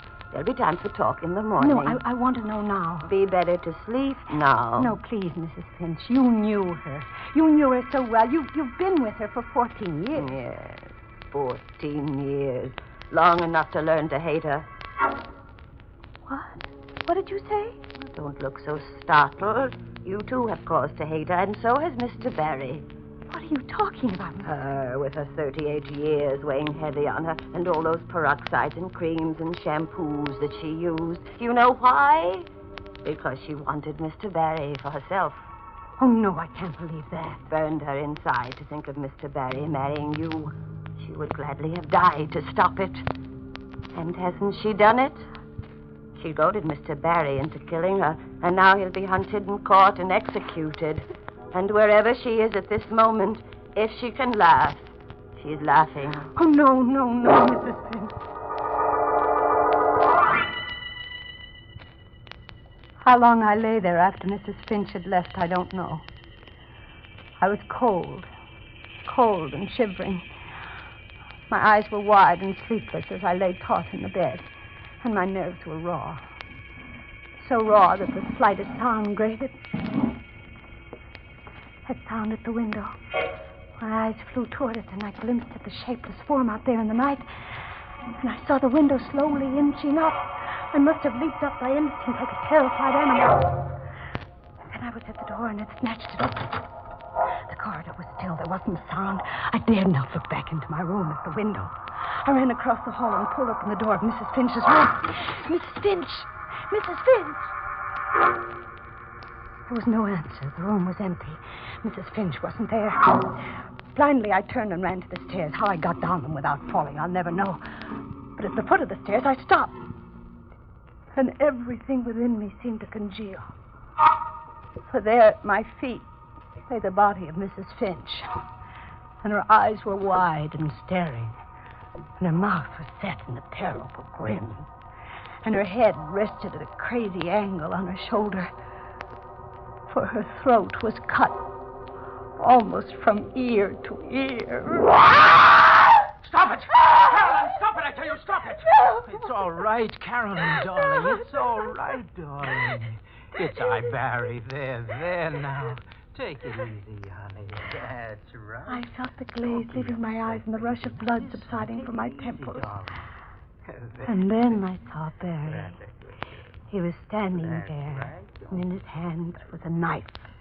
And blood was dripping from the blade. Now, take it easy, Carolyn. Barry, the knife you killed. Oh, I didn't kill Mrs. Finch. I just picked the knife up in the kitchen. The killer must have thrown it away. Who's that? It's Otto. He must have heard me scream. He was watching for you outside in his car. I've got to get away, Carolyn. Why are you looking at me like that? You don't think I killed Mrs. Finch? Or Loretta? Oh, what's that? Stand still, Barry, or I'll shoot to kill. Now, don't move while I climb in through this window. Otto! All right, Barry. Drop the knife. Well, can you talk your way out of this one? Now, look here, Otto. They stood there arguing, and I didn't know what they were saying. I only felt a great and terrible weariness, as if I had had enough of living, and would welcome death if only it meant sleep and rest.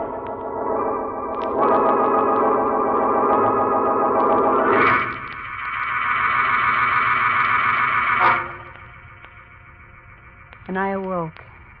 Everything was still. I must have fainted. I realized with a shock where I was. I was in Loretta's bedroom. Her bedroom, which adjoined the library. I pushed myself off the bed and went over to the library door. I could hear Barry and Otto talking in the library. Their voices were heated.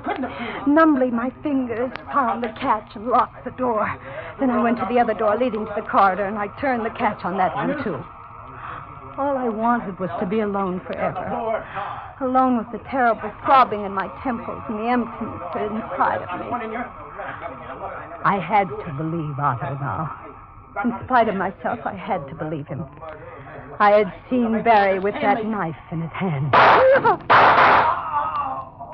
Those shots from the library. I sat up in the bed. 2 men in the library. One of them had killed the other.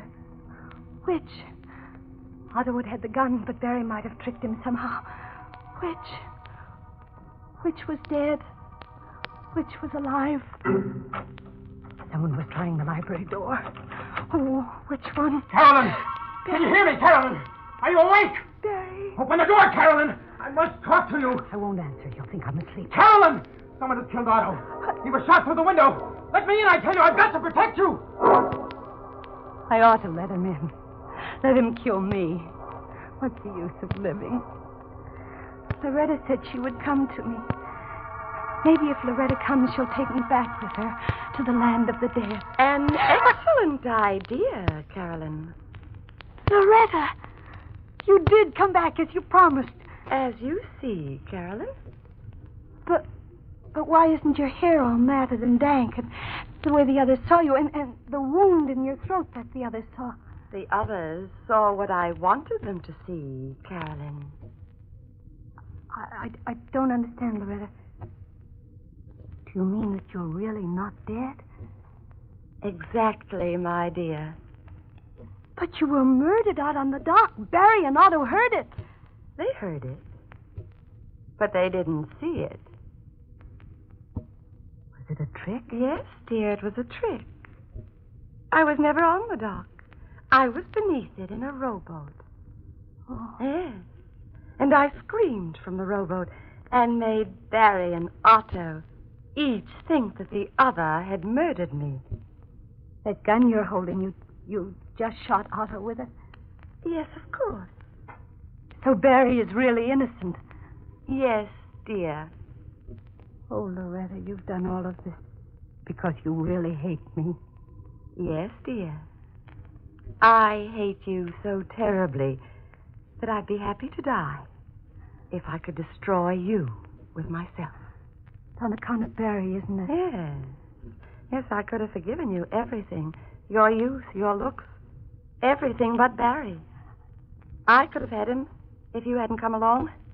But now you shan't have him because I'm going to kill you. Loretta. Then when Barry's caught, he'll pay for you and for all the others. Stop that gun, Loretta!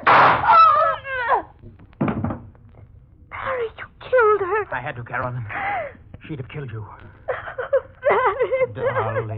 Darling, don't cry. Oh, there'll be no more ghosts between us. Ever.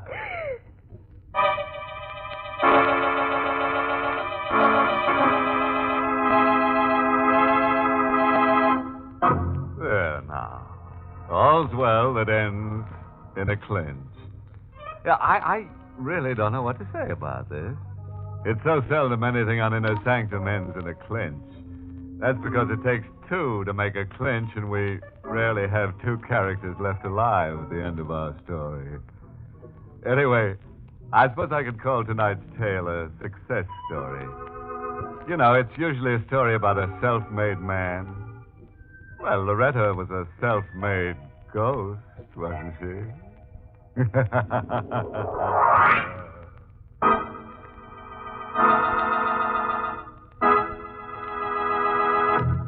We invite you to join us again next week at this time for Inner Sanctum.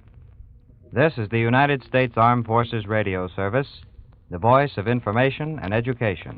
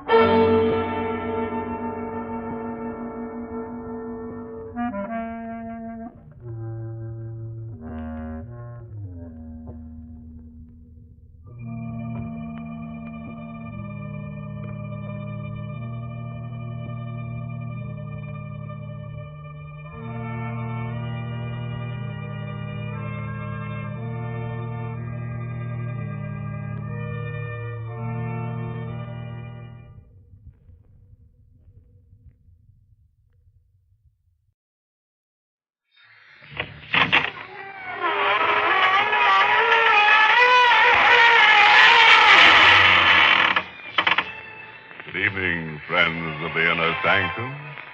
This is your host, bidding you welcome to another little jam session behind the squeaking door. We're introducing a new kind of music. It's called Swing and Slay. And believe me, it really sends you straight to the gallows. What's that? Oh, you have a friend who wants to join. Why, certainly. All he has to do is tear off the top of a clue and send it to the Spook of the Month Club. We'll call for him.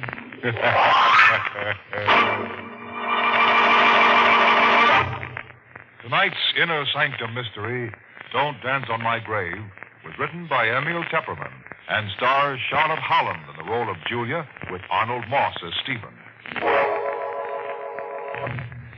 Now, are you in the mood for a tale of madness and mystery? Good. The setting for our story tonight is a great old house, sitting on the crest of a gentle slope where it overlooks the countryside. Usually, in the sunlight, it's quaint and beautiful. But now, in the middle of the night, it's shrouded in darkness. There's no light in any window. But in the south bedroom, there, facing the garden, a young woman sleeps unrestfully. Her sleep is disturbed by strange, terrifying dreams. Her name, Julia Martell. She's only been married a year, but the shadow of fear cares not where it falls. Am I sleeping or waking? Is this a dream or reality? How can I tell? There's no other way. We'll have to dig a grave and bury her. It's Stephen talking, my husband, Stephen. What's he saying? Dig a grave and bury me? No, he can't. He can't. She's sleeping now. Let's do it quickly before she wakes. Hurry, Stephen. We'll dig the grave in the garden. It's my sister-in-law, Caroline. She hates me. I must wake up. I must. I mustn't hide in my dreams. What was it Dr. Krauss used to tell me at the sanitarium? Old, hateful Dr. Krauss. You were not ready to leave the sanitarium, Mrs. Martell. Your body is healthy, but your mind is sick. Your troubles are all in your mind. You seek shelter from life and sleep. Your mind is sick, my dear. I'll stand on your grave and laugh. Dig a grave.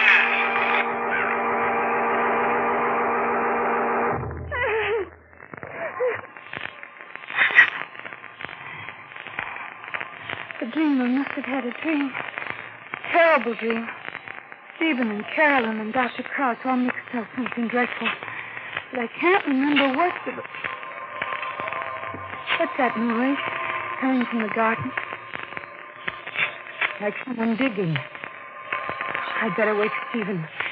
Stephen, wake up. There's someone in the garden. He's not here. Not in his bed. He's left me alone in the middle of the night. They're digging. Someone's still digging in the garden. I've got to see. So dark. No moon, but I can see them digging in the garden. It's Stephen. Stephen and his sister Caroline. Caroline, who hates me. But what are they digging in the garden in the middle of the night? What? No. Long and shallow. A grave. My grave. She'll come for me. Come to get me. Put me in my grave. I've got to hide quickly. Where they can never find me. Where can I hide? Closet. No, they should have looked there. Under the bed.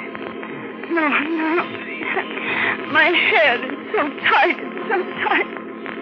No place to hide. Oh, I feel so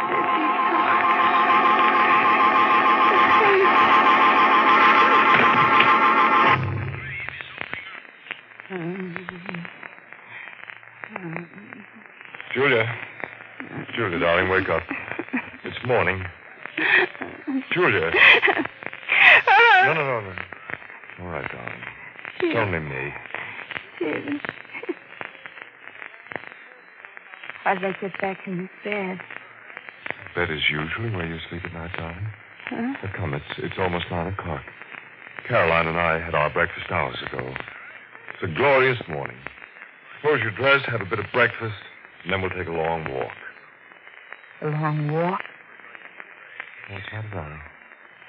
You were frightened and you were moaning in your sleep. Another one of those nightmares? No.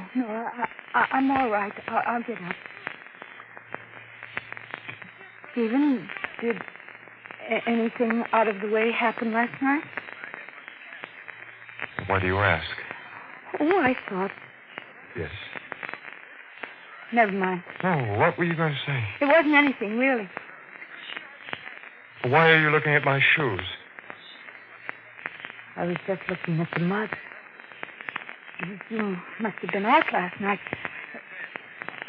Were you out in the garden last night, Stephen? In the garden? Yes. Julia, Just what are you driving at? I don't know. I don't know, Stephen. I must have been having one of those horrible dreams. Oh, Stephen, I wonder if I'm really cured.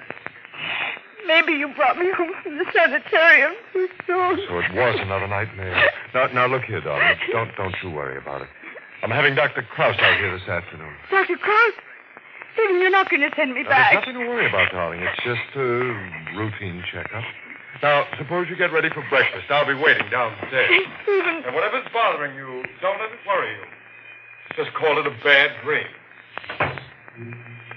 Just a bad dream. Was it really just a bad dream?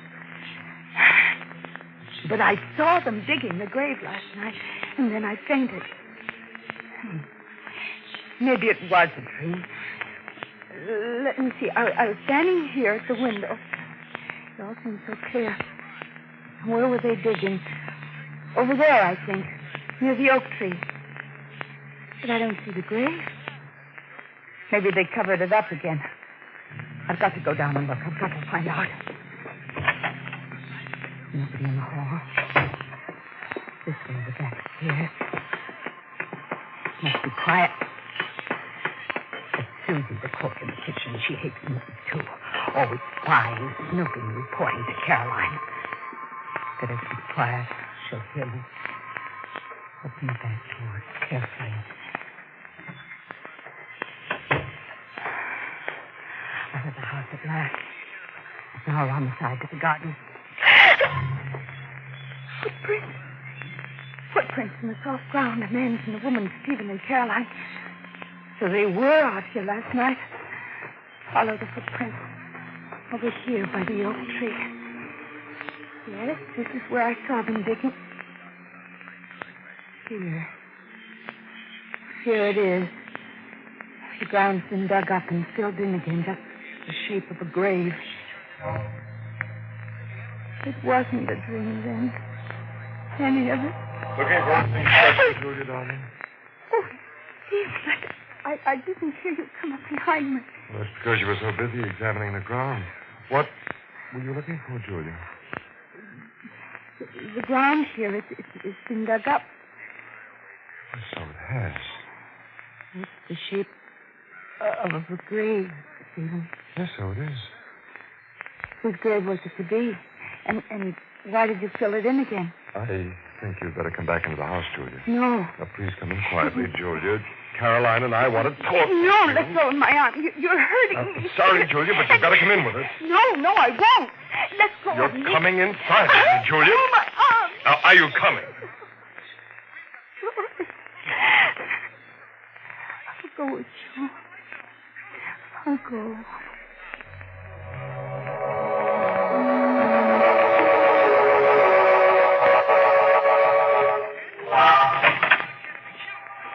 Ah, that's a good girl, Julia. Go right into the dining room. Your breakfast is ready. I want me breakfast. You've got to eat something, darling. Now, sit here.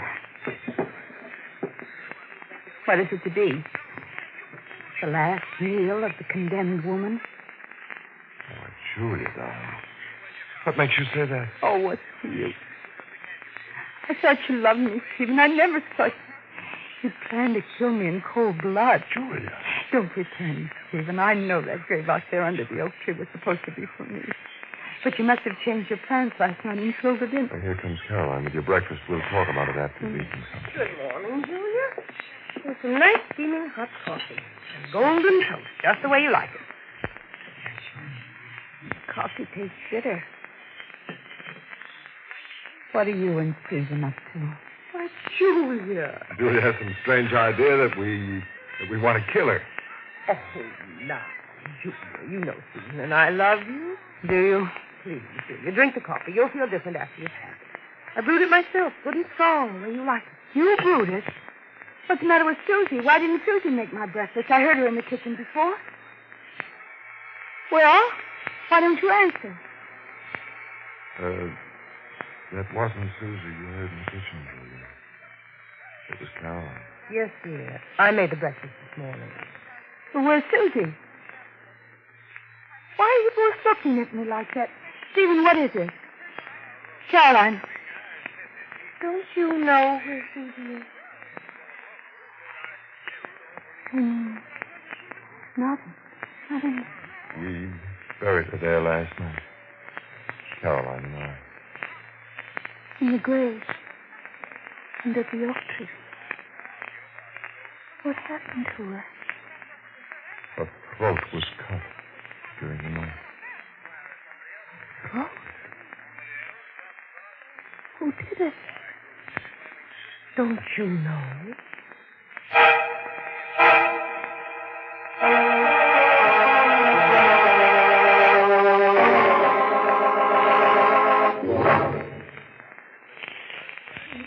This is no time to have hysterics. Try to keep calm, darling. Remember what Dr. Cross told you. Excitement is bad. How can I help it with the both of you? You, Stephen, and you, Caroline, standing there looking at me as if I had cut Susie's throat in the middle of the night. We found one of your bedroom slippers in the hall outside Susie's room. It had blood on it. Oh, I couldn't have done it. We'll have to let Dr. Cross take you back to the sanitarium until you're fully cured. No, please don't send me back to him. Would you rather go to jail, do you? Now, tell me one thing, darling. What did you do with the knife? What knife? The one you cut Susie's throat with. We can't find it. Now, where's the knife, Julia? I didn't kill her. I didn't. I swear I didn't. Sit down, Julian. Finish that coffee. No, I won't We touch it. must have that knife. Leave me alone. Leave me alone. I'm going Now, come back, Julia. We want that knife. Come down here, Julia. They can't get me. Trying to drive me mad, make me think I cut Susie's throat in my sleep. I'll fool them. Get their prisoner in the safe. The window. Get this coat off. Something in the pocket. What? A knife. Even quarantine dagger, the one he uses for a letter opener. But in my coat pocket, how? Blood. Dried blood on his leg. I did it. I did it in my sleep. Julia, I want that knife. You just tell me where it is. Go away. Julia, please, let me in. Oh, go away. Go away. I'm so tired. I just want to sleep. Please. Please.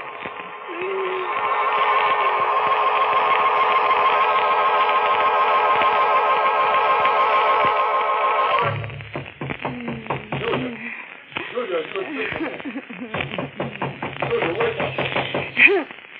Julia, Dr. Cross, he wants to talk to you. Let us in. Here again. Why can't you leave me alone? Open up, Julia, and we'll break the door down. What do I do? Julia, will you open the door? What do I do? We gotta tell you this is your last chance. The knife. I'll show them. They say I killed Susie with this knife. Well, I'll show them. Oh, thank heaven you're being reasonable, Julia. Look out, Stephen. She has the knife. Yes, I have the knife, Caroline. Don't come any closer. My dear Julia, you must realize that we are your friends. Stay where you are, Dr. Cross. And you too, Caroline. Not one of you is coming into this room. Julia, darling, Dr. Cross has come all the way from the city to talk to you. He thinks he can help you. Help me? By taking me back to that sanitarium. My dear, I will do only what is best for you. But first you must give me the knife. Oh, Julia! Did the knife cut your hand, Dr. Cross? I'm so sorry. I warned you not to come in. Did she hurt you, Doctor? No, Caroline. It's only a scratch. Julia, you must realize that you're not acting for your own good. Why, you're in serious mental trouble. So why do you insist on fighting this trouble alone? You're all so anxious to help me, aren't you? Well, I don't want anything from anybody. Just leave me alone. You want to be left alone so you can go back to sleep. You've been sleeping all day, Dr. Leave me alone. Sleep will not help you, Julia. Your dreams are no longer quiet and peaceful. They're full of violence and terror. Oh, no. You cannot find safety anywhere but with me. You understand? I can help you to cure the sickness of your mind. Give me a knife. No. Get out! All of you! Go away! Leave me alone! Julia, you've got to listen. You never open the door to anyone. My head is so tight. I could only fall asleep again.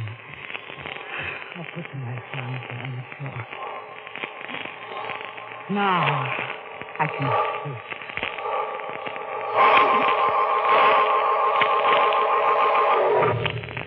She's locked the door against us.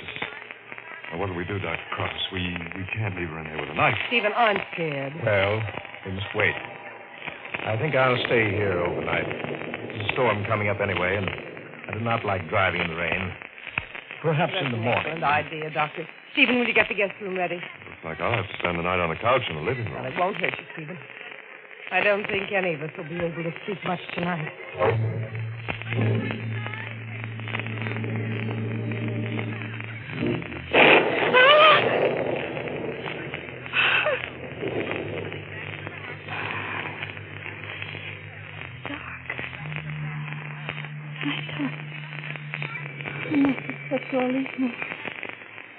Thunder woke me up.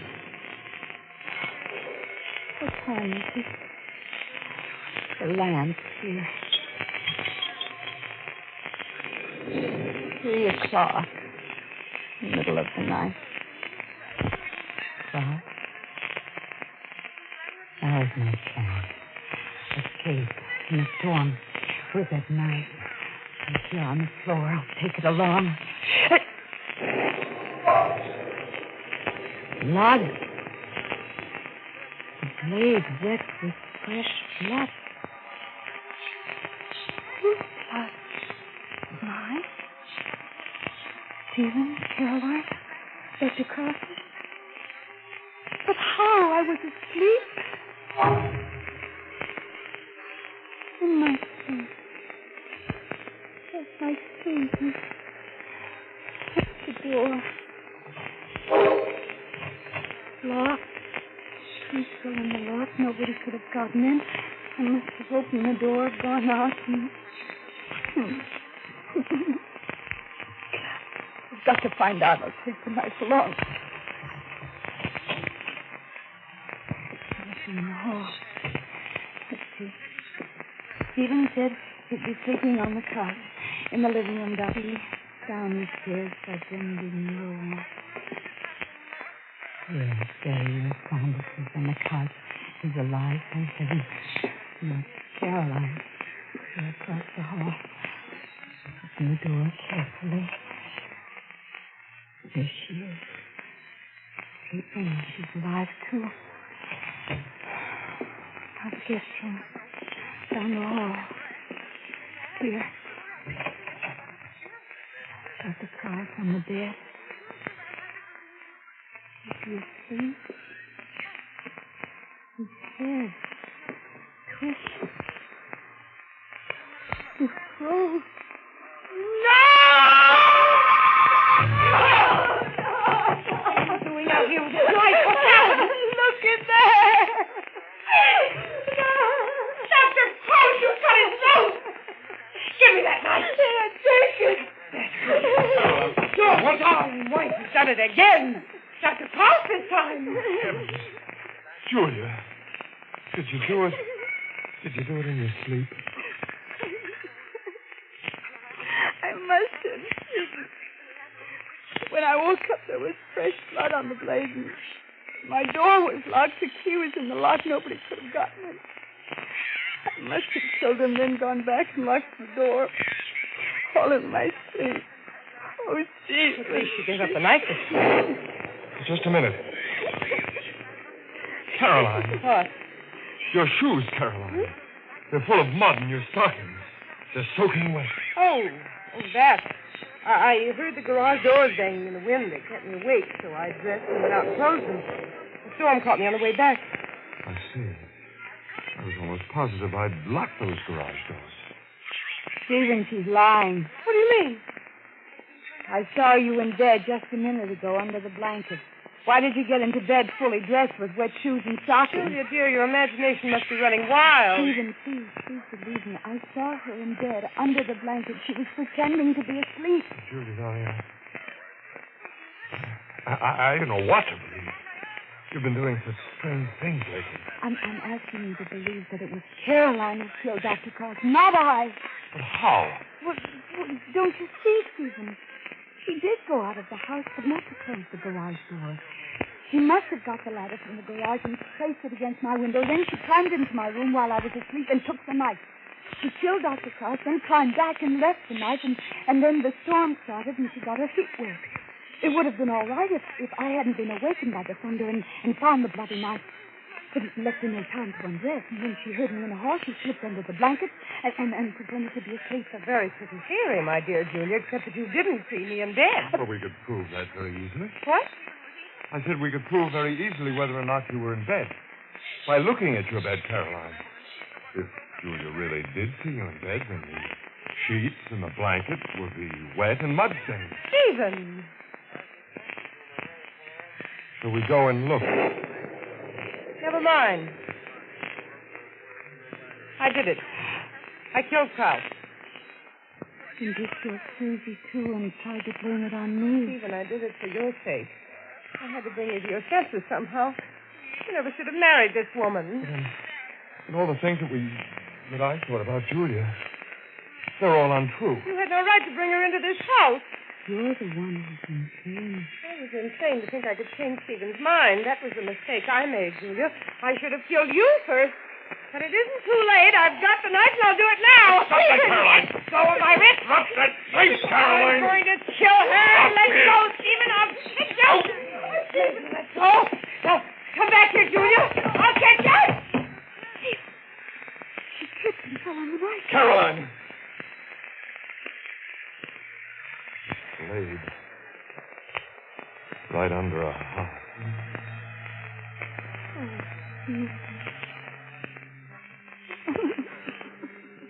Rest your head on my shoulder, darling. The nightmare is over.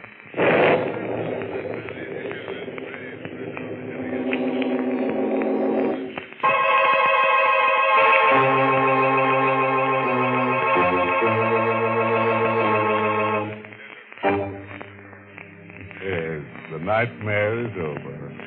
But I'm going to miss Caroline. You know, she was a pretty keen customer, that Caroline. Nothing dull about her. No, sir. In fact, I'd say she was the knife of the party. The only trouble was she didn't know when to stop. Good night. Pleasant dreams.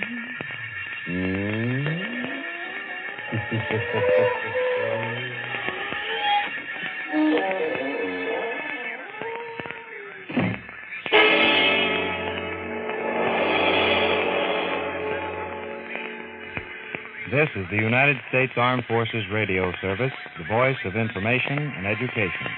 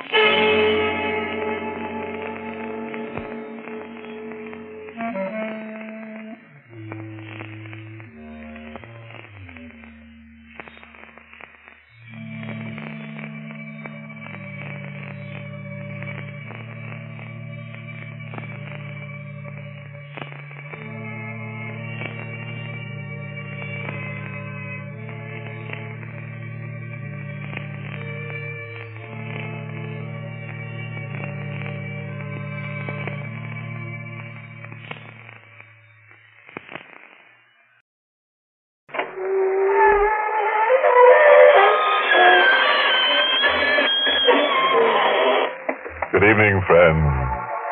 This is your host to welcome you through the creaking door into the inner sanctum.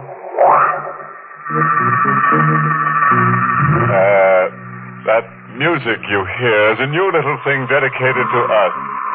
A little number called Baby, It's Cold Inside. That's because the characters around here are 20 degrees below normal. Oh, speaking of characters, meet our pet ghoul, Georgie. He strayed away from us, but he came back because, as Georgie puts it, there's no place like home. Georgie was a real successful ghoul, never let any grass grow under his feet.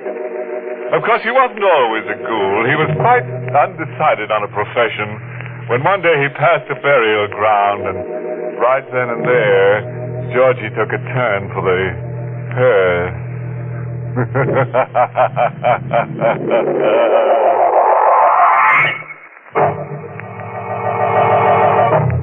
Tonight's Inner Sanctum Mystery, Image of Death, was written by Ed Adamson and Bob Sloan, and stars Barry Kroger in the role of Victor, with Jean Ellen as Kitty. Before we begin, let me warn you, any similarity between the characters in tonight's tale and those in your nightmares is purely intentional. Okay, friends, hang on to your nervous systems. The man stands in the dim-lit room, looking down at the motionless body on the floor. His large hands with the whipcord muscles are in startling contrast to his thin, sensitive face. For another moment, he stands there, staring vacantly. Then he walks to the telephone, dials the number, and waits.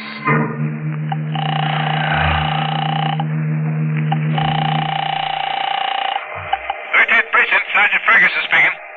I want to report a murder. You'll find the body at 14 Crown Street. Wait a minute, hold on, not so fast. I'll be here, waiting for Who's you. calling? Who are you? Me? Why, I'm a man who's been dead 5 years. The police are on the way now. I sit here and I wait. And I think back over the 5 years. Back to the night that I, Victor Corday, died. I was in my studio working on the statue. There's a strange emotion that only a sculptor can feel. The exhilaration of taking senseless stone and imbuing it with life and meaning. I was so overwhelmed with the feeling that night, I lost complete track of time and place. I had no idea my wife had come into the studio and was standing behind me. Victor. What? Oh, Evelyn. What are you doing up this time of night? I couldn't sleep. I was thinking. The money again? You know, we're almost down to rock bottom. Darling, I told you not to worry about it. I'm not worried anymore. The statue will be finished in a month or two, and then... We won't have to wait until it's finished. What? It'll be so easy, so sure. What are you talking about? Your sister, Clara. What's she got to do with it? Her insurance is made out to you, and Clara is a helpless, incurable invalid.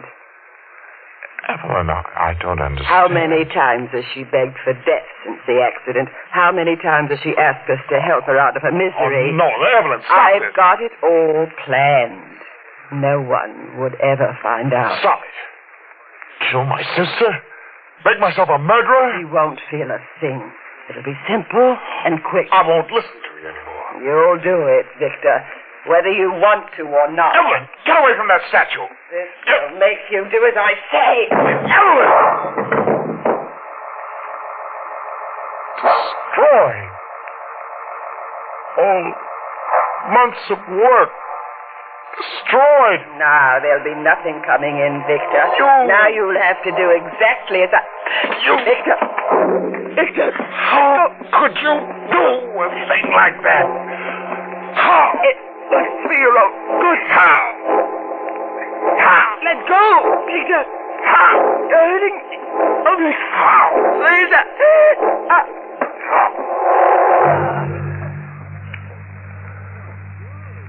Evelyn was limp in my arms. When I let go, she slumped to the floor. I stood over her, wondering what had happened, when I saw the ribbon of blood at my feet, and then the bloody wall hook against which I'd accidentally pushed her. I touched her. I spoke to her, but she was motionless and silent and dead. And that was the night that I died, too. I didn't mean to kill Evelyn, but I knew no one would believe me. So I ran away, changed my name to Victor Carlin. I buried myself for 5 years. I became a gravestone cutter. I used these hands of mine for carving monuments to the dead. And for 5 years I hid, going nowhere, meeting no one. And then she came along. It was late one afternoon. I was in my shop near the cemetery, finishing work on a black marble headstone. Hello. What? Victor? I said hello. Who are you? Oh, now don't tell me you don't remember me. How do you know my name? I know a lot about you. I've been watching you for a long time. Watching me? Why? We could be friends, Victor. You need a friend. Will you please tell me who you are? Kitty Regan. You can just call me Kitty. I'm a waitress in a restaurant where you eat once in a while. Wouldn't you like me for a friend? What do you want, really? Oh, you shouldn't be afraid of me. I've no reason to be afraid of anybody. Oh, yes, you have. I can tell. I've watched you. When you're out of this shop, you're always looking around, like you were running away or waiting for somebody to catch you. You don't know what you're talking about. And you're always alone. You're afraid to make friends. You don't have to be afraid of me, Victor. Not as long as you give me the money. Why should I give you money? You don't have to. I can go to the police. I can always go to the police. And that's the way it began with Kitty. She couldn't have known what I'd done. She might have thought it was robbery or something like that, but she couldn't have known it was murder. She drained me of every penny I made. But strangely enough, I didn't mind. I actually started to look forward to her visits. And then one day I realized why. Kitty Regan was cheap and low and evil. But I'd fallen in love with her. Well, how do you like that? Oh, he says he's in love with me. Don't laugh, Kitty, please. I want to marry you. Marry me? Well, that's a riot. A crummy character like you. Where's my money? Kitty, it hasn't been a very good week. I only had one job. Well, whatever it is, hand it over. Kitty, I want to show you how I feel about you. You already showed me. No, this will make you really understand. I'm going to make you a figurine in ivory. It'll be very valuable. Oh, so you think you can make something that's worth a lot of money? You, a gravestone cutter. I have talent in these hands of mine.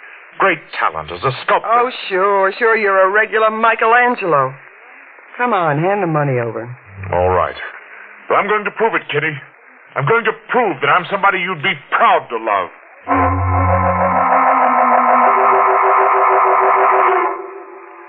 I realized the danger in making that ivory figurine for Kitty. It would have my stamp on it. But then, Kitty couldn't possibly know its real value. I only did it to prove to her that I was something better than a gravestone cutter. A week after I'd given her the ivory figurine, I went to her apartment. 2 half-packed valises were on the studio couch. What's the matter, Victor? What are you looking at? Those bags, Kitty. Where are you going? Oh, that. I'm moving away from here. This crummy room is getting on my nerves. You're running away from me. Where'd you get that idea Kitty, from? don't ever run away. Because I'll follow you wherever you go. I'm not running away. Just rented a new apartment on the other side of town in the Linda Park section. Linda Park? You've got to have money to live over there. So I have the money. Where'd you get it? It's none of your business. Let me finish packing. Kitty. Huh? The figurine I made for you. It's not on the table. What? Where is it? No, look, Victor, don't get excited. Where is it? What have you done with it? I sold it. What? I sold it. What's so awful about that? You sold it? You sold my gift to you? I needed more money. You haven't been doing so well lately, and I figured the ivory was worth something. You shouldn't have done that. The man who bought it said the carving was pretty good. Oh. You really got talent, Victor. You can become an important guy. Kitty, I don't care about that. I just want you. Oh. All right, Victor, then you can have me. You mean that? You really mean that? Well, sure. Just as long as you do what I say. How many of those figurines can you make a month? Oh, no, I can't do that. Sure you can, baby. You'll do it for me. Now, won't you? Kitty, you don't realize what it may mean. There may be death in it for both of us. You're a screwy sort of a guy, but do you know something? I'm beginning to like you. Are you? Really? Mm-hmm. You never kissed me, did you? I never kissed you. Well, come here.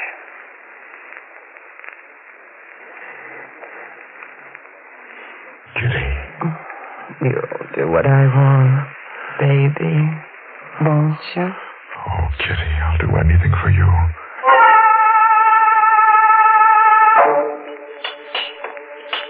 I knew I shouldn't have done as she asked. But the will to live isn't always as strong as the will to love. I worked day and night until my hands became raw from the mallet and chisel and stone. As time went on, the chances for my own personal safety became less and less. I was working in my shop one night when my dead past came to life. Well, at last we meet, Mr. Carlin. He was George Adrian, an art dealer from the West Coast, whom I dealt with years ago. Adrian looked at me, a sly, secret smile on his lips. So, that's the name you use now, Carlin. Awfully close to Corday, isn't it? I don't know what you're talking about. Corday, I consider it an honor to renew our acquaintance. Now, see here, I never saw you before in my life. Oh, stop it. You're just wasting time. You needn't be afraid. I'm not going to expose you. The fact that you murdered your wife is no affair of mine. Undoubtedly, she deserved it. How did you find me, Adrian? Oh, it was quite by accident. A young woman named Kitty Regan sold me an ivory figurine of yours. And then some more work of yours later. All of it had the unmistakable stamp of Victor Corday on it. And what do you want? Frankly, I'm one to take advantage of a situation. Then it's money. Exactly. All right. How much? Quite a sum. It's much more than you're able to give me at present. Now, being two reasonable men, I'm sure we can work out installments. Adrian had my life in his hands. I had only one defense against him. This latest piece of yours should bring you a very good price. He stepped closer to examine the statue. My fingers tightened around the gouge in my hand. $500 should be a reasonable amount for the first installment, don't you think? I stepped in behind him and drove the gouge home, deep into his throat.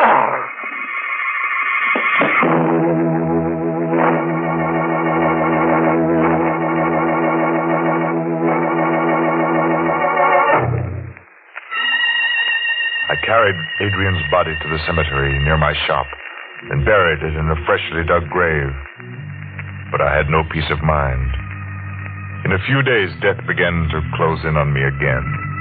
An art critic from a Chicago paper wanted to do an article on me, and I couldn't refuse. Kitty kept egging him on, and he insisted on seeing every bit of my work, including the tombstones I had made for the dead.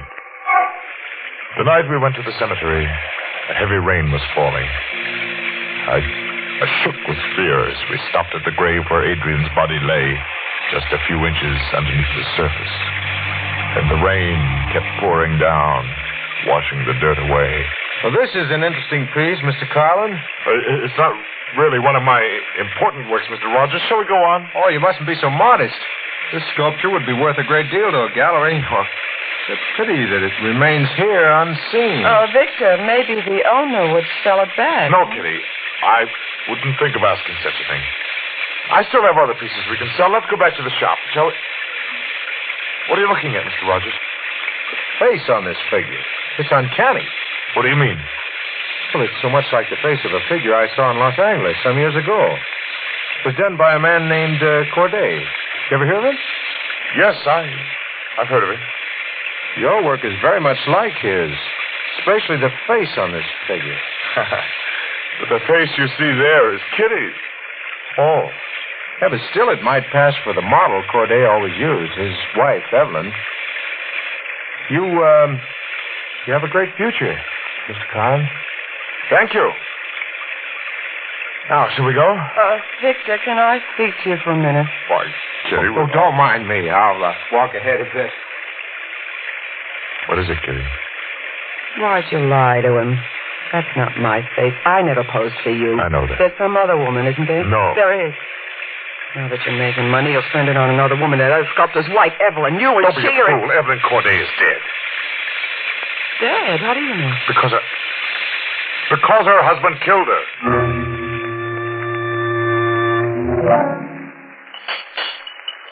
You see what Rogers meant yesterday? See what a great sculptor I really am, Skitty? Could be that Rogers is dead wrong about you. He knows Rogers is an expert. Expert, my eye. He isn't even an art critic. What? He's a phony. What are you talking about? Rogers. He doesn't work for Chicago paper. That's just a gag. He doesn't... Kitty, how do you know? Oh, I have ways of finding things out. How do you know? Oh, let go of me, Victor. What's the This is matter with... important to me. Let go. How did you find out? All right, I'll tell you. Called up the paper he said he worked for. Yes? I got something invested in this thing, too, you know. And? They never heard of him. There's no reason for you to get all hot about it. Don't you understand, Kitty? If he isn't an art critic, why is he posing as one? I don't know. Well, I do know. Only I've got to make sure. Well, what difference does it make? He's probably just an agent trying to get a line on your work. An agent for whom? The police? What? I never thought of that. Victor, I know you've been hiding for some reason. You're in some kind of trouble. What kind? Let me alone. I've got to think. Kitty. Yeah? Go back to your apartment. Stay there until I call. Why? What are you going to do? That's none of your business. You just stay there and wait.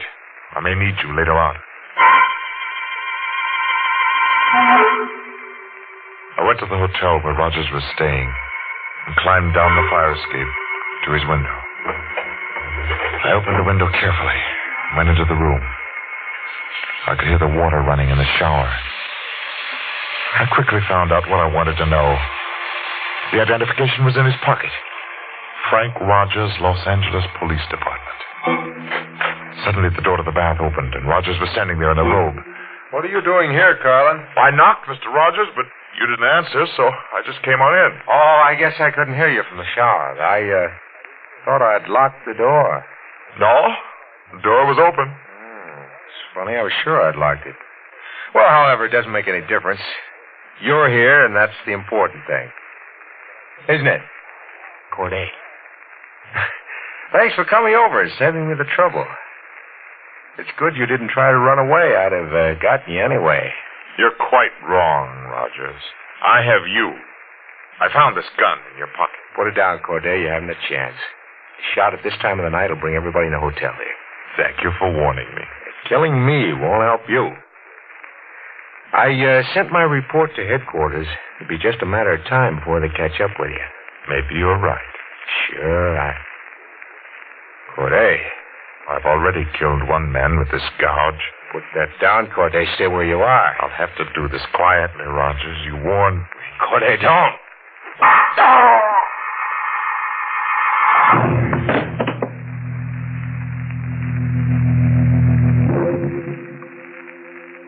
I left the hotel.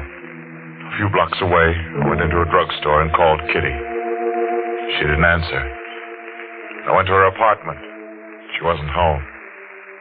I waited in the park across the street. I waited and waited. And finally she came home. And with her was another man. I wanted to kill them both right then and there. But I was too stunned. I wandered around for hours. And then the thought came to me. I went back to my shop and worked. For the rest of the night, I worked in a blind rage. And then this morning, Kitty came to see me. Victor. Yes, Kitty? Victor, have you seen the morning paper? No. I've been busy. Roger's been murdered. Has he? He was killed in his hotel room last night. I was right, Kitty. Rogers was from the police. You did it, didn't you, Victor? There. Stone's finished. Answer me. You did it, didn't you? Yes. I killed him. Why? I had to. But you won't tell on me, will you? What makes you think I won't? Because I'm too valuable to you. I can give you the things you've always wanted. A lot of good you are to me now. You're a murderer. We could run away. We could hide. They could never find us. Not on your life. I'm not running away with you from now on. I'm running from you. I only came here to say goodbye. Yes. I had an idea that's why you came. There's somebody else, isn't there? No. You don't have to lie to me. I saw you with him last night. What? I was outside your house last night when he brought you home. All right, so there is someone else. You're no good to me anymore. No. Kitty. What do you want? Just one more thing. Well, make it snappy. I have a gift for you, Kitty. Parting gift that will stay with you long after I'm gone. Gift? What kind of a gift? A figure in black marble. This one? Yes. I worked all night on it. I think it's the most beautiful figure I ever made. It's a tombstone. Mm-hmm. See here? Your name engraved? And there's a date. Yes. Today's date. Yes, Kitty. Today. The date of your death. No! You mustn't be afraid to die. Victor, just one thrust of this gouge and it'll be all over. No, Victor, wait. Listen to me. I won't leave you. I won't ever leave you. But you don't love me. I do. I'll prove it to you. I'll go with you. I'll run away any place You're you want. only saying that because you're afraid to die. No, it's because I want to be near you. No, Kitty. Victor, put your arms around Kitty. me. Put your arms around me. I'll show you how much I care. You're just saying. No, I'll prove it. Hold me tight. Isn't this nice, Victor, isn't it? It's wonderful, Kitty. Now, kiss me. You see, I mean it. Kitty. Kiss me, Victor.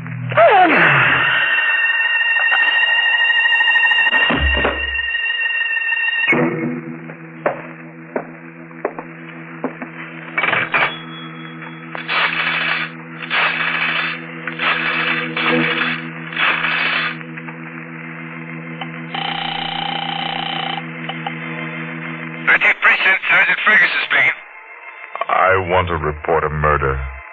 You'll find the body at 14 Crown Street. Now, wait a minute. Hold on. That's so fast. I'll be here, waiting for you. Who's calling? Who are you? Me? I'm a man who's been dead 5 years.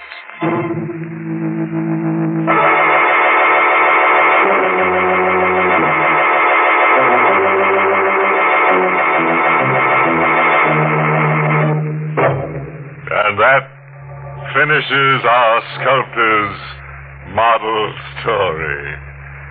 Kitty should have known better. Fool around with a guy who works in marble and you're liable to end up stone dead. Well, that's what happens to you when you can't keep your chisel out of other people's heads. Well, friends, as we say here in the inner sanctum, it's all over but the screaming. Now, it's all over.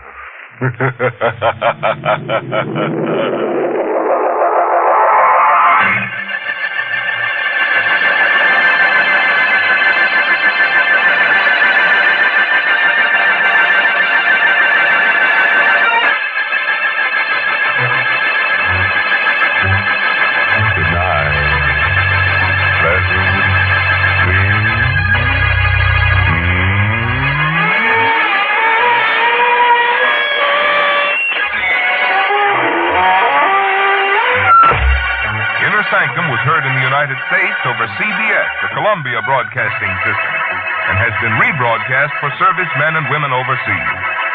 This is the United States Armed Forces Radio Service, the voice of information and education.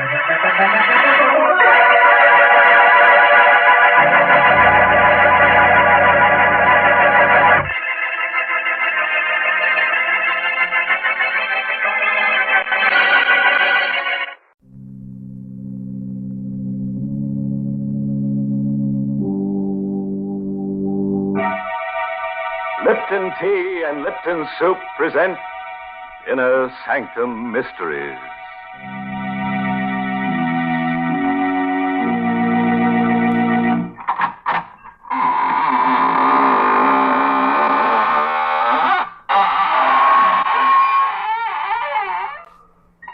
Good evening, friends. This is your host of the Inner Sanctum, welcoming you to another half hour of mystery and terror. Guaranteed to take 10 years off your life. Don't just stand there. Come on in. We've been fixing up the place, making it more homey. Yes, you see that beam over there with the rope hanging down? You just stand on the table, put your head through the noose, and, that's right. It's for the convenience of anyone who feels like hanging around after the broadcast. I wish you wouldn't say things like that. Oh, you're right, Mary. I'm a bad host. Here, I invite everybody to hang around, and there's only one rope. I guess we'll have to hang together instead of hanging separately. Now, please. Unless, of course, we want to hang ourselves with a black ribbon that comes with that Lipton sterling silver medallion. We've got plenty of them, haven't we, Mary? Well, I don't know. Thousands of women are writing in every day for that special sterling silver medallion. So I'd advise all of you ladies who want to own one to send in for it tonight. Yes, they're going mighty fast, because this medallion is made of solid sterling silver, and it's decorated with the Chinese symbol for good luck. The medallion is just the right size, too, about 1 inch in diameter. You can wear it as a necklace or a choker, because it's hung on a narrow black rayon satin ribbon, or if you wish, you can simply add it to your charm bracelet. And here's how you get this handsome medallion. Listen. Just send 25 cents and the box top from a package of Liptons, the tea with the brisk flavor, to Lipton Tea, Box 92. That's Box 92, New York City. All right, Mary. I'll write down the address on the cuff of my shroud. And now, friends, tell me, do you like holidays? Well, you won't after you hear tonight's story. It's called Dead Man's Holiday. And it's an original radio play by that cryptic mystic, Robert Sloane. Yes, and our star tonight is Myron McCormick, who plays the role of Eric. Not far from the waterfront, in a gloomy shack where death hovers near, a man stirs uneasily on a blood-stained cot. As he struggles for the last breaths of life, his tortured mind forces words to his lips. They don't have to tell me. I know I can't live more than a little while longer. And I don't want to live. I want this nightmare to end, as it should have ended long before that day I was hurt on the train. I remember it so clearly. Sitting in the coach, looking out the window, and then suddenly the train shuddered to a violent stop. The jolt lifted me clear out of my seat and threw me against the glass window, which broke as I hit it. For a moment, I was stunned. But in the back of my mind, I could hear the conductor quieting the passage. It's all right. Please, it's all right, I tell you. Nothing serious has happened. We struck an empty car on the grade crossing. The engineer had a jam on the brakes. Is there anybody hurt? Anybody need a doctor around here? Are you all right? The conductor was coming down the aisle, questioning passengers, looking them over. My head was clear now. And immediately I thought of my wife, in the seat next to mine. I turned to see if she'd been injured. But there, in the seat which she had occupied, was a man I'd never seen before. He spoke to me. You all right? Oh, yes. I was shaken up a bit, but I'm all right now. You've got a nasty cut on your lip. All right. I guess it was the glass. Will you excuse me, please? What's the matter? My wife. I'm looking for my wife. She was sitting right next to me. Eleanor? Eleanor, where are you? What's wrong, sir? My wife. She's gone, conductor. She's gone. All right, no. Don't get excited. She was sitting right next to me, right where this man is sitting now. You must be mistaken. What? There wasn't any woman sitting next to you. What are you trying to tell me? My wife was sitting in that seat. All right, sir. If she's on the train, we'll find her. Now, in the meantime, you'd better come with me and have that lip of yours attended. Not until I find out what's happened. Nothing's happened, mister. You're just a little dazed, that's all. Your wife isn't on this train. That's a lie. Why would I want to lie to you? I don't know what your reason is, but you're trying to hide something from me. I'm willing to swear you boarded this train alone. How do you know that? Because I've been sitting next to you ever since you got on.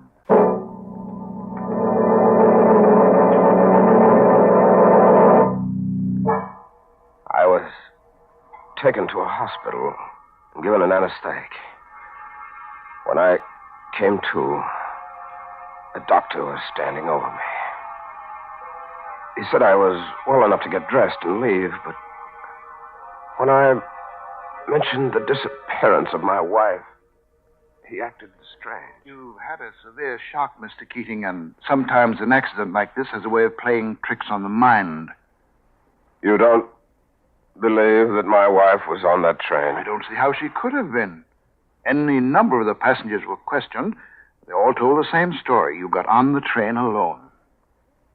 So you're in on it, too. I beg your pardon? You and the railroad and the man who was sitting next to me, you're all in on it. What are you trying to do to me? I don't know what you're talking about. Don't you? Are you sure this isn't some kind of a plot to try and drive me out of my mind? I think you need a rest, Mr. Keating. Just look at yourself in the mirror there. You see how drawn you are? I'm all right. Good heavens. Doctor. What's the matter? My face. What have you done to me? What's happened to my face? Why, nothing. I had to put a few stitches in your lip, It's not my lip. It's my whole face. Why, you've done something to it. It's different. Mr. Keating. It is, I tell you. You've changed my face.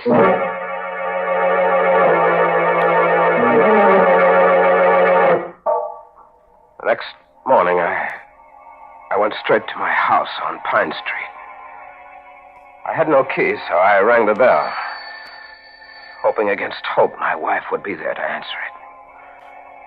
But when the door opened,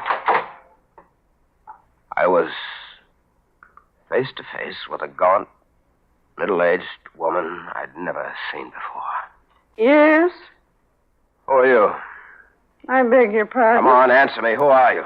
Well, I'm the housekeeper. Don't lie to me. We don't have a housekeeper. What are you doing here? I don't see why I should answer your question. You'd better answer them. I'm Mr. Keating. Who? Mr. Keating, I live here. Where's Mrs. Keating? What have you done with her? You must have the wrong address. What do you mean? Nobody by the name of Keating lives here. What? I work for Mr. and Mrs. Drury. Don't you see the nameplate on the door? Yes, I see it. When did you put it there? Last night? You got the wrong address, Mr. Oh, I have I? You see that picture over there? The one on the hall table? Yes? That's a picture of my wife. I beg your pardon, sir, but that's a picture of Mrs. Drury. Drury. I didn't know anybody by the name of Drury.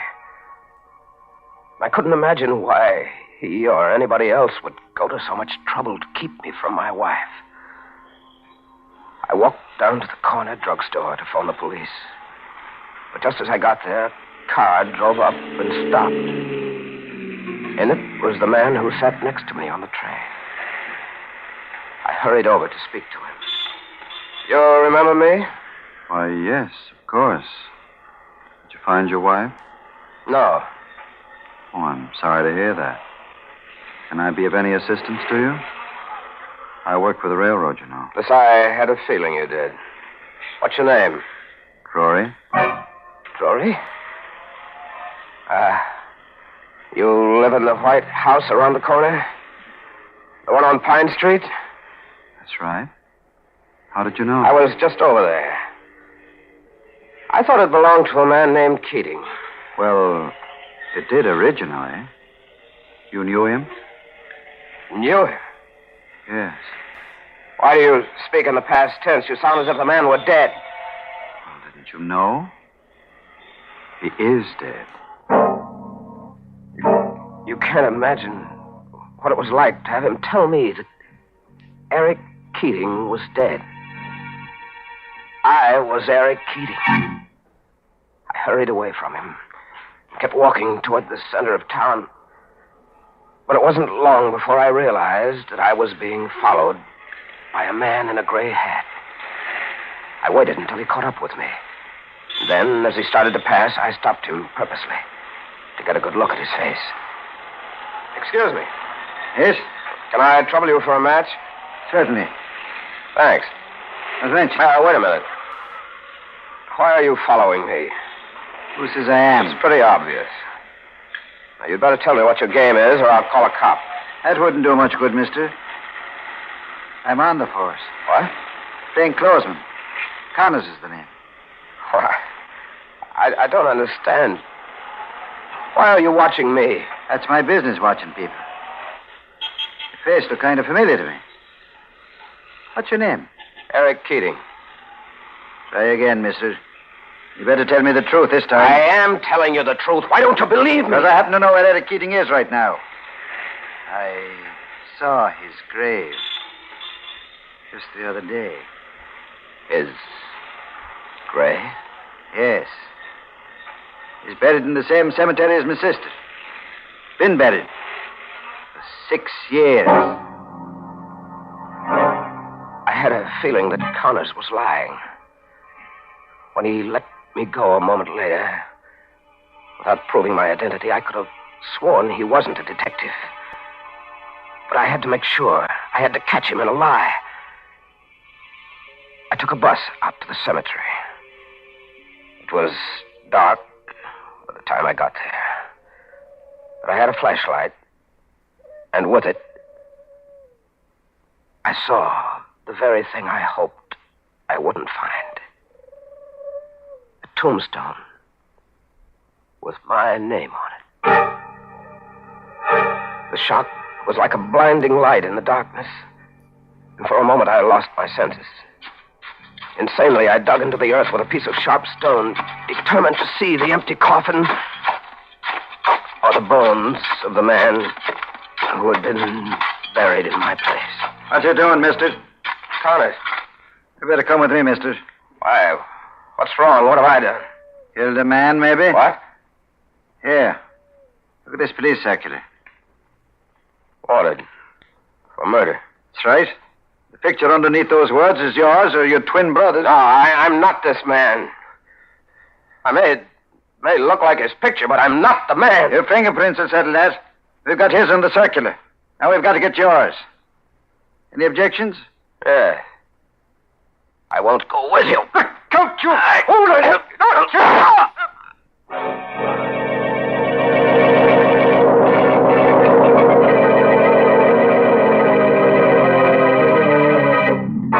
Now, there's a case of being wanted for murder, dead or alive. And this guy Keating seems to fit both conditions very well. I'd hate to see him get killed, though. It'd be like killing two birds with one stone. I'm really sorry for that poor man. He's so confused. I should say so, Mary. Imagine digging up a grave and finding yourself in it. Hmm? Well, that proves that a man can be two places at the same time. Nonsense. That's impossible. But you know, as far as killing two birds with one stone is concerned, that's easy. Any lady can do that just by sending in for the Lipton sterling silver medallion. What? Yes. You see, this sterling silver medallion is not only lovely, but it's a very useful piece of jewelry as well. It's just the thing to brighten up a simple silk dress or a dressy suit. And it can be worn as a necklace or a choker, or simply by removing the narrow black rayon satin ribbon on which it's hung, you can add it to your charm bracelet. And the medallion makes such a smart appearance. It's made of real sterling silver, and it's decorated with the Chinese characters that stand for good luck. So you might say the medallion is a Chinese good luck charm.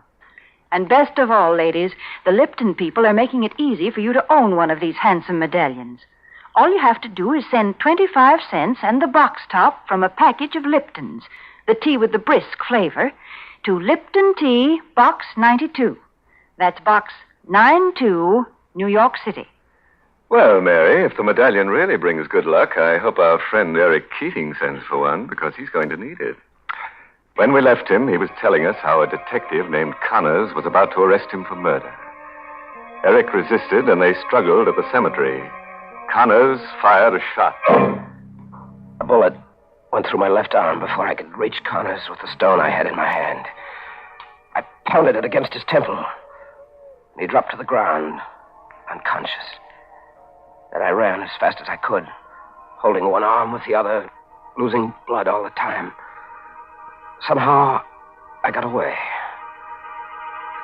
I was exhausted by the time I staggered into the doctor's.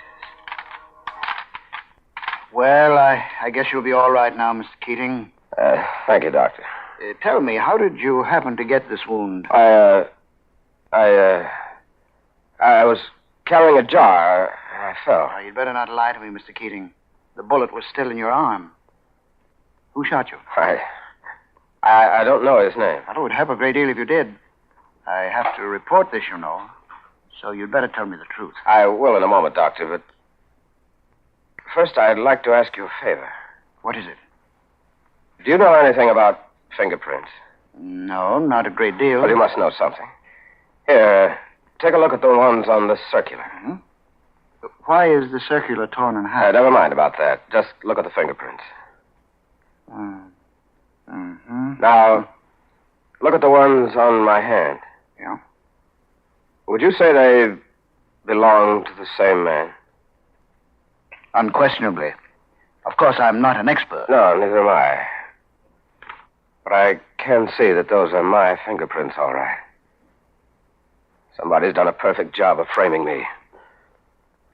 Either that, or I'm a murderer. Mr. Keating, suppose I just report my work to the police and let it go at that. I can't let it go at that. Don't you understand? I've been framed every possible way. And if I let it go, I'll be sent to the chair. No, not if you're innocent. I can't take the chance. Well, I'm very much afraid you'll have to. I reached for the paperweight on his desk. I crept a little closer. And then... Keating, put that down! You fool! I struck him hard on the side of the head. His body dropped to the floor, and I bent over him. My heart was pounding against my chest. Something in the back of my mind kept driving me on. A voice kept saying, "Kill him! You're a murderer! Kill him!" I don't know why, but I struck him again. And again. And again.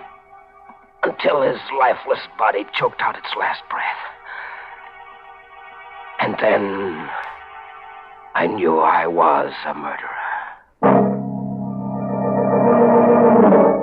I hurried away in the darkness, took a bus to a neighboring town. I hired a room in a boarding house. I stayed there 3 days, hiding, not going out on the street. Then, on the 4th day, the landlady paid me a visit.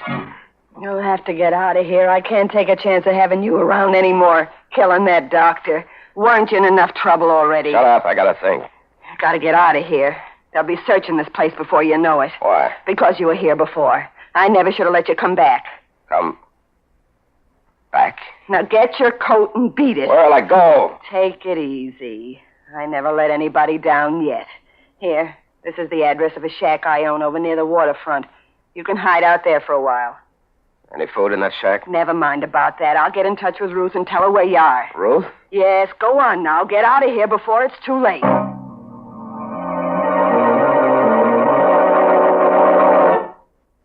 I waited in the shack for 2 days before this girl, Ruth, showed up. When she did get there, the first thing she said was... Gosh, you look terrible. Yeah, I know. I've been through a lot. Well, start working on these groceries. You must be starved. Yeah, thanks, I am. I never thought I'd see you again. Huh? Why'd you do it? I couldn't help myself. He was going to turn me over to the police. I don't mean the doctor. I mean Richie. Who? Richie. What are you looking at me like that for? I'm just trying to think. You should have done some thinking before you buried his body where you did. They found it the next day. Stop it, will you? I'm going out of my mind. What's the matter? Richie, Ruth, Drury, the landlady. When is it going to stop? Hey, take it easy. I gotta get out of here. I gotta get out of here right now. Don't be crazy. You'll get caught. I don't care. Have you got a car? Yeah, but... Come on. Let go of me. Let go. You hurt me. Come on. Where? Where do you want to go? Back to my house. I've got to find my wife. In the dark, we drove to my house on Pine Street. Ruth waited for me in the car as I sneaked into the garage and came up through the cellar entrance. The house was dark, except for a light in the study. My wife was sitting there, alone, reading a book. I tried not to frighten her. Eleanor? That you, George? No, dear. It's Eric. Oh, good heavens. Who are you? What are you doing here? Don't you recognize me, Eleanor? No. No, get out of this house. Get out before I scream. Darling, I've got to make you understand. I'm your husband, Eric. You're insane. Eric is dead. No. You mustn't believe what they've been telling you. It's all part of a scheme I can't understand, but they're against us, Eleanor. They're trying to keep us apart. Eric is dead. Don't say that, He darling. died 6 years ago. And you're in on it, too. You want it this way. What do you mean? You and Drury want to be together. That's why you framed me. George Drury is my husband. Is he? Yes, we've been married for 3 years. You can't get away with this, Eleanor. I won't let you have it. I tied her to a chair and gagged her so that she couldn't scream or call the police. Then I left the house and got back into the car with Ruth. We waited there about 10 minutes. And then I saw the man I'd been waiting for. George Drury. He was walking down the far side of the street on the sidewalk. And I knew he'd have to cross over to get to the house. So I started the car. What are you doing? Getting ready. He's got to cross the street. He's got to. What are you going to do? Run him over. No. Let go of me, you fool. I'm crossing now. No. Shut up. No. I'll hurt you in cold blood. Where are you going? To pick up the body. Stay where you are. I'll be back in a second.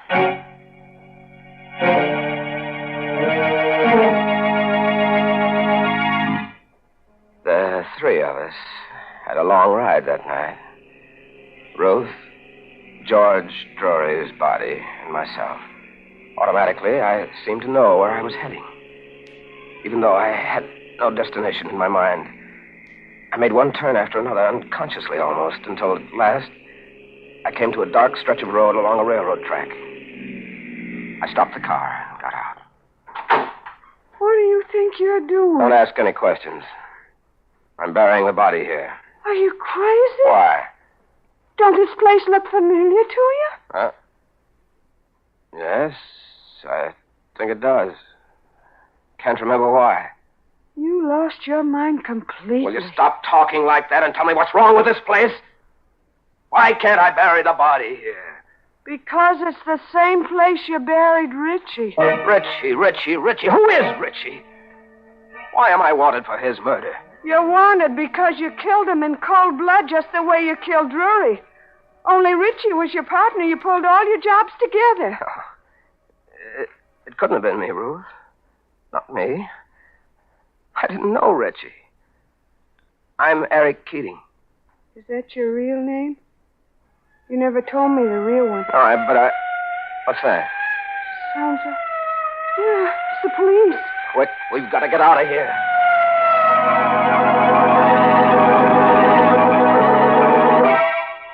We left Drury's body near the railroad track and drove back to the hideout on the waterfront, where Ruth had met me earlier in the evening. There, I began to sew the threads of a horrible story which had been my life for the past 6 years. The first time I saw you was about 5 years ago. And I looked as I look now. Yeah, more or less. You just had a plastic surgery job done. You told me it was because your face was burned, only I didn't believe you. Yes, that was true.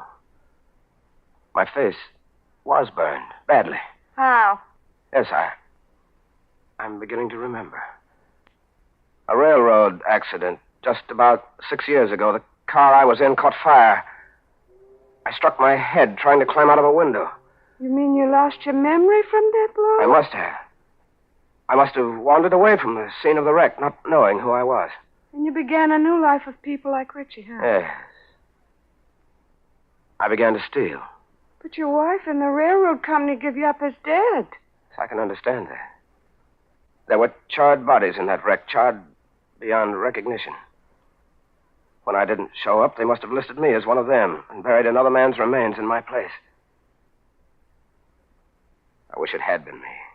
Oh, Eric, that's awful. All the while you were suffering from amnesia, your wife thought you were dead. I didn't believe her when she said she'd married this fellow Drury. Oh. Funny how I sat next to him on the train that day. The jolt sent my mind back 6 years. And I thought I was Eric Keating, coming home from a trip with my wife. Who's there? Come out with your hands up, Katie. It's the police. They got this place surrounded. You better do what he says, Eric. What for? Why prolong the agony any more than I have to? Eric, Don't you better... call me Eric. Eric Keating is dead. Now let this other man die the way he should have died. Eric, don't be a fool. You can't get out that window. The cops got it covered. I know it, Ruth. I know it. It's all right. I wanted it just this way.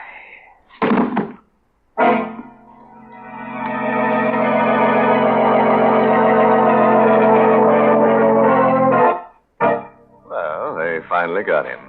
And this time they'll give him a grave he can call his own. I just hope he stays put this time instead of wandering as a ghost. A guy like that might not remember where he was buried. I'm glad he's finally at rest now. Oh, don't be so sure, Mary. That guy needs a tag on him. Maybe you ought to send him one of those sterling silver medallions. Yes, and we'll get all his aliases engraved on it, too, so the other ghosts will know who he is. Don't be silly. There aren't any ghosts. And besides, that sterling silver medallion has just one purpose.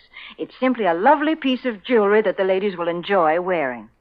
And ladies, to get the medallion, all you have to do is send 25 cents and the box top from a package of Lipton's, the tea with the brisk flavor, to Lipton Tea, Box 92, New York City.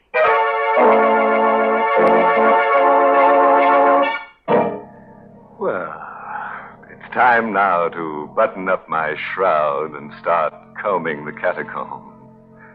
If you insist on a moral for tonight's story, try this. The evil that men do doesn't always live after them. Sometimes it catches up with them. Oh, by the way, this month's Inner Sanctum mystery novel is Lay That Pistol Down by Richard Powell. And oh, yes, next week's Inner Sanctum story, directed by Hyman Brown and brought to you by Lipton Tea and Lipton Soup. Next week's story is a real chiller to her. It's about a man who owes a debt to society, and he tries to pay it in blood, only to discover that in so doing he has to pay a stiff price. Well, now it's time to close the squeaking door. So, good night. Pleasant dreams.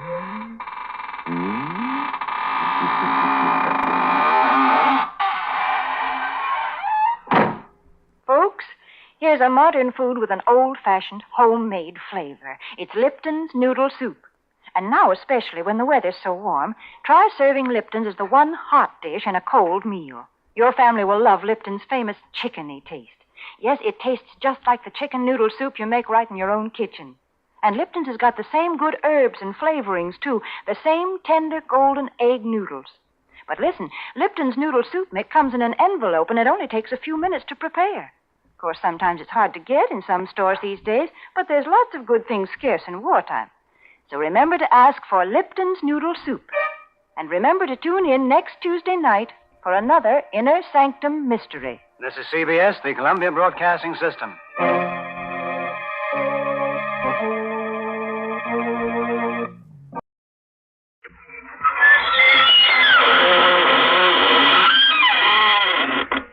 Good evening, friends of the Inner Sanctum. This is your host to welcome you through the squeaking door. Say, do you ever find that you can't get a certain face out of your mind? Until you do, you're out of your mind. Like me and a guy named Joe, for instance. I ran into Joe accidentally the other day over at the city morgue. And Joe's been haunting me ever since. I can't get over the smug way he deadpanned me and then gave me the old cold shoulder routine. I don't want to cry, baby, but I dug down plenty time and again to keep Joe from going under. But no gratitude at all from Joe. Mister, I'm finished with Joe for keeps.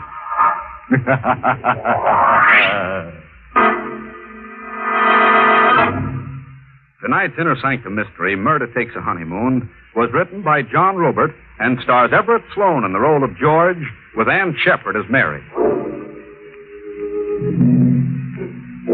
And now for tonight's free lesson in how to improve your scream. Ever get that folksy, woodsy feeling until you're in an absolute frenzy to get away from it all and go native? Well, our honeymooning couple tonight got the urge until they found that living in the country was simply murder. To rhyme it, our twosome found it positively gruesome. Stand by and we'll demonstrate. We're on a milk train somewhere in the east, puffing through the rock and rubble of desolated whistle-stop country. The yellow train lights blink eerily. The hour is sometime between night and morning. One car holds just a young couple. They huddle closely, half asleep, as the train groans into another of its interminable stops. Ravenwood! Entering Ravenwood! Let's stop Lewiston! Ravenwood! George, I heard him say Lewiston, too. No, Ravenwood. Lewiston is next. Oh, there must be a million of these one-horse towns. What's eating you, Mary? Oh, you look like you've just been declared an orphan. I feel like an orphan, George. It's cold. I'm hungry. I'm far from home. We're heading home, kid. At the next stop, there's a farm. More land than you can cover in a day, and it's all yours. Wedding gift from me to you. I'm sorry, but the country's not for me. I'm a big city girl. Ah, give it a try, huh? Come on, smile. George, I'm frightened. Of me? I don't know. You've suddenly changed. Buying a farm, packing up without warning, and leaving New York. And all in such a hurry. I'm impulsive, kid. That's how I married you, remember? I dated you blind, waltzed you around once, and boom. On an impulse, I hustled you to City Hall. I bought the farm the same way. The way it happened, it's as if you were running away from something. Running to something, kid. I'm tired of the creeps and the phonies and the crumbs. I'm tired of stale beer, cheap movies, and crowds. Okay, skip it. I'm thirsty. You want me to fetch you a drink? No, thanks. All right, I'll be back in a minute. George! George! Hey, what kids? George! You got the jitters. There was a hand out there in the darkness, reaching toward me through the window. Oh, kid, your imagination's gone crazy. You're overtired. George, look. What's that? An envelope. Someone dropped it on my lap. It fell to the floor. Give it to me. What does it say? A crank note. Some country idiot's playing black hand. Let me read it. We don't like strangers in Lewiston, especially New Yorkers. Better be smart and read the train schedule back. There's a return train schedule attached to it? Oh, you look as if you're already on that train back. You scare easy, huh? How did anyone know we were coming? Well, that's easy. The real estate man who sold me Raintree Farms no doubt stuck the item in the local papers. Ah, come on. Shrug it off as a crackpot practical joke. A joke? You really want me to believe that someone drove 10 miles in the middle of the night to warn us off? Just to be funny? I'm laughing.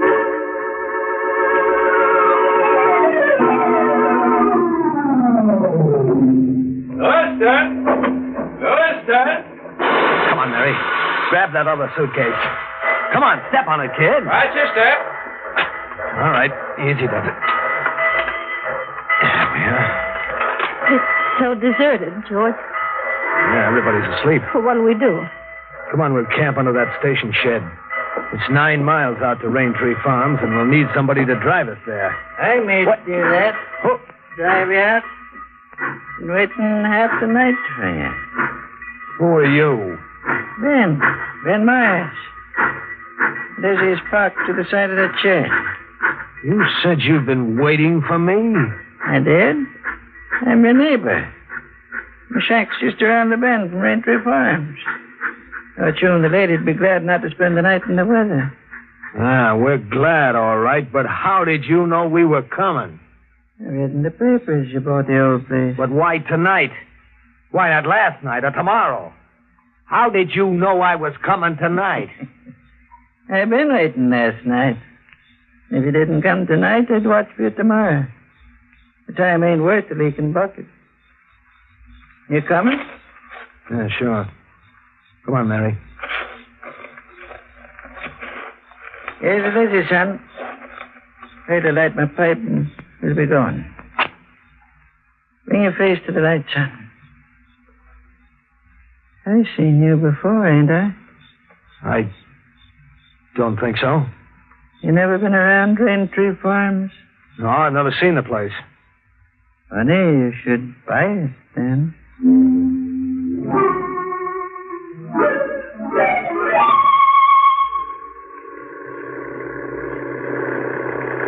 Nobody's tried living in Raintree Farm now in 2 years. Why?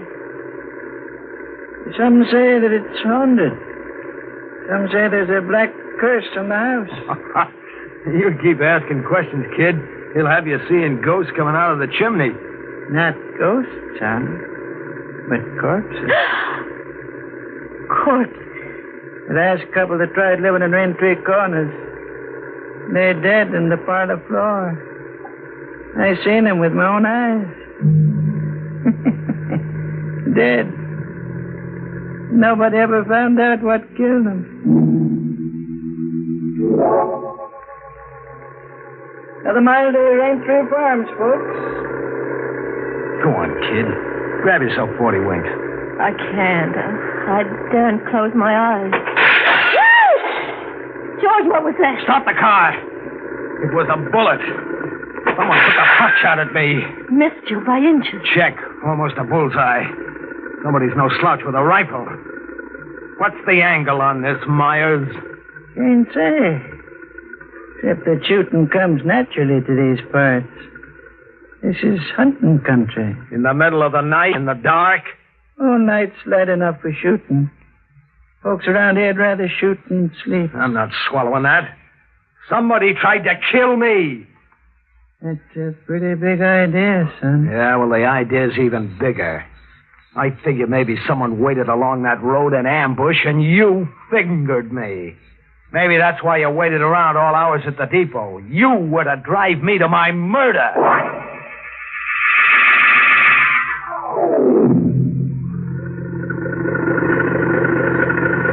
Here we are, folks. Raintree Farms. House is up that walk. All right, hand me the luggage, Mary. Yes. Thanks for the lift. Your young man ain't thanking me. His head's busy turning with big ideas. Goodbye, son. I'll be coming around, maybe. There's some more of your big ideas. Look, if I ever see you around here, I'll shoot you full of holes on sight for trespassing.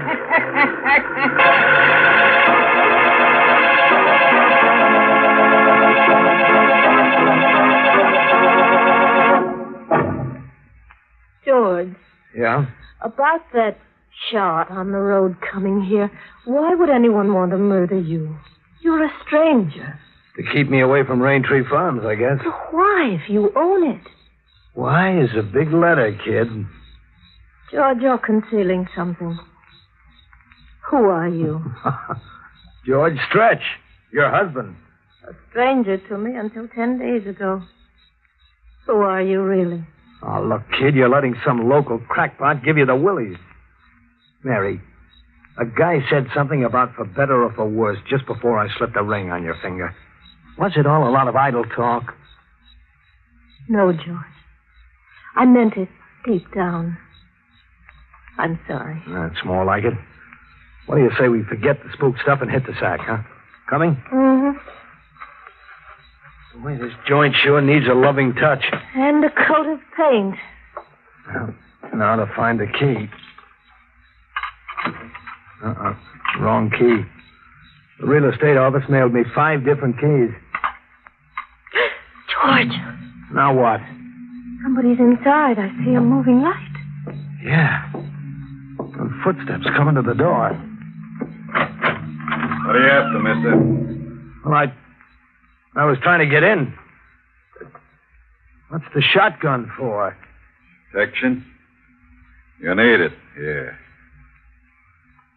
I've seen you somewhere before, haven't I? No, you haven't. I've never been somewhere. Who are you? I'm George Stretch. This is my wife. We're the new owners.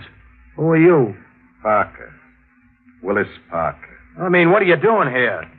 Squatting? You broke in? No. I moved in. Just like that? Uh-huh. Abandoned place. Loaded down with county tax warrants. I bought a tax warrant and I'm in. I don't get it. Squatter's right. Go see a lawyer. What? You mean you won't get out? That's right. On what ground? Look, fella. Right now I've got possession of the premises. That's a big chunk of the law around here. I'm not going to stand out here in the dark arguing it out with you. Now beat it, fella. And take your valises and the dame. You're trespassing. This is a trick to turn me back. Throw arguing with you. Start moving. The next one goes right in your breadbasket, fella. And keep going. Mary. Yes, George. Head for the deep shadows and then drop to your knees and flatten out quick. I'm sick and tired of being shot at. George, put that gun away. Down, I said. I'm not heading back with my tail between my legs. Bullseye for me. Who was it that said this was a shooting country?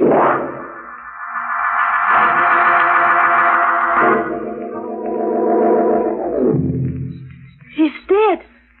Oh, gee, I just meant to nick him. You killed him in cold blood. In self-defense. He was planning to tail us down the road and blow us to kingdom come. George, you're making that up. Just as an afterthought. Am I, kid? Who do you suppose took that shot at us driving up here? And that couple found mysteriously dead, the couple old Myers mentioned. Who do you suppose killed them? I want the whole truth. Why were you marked for murder? I said why was a big letter. You got to ditch Parker somewhere. Ditch him? Hide him to protect ourselves, then forget that it ever happened and go about our business. You're not going to the police? No, I'm going about my business, I said. George, what are you afraid of? You got me confused with the answer, man. I've got to know or I'll lose my mind. Both Ben Myers and Parker thought they recognized you. You have been here before. Never, I swear, never. They had me confused with somebody else. I'll play along my way for a while. My way is the only way, Mary. Any other way is no good. I'll get that kerosene lamp and follow along. I'm giving Parker's squatters' rights to the first big ditch I find.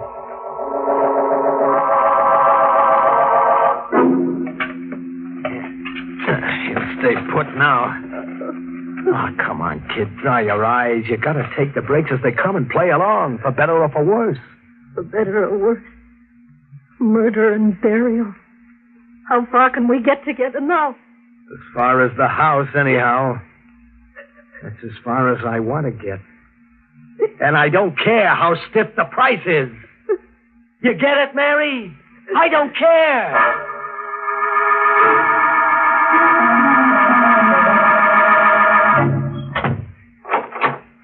All right, now set the lamp on that table, Mary. And stop staring at me as if I were some kind of a man-eating monster. You're getting on my nerves. I'm sorry, George. All right, that's better. Look around you. What do you see? The room is a wreck. Check and double check. The paneling's ripped out. The floorboards are up. Someone started taking the fireplace apart brick by brick. My property buy doesn't look so good, huh? George. What? What does it mean? Vandals always have a field day with an abandoned property. No, it means something else. Check, kid. Parker holed up here looking for something. And you're looking for something, too. You're catching on, kid. That's why we're in this forsaken country. That's why you were marked for murder. What are you looking for, George? A couple of things. One of them's a stiff. A fresh-faced kid who called himself Johnny Morrow came out here about 2 years ago. He was never seen again. Alive. And you know why, Mary? Why? Because he's still here.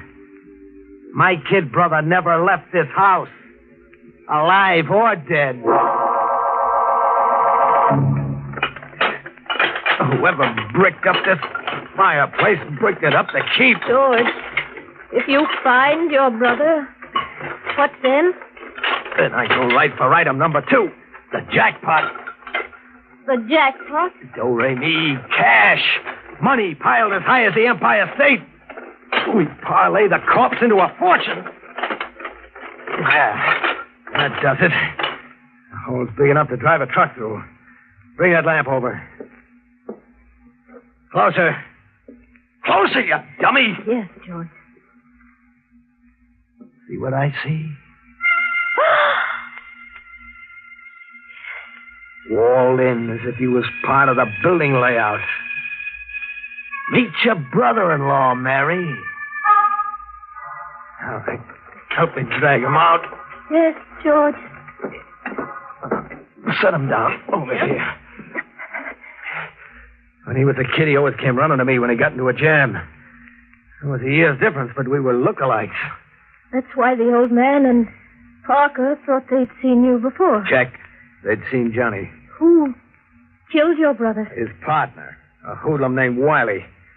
Johnny and Wiley had pulled a payroll stick-up, a $50,000 job. Wiley tried to double-cross Johnny. Johnny holed up here with the payroll money. Wiley trailed Johnny out here, tortured him for weeks, and then killed him. Why did Wiley torture Johnny? To find out where Johnny had stashed the money. But Johnny never told him. Johnny knew his goose was cooked anyway. How did you find out these things? Johnny smuggled a letter out addressed to me through old Ben Myers. The letter said nothing, but said a lot. Small talk, everyday brother stuff. Wrapped around 2 key words. The words were search me. As kids, we used to play treasure hunt with maps we made up and sewed in the lining of our clothes. $1 gets you 1,000 that Johnny has a map sewn in his clothes. Now you don't have to ask why anymore, kid. But what? Who was Parker, the man we found here? A crook who hung around with Wiley. And all the time that's elapsed, why didn't you come here sooner? I was busy looking for Wiley for 2 years, across the country and back again, in South America, Mexico. Wiley was always one jump ahead of me. I caught up with him a month ago in Tampico. You caught up with him? Well, what did you do? I gave him a dose of what he gave Johnny. And then I killed him.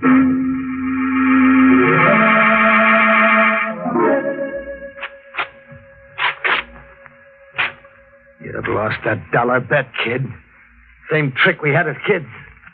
Yeah, a map inside his coat lining. You can read it? Sure, like the ABC. The dough is buried in a can 5 steps from the back door to the barn. The dough is practically in my hand. George, you'll have to give the money back. Back? Huh? And give myself up with it, huh? Yes, if you can find the courage. And tell Johnny he died like a chump for nothing. And tell myself I was just a sentimental sap dogging it after Wiley right into Tampico. And maybe get down on my knees in front of that ditch out there and apologize to Park if I haven't put a slug in him. George, out of your mind. Out of my mind if I listen to you. I'll lend a hand. Grab Parker's shotgun and watch for intruders while I dig that can up. And then I'll bury Johnny right on the same spot. Yeah, I'll bury Johnny right where he stashed those 50 G's for his big brother to come and get.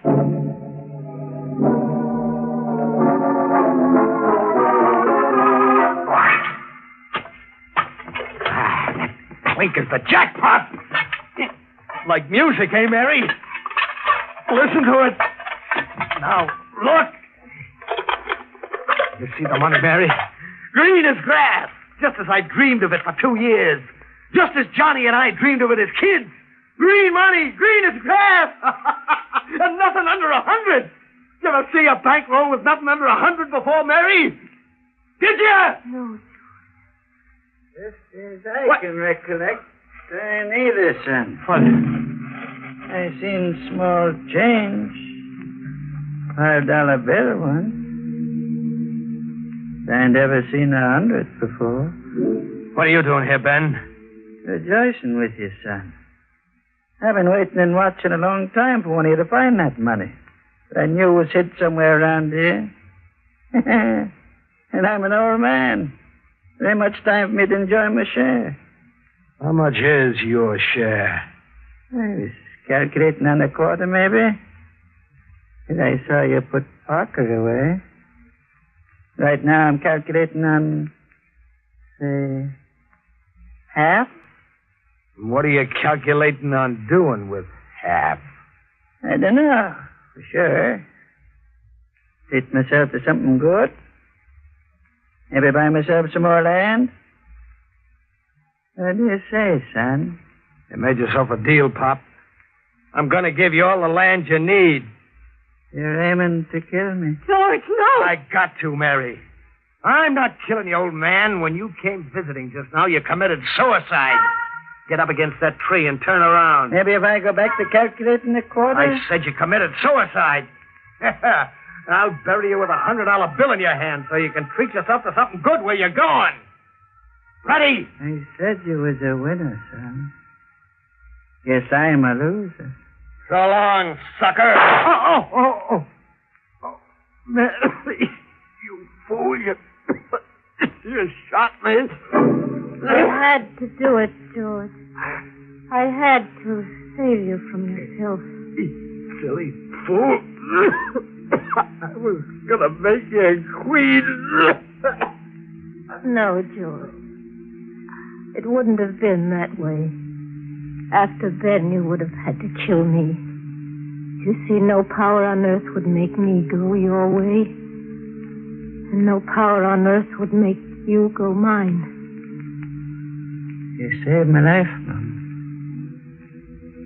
How can an old idiot ever thank you? By going to the police. My husband has a confession to make.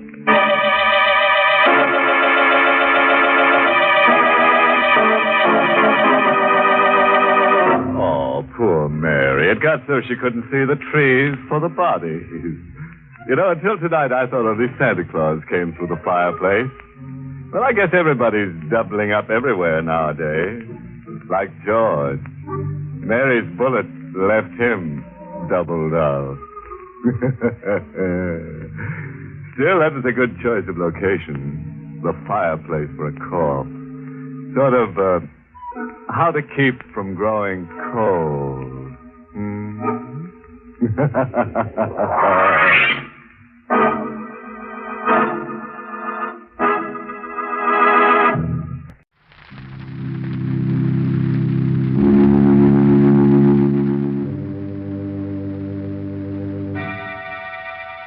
Inner Sanctum Mysteries, starring Peter Lorre, brought to you by Carter's Little Liver Pills.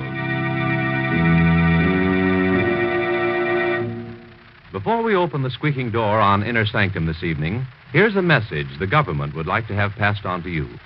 Women are urgently needed now in war plants and essential industries. There are all kinds of war jobs which don't involve machinery or tools, such as driving a bus or taxi, working in a laundry, restaurant, school, or day nursery.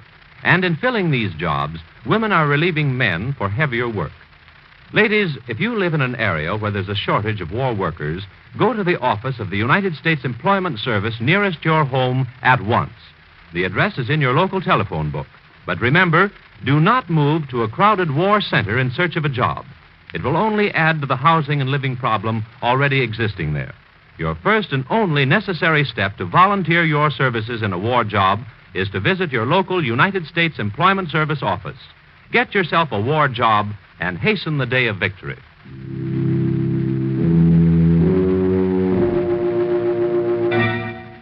And now we open the squeaking door.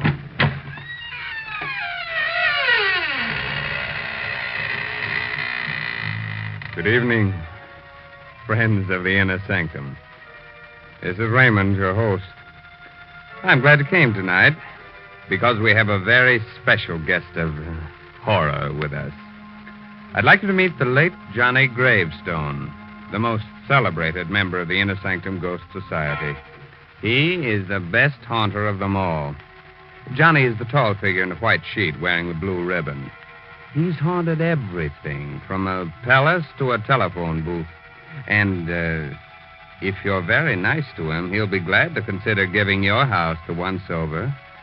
Who knows? He may even haunt you.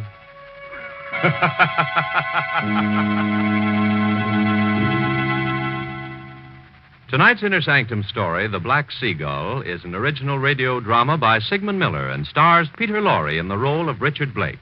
It's produced under the direction of Hyman Brown. Inner Sanctum Mysteries are brought to you by Carter's Little Liver Pills. When you feel dull, headachy, sluggish, take Carter's two-way treatment to, first, start your liver bile flowing quickly. Second, get comfortable relief from irregularity.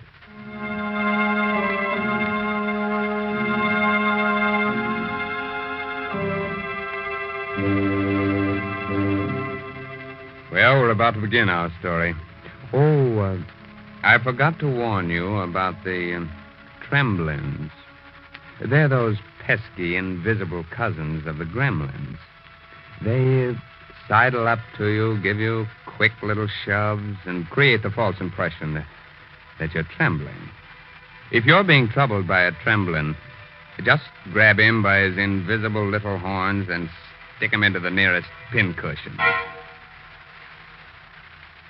Dusk is settling fast along the Carolina coast. A few miles out at sea, a motorboat rides through the choppy waters. Dr. Griffin and Richard Blake are frantically scanning the horizon, looking for Richard's wife, Barbara, who's lost in the sailboat. It's getting dark, Richard. We've got to find her before nightfall. Perhaps she's gotten back home by now. We've been gone for over an hour. The mast was loose in the sailboat. It would never hold out in that wind. Barbara is in a disabled boat. We haven't much gasoline left. I'm not going back until we find her. The only thing we can do is call the Coast Guard. Did you hear that, Dr. Griffin? Yes. Seagulls. Sounded like a human cry. Oh, no, it's only the gulls, Richard. Listen. It's the same sound. No. This is no bird cry. That was Barbara. That was the cry of a seagull. See? He's right above us. A black seagull. Black gull. Completely black. It's an ominous sign. Something has happened to Barbara. Oh, come now. I hope you don't believe in that superstitious nonsense. Look. Over there. Do you see it? It looks like a boat. It's Barbara. The mast. The mast is down. We'd better get over there fast.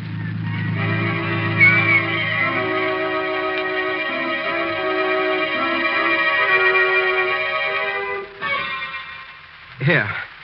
Help me put her on the couch. Dr. Griffin, please, you've got to do something. I'll do everything I can. Pretty bad. Concussion. The mast. It must have come loose and struck her. Please, Dr. Griffin, you've got to bring her back. She may come to any second. Or she may never come out of it. No. It isn't true. I wish it weren't. Her skull is crushed. The injury is a fatal one. No. It's only a surface wound. Perhaps an operation. We can get her to a hospital. Look. Look, she's coming too. Please, Richard. There isn't a chance.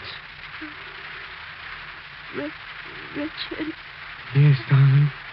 Oh, it wasn't my fault. The mast, it broke in the wind. Don't talk, my darling. I'm so sorry, Richard. Don't be unhappy. You're going to be all right. Dr. Griffin says you're going to recover. No. You've got to hold on, darling. We'll get you to a hospital. You've been so good to me, darling. We've been very happy together. You can't leave me, Barbara. I won't live without you. Oh, you mustn't say that. If you die, Barbara, I don't want to live. I'll always be near you. I'll come back if it's possible. You must. You must come back. You must. If you don't, I'll come to you. No, I'll return, Richard. I'll return. Richard, Oh. He's gone.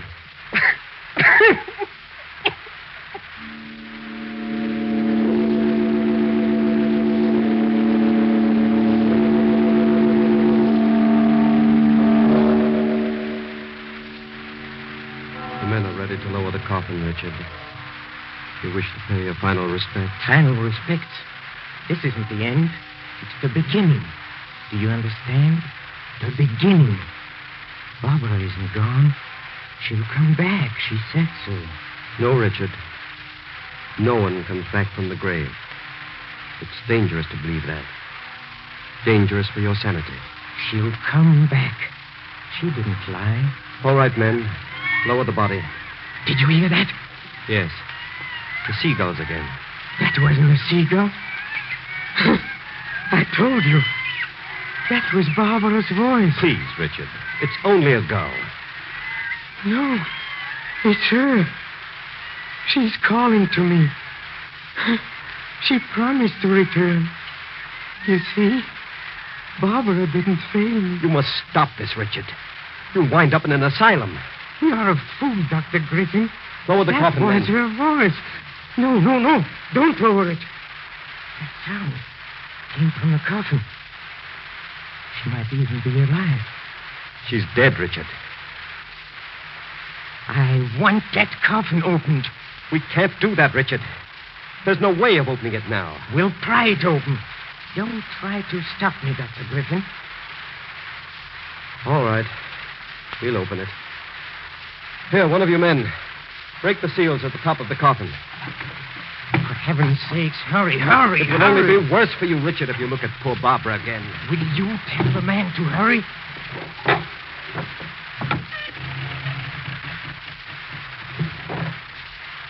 The coffin's opened, Richard. Now you can see for yourself. Look at her face. Her face? You wouldn't believe me. Look at her mouth. As if she had just called my name.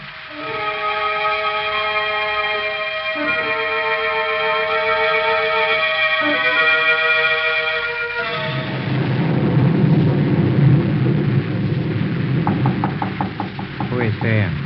Dr. Griffin. Come in. The door is open. Oh. You took me by surprise, Richard. I didn't expect you to be sitting so close to the door. I'm sorry I startled you, Dr. Griffin.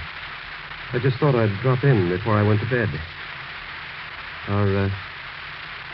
Are you waiting for someone? Yes, I am. What are you sitting in the dark for? Where's the light switch? I don't want any light. I prefer sitting in the dark. Richard, you're becoming very morbid. Don't you think you ought to get to bed? It's nearly midnight. Midnight? Yes. That's the time she'll come back. You really believe Barbara will come back? Yes. I'm sure she will. Well, we'll see. She'll come. If she does, it'll only be in your mind. Please be quiet.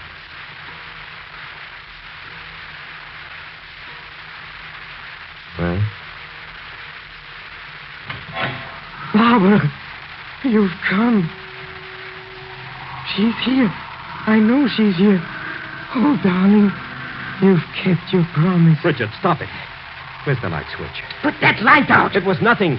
The wind opened the door. It was just a coincidence that happened at the stroke of midnight. I didn't close the door properly when I came in.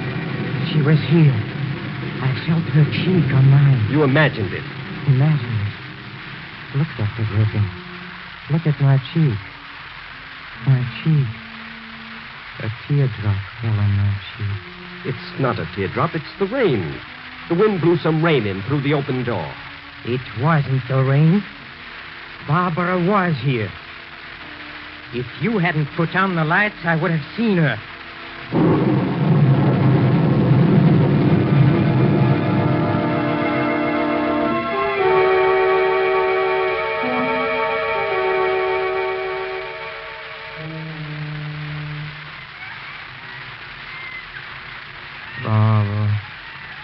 Barbara, some people do come back from the grave. I heard about such cases.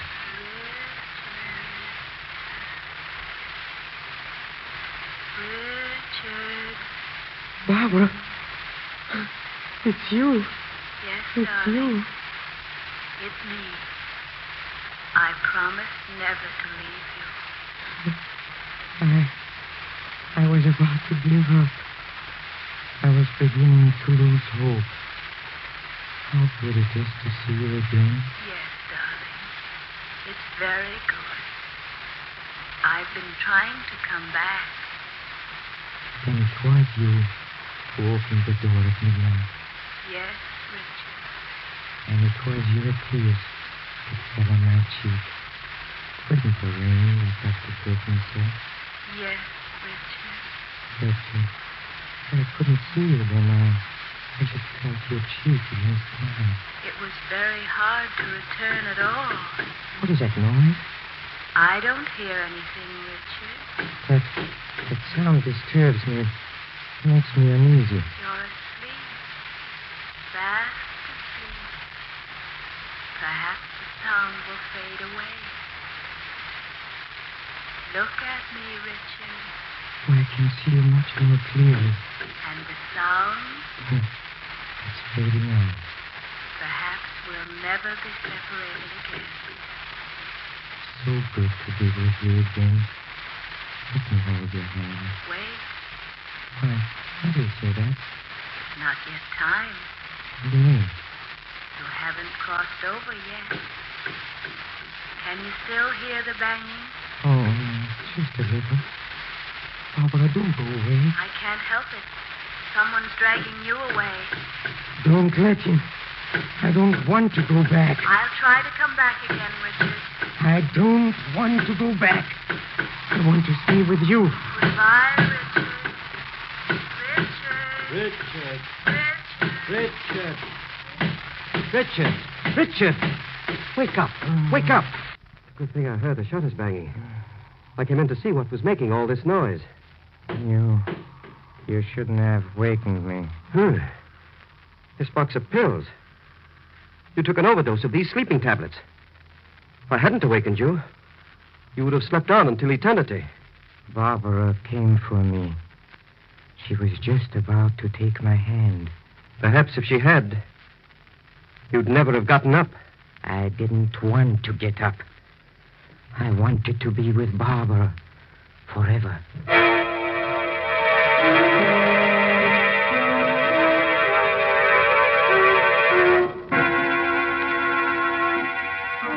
Well, Dr. Griffin should be awarded the Order of the Inner Sanctum for saving the life of Richard Blake. If it weren't for the good man, our story would have come to an end in the middle of the program. And that would have been very inconvenient for all of us. As a reward, perhaps we'll just wound Dr. Griffin a little bit instead of polishing him off. But until we make up our minds, here's a gentleman with an important message for you. To keep you feeling on top of the world, medical knowledge proves that nature should produce about 2 pints of liver bile, the vital digestive juice your liver makes, each day. Otherwise, your food may not digest properly and leave you feeling dull, headachy, sluggish. Scientific facts show it takes a two-way treatment to get the vital digestive juice flowing quickly and to relieve sluggishness without disturbing digestion. Therefore, do as thousands now do. Take Carter's Little Liver Pills.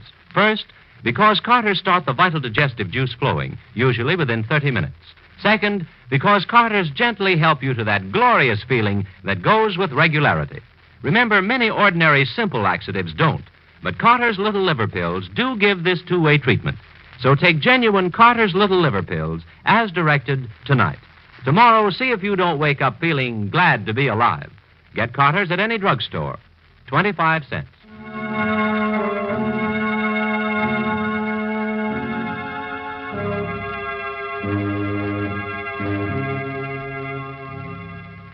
Now we're ready to continue with our strange story.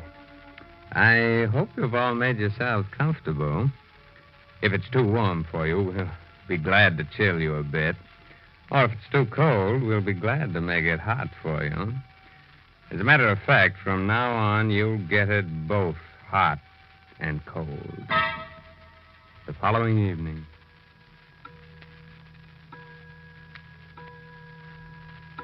Barbara, you must come back to me. Barbara. Barbara. Can you hear me? Perhaps she can't get in. She said it was hard for her to come back. I'll open the door. Barbara. For a moment, there was a shadowy figure at the door. I did see something. She's here. Oh, it's you, Kitty. Barbara's pet. Haven't seen you since Barbara died. Come here, Kitty. Whom are you looking at?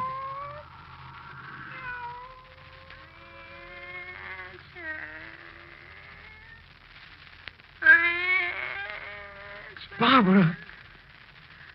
Richard. Where are you? Right here. Your voice is so faint. Come closer. Come closer. I don't know where you are. The closet where I used to keep my clothes. Darling, I still can't see you. This blue taffeta dress. My favorite. I used to love the rustling sound it made when I walked. It still crinkles. Like it always did. Richard. Where are you? Please don't go away. Right here. My vanity table. For heaven's sake, Barbara, let me see you again. My perfumes. They're all here. Nothing has been touched, darling. Here's my favorite. Wild heather. I'll never wear it again. Barbara, please don't go. Where are you? I'm everywhere in this room. Everywhere. Why can't I see you? Perhaps you will. We must both try. We must both try very hard. I'll try, Barbara. Goodbye, my darling. No, not yet. Just another moment. Goodbye, Richard. Barbara. Barbara. She's gone. She's gone. Only you and I know she was here. Who is there? Oh, it's you, Dr. Griffin. I came back to see how you were. I don't need any help. I heard you shouting Barbara's name. You were mistaken, Dr. Griffin. Barbara's dress. It's lying over the chair. Did you take it out of the closet? No, Dr. Griffin. The perfume's in the air. Oh, yes. There's a bottle of perfume overturned on the vanity table. Wild heather. That was Barbara's favorite, wasn't it? Yes, Dr. Griffin. You think Barbara was here? Don't you, Richard? Huh? She was here. I spoke to her. And she'll come again. She said she would. And maybe the next time I'll be able to see Barbara. See her as she was when she was alive.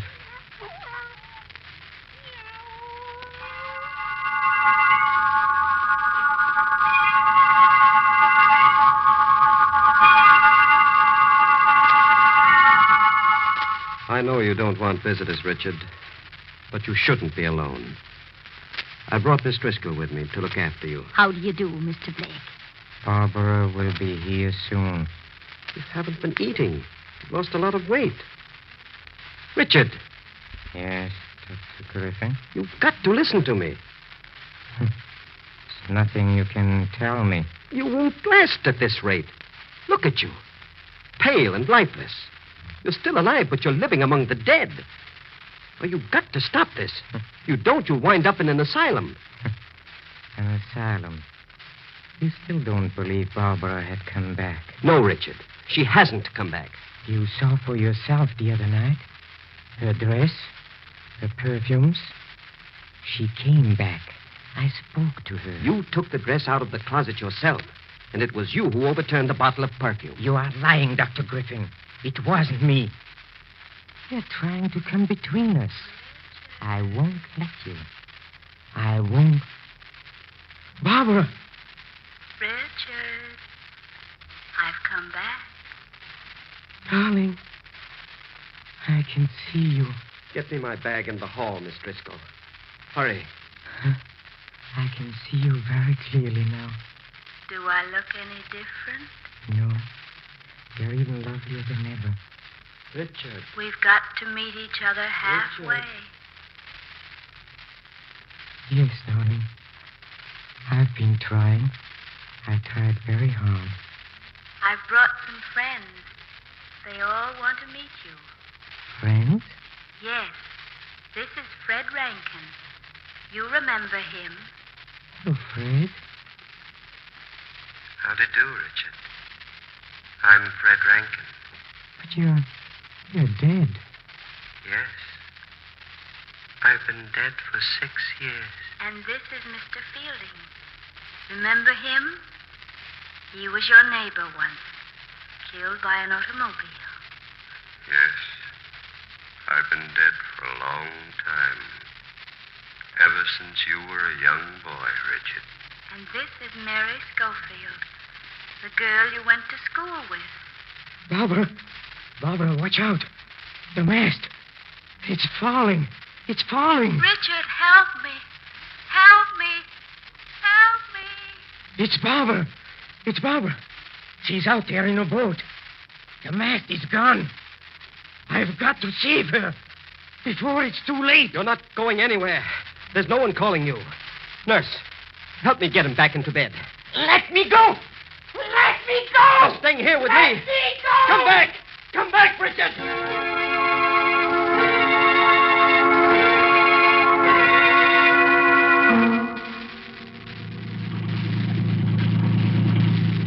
Well, he couldn't have swum very far in this short time, Dr. Griffin. I caught sight of him just a moment ago. Oh, there he is. Yes, I see him. Yes, but he's going down. He's going down. Merciful heavens. Did you see? Yes, he's gone down. But he was holding someone. I could see her long black hair. It's no use. We'll never... You say he was holding someone? Yes. It looked like a woman. She had long black hair. It must have been seaweed. You see things in this twilight that don't exist. Imagination is like fire. A good servant, but a bad master. I guess we had better get back.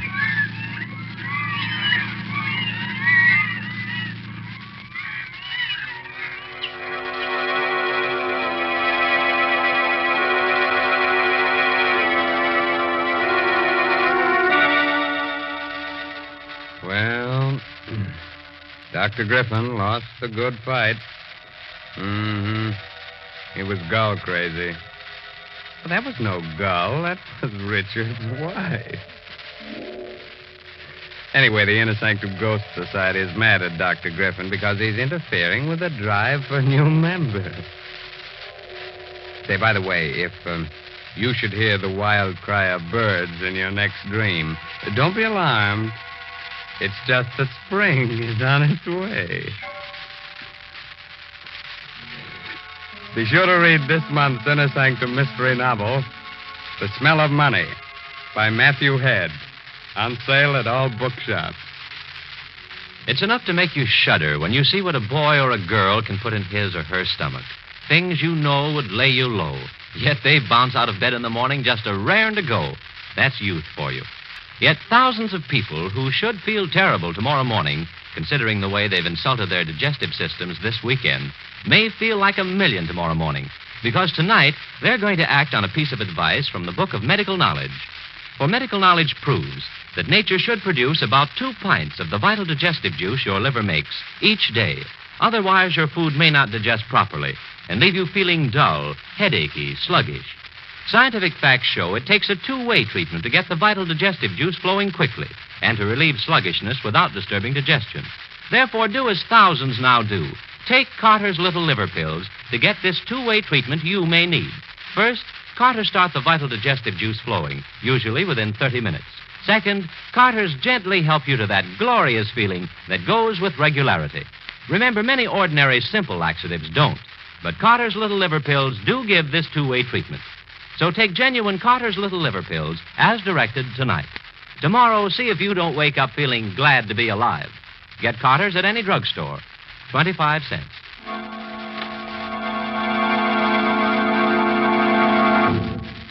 Be sure to listen next week, for lovely Judith Evelyn will be back with us again in a sweet little story just full of beautiful murder. Well, now it's time to close the squeaking door of the Inner Sanctum until next week.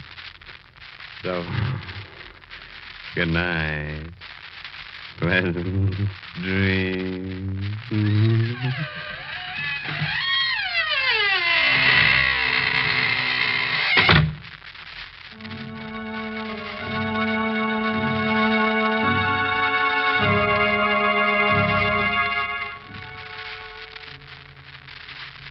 Inner Sanctum comes to you from New York. This is the Blue.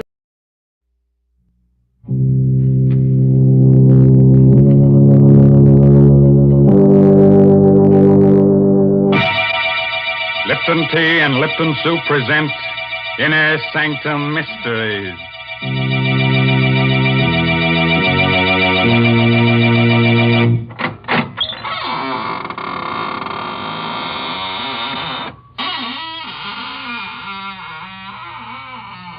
Good evening, friends of the Inner Sanctum. This is Raymond, your host at the squeaking door. Come in, won't you? Well, you're shivering. Cold? Oh. Well, don't let it throw you. Just remember that many are cold, but few are frozen. Well, our story, to be different tonight, is about murder. Murder and a clock. So, if you've got a little time to kill, let's do it now, huh? Why, Mr. Raymond, nobody can really kill time. Well, maybe not, but you certainly can frighten it. Didn't you ever hear of an alarmed clock? Mr. Raymond, someday you're going to choke on one of those puns. And won't that be nice, Mary? Then you can revive me with guess what, Lipton tea. Oh, dear. Must this go on week after week? Why must I talk to the only person in the world who doesn't know the proper uses of Lipton tea? Oh, don't say that. It isn't used to revive people. At least not in the way you mean it. Of course, lots of folks do find that Lipton's makes the day seem brighter. Yes, it sort of helps them through their housework to sit down now and then between meals, as well as at dinner and supper, and enjoy a cup of Lipton tea. And the reason why Lipton's is so satisfying is because of that one little word, brisk. B-R-I-S-K. Tea experts say that Lipton's has a brisk flavor, which means that it always tastes tangy and bracing. It's never flat or wishy-washy. So folks ask for Lipton tea at your grocer's. You just don't know how good tea can be till you've tried Lipton's. Yes, and when you leave the grocer, step next door to the clockmaker's shop and ask him for the Judas clock. If he doesn't have it on hand, just ask him to give you the works. Yes, the title of tonight's story is The Judas Clock. It's an original radio play by that old clock watcher, Christopher Mayo. Our star is Barry Kroger, who plays the role of Sebastian Packer. I'm a clockmaker. I carry on the profession my father taught me in London. I like clocks, all that is but one. For 30 years, I've looked for a certain clock and a certain man. The clock is known to collectors as the Judas clock. The man I swore to kill when, as a boy of 14, I closed my father's glazing eyes and wiped the froth of blood from his lips. Last night, I found the Judas clock. Tonight, I may have found the man. I'm told you're an expert clock repairman, Mr. Packer, madam. Well, yes, I suppose I am. Well, I have a clock. Rather, my husband has, and it hasn't run for years. Would you have a look at it? Well, can't you bring it in? Oh, heavens, no. It weighs 500 pounds. Oh. One of those huge marble things. Italian Renaissance, I'd say. Marble? Italian? Well, can you describe it further? Well, it's rather unusual. Black marble, heavily carved with biblical characters. The ivory face has a beautifully etched scene on it, but it's a gruesome one. Gruesome? What kind of a scene? It's a picture of a man hanging from a tree. Judas! His face is positively ghastly. The Judas clock. I knew without seeing it why the clock wouldn't run. It had been built in Italy for a prince of the House of Savoy in 1598. He conceived the idea when he discovered that his family's treasures included the 30 pieces of silver of Judas Iscariot. The clock was made to run only when the 30 silver coins of Judas were in place in the clock's hollow weights. 15 in each weight. And the coins had been in my possession since the day of my father's death. Somewhere inside me, that clock still beats its deep-throated song, and I have but to close my eyes to hear again my father's voice. It's an evil clock, son, as evil as Satan himself, and it's cursed. There is a legend that every man who has owned it has died a violent and bloody death. Well, Mr. Packer, can you fix it? Oh, I'm sorry. I was daydreaming. Well, yes. Does Mr. Arnold. Arnold. Does Mr. Arnold know that you're having the clock repaired? No. We've only been married a few weeks, and I'd like to have it working when he comes back to town tomorrow. Sort of a surprise. Yes, I see. Well, I'll be there in half an hour, Mrs. Arnold.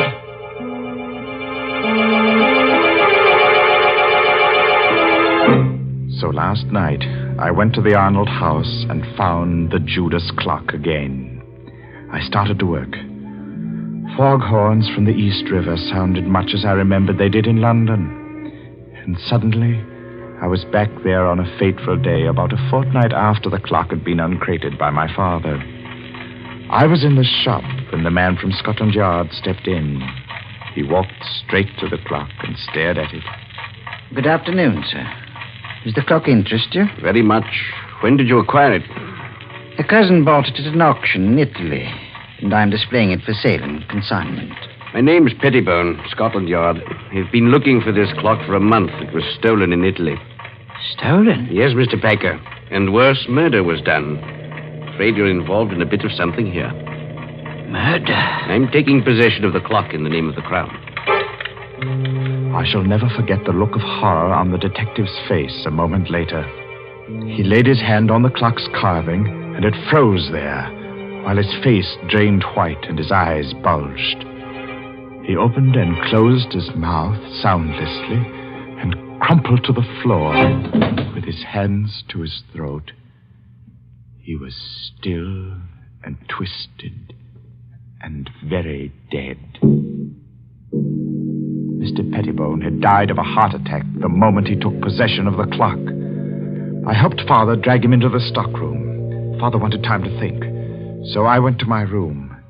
I dozed off only to wake hours later at the sound of angry voices. Well, Cousin Andrew, you've done me a fine turn, haven't you? I've told you I didn't mean to kill the old girl. It was an accident.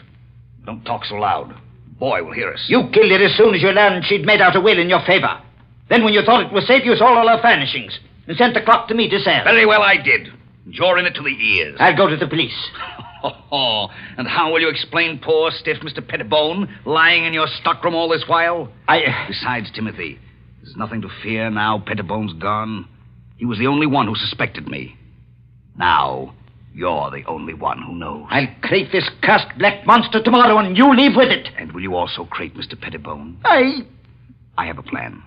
Here, sit down in this chair, right here. I'll show you how we can solve the whole thing. My young heart beat with a wild dread as I listened. I could only see Cousin Andy's back, but I could see Father seated dejectedly in the chair near the Judas clock, his head in his hands. It was midnight. All the clocks in the shop began striking the hour, and louder than all the rest was the chime of the evil clock. If only then I had known, I might have done something, but the slow strokes beat on. 8, 9, 10, 11, 12. And before my horrified eyes, the heavy marble piece leaned slowly from the wall and crashed across my father's back. And Cousin Andy stood facing my father as the clock crushed his frail form and choked him. He made pitiful little sounds, his eyes begging for life. And the murderer just stood, his back to me, and watched. Thundering sinners, you die hard. Cousin Andy ran from the shop crying for help. He would claim an accident. I raced into the shop. My father was dead. I choked back my tears, and I closed the poor, staring eyes. I took the coins of Judas from the weights of the clock and ran from the shop, the blood-stained pieces jangling merrily in my pocket.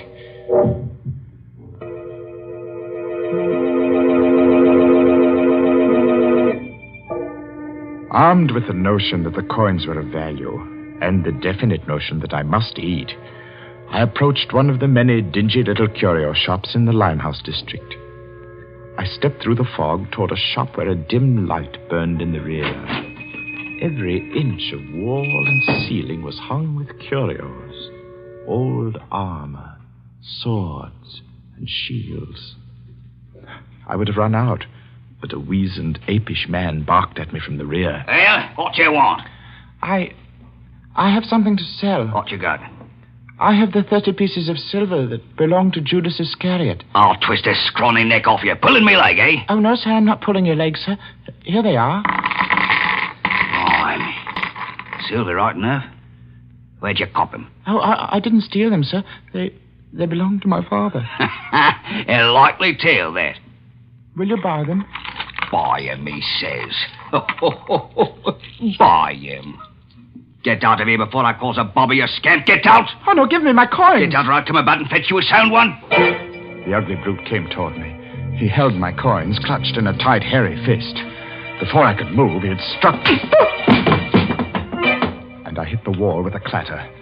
And then it happened again. For the second time that night, the curse of the Judas clock struck. As I hit the wall, my eye caught a metallic glint above, and a heavy object dropped from the ceiling. The man was about to strike me again when the object struck his head. And remained part of him. He fell. His skull split in two by a hangman's axe. I clamped my mouth on a cry and pried the man's fist open. The fresh blood made it hard, but I recovered the coins. And I stumbled in panic through the shop and out into the night. And the fog of London never swallowed a more frightened and lonely boy.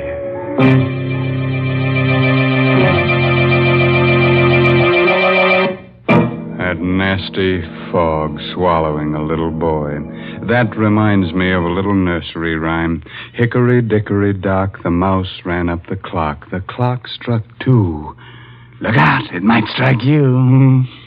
Heavens, I'm glad I don't own that terrible clock. Oh, don't say that, Mary. Just think if you had the Judas clock, then time wouldn't hang heavily on you. No, it would fall on you. Well, if it did fall and you rescued me, wouldn't that make you a time saver? Well, split my sides with an axe if Mary didn't make with a joke. Well, a very little one, Mr. Raymond. That's true. But seriously, I do have something to say about a time saver. And I'm thinking about Lipton tea. You know, Lipton's is such a handy beverage. It takes so little time to prepare, and it's always so welcome. Yes, its famous brisk flavor makes it enjoyable, not just at your own meal times, but between meals and whenever folks drop in for a visit. That's why it's a good idea to buy Lipton's in the larger, more economical size packages. That's right. The larger packages are much thriftier. So you see, it's wise to keep on hand a really good supply of that brisk-flavored Lipton tea. Oh, sure, it'll come in handy to warm up the chills you get from these inner sanctum stories. And, brother, you're going to shiver plenty with Barry Kroger as Sebastian Packer as this story goes on about the Judas clock. I hadn't touched those horrible coins of Judas Iscariot since the day the storekeeper was killed. By now, I half believed the legend that death followed them. I began to feel that the only way I could escape their curse was to find the Judas clock and put the coins back in its weights where they belonged. One day, as I read the notices in the Times, my heart skipped a beat.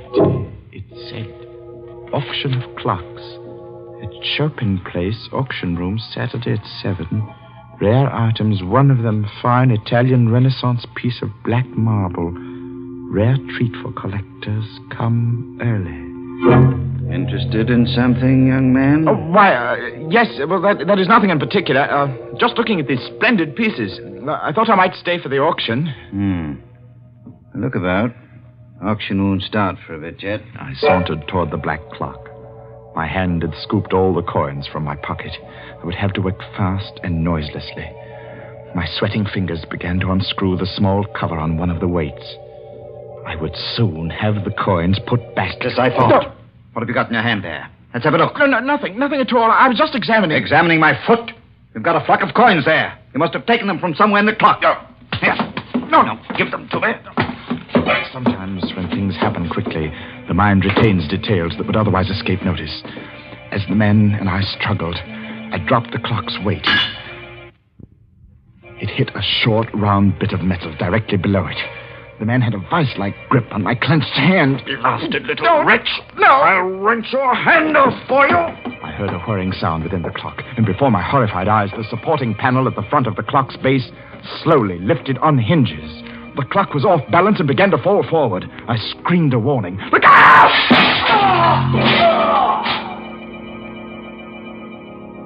The auction man was dead, mashed to a pulp of bone and blood beneath the clock, as my father had been. I ran to the door and out into the street. I was right back where I'd started. Only now I knew that my father had been murdered by Cousin Andy.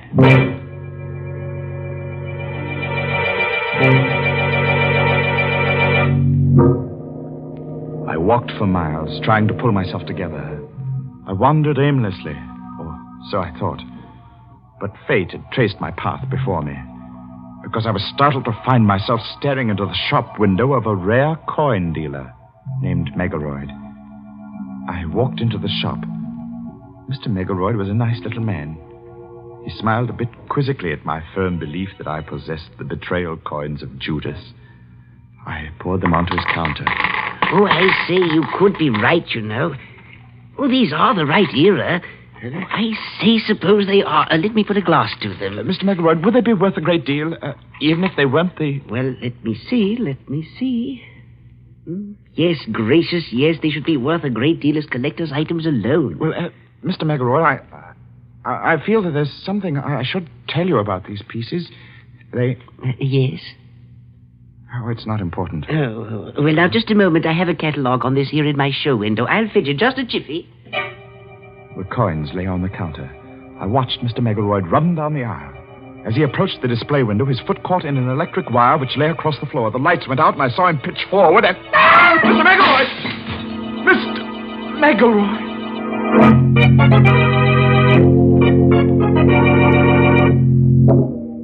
The street light peered through the broken plate glass and played across a grotesquely sprawled form in the show window.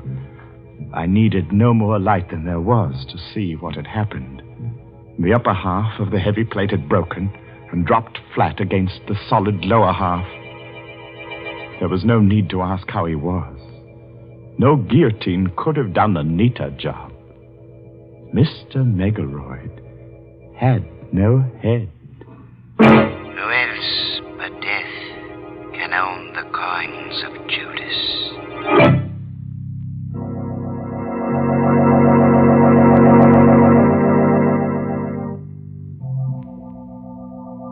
Tonight, I shall find out if Mr. Arnold is Cousin Andrew.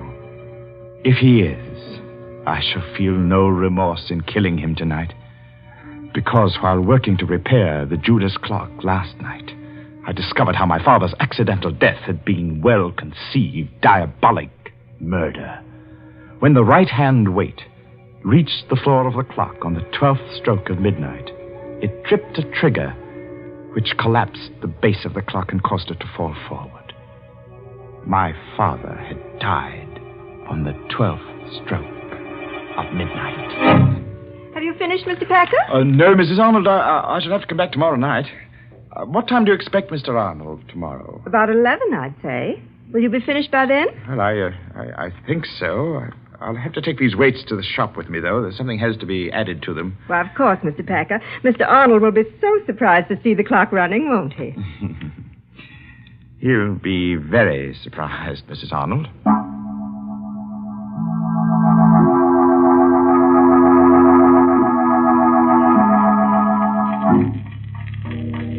I've put the coins in their place within the weights. Not 15 in each weight, but 15 in one and 10 in the other. The other 5 coins are in my pocket. In another pocket, I have a small 38, although I don't plan to use it. 8 o'clock, and I have a 30-year-old date to keep. Good evening. Oh. Mr. Packer? Yes, but I'm closing now. I see you are. My name is Arnold. Just came in from Chicago. Sorry to spoil your little surprise. Or my wife's, rather. You surprised her instead? Yes. She had to confess. I wanted to go out, so she had to tell me about engaging you to repair the Judas clock. You don't want it repaired? By all means, I insist. It's a splendid idea. But what I came for, really, was to tell you that you and I have much to talk about. Oh, do we? Yes. But look, close your place and bring along whatever you need to fix the clock, and we'll talk about it at my place. I'm all set. Let's go.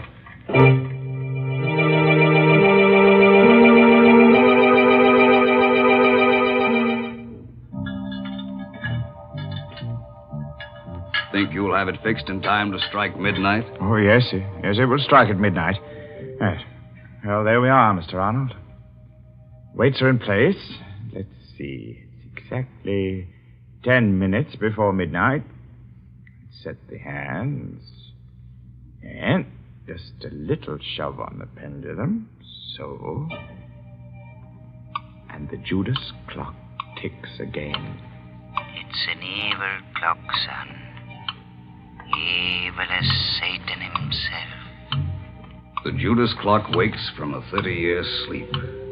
Hey, Cousin Sebastian. Cousin? What? That's what I wanted to tell you. My wife told me your father owned this clock in London. Well, yes. I was your father's cousin. You're Sebastian Packard, the little boy who ran away that night. Cousin Andy. Yes. I wonder how much you know of that horrible night when your father was killed. Well, I know the clock fell on Father. I heard the sound from my room, and I was so frightened. I ran down the rear steps in time to see them carry Father away. He was all covered up. So that was why I didn't find you in your room afterward. It happened so fast. We were sitting, talking. The clocks were striking 12. Suddenly, the base of the clock seemed to cave in, and... I know. I bought the clock at an auction a few years later. Had it all fixed. It's good and solid now. I saw to that. Yes, sir. Well, I suppose I'll run along now, Cousin Andy. Nonsense. Let's make up for lost time and get acquainted. Well... Come now. I have some fine old port from England here. Sit down a while. No, not that chair. No? This one's a lot more comfortable. It's a funny thing.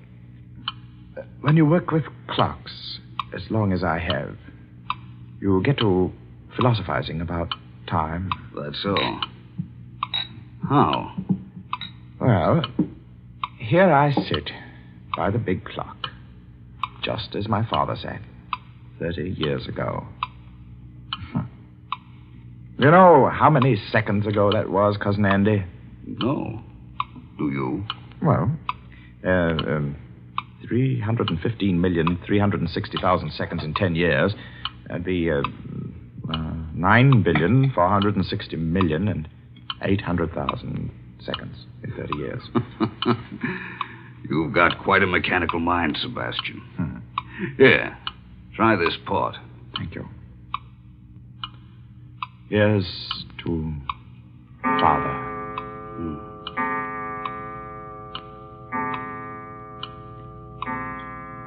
What's the matter, Cousin Andy? Are you ill? No. Your face is quite drawn, gray. Shut up.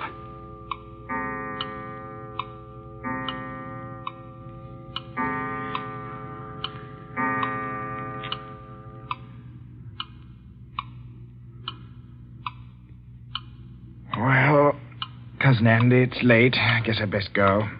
You know, you do look awfully sick. Oh, don't get up, old man. Sinners, Here, sit down and relax. Take my chair. It's the more comfortable. Why, you're shaking like a leaf. Now, just sit quietly. I'll see myself out. Thundering sinners, Good night, Cousin Andy. Oh, Sebastian. Get it off. Back. In heaven's name.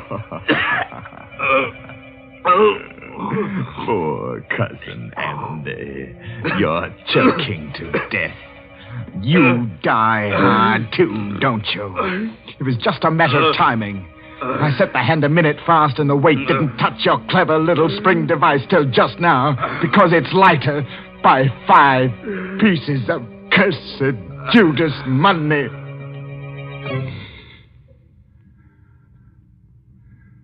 Rest easy, Father.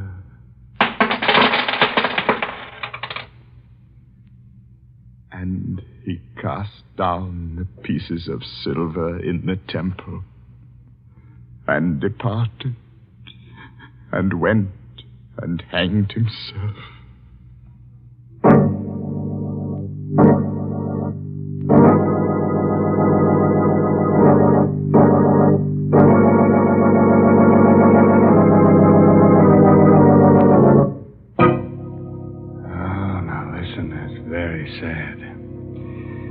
But a fine chime was had by all. Anybody want to buy a large grandfather clock? I'm in the market for a sundial myself. A sundial? My, they are old-timey.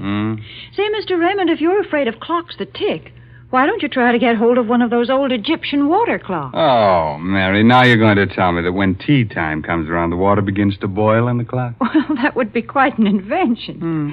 But no, Mr. Raymond, right now I'm not going to talk about Lipton tea. Instead, I'm going to tell our listeners about an important job that lies ahead. A fight that's far from finished. Yes, the battle for Japan. Our government says that this Pacific War will be one of the most bitter and difficult in history.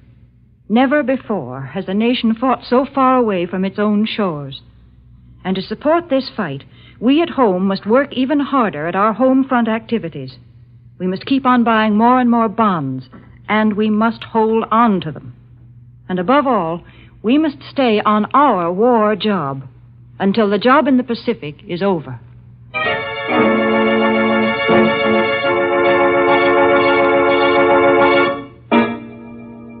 Well, I'll leave you with a cheerful, timely moral. Oh, that goes with tonight's story. No extra charge. Now, you can figure out how many seconds you've lived. All right, that's your pastime. But you can't figure out how many you've got left. That's just, sometime. You know what I mean? Well, I'll see you in just 604,800 seconds from right now.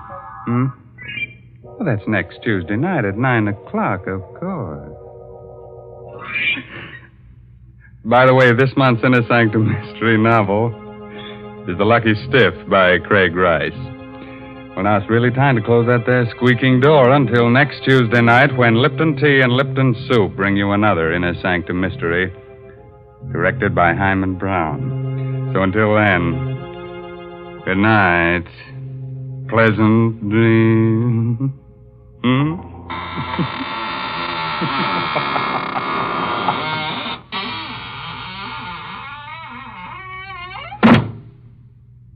Folks, if you'd like to give the boys overseas a real taste of home, then why not include a package or two of Lipton's Noodle Soup Mix the next time you send them a box of food? Yes, Lipton's has the same homemade, chickeny taste as the soup you make right in your own kitchen. That's why it's a thoughtful, welcome little gift to send Lipton's.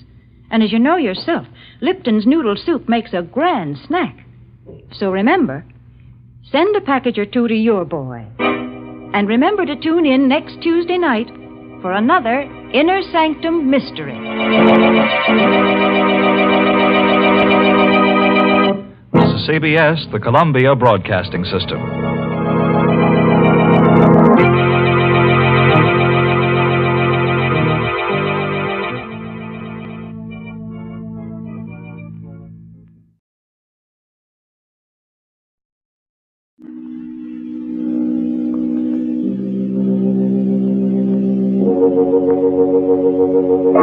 Palmolive Brushless and Palmolive Lather Shaving Cream presents Inner Sanctum Mysteries, starring Mary Astor.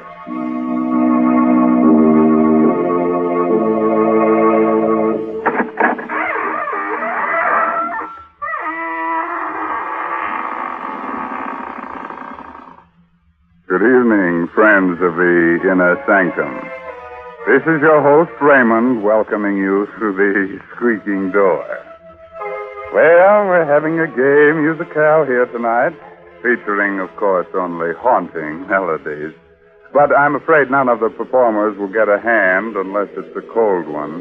You see, it's so hard to applaud after rigor mortis has set in. But you can come in and set in, too. There are plenty of seats available. And if there's nothing left in the orchestra, we can give you a box.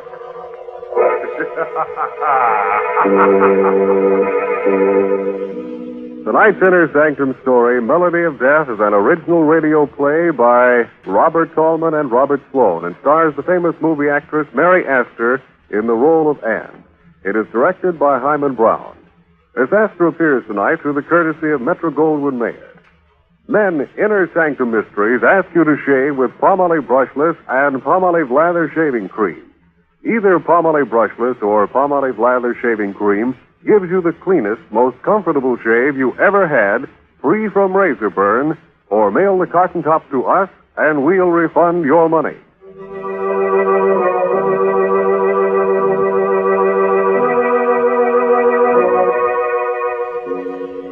Have you a little gypsy in your home? One with a gold ring in his ear and a magic violin in his hand? Well, if he's anything like a fellow named Enrique, Don't let him play an encore of the melody of death. Like a spidery web floating in midair, death hangs over the room where Anne is talking to her beloved David. Ghastly white, she summons the last ounce of ebbing strength to speak to him of love. Don't leave me alone here, David. I'm afraid. Just hold me in your arms. In a few minutes, it'll all be... David, what's that on your hand? Blood. How did you get... Oh, yes, I remember now. The cat. The cat with the yellow eyes. And the music. It was the music that started the whole thing, wasn't it, David? I remember now. That evening in Lubo's cafe, Henri, the gypsy violinist, came over to our table.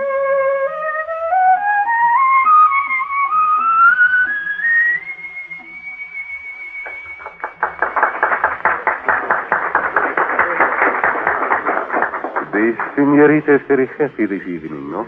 You don't need your gypsy magic to tell you that, do you, Henri? The senorita is going to be married, no? You guessed it. Play for us, Henri. You know the tune I like so much.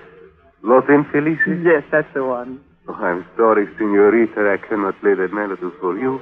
Not this evening. Why not? You will say it is foolish gypsy superstition, perhaps, but in my tribe it is believed that for a girl newly betrothed to hear this music is bad luck. Very bad. What kind of bad luck? Because if she hears this music at such a time, she will never stop hearing it. It will haunt her from that time forward. And her heart will follow the music. And she will do what the music bids her to do. Even kill her lover, if the music tells her to. Well, I'll take a chance on that, Henri. Very well, then. I will play, but never say Heinrich did not warn you.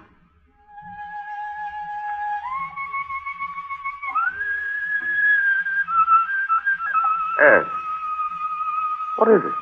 That cat, watching from the doorway. Look at its eyes. Yellow eyes. Darling, you're so strange this evening. Something wrong? Something's terribly wrong, David. The music and that cat watching from the doorway like death. Anne. Take me out of here quickly, David. I'm afraid. Well, of course, darling. I'm sorry, David. I couldn't help myself. I felt I had to get out of there. You'd what, darling? And what happened to you? Why do you look at me so strangely? I don't know. I keep thinking of what Henrique said about that melody. It was bad luck for me. I would never stop hearing it. It would haunt me and I would do its bidding.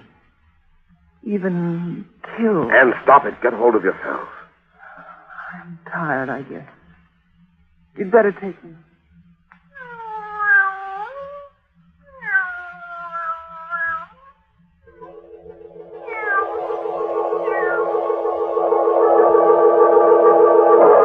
As we walked away from the cafe that evening, I was like a person in a hypnotic trance.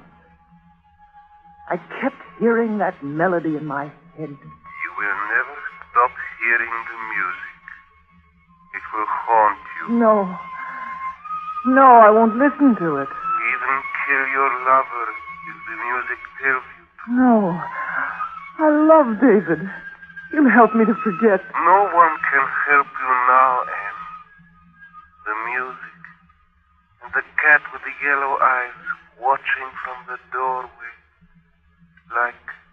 Like death.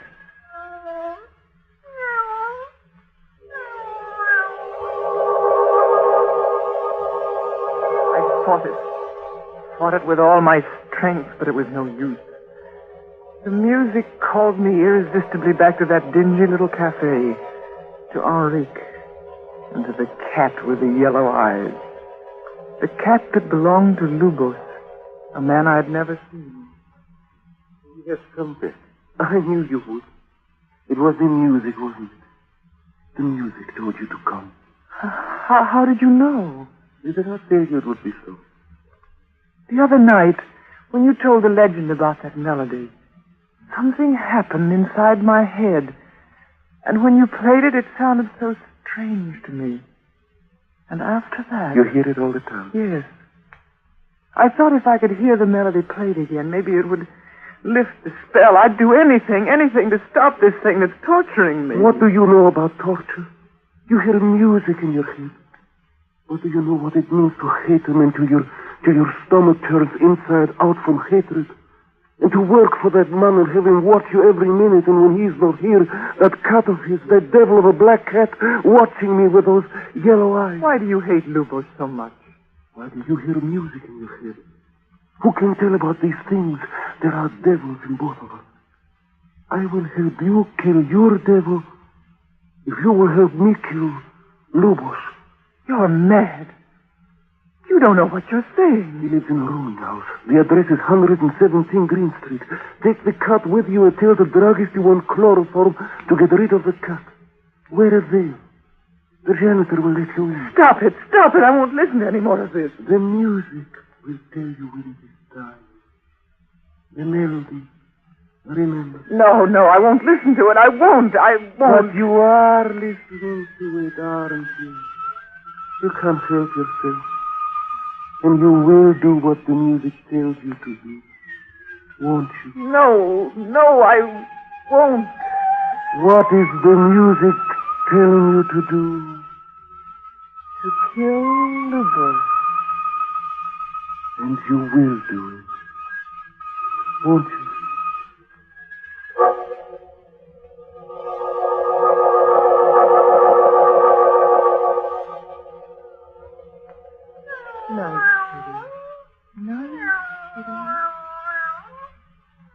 That's right. Take the cat with you. Hurry up.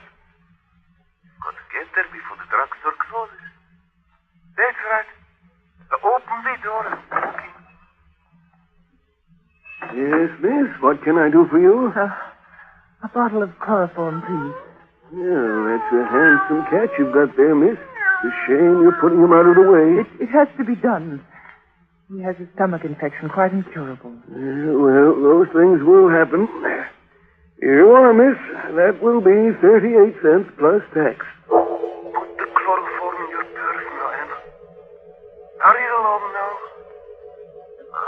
Here we are. Green Street. Around the corner. There is the house. Over there. He's asleep in there now. The man you're going to kill.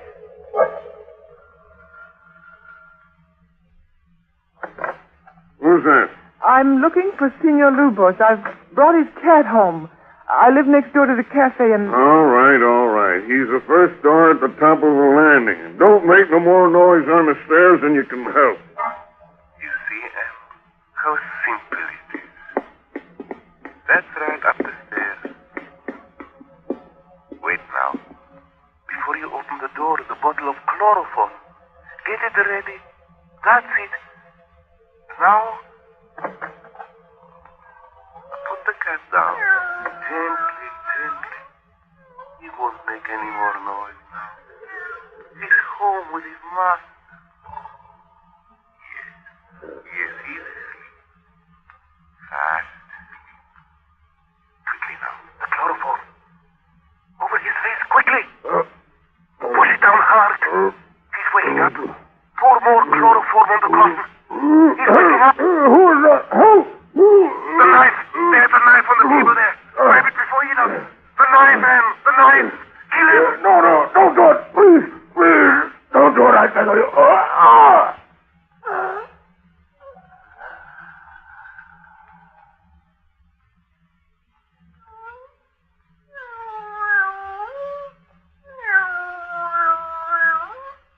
He's dead. Dead.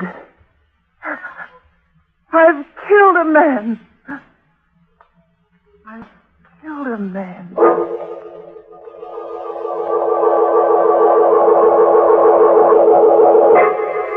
Well, what are you waiting for? Come on and help her. I'll be close by, swinging on my squeaky door. You know, I just love to swing on that door. It makes such a nice sound. Listen.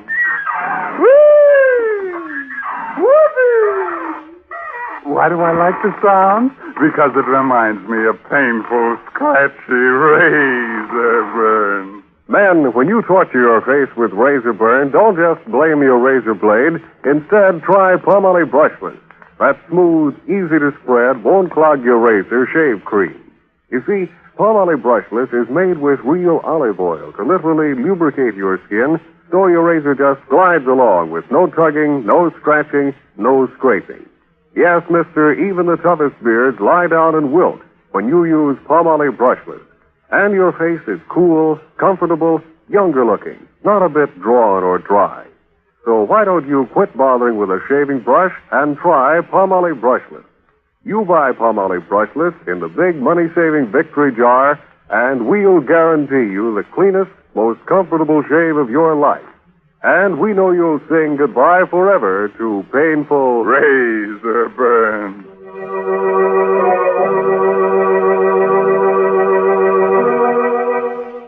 All right, friends, let's get back to that song that murders them.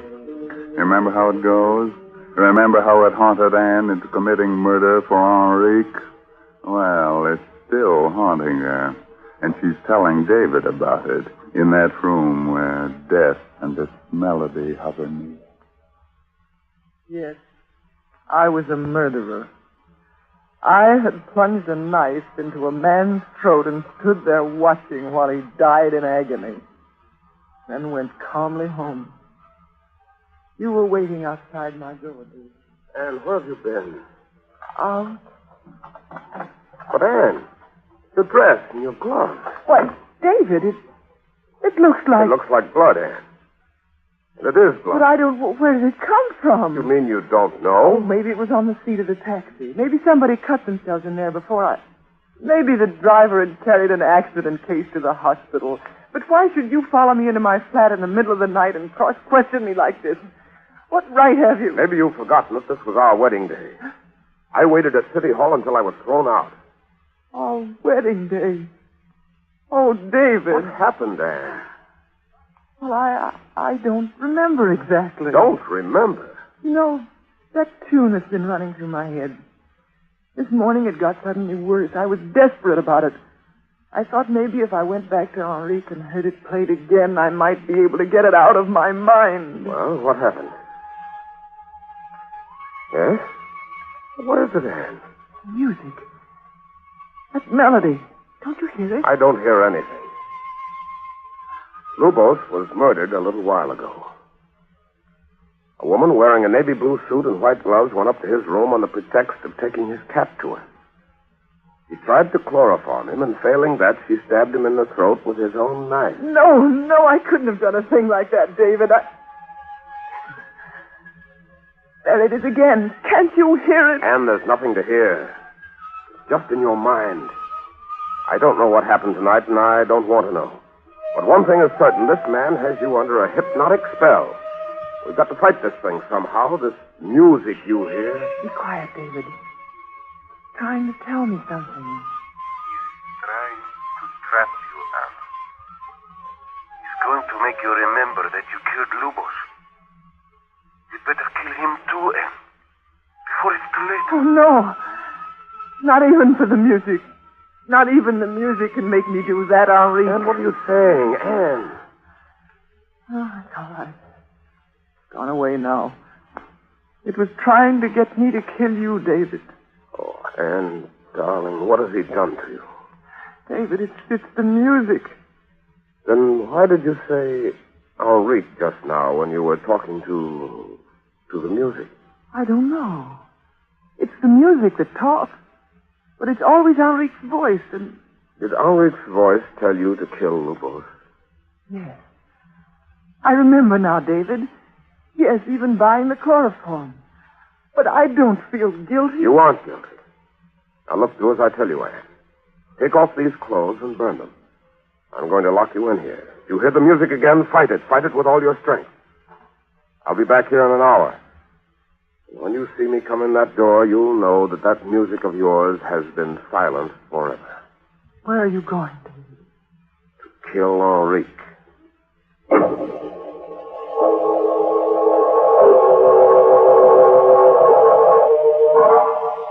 So you have come to kill me because I've put hypnotic spells on your beloved. Excuse me, what a joke, senor. No joke, Henrique. A man was murdered a while ago by you. I thought it was proven that Lubos was murdered by a woman. Besides, I was playing my violin in the cafe at the time of the murder. While Anne, under your hypnotic spell, was doing your dirty work. Nonsense. He was stabbed in the throat with a knife belonging to Manuela Rosales, a gypsy woman with whom he had quarreled. Do not worry, my friend. I've composed a new melody. Would you care to hear it, senor? Go ahead, Henrique. I'm listening. You must look at me while I play. Look at my eyes. It makes me play better.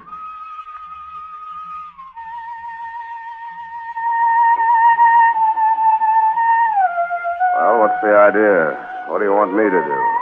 Kill her. Kill your fiancée. Stop it! Stop it, or So, I am under the spell of your music, am I? I'll choke the music out of you, so help me, I will. You are making a terrible mistake. A terrible...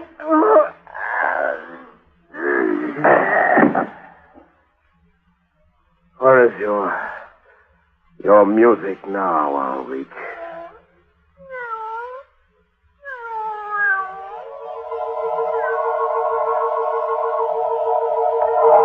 And now that Henrique is dead, we can go back to what we were before. We can be married. That's what you're trying to say to me, isn't it, David? Why not, Anne? Why not? Because when you opened the door and came back into this room a few moments ago, the music was still playing. It's not playing now, is it, Anne? Is it? No, not now. Oh, David, take me in your arms, darling. Tell me it's all right. Tell me again so I'll really believe it. Oh, Anne. It was just a bad dream, wasn't it, David? They never really existed, did they?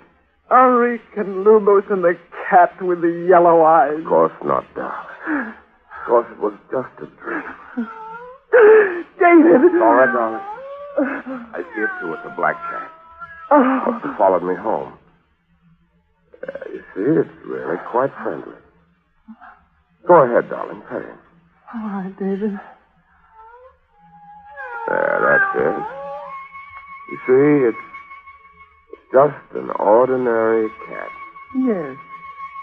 Yes, of course. Take the letter opener, Anne. The letter opener on the desk. Go and get it. Yes, of course. And you're not hearing it again, are you? Anne, is that the music again? Oh, no, David. It's just I've been crying so much, I think I'd better fix my makeup. Be a darling and bring my purse, will you? It's in the bedroom in the top drawer of the bureau. Sure. Back in a sec. Now, Anne. Now take the letter opener and follow him. That's it. Quietly now. He mustn't hear you coming. His back is turned. He's still rummaging in the bureau drawer. The poor fool. Quietly. Now, Anne, now. Anne, put that knife away. No, David, it's no use. I can't find it any longer. I must kill you. Anne, don't, Anne. Oh, David. Anne, darling, speak to me. I didn't mean to do it. I tried to grab your arm. That's all. The point of the letter opener turned and... It's all right. I'll get a doctor. Oh, no, David. Please don't leave me. It's better this way. If I lived, I'd have to kill you. The music would make me do it. And there might be others. Yes, David, it's better this way. Oh, Anne.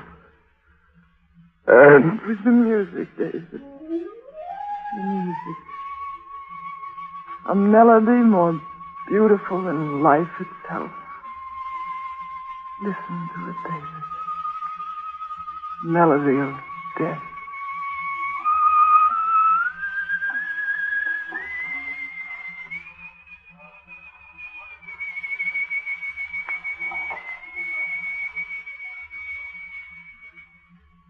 Oh, sister.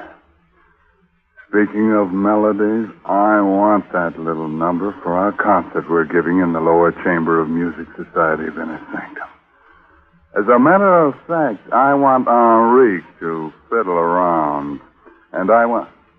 Oh, si, Senor Shaving Cream, what is it you want? I want lots of lather. I want lots of lather. Okay, you men who use a brush when you shave, you want lots of lather. And you'll get lots of lather simply by using Palmolive Lather Shaving Cream. For an honest whisker wilter, millions of men say there's nothing like it. In fact, more men use Palmolive Lather than any other kind. Here's why. First, Palmolive Lather Shaving Cream gives lots and lots of lather. He-Man lather with millions of moist bubbles to blitz your beard. Second, Palmolive Lather is made with olive oil and oil from the coconut palm to lubricate your razor, speed your shave, smooth your skin. So, if you're a lather and brush user and want to get rid of razor burn, get Palmolive Lather for the smoothest, easiest shave you ever whistled your way through. Get Palmolive Lather Shaving Cream, knowing it's going to leave your face looking younger, your skin smoother, your disposition better, or your money back. Friends, what would you do if you found out that someone you knew was peddling stolen merchandise? You'd be horrified. But tell me something. Have you ever bought extra gasoline coupons or accepted them from friends? Have you ever bought gasoline without giving up coupons? Ah, well, you know what I'm thinking. That makes you a receiver of stolen merchandise, and that is a serious offense. Yes, friends, every precious drop of gasoline we can spare is needed for our armed forces. People who buy gasoline without surrendering their own coupons are getting more than their fair share of the fixed civilian supply. So play square with gasoline rationing. Use only the coupons issued to you legally.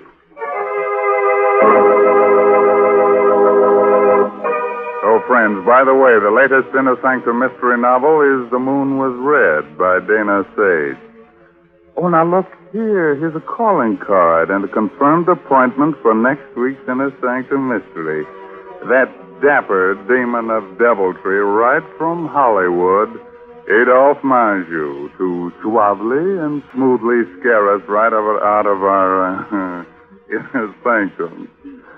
And now it's time to close the squeaking door until next Saturday, when Palmolive Brushless and Palmolive Lather Shaving Creams bring you another Inner Sanctum mystery.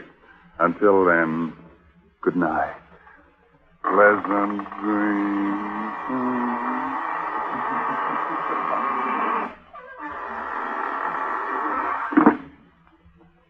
What is the 14-day Palmolive plan? Yes, what is the 14-day Palmolive plan? It's the biggest beauty news in years.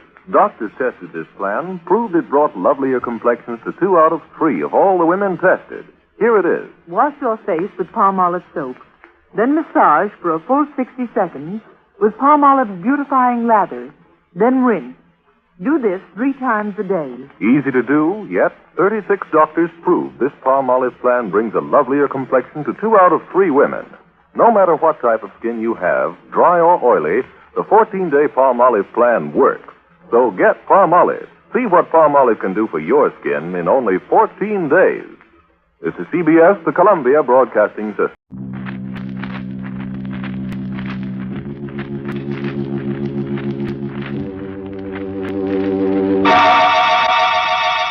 Bromo Seltzer, made by the Emerson Drug Company, invites you through the creaking door for tonight's Inner Sanctum mystery, titled Beneficiary, Death, written by Ed Adamson and Bob Sloan.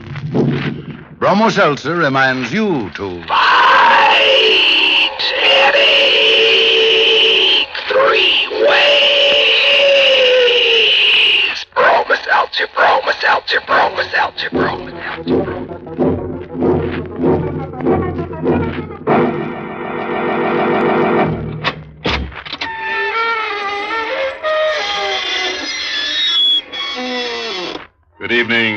friends of the creaking door.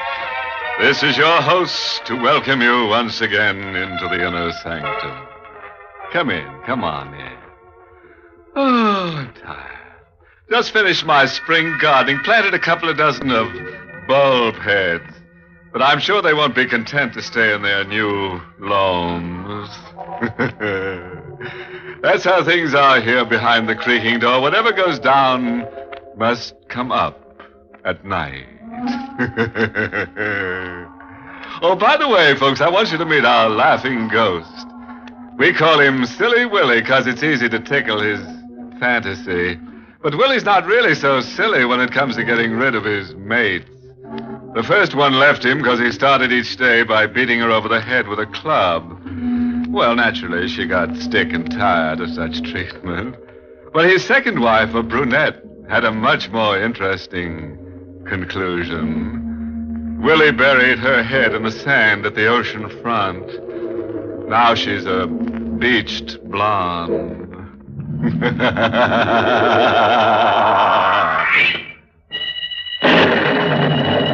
Horror has many sides. It can make itself felt in an almost hidden, quiet sort of way.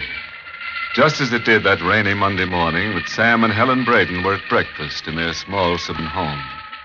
The Bradens sat in the kitchen nook near the window, the same as they'd done for 20 years. But still, this morning, things were not quite the same. Sam, you've just been sitting there staring out the window. You haven't touched your breakfast. I'm not hungry, Helen. You didn't sleep last night, did you? A little, on and off. You're just worrying yourself sick over nothing. Now, business is bound to get better. Oh, there's no use kidding you any longer. The store is on its last legs. The bank refused me the loan. Oh. Said I was a bad risk. Then you don't need the bank's money. You can still raise some yourself. Yes? How? Your insurance. Yes. I begged and borrowed everything up to my teeth, but I won't touch that insurance. That's for you, Helen, in Sam, case... please, listen to me. No, I don't want to talk about it anymore. Getting late. I'm starting for town. Sam, wait. Yes? I wish you'd take the train instead of the car. Why? Well, weather's so awful. Look at the way the rain's coming down. I drove into town in lots worse weather than this. I know, but... But what? Feeling the way you do, Sam, I wish you wouldn't drive. Oh, I'm all right, Helen. I'll see you this evening. Sam, please take the train. I told you I'm all right. I had an awful dream last night. I saw you driving the car along the turnpike, and then suddenly the car crashed and you were... Killed? Yes. Well, that's not such an awful dream at all. Why, Sam... Well, it isn't. When you consider my insurance, I'm really worth more to you dead than alive.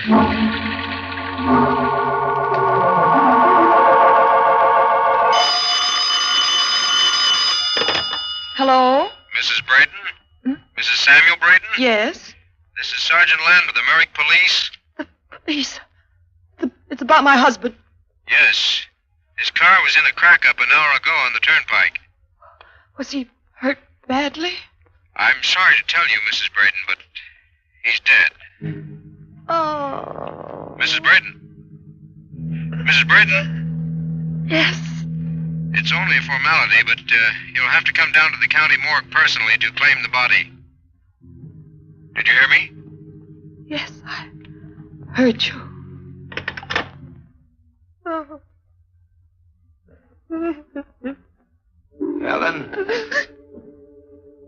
Why are you crying? Sam, why did you do it? I didn't want the insurance money. I wanted you to come back. But I have come back. Please tell me you were killed in the auto crash. Just the way I dreamed it. I saw your face. Just the way it is now. Covered with blood. Sam, I only wanted you to live. Why are you talking that way, Helen? I am alive. No. Here, touch me. Sam, don't. You mustn't be afraid. Touch me. Sam, please. Ah. Feel my hand. It isn't cold. You're not dead. You're alive. But your face in that call just now. There was an accident. The car was coming toward me. I swerved to get out of the way, and then everything went black, and the next thing I knew, I was standing at the front door outside. The police found your body in the wreck. They asked me to come down to the morgue and claim it. My body? They said you were there, dead. The hitchhiker. Hitchhiker? Just before I got onto the turnpike, I picked up a tramp. I was giving him a lift into town. Wait. What is it? My wallet. It's not in my pocket. It must have fallen out in the crash. Then that's why they thought it was you. Yes. Helen, what are you going to do? Call the American police and tell them you're alive. Put that phone down. But they should know. Put it down. I'm not alive. What? To all intents and purposes, that's my body down at the morgue. Don't understand. This is our chance, Helen. Don't you see? What are you trying to say? It's very plain and simple. My $25,000 life insurance. Now, do you understand? Sam, we can't do a thing like that. And not for just $25,000. Accidental death, the double indemnity clause, $50,000. Sam, please. $50,000. I told you at breakfast time, worth more dead than alive. $50,000. After you collect, we can go away. For the first time, we can really live. We won't have to worry about pennies anymore. Darling, we don't want money that way. All you have to do is go down to the morgue at Merrick. Sam, we can't do it. Of course we can. They'll find us out. The tramp I picked up told me he was homeless, no family. It's all so perfect. Once you claim my body, no one will ever find out.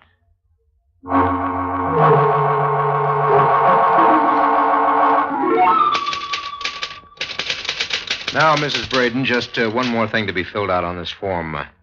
Where do you want your husband's body sent? To the Winston Funeral Home in Crestview. Winston Funeral Home, Crestview. Now, come with me, please. Sergeant Landau. Where are we going? To that room at the end of the hall. That's where the bodies are kept. Do I have to go? Well, I'm sorry, but that's the law. You know it's my husband, don't you? Sure. But the next of kin has to make identification.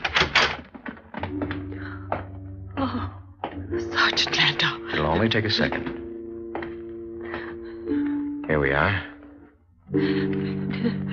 Yes, Sergeant, that's my husband. Mrs. Braden, how many years were you married? 20. Why do you ask? Well, it just hit me as peculiar, but it may be because you're upset by your loss. I don't understand. The body you just identified has been here in the morgue for 3 days. What? Your husband's body is here to your right. On this other slab.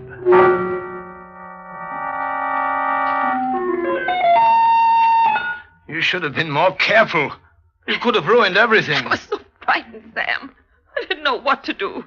When Sergeant Landau stopped, I thought that was the body. I didn't know what he looked like. Oh, well, I guess it was my fault. I should have described him to you. Anyway, you got away with it. They gave you the death certificate, and they sent the body to the Winston Funeral Home. Came so near to getting caught. But luckily, you acted upset enough to save us. We may not be so lucky the next time. There won't be a next time. From here on, there won't be any trouble for us. Sam, please, let's forget about the whole thing. Are you crazy? Before it's too late. We can still save ourselves. We can say you had amnesia and just turned up. They'll believe that. And let $50,000 slip through our fingers? But we never did anything wrong in our lives. You know we're not the kind of people to do a thing like this. Someone's at the door. All right, get hold of yourself and answer it. Who could it be? I'll hide in the closet here.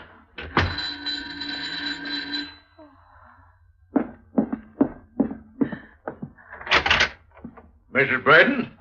Yes? My name is Granger. I'm from the Acme Insurance Company.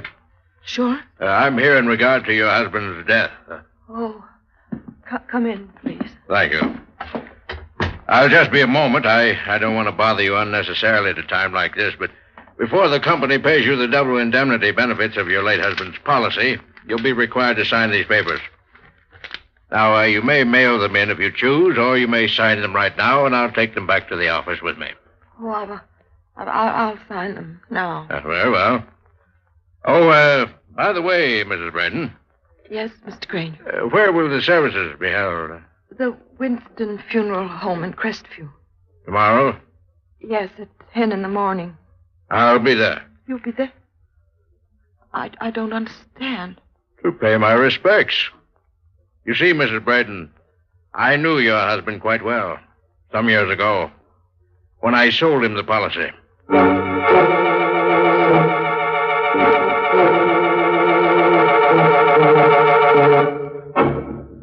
Bromo Seltzer, famous for fast headache help, is bringing you Inner Sanctum. Bromo Seltzer, Bromo Seltzer, Bromo Seltzer, Bromo Seltzer, Bromo Seltzer, Bromo Seltzer.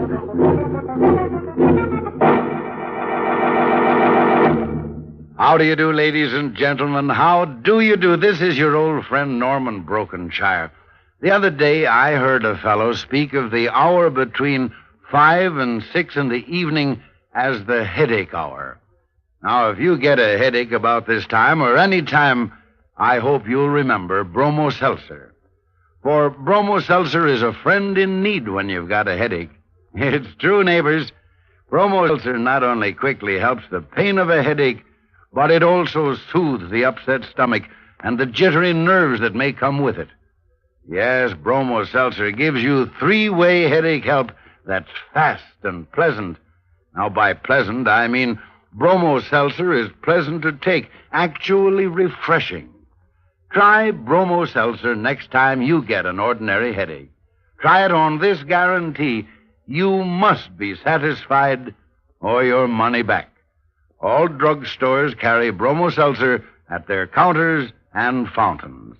For fast three-way headache help, ask for Bromo Seltzer, Bromo Seltzer, Bromo Seltzer, Bromo Seltzer, Bromo Seltzer.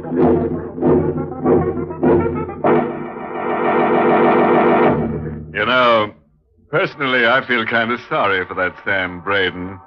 The only way he can make a decent living is by being dead. Well, that's fate for you. Everything was going pretty well until that insurance guy Granger turned up and said he was going to pay his last respects to Sam. You see what happens when you fool around with death? Things go from bad to hers. Well, now let's get back to our tale and the troubled Braden. Of all people for the insurance company to send out here, it had to be Granger. Told you we couldn't get away with it. Well, we're not finished yet. Granger told you that you'd probably get the check from the insurance company tomorrow. But in the meantime, he'll go to the Winston Funeral Home. He'll know that's not you in the casket. You'll never know. What are you doing? Something we should have done right after Granger left here earlier this evening. Here, take this phone. I've dialed the Winston Funeral Home. But what? When they answer, you tell them they changed your mind. There'll be no services tomorrow. You've just found a paper signed by your husband in which he requested that he be cremated immediately after death. They'll be suspicious. I'll write the note now. That'll cover it. Haven't they answered yet? No. You've got to get that body out of there before tomorrow morning. Still no answer? No, not yet. I better hang up. It must be closed for the night. If we wait until tomorrow morning, it'll be too late. Then what'll we do? There's only one thing to do, Helen. We're going over to the funeral home and get that body out ourselves.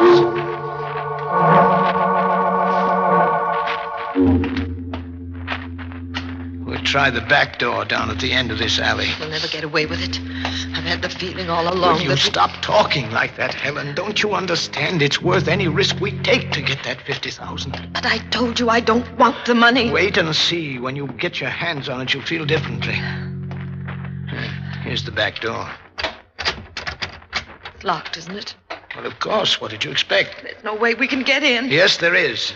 I'll break the glass panel and then reach in and turn the lock. Someone might hear us. You're just making things worse by talking that way. Besides, we looked out in front, didn't we? There's not a soul around. Yes, I'll need something to break the glass. What can I use? I know. Helen, give me your compact. Here. This compact should do fine. Sam, you cut yourself. I guess I'm not much of an expert on housebreaking. Don't you see we can't do any of this, right? Because we're not people for a thing like this. And we make ourselves that kind of people. We'll manage. We did so far. I'll have this door unlocked in a second. There. All right, come on, Helen. Can't I wait here? No, I need your help. Come on.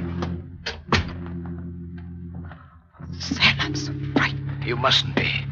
Just try to think of the money. Just try to think of all the pleasure we'll have with it. We'll never enjoy it. We'll never have a happy moment again. Please, Helen, don't say things like that. Here are the caskets. I'll see what this tag says. Sarah Adams. All right, we try the next one. Samuel Braden. All right, Helen, you get down at the other end and help me lift the lid. Oh, Sam, please, I can't. I just can't. All right, I'll do it myself. Helen, what's wrong? What is it? The coffin. There's no one in it. The coffin is empty. But you had the body sent here from the morgue. Yes. And this coffin tag has my name on it. What could have happened to the corpse? Where can it be? Someone came in. Footsteps. They're coming this way. I can't let anybody see me, and there's no time to get out the rear way. Wait, I know where to hide. Sam, what are you doing? The only safe thing. I'll hide in this coffin. But what'll I do? What'll I say? I don't know, but try to carry it off the best you can. Good evening, Mrs. Braden. I had an idea I might find you here. Oh, you don't have to be afraid of me. I won't hurt you. Who are you? My name is Stephen Winston. You own this place. That's right. We've never met. How do you know who I am? I've made a point of knowing Mrs. Braden. As a matter of fact, I've just come from your house. I'd planned on having a talk with you about the ceremonies tomorrow. Oh, by the way, don't you know it's illegal to force your way into an establishment? Well, I tried to get you on the phone, Mr. Winston. There was no answer. I thought perhaps your line was out of order, so I came down. I wanted to talk to you, too. About the ceremonies? Yes. Do you mind telling me how you got in here? The rear door was open. That's odd. I distinctly remember having bolted it. However, first I have something very interesting to show you. Mr. Winston, what are you doing? Lift up this coffin lid. No, don't. Why not? I can't bear to see him. Well, that isn't the reason, is it, Mrs. Braden? That isn't the reason at all. What do you mean? You've already opened this coffin. You know there's no body in it. Isn't that the reason? Yes. I thought so. You probably wonder what's happened to the body that was in it. Well, I'm happy to relieve your mind of the anxiety. I have the body down in the basement, hidden. What? Why did you hide my husband's body? You can drop the act, Mrs. Braden. I know that wasn't your husband's body. No. Yes, of course. I once met your husband. I rarely forget a face. The police would be very interested in your game, but the police don't have to know, necessarily. What do you mean by that? Now, look, Mrs. Braden, I'm a businessman. The police don't have to know about this at all, providing you make it worth my while. You want money? Yes. $10,000 should seem to be a fair sum. I suggest, Mrs. Braden, that you get in touch with your dear departed husband and tell him my terms. 10,000 or jail for both of you.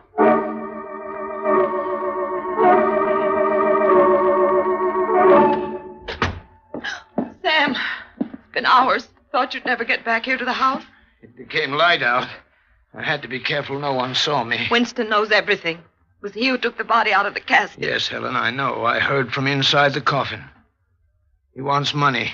We mustn't give it to him. Of course not.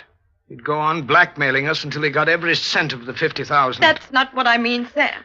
It's a good thing you didn't tell him I was in that coffin. Darling, please listen to me.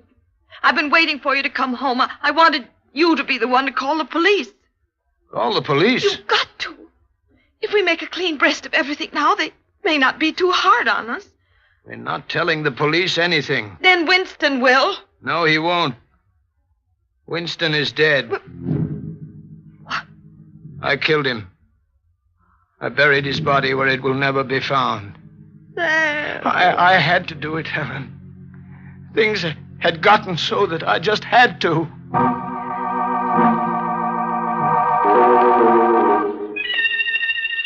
Helen, do you have to keep standing at the window there looking at the birds down in the garden? Why don't you talk to me? Talk? What can I say? You can find something to say to make me feel a little better about it. How can you feel better about killing a man? It isn't that I wanted to do it. I had to. You've got to understand that I never had the makings of a murderer in me. No, Sam, you didn't. Until the thought of that $50,000 made you one. Why do you keep saying that? There's nothing I can do about it now. I can't go to the police. They'll sentence me to death. You wouldn't want that, would you? No, Sam, I wouldn't want that. Well, then what can I do? I don't know. Well, there's one thing I know we've got to do, and that's move away from here where no one will know us. Maybe then we can start over again. Maybe then things will be all right between us. Maybe. Sure they will. The 50,000 will make all the difference. What's the matter? Why are you looking at me that way? We can't take that money now. After all I've done? After what you've done, that's just the reason. You're not making sense. We couldn't get anywhere without money. We'd have to get it some way. We need a lot of money to... Helen, look. There's the mailman coming down the walk. I bet he's got the insurance company check with him now. You better go down and see. All right. Why did you stop, Helen? All you have to do is go down the stairs and open the door.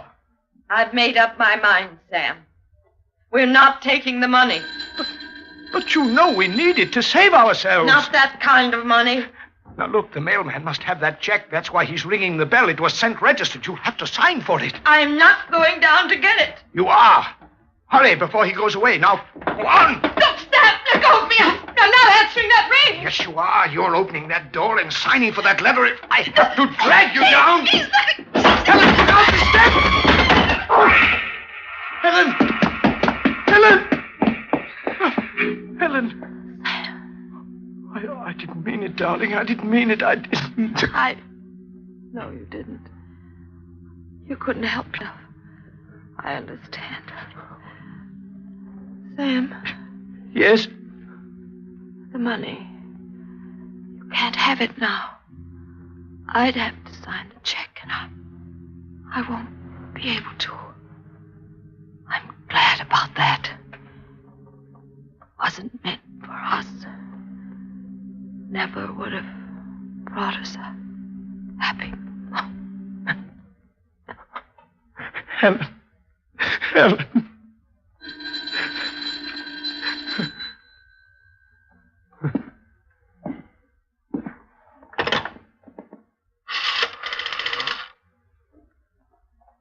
Operator, will you please get me the Merrick police? Hello? Is Sergeant Landau there? No, he won't have to call back. Message? Yes.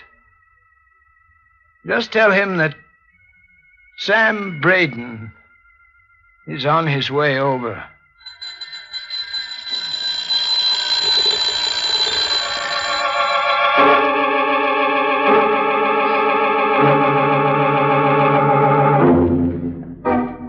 Now, that's what I call a significant ending. No doubt there for whom the doorbell tolls. That Sam and Helen sure were bunglers. They handled a cold corpse like it was a hot potato. But before Sam went the way of all burnt flesh for the insurance murder, he was heard to say that honesty is the best policy. Well, anyway, now he's got a coffin to call his own.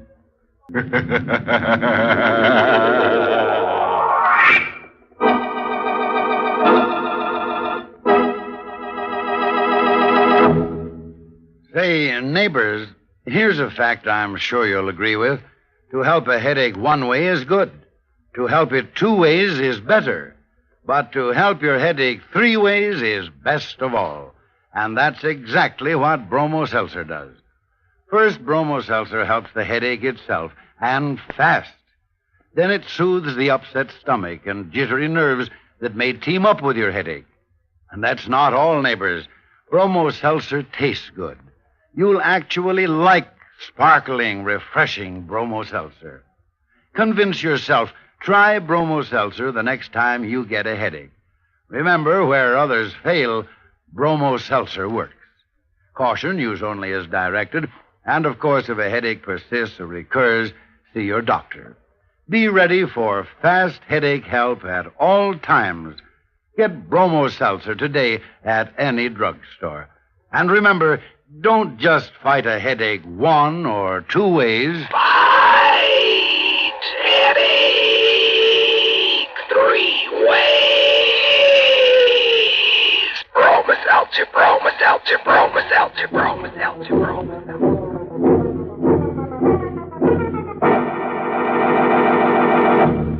Well, it's time to close that creaking door on tonight's Inner Sanctum, which featured Everett Sloane as Sam and Barbara Weeks as Helen.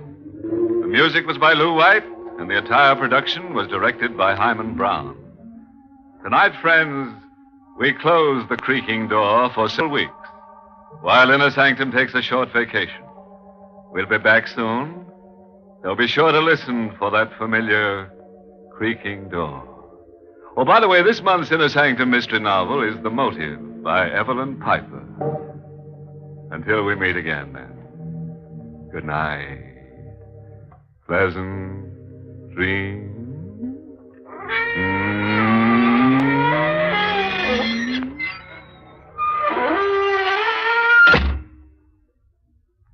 Hello, this is Jimmy Stewart with a special kind of an invitation for you. It's to hear the premiere broadcast of the Hollywood Star Playhouse on Monday, April 24th. Gloom of Night is the title. I'm going to be in it. I think you're going to enjoy this new series of plays. They'll be written by Hollywood's leading writers. And this is Norman Brokenshire speaking for Bromo Seltzer, inviting you to tune in next week, same time, same station, when Bromo Seltzer will present, direct from Hollywood, that famous movie star Jimmy Stewart in an original mystery thriller entitled Gloom of Night. In this exciting story, Mr. Stewart plays a mail carrier who is also a tall storyteller. He matches wits with a murderer single-handed because no one will believe his warnings. Don't miss Jimmy Stewart in Gloom of Night, brought to you next Monday night on the premiere broadcast of Hollywood Star Playhouse by Bromo Seltzer, Bromo Seltzer, Bromo Seltzer, Bromo Seltzer, Bromo Seltzer.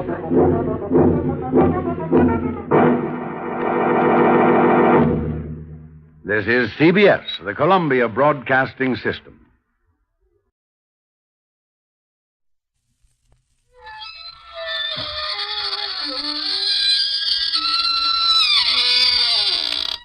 Good evening, friends. This is your host to welcome you through the creaking door into the Inner Sanctum. Say, let me tell you about the new soap opera I heard the other morning. It's a slippery little stanza called John's Other Coffin. This program poses the question, can a murderous husband be happy with the spirit of his dead wife? It seems everything went fine with his marriage till one night at dinner his wife asked him to pass the knife, which he did, right through her. Then he hit her body in the town bell. That's where he made a big mistake, because the next morning she told on him.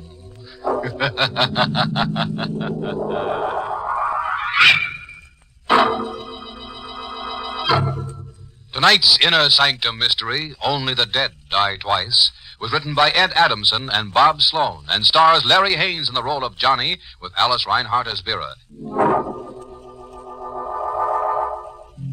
Well, folks, sit right down and make yourselves uncomfortable.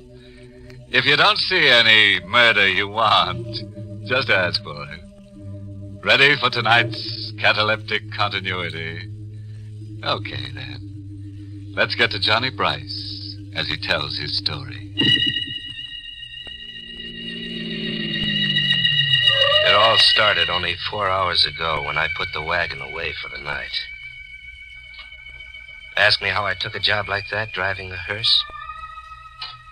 Well, ask me and I'll tell you I needed a job. Any kind. But it's a job you never get used to. All the time there's that box riding in back of you. 4 hours ago, I got out of the wagon and started to head for Joe's Grill. But I never got to Joe's. Hello? She was standing at the door.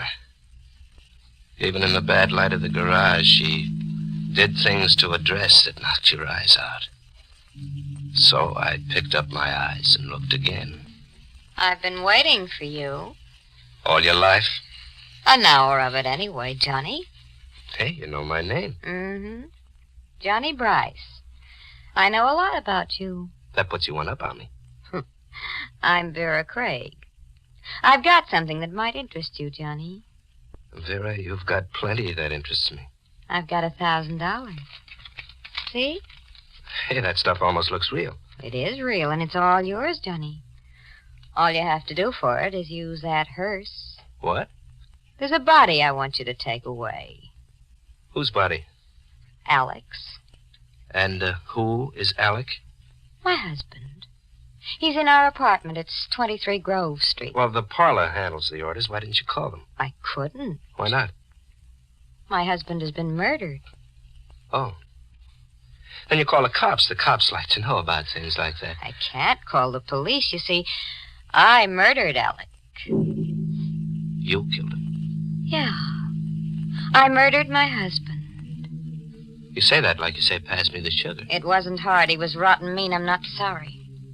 I've got to get rid of the body. All you have to do, Johnny, is to get it out of the apartment and bury it. Take it out? A dead body? That should be easy enough for you. I'm not touching anything dead. But you're used to death. It's around you all the time. Yeah, it's around me. That's the trouble. You think I like it? You won't do it for me. Not for anybody. Not even for this. I told you. Not even for $1,000. 1,000, Johnny. 10 $100 bills, see? Look, will you stop sticking that dough under my nose? You can do a lot with $1,000, Johnny. Will you stop it? Think of what 1,000 can do for you, Johnny. You say you don't like your job. I hate it. And you won't have to be sick with your work anymore. You can get away from it forever. Forever? This'll be the last time you'll have to drive a hearse. All you have to do is get rid of Alec's body. $1,000, all for you. It'll free you, Johnny. What do you say?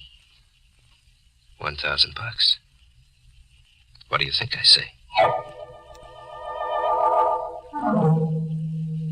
I drove the wagon to the address Vera gave me and parked it in the side alley. The house was one of those broken-down brownstones. The halls were dingy and creepy.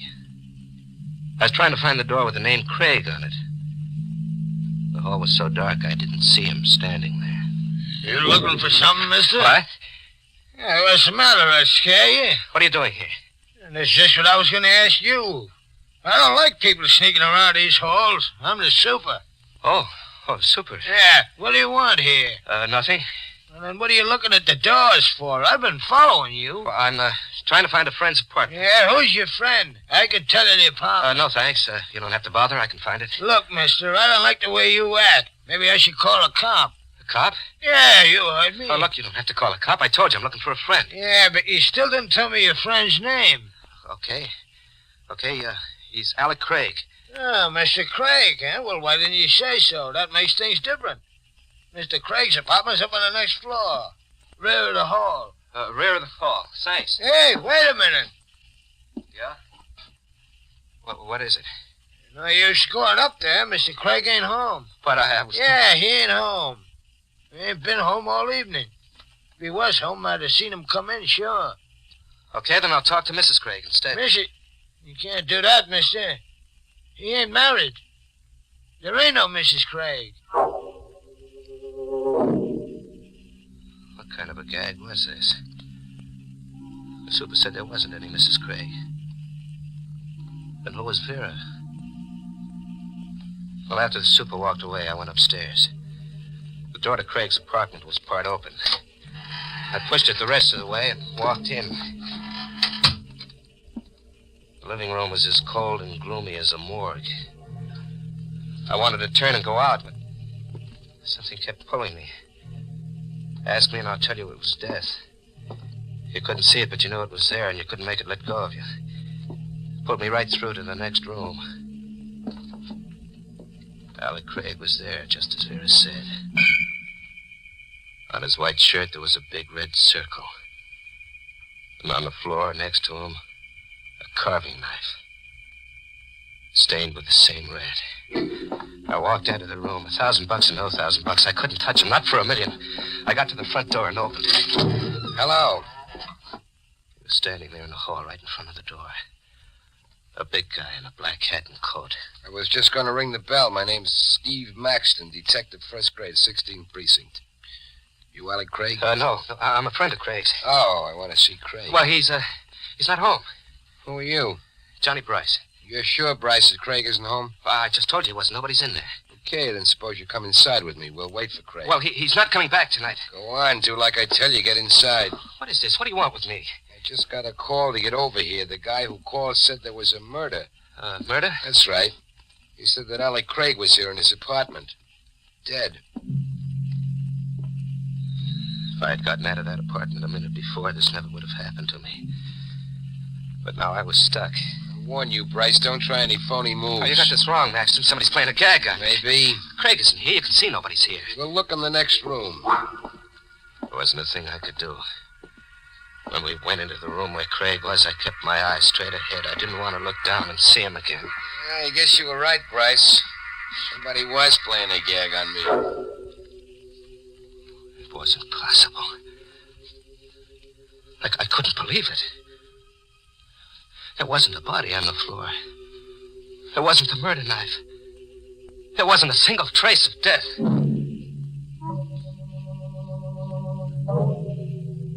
Maxton went out and left me there alone. I stood right on the spot where Craig's dead body had been. My head spinned around like one of those kids' tops that makes that whirling sound. And the sound was my own voice asking myself 100 questions that didn't have any answers, and the whirling sound got worse and worse. And all of a sudden it stopped. Hello, Johnny. Vera, What's the matter, Johnny? Aren't you glad to see me? how'd you get here, Vera? How'd you get into that closet? There's a back entrance to the apartment. Look, what's going on here? There was a body right here on the floor. I saw it with my own eyes. Yes, Johnny, you saw Alec's body. I put it in the closet to save you. If that Detective Maxton had found it, then you'd be in trouble, wouldn't you? You said Craig was your husband. He was. You're a liar. The super told me Craig wasn't married. He wasn't your husband, was he? Was he? All right, he wasn't. Why'd you lie to me? Because I wanted to make sure you'd help me. What kind of a game are you playing? When I told you I killed Craig, that was the truth. Why'd you kill him? Because he deserved to die. He was blackmailing me. Johnny, you've got to get him out of here quickly. Oh, no. I'll meet you out at Mount Crescent Cemetery. All you have to do is carry him down the back stairs to the hearse. Nothing doing. I'm not going to touch him. I couldn't put my hands on him. $1,000, Johnny. It's still waiting for you. I don't want the 1,000 anymore. Here, Johnny, I'll give you half of it now. No. When you're finished out at the cemetery, you'll get the rest. No, I said. Here, take the 500. I told you no. Now, look what you've done. You'll only have to pick it up. I'm not going to pick it up. I don't want any party of lousy dough. Keep it. The deal's off. Oh, no, Johnny. The deal isn't off at all. Not a bit. You're going to do exactly as agreed. Money or no money, you've got to. Now. No. What do you mean? You told me you spoke to the super. He saw you here. They'll find Craig's body if you don't take it out. So they'll find it, so what? That Detective Maxton, he knows you now, Johnny. A detective remembers a face. They're good at that. If Craig's body is found, you'll be blamed for the murder. Why, you dirty little... So that's it. Yeah, that's it. And there's nothing you can do about it, Johnny. Absolutely nothing.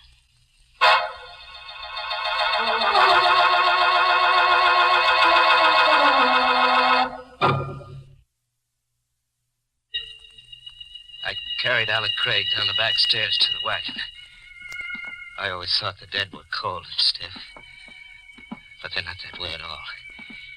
Craig hung over my shoulder like a warm rag doll. And with each step down those dark stairs, he bounced, and his face touched mine. With each step, a scream broke loose down deep inside of me, and I had to bite my tongue to keep the scream from coming out. I finally got him to the wagon. I dropped him into the box. Then I closed the lid. He was there in the box, but I could still feel his weight on my shoulder. His face brushing against mine. I shut the back door and walked to the front of the wagon. Where you going, What? Bryce? Maxon. I said, where you going? What are you doing here? You still didn't answer my question. To the garage. I'm putting the wagon away for the night. You didn't tell me you drove a hearse. You didn't ask me. Didn't I? No. Well, then I guess I didn't ask. I was waiting out front. You didn't come out that way. Oh, there. Backstairs, I had my wagon parked here in the alley. And why didn't you go in through the back? Huh? You went in the front way. How did you know? Oh, maybe I was outside when you got here. Maxton, who are you? You saw my badge. I'm a cop. What do you got in that hearse? Just a box. What's in the box? Nothing. Sure? It's empty. And you wouldn't mind if I had a look. What? Let go of my arm. I tell you, the Bryce. box is empty. What are you so nervous about? Your hand shaking like a leaf. Look at the box. I swear, there's nothing in it. That's what you said. What are you going to do? Nothing, Bryce. Like you said, the box is empty. I'll see you around sometime. Soon. Maxton walked out of the alley, got into a car, and drove off. What was the game they were playing, Vera, Maxton? Why did Maxton let me off so easy? I drove the wagon out of the alley and headed for Mount Crescent Cemetery, where Vera was supposed to be waiting. When I got to the River Drive, I started to breathe again. Well, I was lucky after all. I steered Maxton off. And I noticed there was a car behind me. I knew who it was.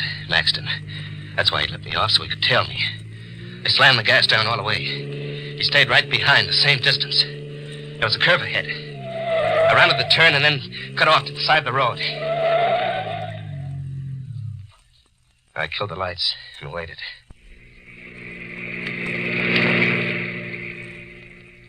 Maxton's car whipped by. I got out of there fast and took a back road for my date with Vera at the cemetery.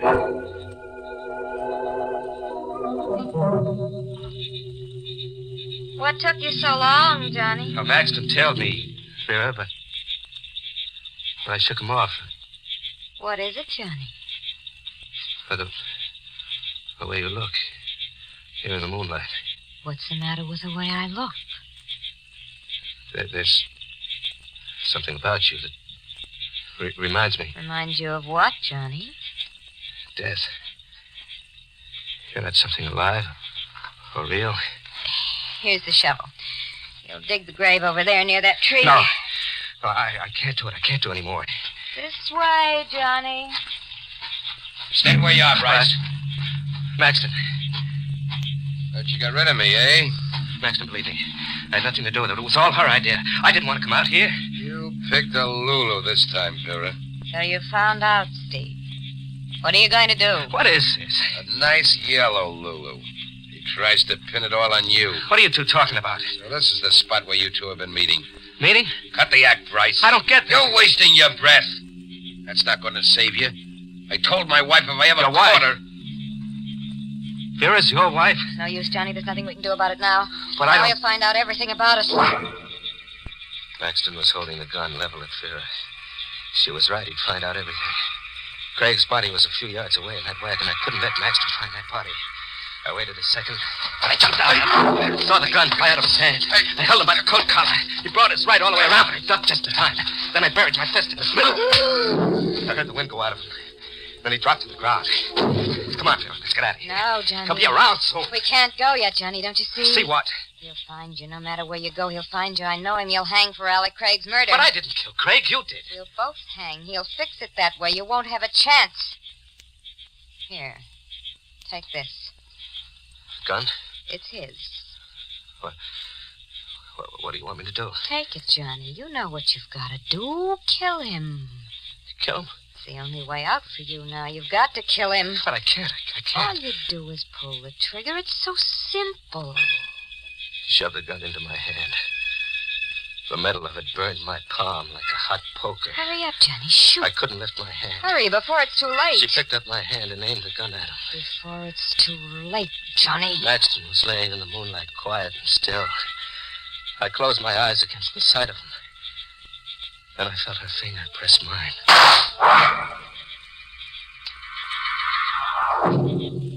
I buried Maxton. All the time I shoveled, Vera stood there watching. That same devil's smile on her face. After I dug another grave, I went back to the wagon to get Craig's body. I opened the little box and reached it. Vera! I sat there in the dark of the wagon, my brain not believing what my hands touched. The insides of the empty box. Vera! She didn't come. I got out of the wagon and started for the grave. Vera! Vera, he's not here, the box. Vera's gone, Bryce. What? It was Craig. Alec Craig. Standing right there in the path in front of me. She's gone, Bryce. Hey, you're dead. I put you in a box. You're dead. Here, Bryce, touch my hand. No, stay away from me. Touch me, Bryce. Feel how dead I am. Don't you come in. You don't have to be afraid, Bryce. I'm not dead. Not really. You are. She killed you. That blood on your shirt, that's where the There's knife... blood? Yes, I admit it is realistic. But it's only a combination of red ink and grease.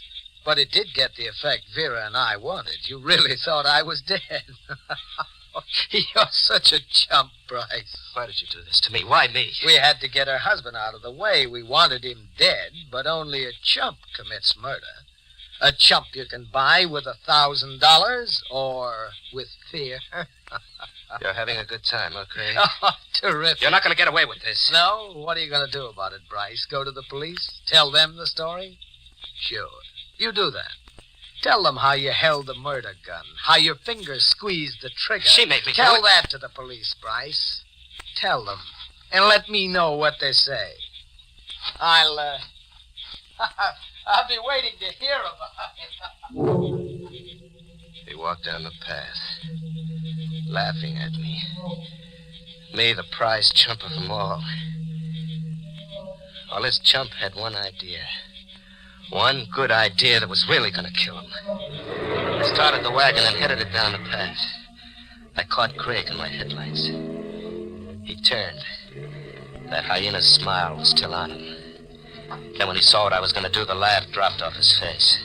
He jumped to the side of the path and ran up a hill. I drove right up after him. He twisted and turned, but I didn't let him out of the headlights. He was just getting to the tomb at the top of the hill when I stepped down all the way.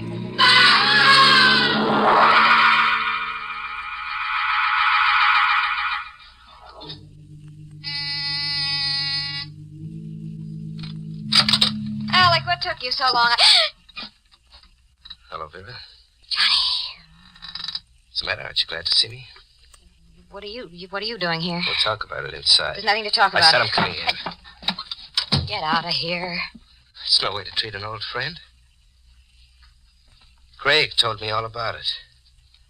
How you framed me into the murder. Of course he told you. It was all my idea. Cute idea. Told you before, there's nothing we have to talk about it, so you might as well leave.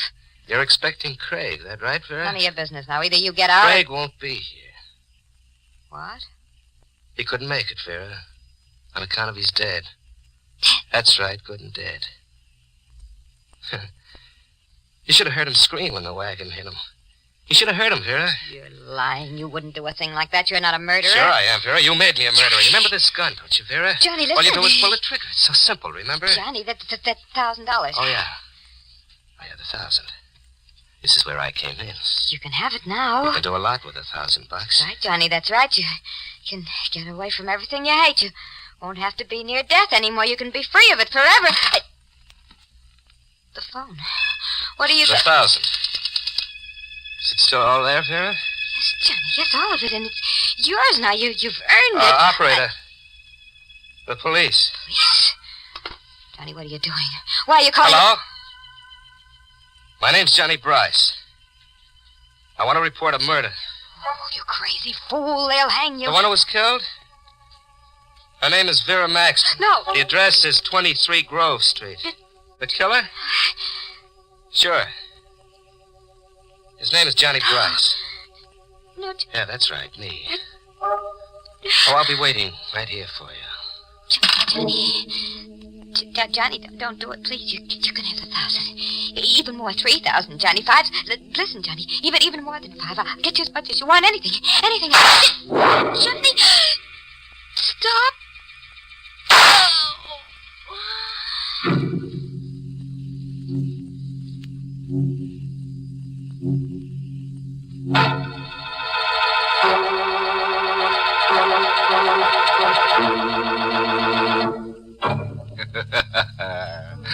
Now, that's the way I like to see our stories finish. Plenty of corpses and no remorses. Well, Johnny finally got the drop on Vera. But you should see the drop the hangman got on Johnny. Say, there's a moral in tonight's tangy little tidbit. It comes from the grave works of the funeral philosopher, Wormley Digger, author of One Hearst Town. Now, how's it go? Oh, yes. When you plant a corpse, be prepared for anything. You can never tell what might come up.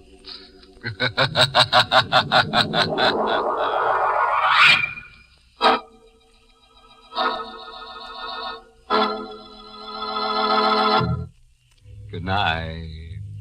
Pleasant dreams.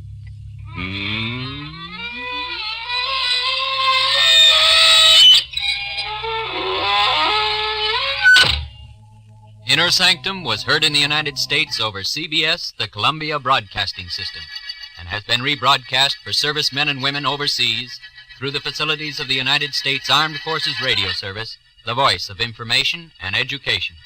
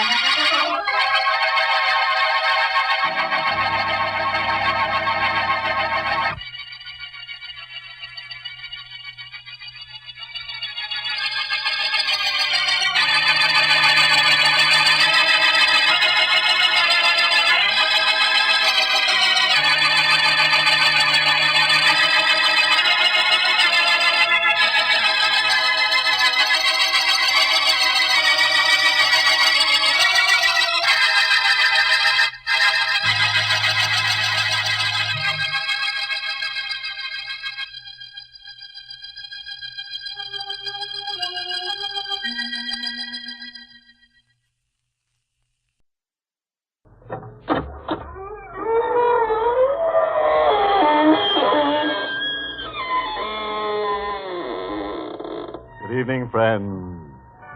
This is your host to welcome you through the creaking door into the inner sanctum for another gay half hour of mystery, mayhem, and, of course, murder. Well, friends, we don't have a very interesting studio audience tonight. Just the usual ghouls, ghosts, vampires, and werewolves. Of course, there is one fellow who came here without his head. He says he left it home because he didn't want to lose it. And then there's a girl named Myrtle. who just asked me to autograph her death certificate. Yeah, just the same old bunch. But maybe next week we'll have somebody really unusual.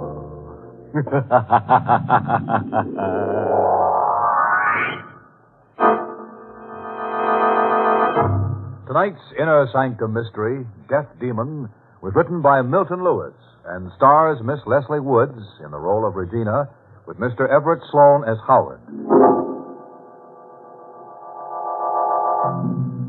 All right, friend. Better turn the steam up and throw another leg on the fire. I mean log, Slipsy.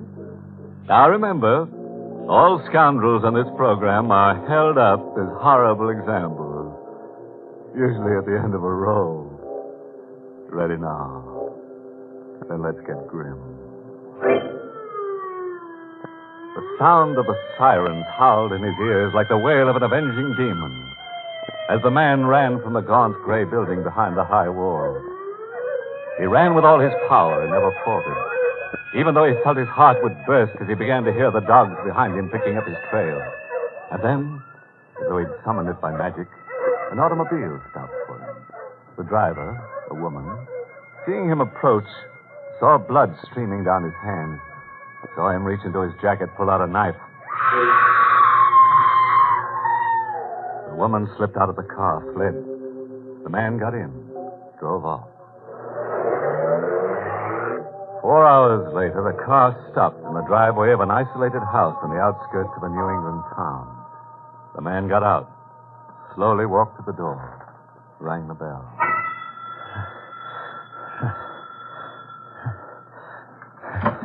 Yes, what do you... Oh, Don't scream. And don't try to close that door. but you can't come in here. I've got to come in. Get away from the door. No. I said get away. A knife. Who's in this house? Why, no one. No one but us. Let go of my hand.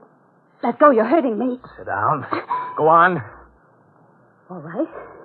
Who are you? What do you want here? I don't know. I'll give you anything, only go away. Please, go away. You didn't tell me who you are. Well? I'm Regina Beaumont. George Beaumont's wife? Yes, do you know him? Sit down. All right. You're a very beautiful woman.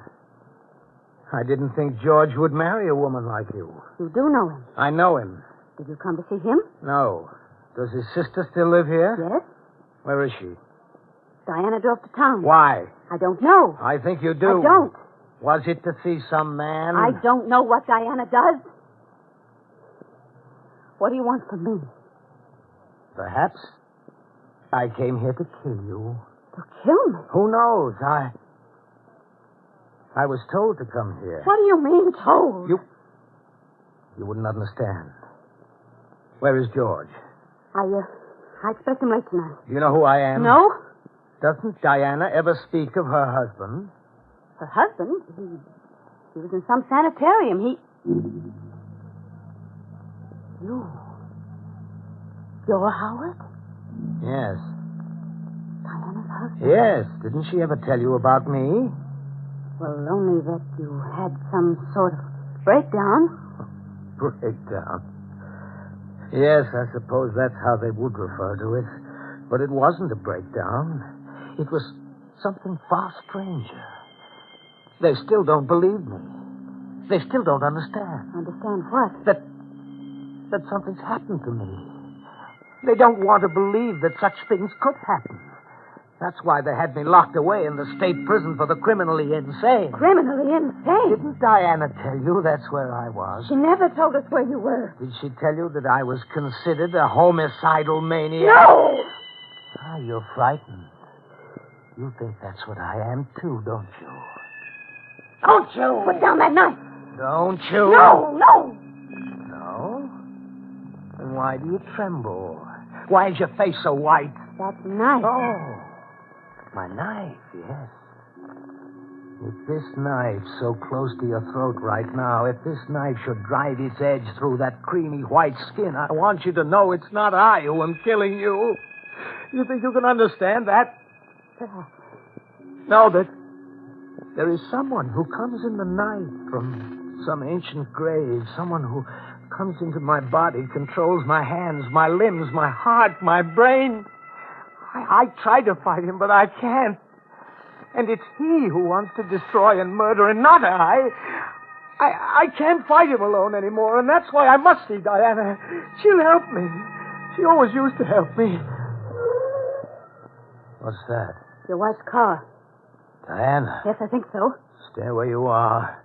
Don't get up when she comes in. You'll do exactly as I tell you. Yes. I'm going to stand here on the other side of the door. Don't let her know I'm here. I won't. Quiet now. Hello, Regina. Hello, Diana. I got back later than I thought. George home yet? No, he's coming back on 11:30. Did you spend the evening here all alone? Not exactly. Don't run away. That night? Yes. Come here, Diana. Howard. Yes. He came here like that and threatened me with that knife, Diana. He's going to kill us. He's going to kill both of us. Be quiet, Regina. She's afraid of you, Howard. Are you? No. How did you get here? I escaped. But that blood. From my hands. The top of the walls are covered with broken glass. You came back to me. Yes. Do you still love me? Yes. Even now? Even now. Come here. Howard. Are you going to plead for me to release you as she did? You won't harm me, Howard. Don't be too certain. Diana, I'm putting the point of this knife at your throat. Do you feel it? One twist of my wrist and it'll be over. Do you want to kill me? I don't know yet. Why are you doing this? I must know certain things. What? Will you help me? Be careful how you answer. I'm watching your eyes. If I see the shadow of a doubt, the quiver of a lie... I'll help you. They're after me. Will you hide me? Yes, Howard. The doctors have tried and failed. Only you can cure me. You'll have to live with me. You'll have to help me fight this thing inside of me that takes possession of me, that wants to kill, that may want to kill you. Will you risk that? I will. I love you, Diana. Will you kiss me? Howard. Here. Here's the knife. I'm tired. Very tired. Yes, there's a room downstairs where you can lie down, but you can't stay long. They'll be looking for you. I'll have to find some place where we can go. Yes. Find a place, Diana. I'll be all right now. I'll be all right as long as I can be with you. Come, Howard. Come this way. Yes, Diana. Lie down. Over there. Yes, I'm exhausted. I'll be waiting outside for you when you wake up. Oh, Diane. I thought he was going to kill both of us. No. What are you doing with that phone, Regina? I'm going to call the police. No, you're not. Why not? Diana, you couldn't have meant it when you told him you'd help him. I meant every word of it. But the man's a homicidal maniac. Perhaps he isn't. Perhaps what he says is true. You mean you're going to live with him? I can't live without him. I know what it's been like with him away. You're as mad as he. Perhaps. But he's back now. And nothing, Regina, understand me clearly, nothing is going to take him away. Well, I'm not going to stay here with him. Yes, you are, Regina. But you're going to stay here while I go to town. I think I know of a place where I can hide him. Oh, no, you're not going to get me in on him. You'll do exactly as I tell you. Or I'm going to tell my brother a few things that I found out about you. What are you talking about? What do you think? I haven't the faintest idea. I'm talking about Tom Wilson, Roger Steele, and this present one, Richard Bowers. Why, you... I don't mind the slap, Regina. I want you to think of what my brother's money means to you. And what will happen to you if he ever finds out about you. Think carefully, Regina. You're just like your brother. Sneaking around and spying. I could kill him. Oh, I'm sorry. I'm terribly sorry, Diana, dear. I'll help you. Of course I will, darling. Yes. Yes, I thought you would. There's only one thing. I don't want to be here alone with him. I'll take care of that right now. Locking my husband in his room. There's only one small high window, and he won't be able to get out, so you're perfectly safe. If George returns before I get back, I'd advise you to see to it that he doesn't call the police either. Don't worry, darling. I can handle George. Yes. Yes, you can. Where's Howard's knife? It's over there. Now, I better hurry. Goodbye, Diana.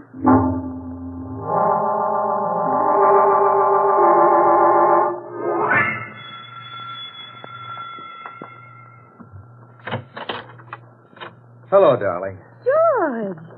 I thought you were catching the 11:30 home. Well, I didn't have to take the train, dear. I ran into Dick Bowers in the city. He gave me a lift right to the door. Where's Diana? He drove to town. Come on, sit down, darling. You must be very tired.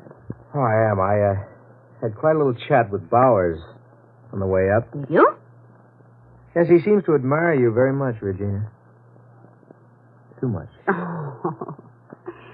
Well, then he should envy you because I'm all yours, George. Regina.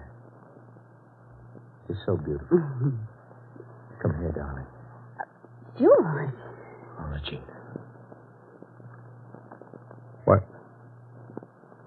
Why'd you draw away from me? I didn't. I distinctly noticed you drew. Oh, darling, darling. Let's not quarrel. Let me just put my arms around you. And we'll forget everything. Everything but you and I. Regina, I'm sure.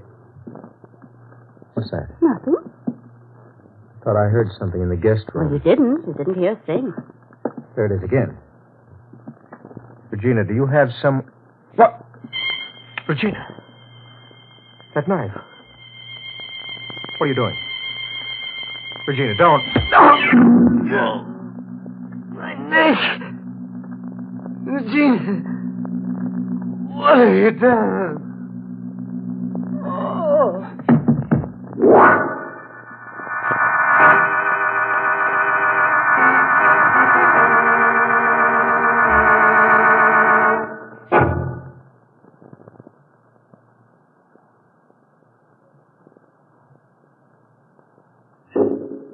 Regina.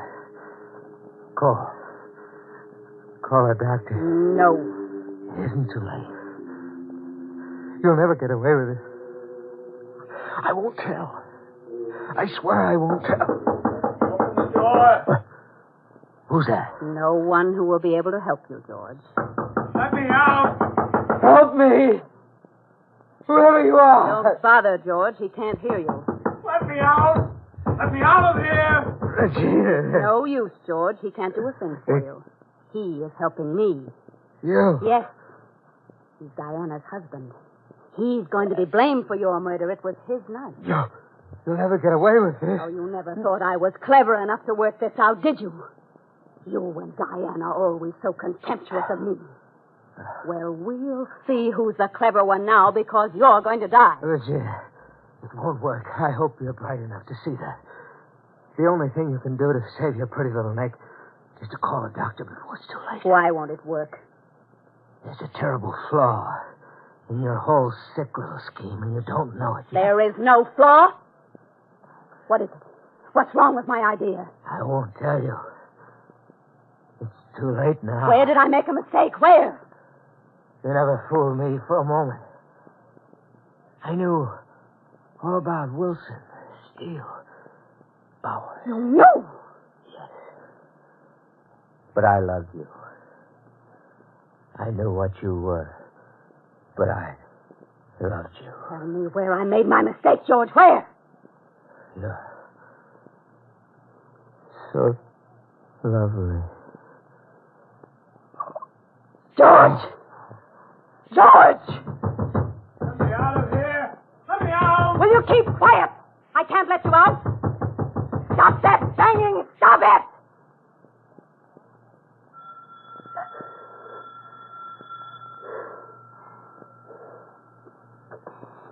Who's there?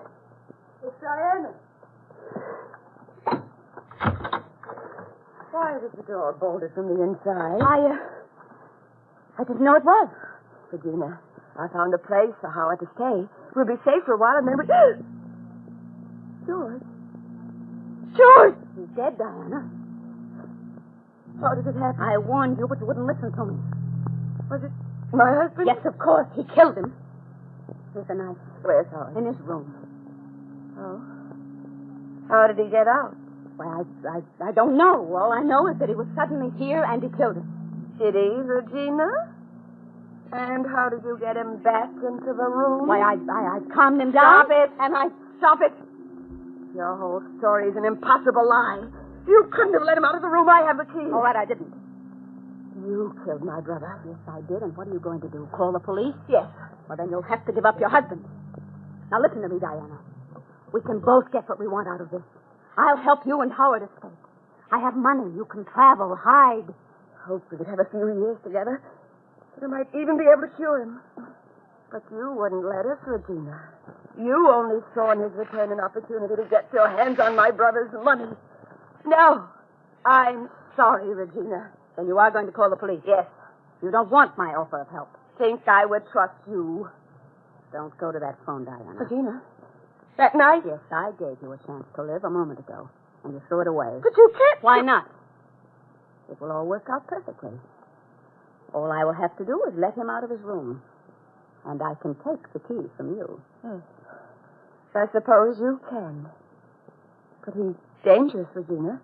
When you let him out of the room, you'll have to face him. I'm not worried about that. You're making a mistake. I can take care of him. Warning you, Regina, when he sees what happened. I've planned everything. When you die, I will call the police. Just as I hear the sirens, I'll let him out. They'll catch him and shoot him like a dog. Why are you telling me this? I just wanted you to know. You're like George. You don't think that I'm smart enough to do this. No. No, Regina, I don't think you are. You're only telling me this because you're not sure of your plan. You've always despised me because I was prettier than you Wait are. a minute. Regina, I'll do what you want. I'll go away with Howard. Oh, Diana, you're too late. Do you think I'd trust you now? Regina. Don't scream. Howard! I've got my hand over your mouth, Diana. Don't try to scream. Oh, my back. Oh. Howard.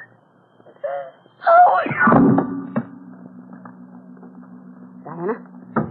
Diana! Where's Diana? She isn't here.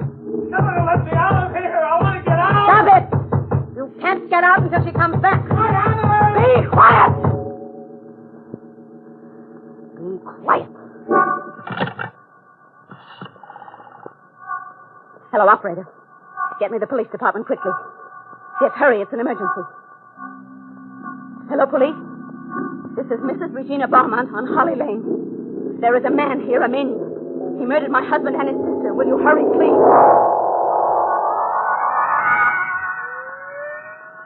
Now, Howard, I'm going to open the door. I have something to tell you. Where's my wife? Just called in from town. She found out that they're looking for you. Listen, do you hear that? The siren. It's the police. You've got to get out of here. But Diana. She said to meet her at Hemlock Inn. Where's my knife? Here. Go out the back way and run for it. The police are almost here. How do I get out? That door. You won't tell them? Of course not, but hurry. All right. Goodbye.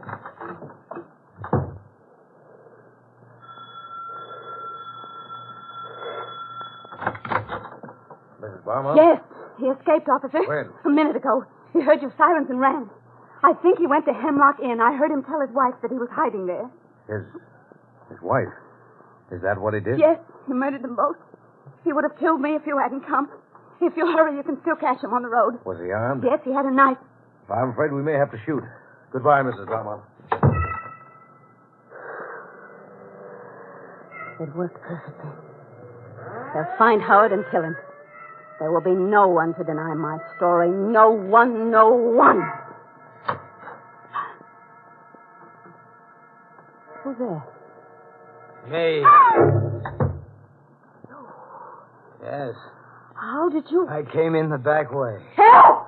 Police! Help! They can't hear you. They can't hear you. They drove off looking for me. Now, get away from that door. Let go of me! Get away, I said. Oh!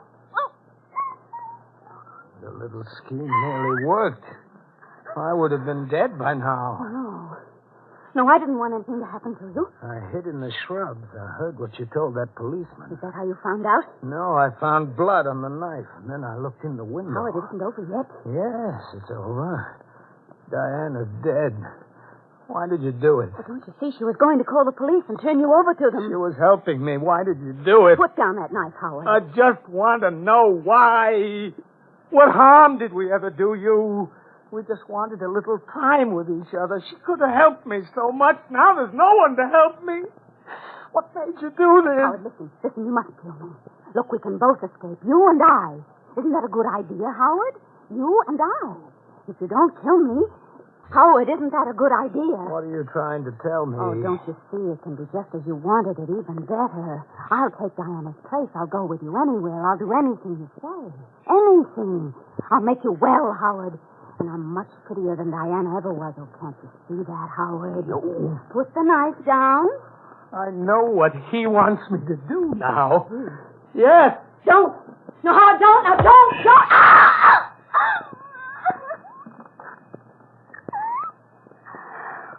Oh, you fool. We could have both gotten away with it. If you'd only listened to me. Diana, we may be together soon. I hear the sirens. They're coming back to get me. He made me do it, Diana. You understand that? He forced me to. Oh, they're here, Diana. I'm going to let them in. Hold it. Drop that knife or I'll shoot. There. That's better. So you got her, too, huh? I didn't kill her. He made me. Who made you? Someone. Someone who comes in the night. From some ancient grave.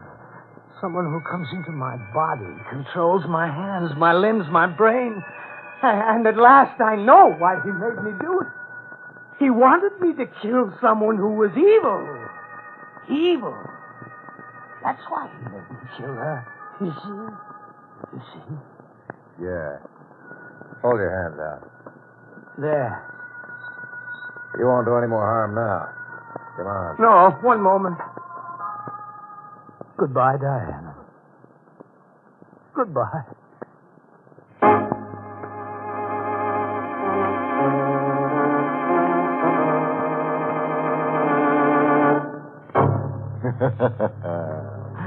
I guess I taught Regina a valuable lesson she'll be able to use next time she's alive. And next time a homicidal maniac comes calling, maybe she'll do what I do. Just close my eyes and disappear for a while. Which brings us to the moral of tonight's nightmare. Taken from the double talk of Gorham Gadula, Spanish bullfrog, who says, "When you meet a murderer, don't stop dead. Why, make it easy for him."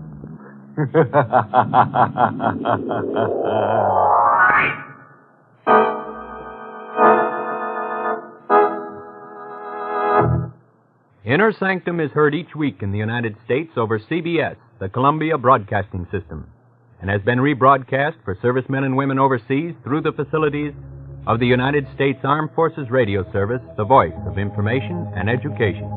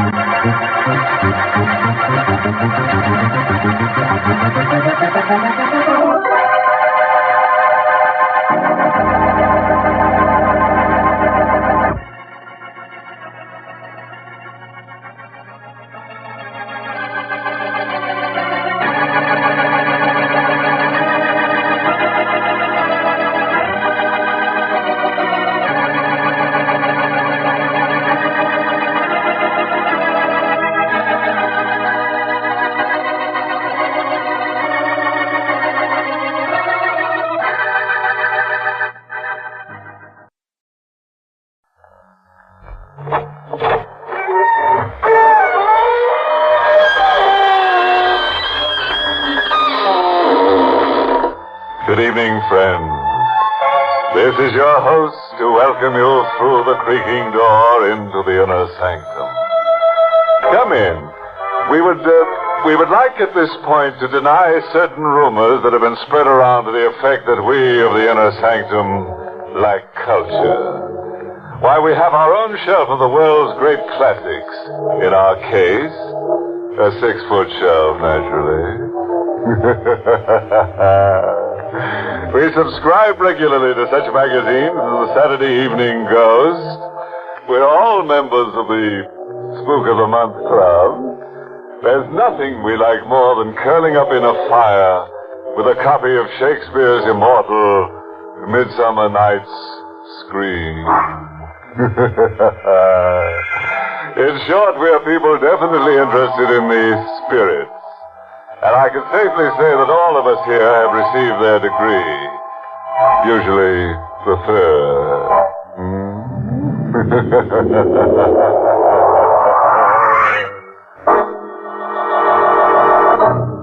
Tonight's Inner Sanctum Mystery, Death's Little Brother, was written by Lou Vittis and stars Larry Haynes in the role of Danny with Amzie Strickland as Susie. Very well. Lock the windows, bolt the door, pull the shade down, pay the premium on your life insurance, and listen to Death's Little Brother. A happy-minded opus devoted to the thesis that nobody lives forever, and most people even less. Meet Danny, a lad on a train, his ticket paid, on his way to... Suppose you find out.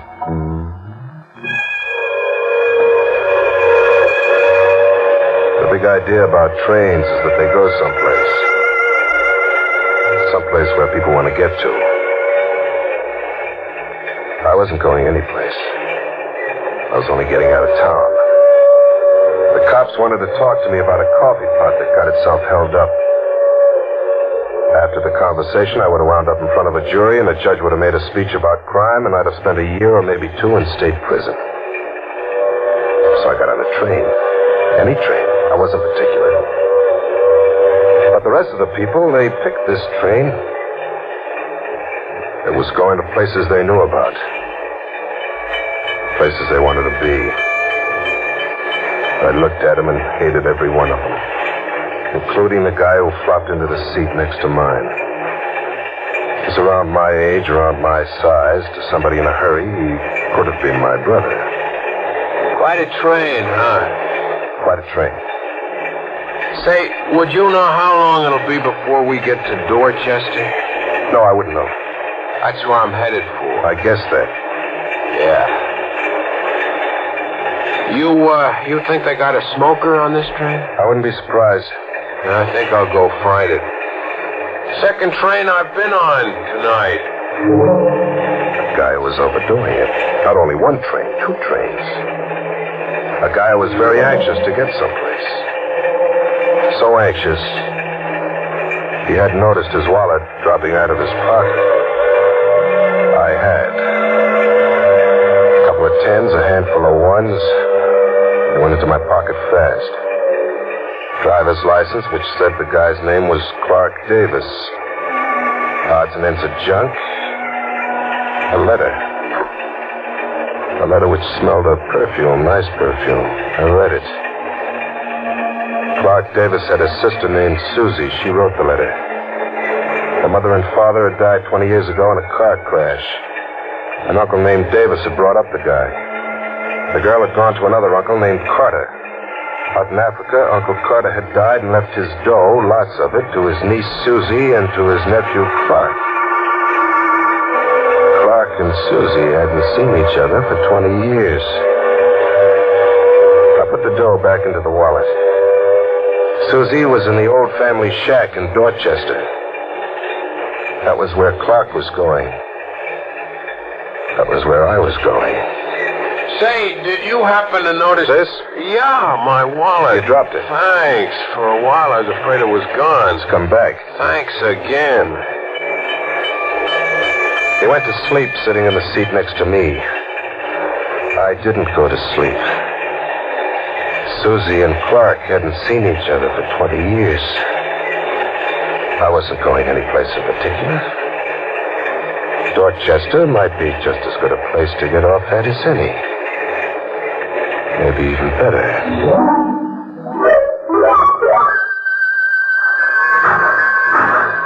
You got off here too, huh? Yeah, it looks that way, don't it? What a dump. Station's dark, not a cab in sight. Wasn't anybody supposed to meet you? I didn't tell her what train I was coming on. Her? My sister. Oh. Live in town? Nope. I'm out on Lakeshore Drive, wherever that is. I know where it is. You wait here. What? I'm heading out that direction myself. Maybe I can rustle up a car. Hey, thanks. That's swell of you. Forget it. It's on my way. I'd spotted a sign down the street. A cheap hotel battling the termites. I went in. Hey. Huh? Oh, yeah. Where's Lakeshore Drive? Oh, a couple of miles out, east on the highway. Can't miss the turnoff. I need a car to get there, don't I? Yep. Got one you can let me have? Old station wagon, but you didn't mention your name. Oh, I didn't, did I? It's Clark Davis. Susan Carter's brother? Yeah. Well, we've been hearing a lot about you and Tom. How about that station wagon? Why, sure, seeing as who you are. Won't have any need of it tonight. There you are. Glad to be of service. Runs fine, only you got to be careful of the brake. Don't worry, I'll be careful. So long. The station wagon was there, and so was Clark. Came along after you. Yeah, that station wagon. Hop in. Okay. I was pretty sure nobody had seen Clark get into the car. And pretty sure it would have to be good enough.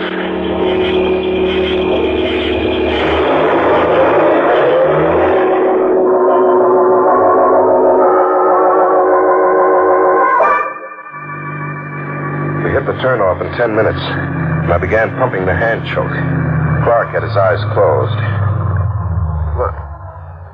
What happened? Motor. I'll have to take a look at it. Know much about cars? Oh, not a thing. Might be trouble. Let's see what's under the hood.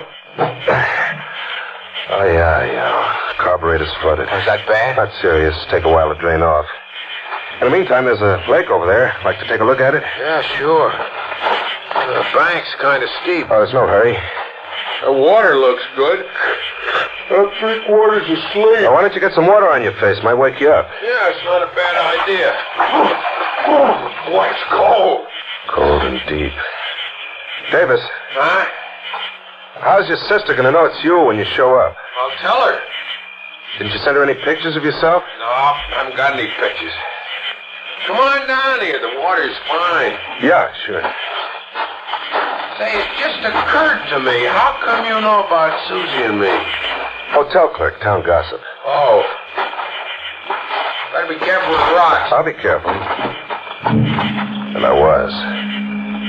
There were lots of rocks around. I didn't grab just any rock. I picked one that was heavy enough, but not too heavy to handle easy. And I went down.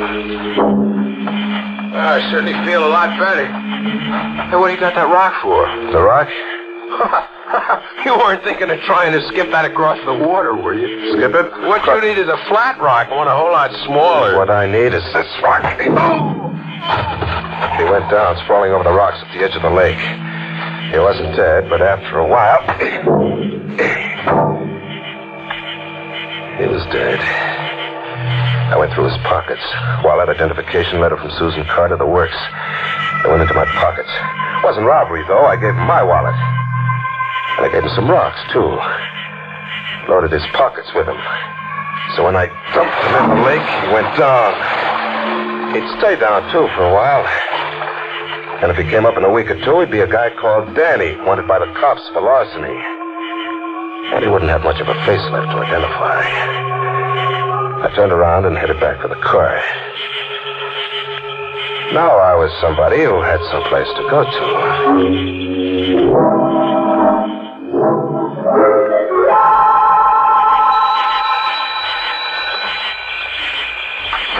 Yes? Hello, Susie. Oh, you must Haven't you got a kiss for your big brother? Clark. Oh, I didn't wire. I thought I'd surprise you. Oh, it's a wonderful surprise, Clark. Oh, I'm so glad you came. I was lonely. Lonely? Well, this is your home. I'd never lived in it. Uncle and I were abroad all these years. Oh, but of course you know that. Yeah, sure. Your letter. See? It's funny after such a long time. But you know, Clark, I think I'm going to like my brother. He's kind of handsome. Well, I guess it runs in the family. Thank you, darling. Say, I'm kind of tired. Oh, of course you are. Come on. I'll show you a room. I sort of expected Mrs. Brenner to be with you, though. Mrs. Brenner? I bet she's a wonderful person. Mrs. Brenner. Clark, what's the matter with you? I'm talking about the housekeeper. The one who practically brought you up. You wrote me about her, don't you remember? Oh, yeah. Yeah, sure, I remember. I'm just foggy. I haven't had much sleep. I know. Well, like your room? Yeah, it's swell. I've got Mrs. Brenner's room ready for her down the hall. Susie. Yes? Susie, she didn't come with me because she wasn't feeling too good. Matter of fact, I don't know when she'll get here. You're worried about her. That's sweet, Clark, but you don't really have to. Huh? I got a phone call from her, about half an hour before you came. You did? Uh-huh. She said she'll be here first thing in the morning. Good night, Clark.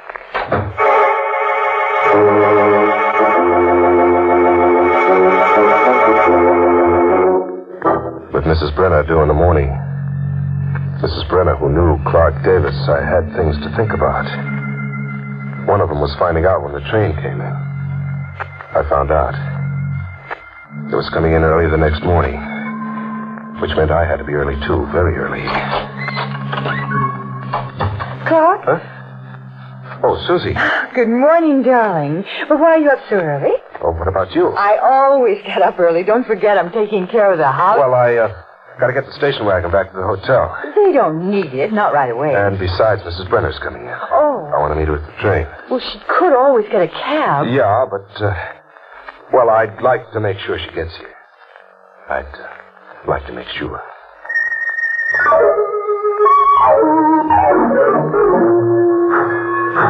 But she didn't come in. Not on that train. Hi, Mr. Davis. Huh? Oh, the clerk. Yep. Seeing somebody off? No. Expecting somebody? No. Well, it's fun watching trains. I brought the hotel station wagon. Oh, well, it wasn't no great hurry. Cigarette, Mr. Davis? I don't smoke. Ain't much of a habit. I guess the other fella left this pack in the station wagon then. Other fella? One that you was with last night. I was alone. Looked kind of sick. Guess he's staying out at the house with you. I tell you, I was alone. Thought you might have some trouble starting the wagon. You was so nervous. Well, I was tired, that's all. So I kind of drifted over to the window in front of the hotel. Seen you help him in. I told you I was alone. That's right. I guess the pack of cigarettes could have been left in the car before last night. Sure. Even though I cleaned it out thorough before you took it. And I guess maybe I could have made a mistake about seeing another fella get in with you. Mr. Davis. Yeah. I need a little time to think about these mistakes. Get my mind straight about them. Can't do that if I have to keep on working. I don't get it. Well, I could use a vacation. And take one.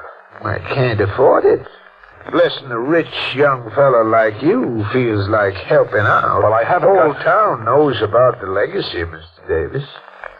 Now, I ain't the fancy kind. Say, a couple of $1,000, Couple of $1,000. You're crazy. No. Just need a vacation awful bad. Say, tonight? Tonight? Yep. All right. Where can I meet you? Well, stop by the house. No, my sister. Well, outside the house, then. Okay. Down near the road. By the lake. Sounds all right. Around 8? You better wait inside the house till you hear a hoot owl go 3 times. I do awful good hoot owl. Ain't any real ones around, so you'll know it's me. Yeah, but... I don't want you waiting outside for me in the dark. You might catch cold. So long, Mr. Davis. See you tonight. And besides doing a good hoot owl, I'm pretty good at shooting things. Comes from hunting. You don't want to forget that, do you?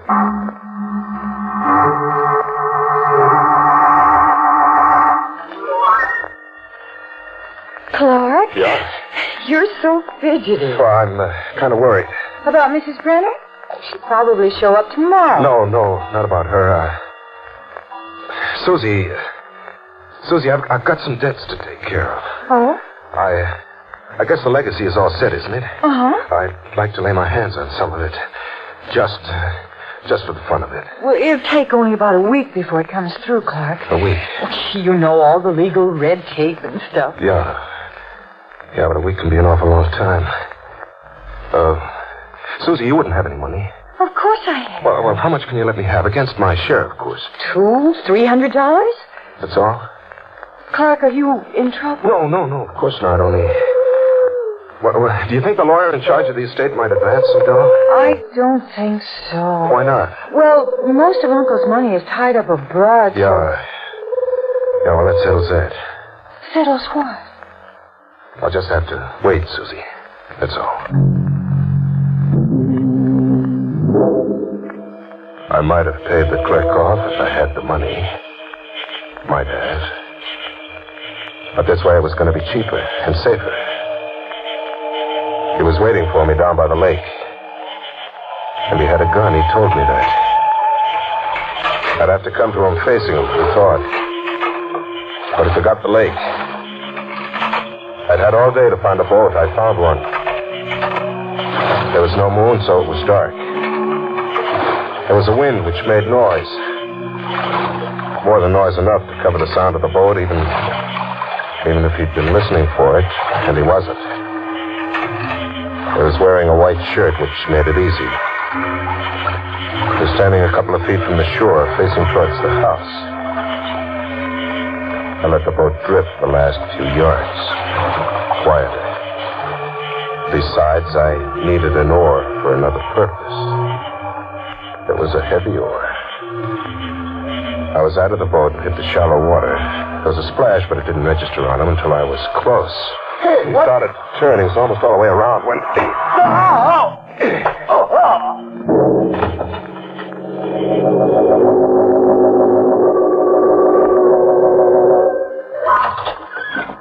The house was dark when I got back. Susie asleep. That was good. I'd had enough for a day, more than enough. I went to my room and hit the head.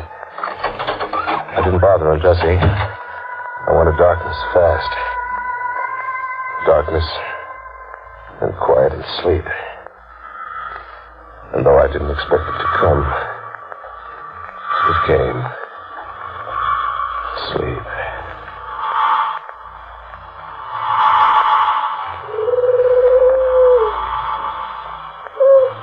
What? A hoot owl. No, there aren't any around here. There aren't any. The sound was coming from the direction of the lake. I was dreaming, sure, but I had to go outside. When I got close to where I put him, there was no more sound. The earth over him hadn't even been touched. He was still under it, deep under it, where I'd put him after I finished with the oar. Even if he'd still been able to hoot like an owl, you couldn't hurt him, not with all that earth on top of him. I'm sure I'd been dreaming.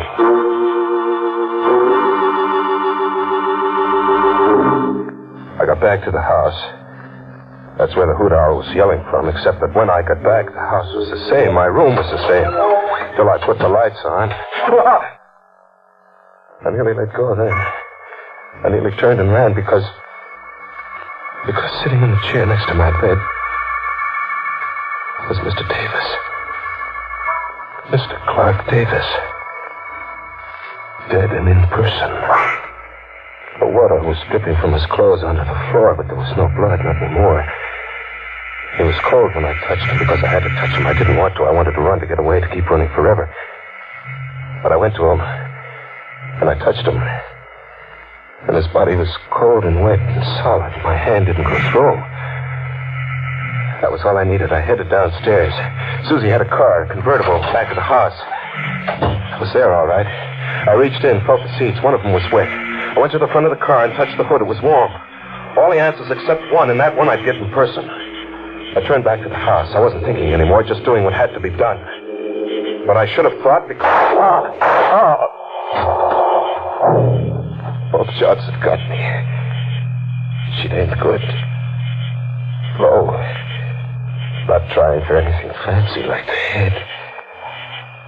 Both shots were in me. Deep. I hit the ground and stayed put. Played dead. It was easy. A rehearsal. I could taste my own blood in my mouth. Soon it wouldn't be a rehearsal, but the real thing.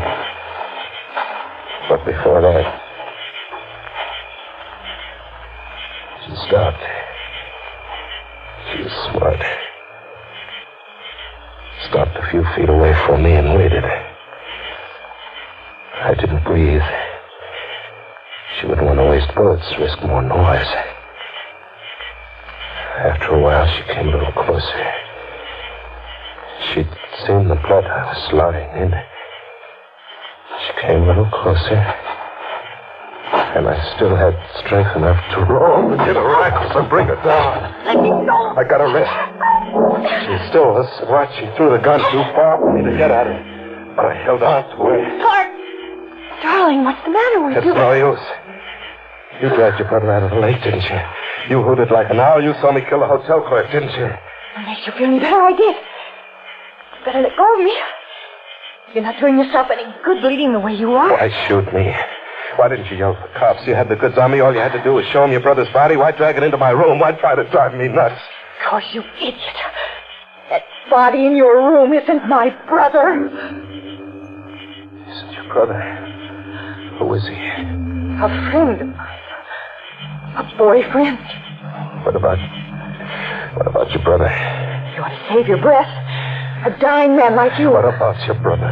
Dead. He was murdered. Why? The man you thought was my brother. Why? Because my uncle left all the money to my brother. He didn't trust me, didn't like me. So I had my brother killed. The man you met on the train was going to impersonate my brother till the will went through. And you had to come along. Yeah, I had to come along. When you walked in, I didn't know what to do. I tested you. There is no Mrs. Brenner, but you fell for it. So I knew you didn't come from Clarkstown. Why'd you shoot me? We could have gone through the act. Not after you killed the hotel clerk. He'll be missed. I couldn't afford to have an unsolved murder around. They'd find out about my real brother. This way you're a killer. My brother's dead because of you. I'll get the money. She'd stopped trying to get away. She was waiting for me to die. And I was dying, all right. But I was still strong enough. No! Don't! Get your hand off! No! No! Still strong enough to take her with me.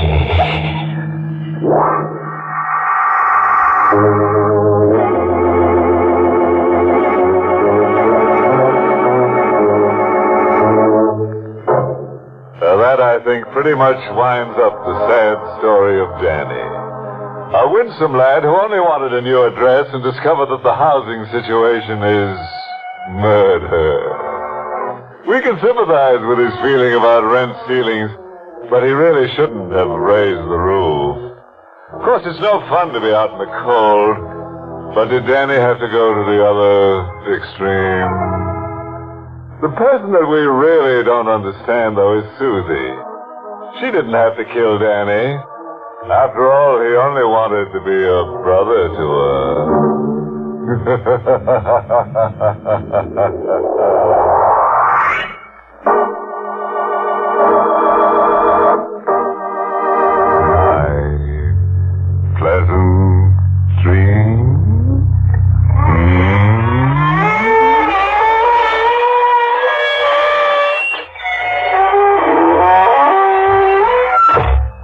Inner Sanctum was heard in the United States over CBS, the Columbia Broadcasting System, and has been rebroadcast for servicemen and women overseas. This is the United States Armed Forces Radio Service, the voice of information and education.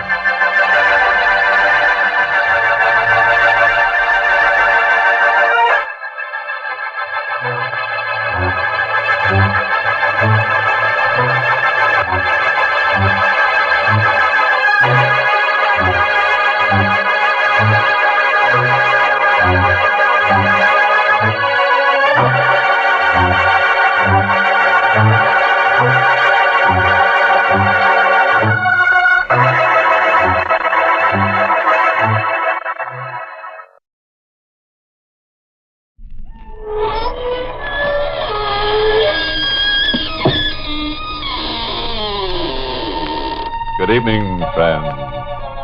This is your host to welcome you through the creaking door into the inner sanctum. Well, a lot of job seekers came up through the cracks in our floor the other midnight. One argued that he was a writer of the sinister variety, claimed he wrote poetry on tombstones. We put him to work in our burial bureau. And then there was a girl who said she specialized in screams. We told her to meet our gang and demonstrate. One look and our young miss never got her voice up off the floor. We all chipped in to blow the girl to a 20-week course in sign language.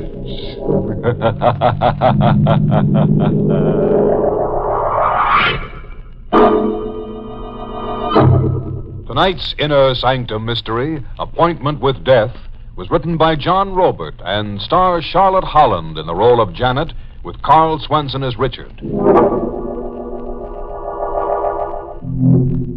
Tonight's story is custom tailored for the timid. We guarantee a fit. Manhattan's East River Harbor. Cold gray granite, an architectural eyesore imported from the old world. A high wall and iron fence hide its secrets from the city's teeming millions. Inside the high wall, a woman in black walks slowly toward a man. The man is silhouetted under the moon, bending over a lilac bush. Richard! Oh, I'm sorry I startled you, ma'am. I am trespassing, I know, but I couldn't resist your garden. I'll go. No, wait. You are not Richard. You're staring as if you don't see. My eyes are old. Turn your face to the moon so I can see you. All right. I've forgotten. So many faces have been Richard's. So many, many faces everywhere. Everywhere? What does your Richard do when he isn't roaming about? He sleeps. Right where you stand, there is a grave. And in it, Richard sleeps. How did you get in here? I walked in through that open gate, the rear of the garden. The Florentine gate. You found it unlocked. Yes. You're trembling. There's something wrong? The open gate means the last Lowell is about to die. I am the last Lowell. I am about to die. There were 5 of us. My brother Tom, my sister Melanie, and me. We lived silently and sullenly in this house, which Father had bought in Italy, and then had shipped, stone by stone, to be restored here. It was as if a dark plague hidden in the ancient granite had infected us all. As if we were born to destroy each other. Mother was first. She roamed the great halls and hid. We never knew where she slept or how she managed food. All we knew of her was a laugh. It was the only way she spoke to us.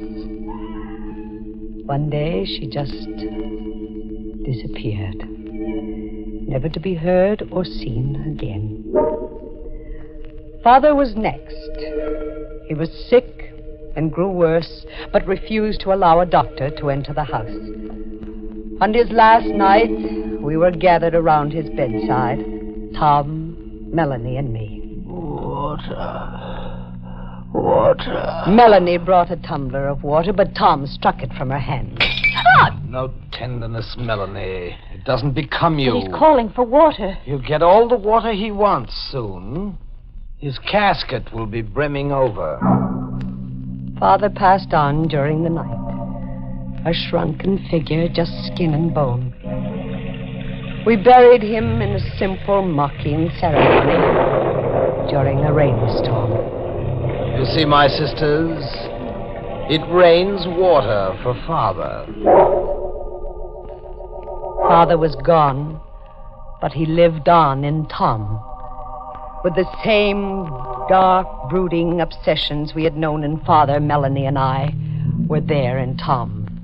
We'll go on rotting away exactly as we have. Nothing's changed. Tom, we don't have to go on like this. Don't we, Melanie? No, with Father's death, we're free. And this new freedom, Melanie, what would you do with it? I asked, what would you do with it? Just live, Tom.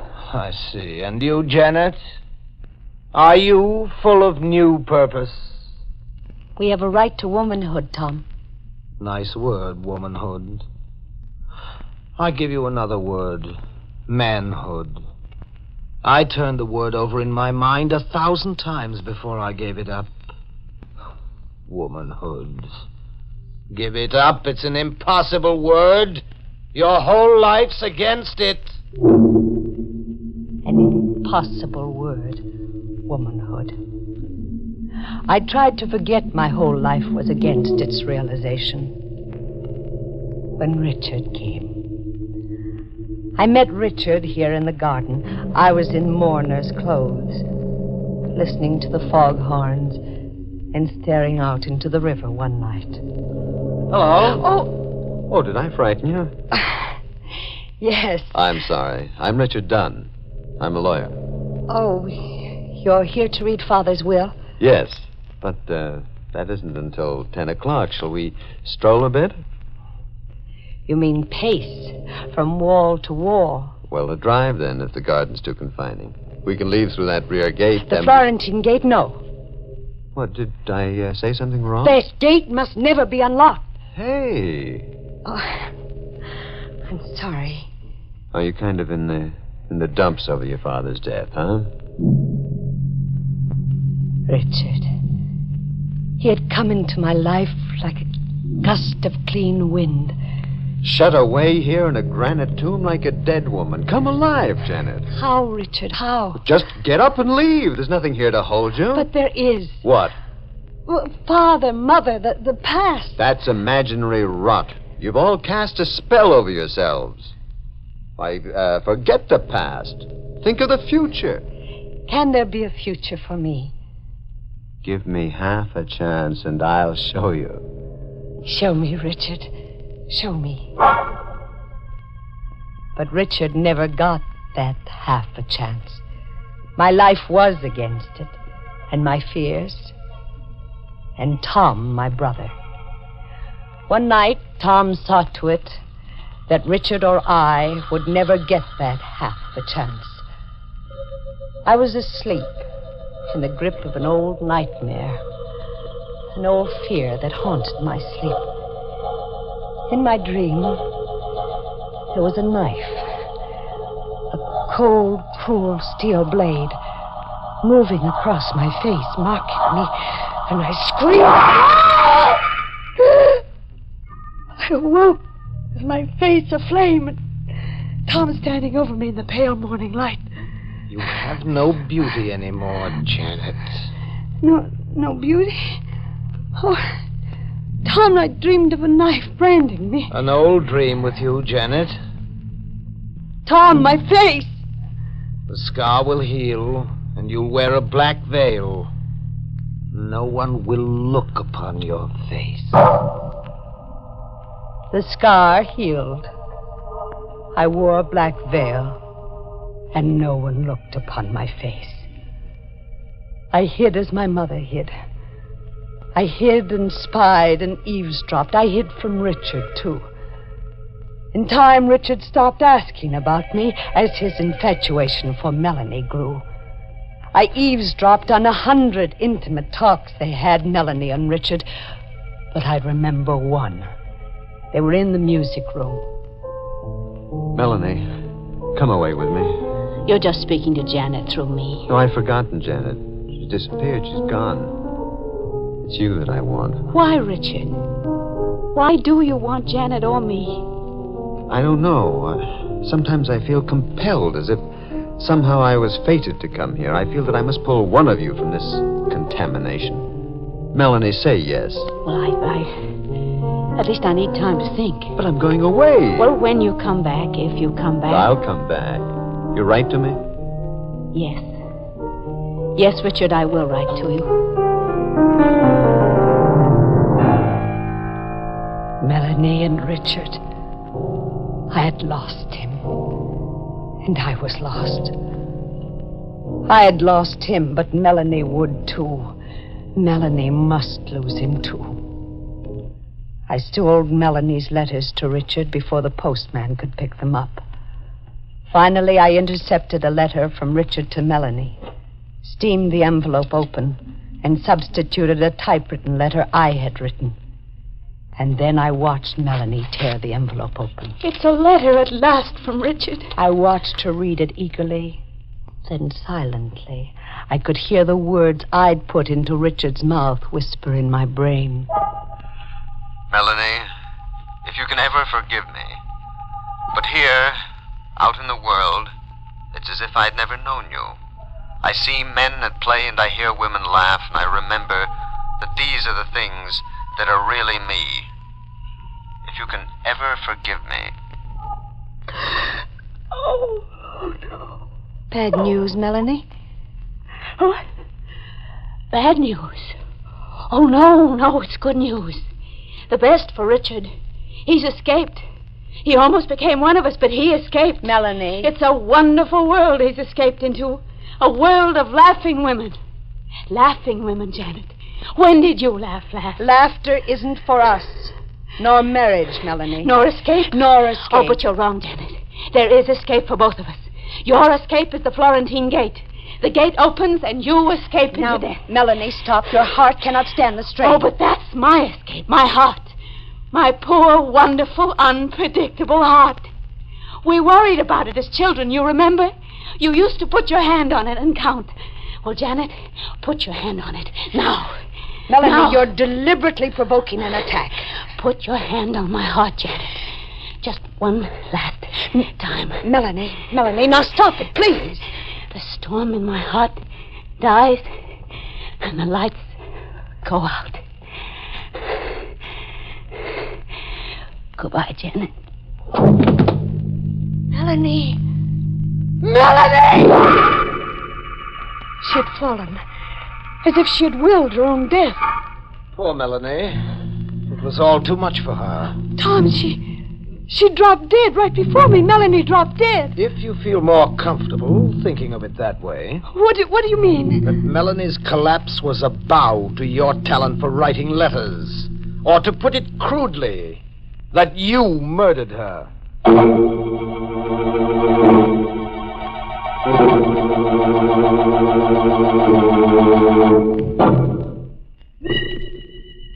I lived on with an hourly wish for death, wishing Melanie's escape for me, too. But death was to come to me last. First, Richard was to come back, re-enter our lives, as if the touch of us had contaminated him. I was in the garden here, lost in the foghorns and the noises of the river. Hello, Janet. Richard. I've come back.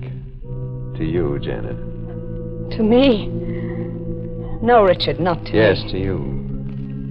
I've come to know that it's always been you. And only you. But you gave your pledge to Melanie. I heard you. That was only compassion. It wasn't love. It's not the feeling that I have for you. No, Richard, you mustn't. No, you can't hide from me anymore, Janet. You can't veil your face or your heart. If I were to raise my veil, If you were to see my face. See your face? Yes, Richard. Look. What do you see? A mark running the length of your cheek to your eye. A brand, Richard. But how... Tom? Never mind how or who. Your love cools. Oh, does it? Did you really think that beauty was just something outside? Come. We'll tell Melanie about us. Tell Melanie. Telling Melanie is something to do. Well, why can't we tell Melanie? Openly and honestly. For a simple reason, Richard. Melanie's dead. Richard wanted me, only me. And I wanted him, if only for a moment. It was an impossible wish, but I turned my thinking aside. I packed to elope. You're forgetting, Janet, that your whole life is against it. Now, Tom, don't try to stop me. Don't pull me deeper into your insanity. Third finger, left hand. When he slips the wedding band on, how will you keep him from seeing the blood? Tom, please. And the uninvited witness standing between you. How will you stare Melanie down when you say, I do? Now, Tom, stop. Stop playing on my feelings. And how will Richard take the dowry you bring him, Janet? A dowry of murder, blood, and guilt? Tom went straight to Richard. And it was another Richard who came to me. His face was grim, the gentleness gone. His eyes were bright and hard. Change your dress, Janet. Change it, Richard? Yes. You will be married in the blackest black. We have an obligation to the dead.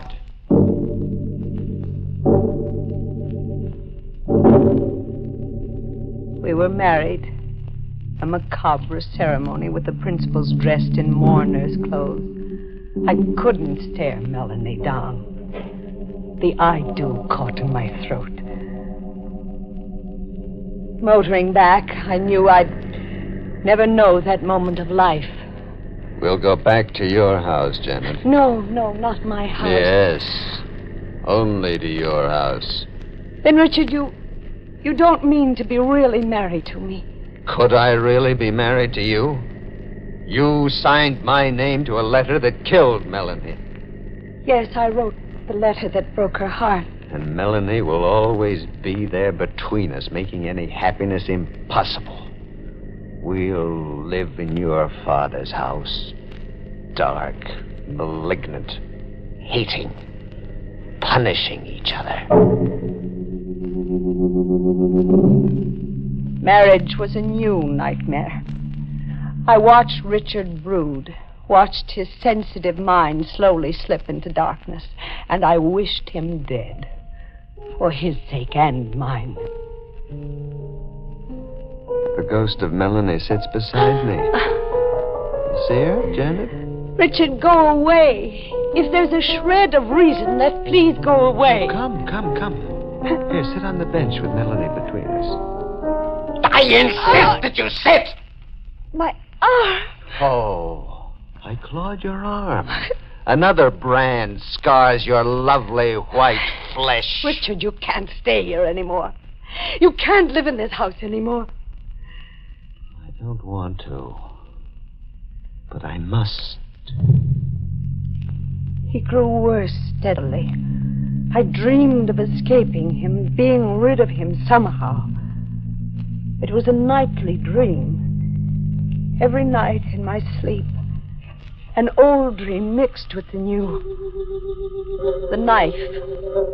The same knife that had lived in my nightmares for so many years.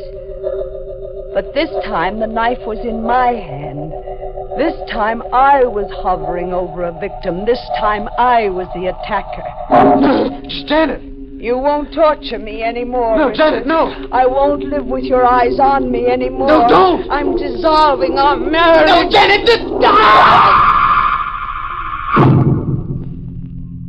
Dawn came in a sick gray haze. I awakened huddled on the floor.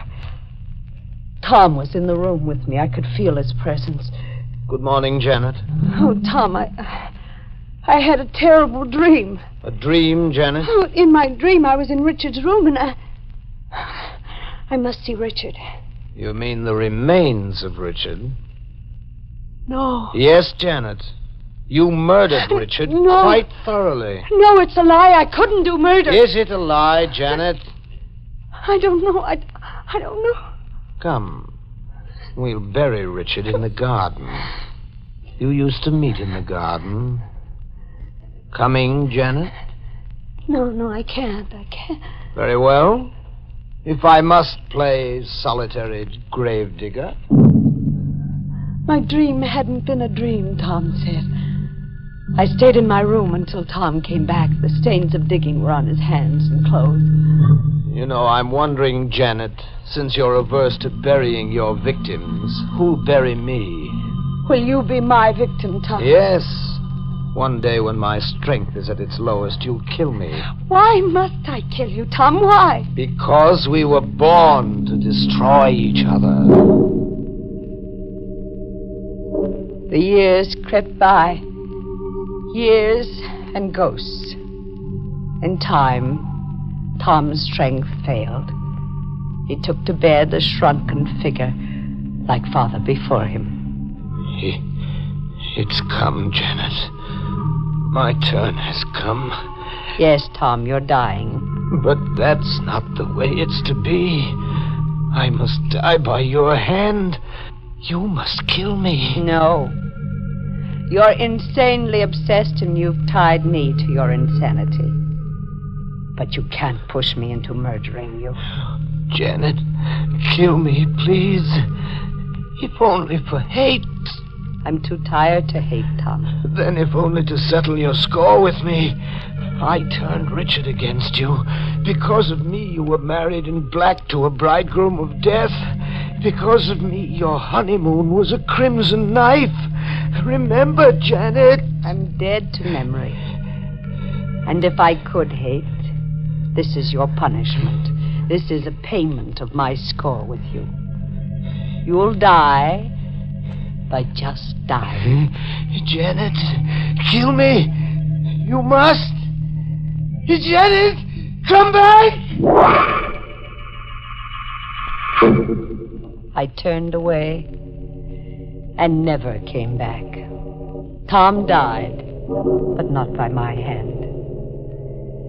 But Tom was right about our dark family destiny. How was Tom right, Janet? The Florentine gate is open, you say? Yes? Then Tom and Father were right.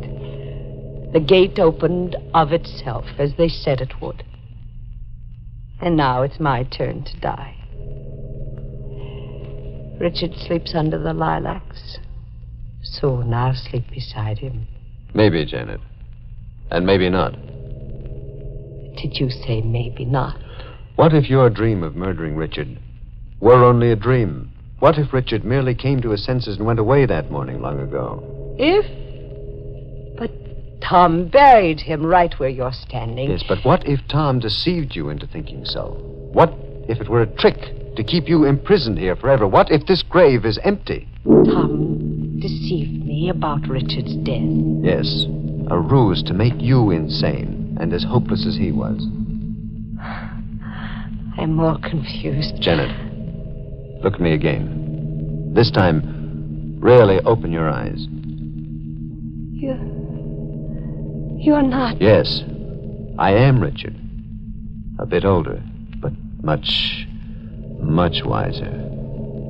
Shall we stroll a bit?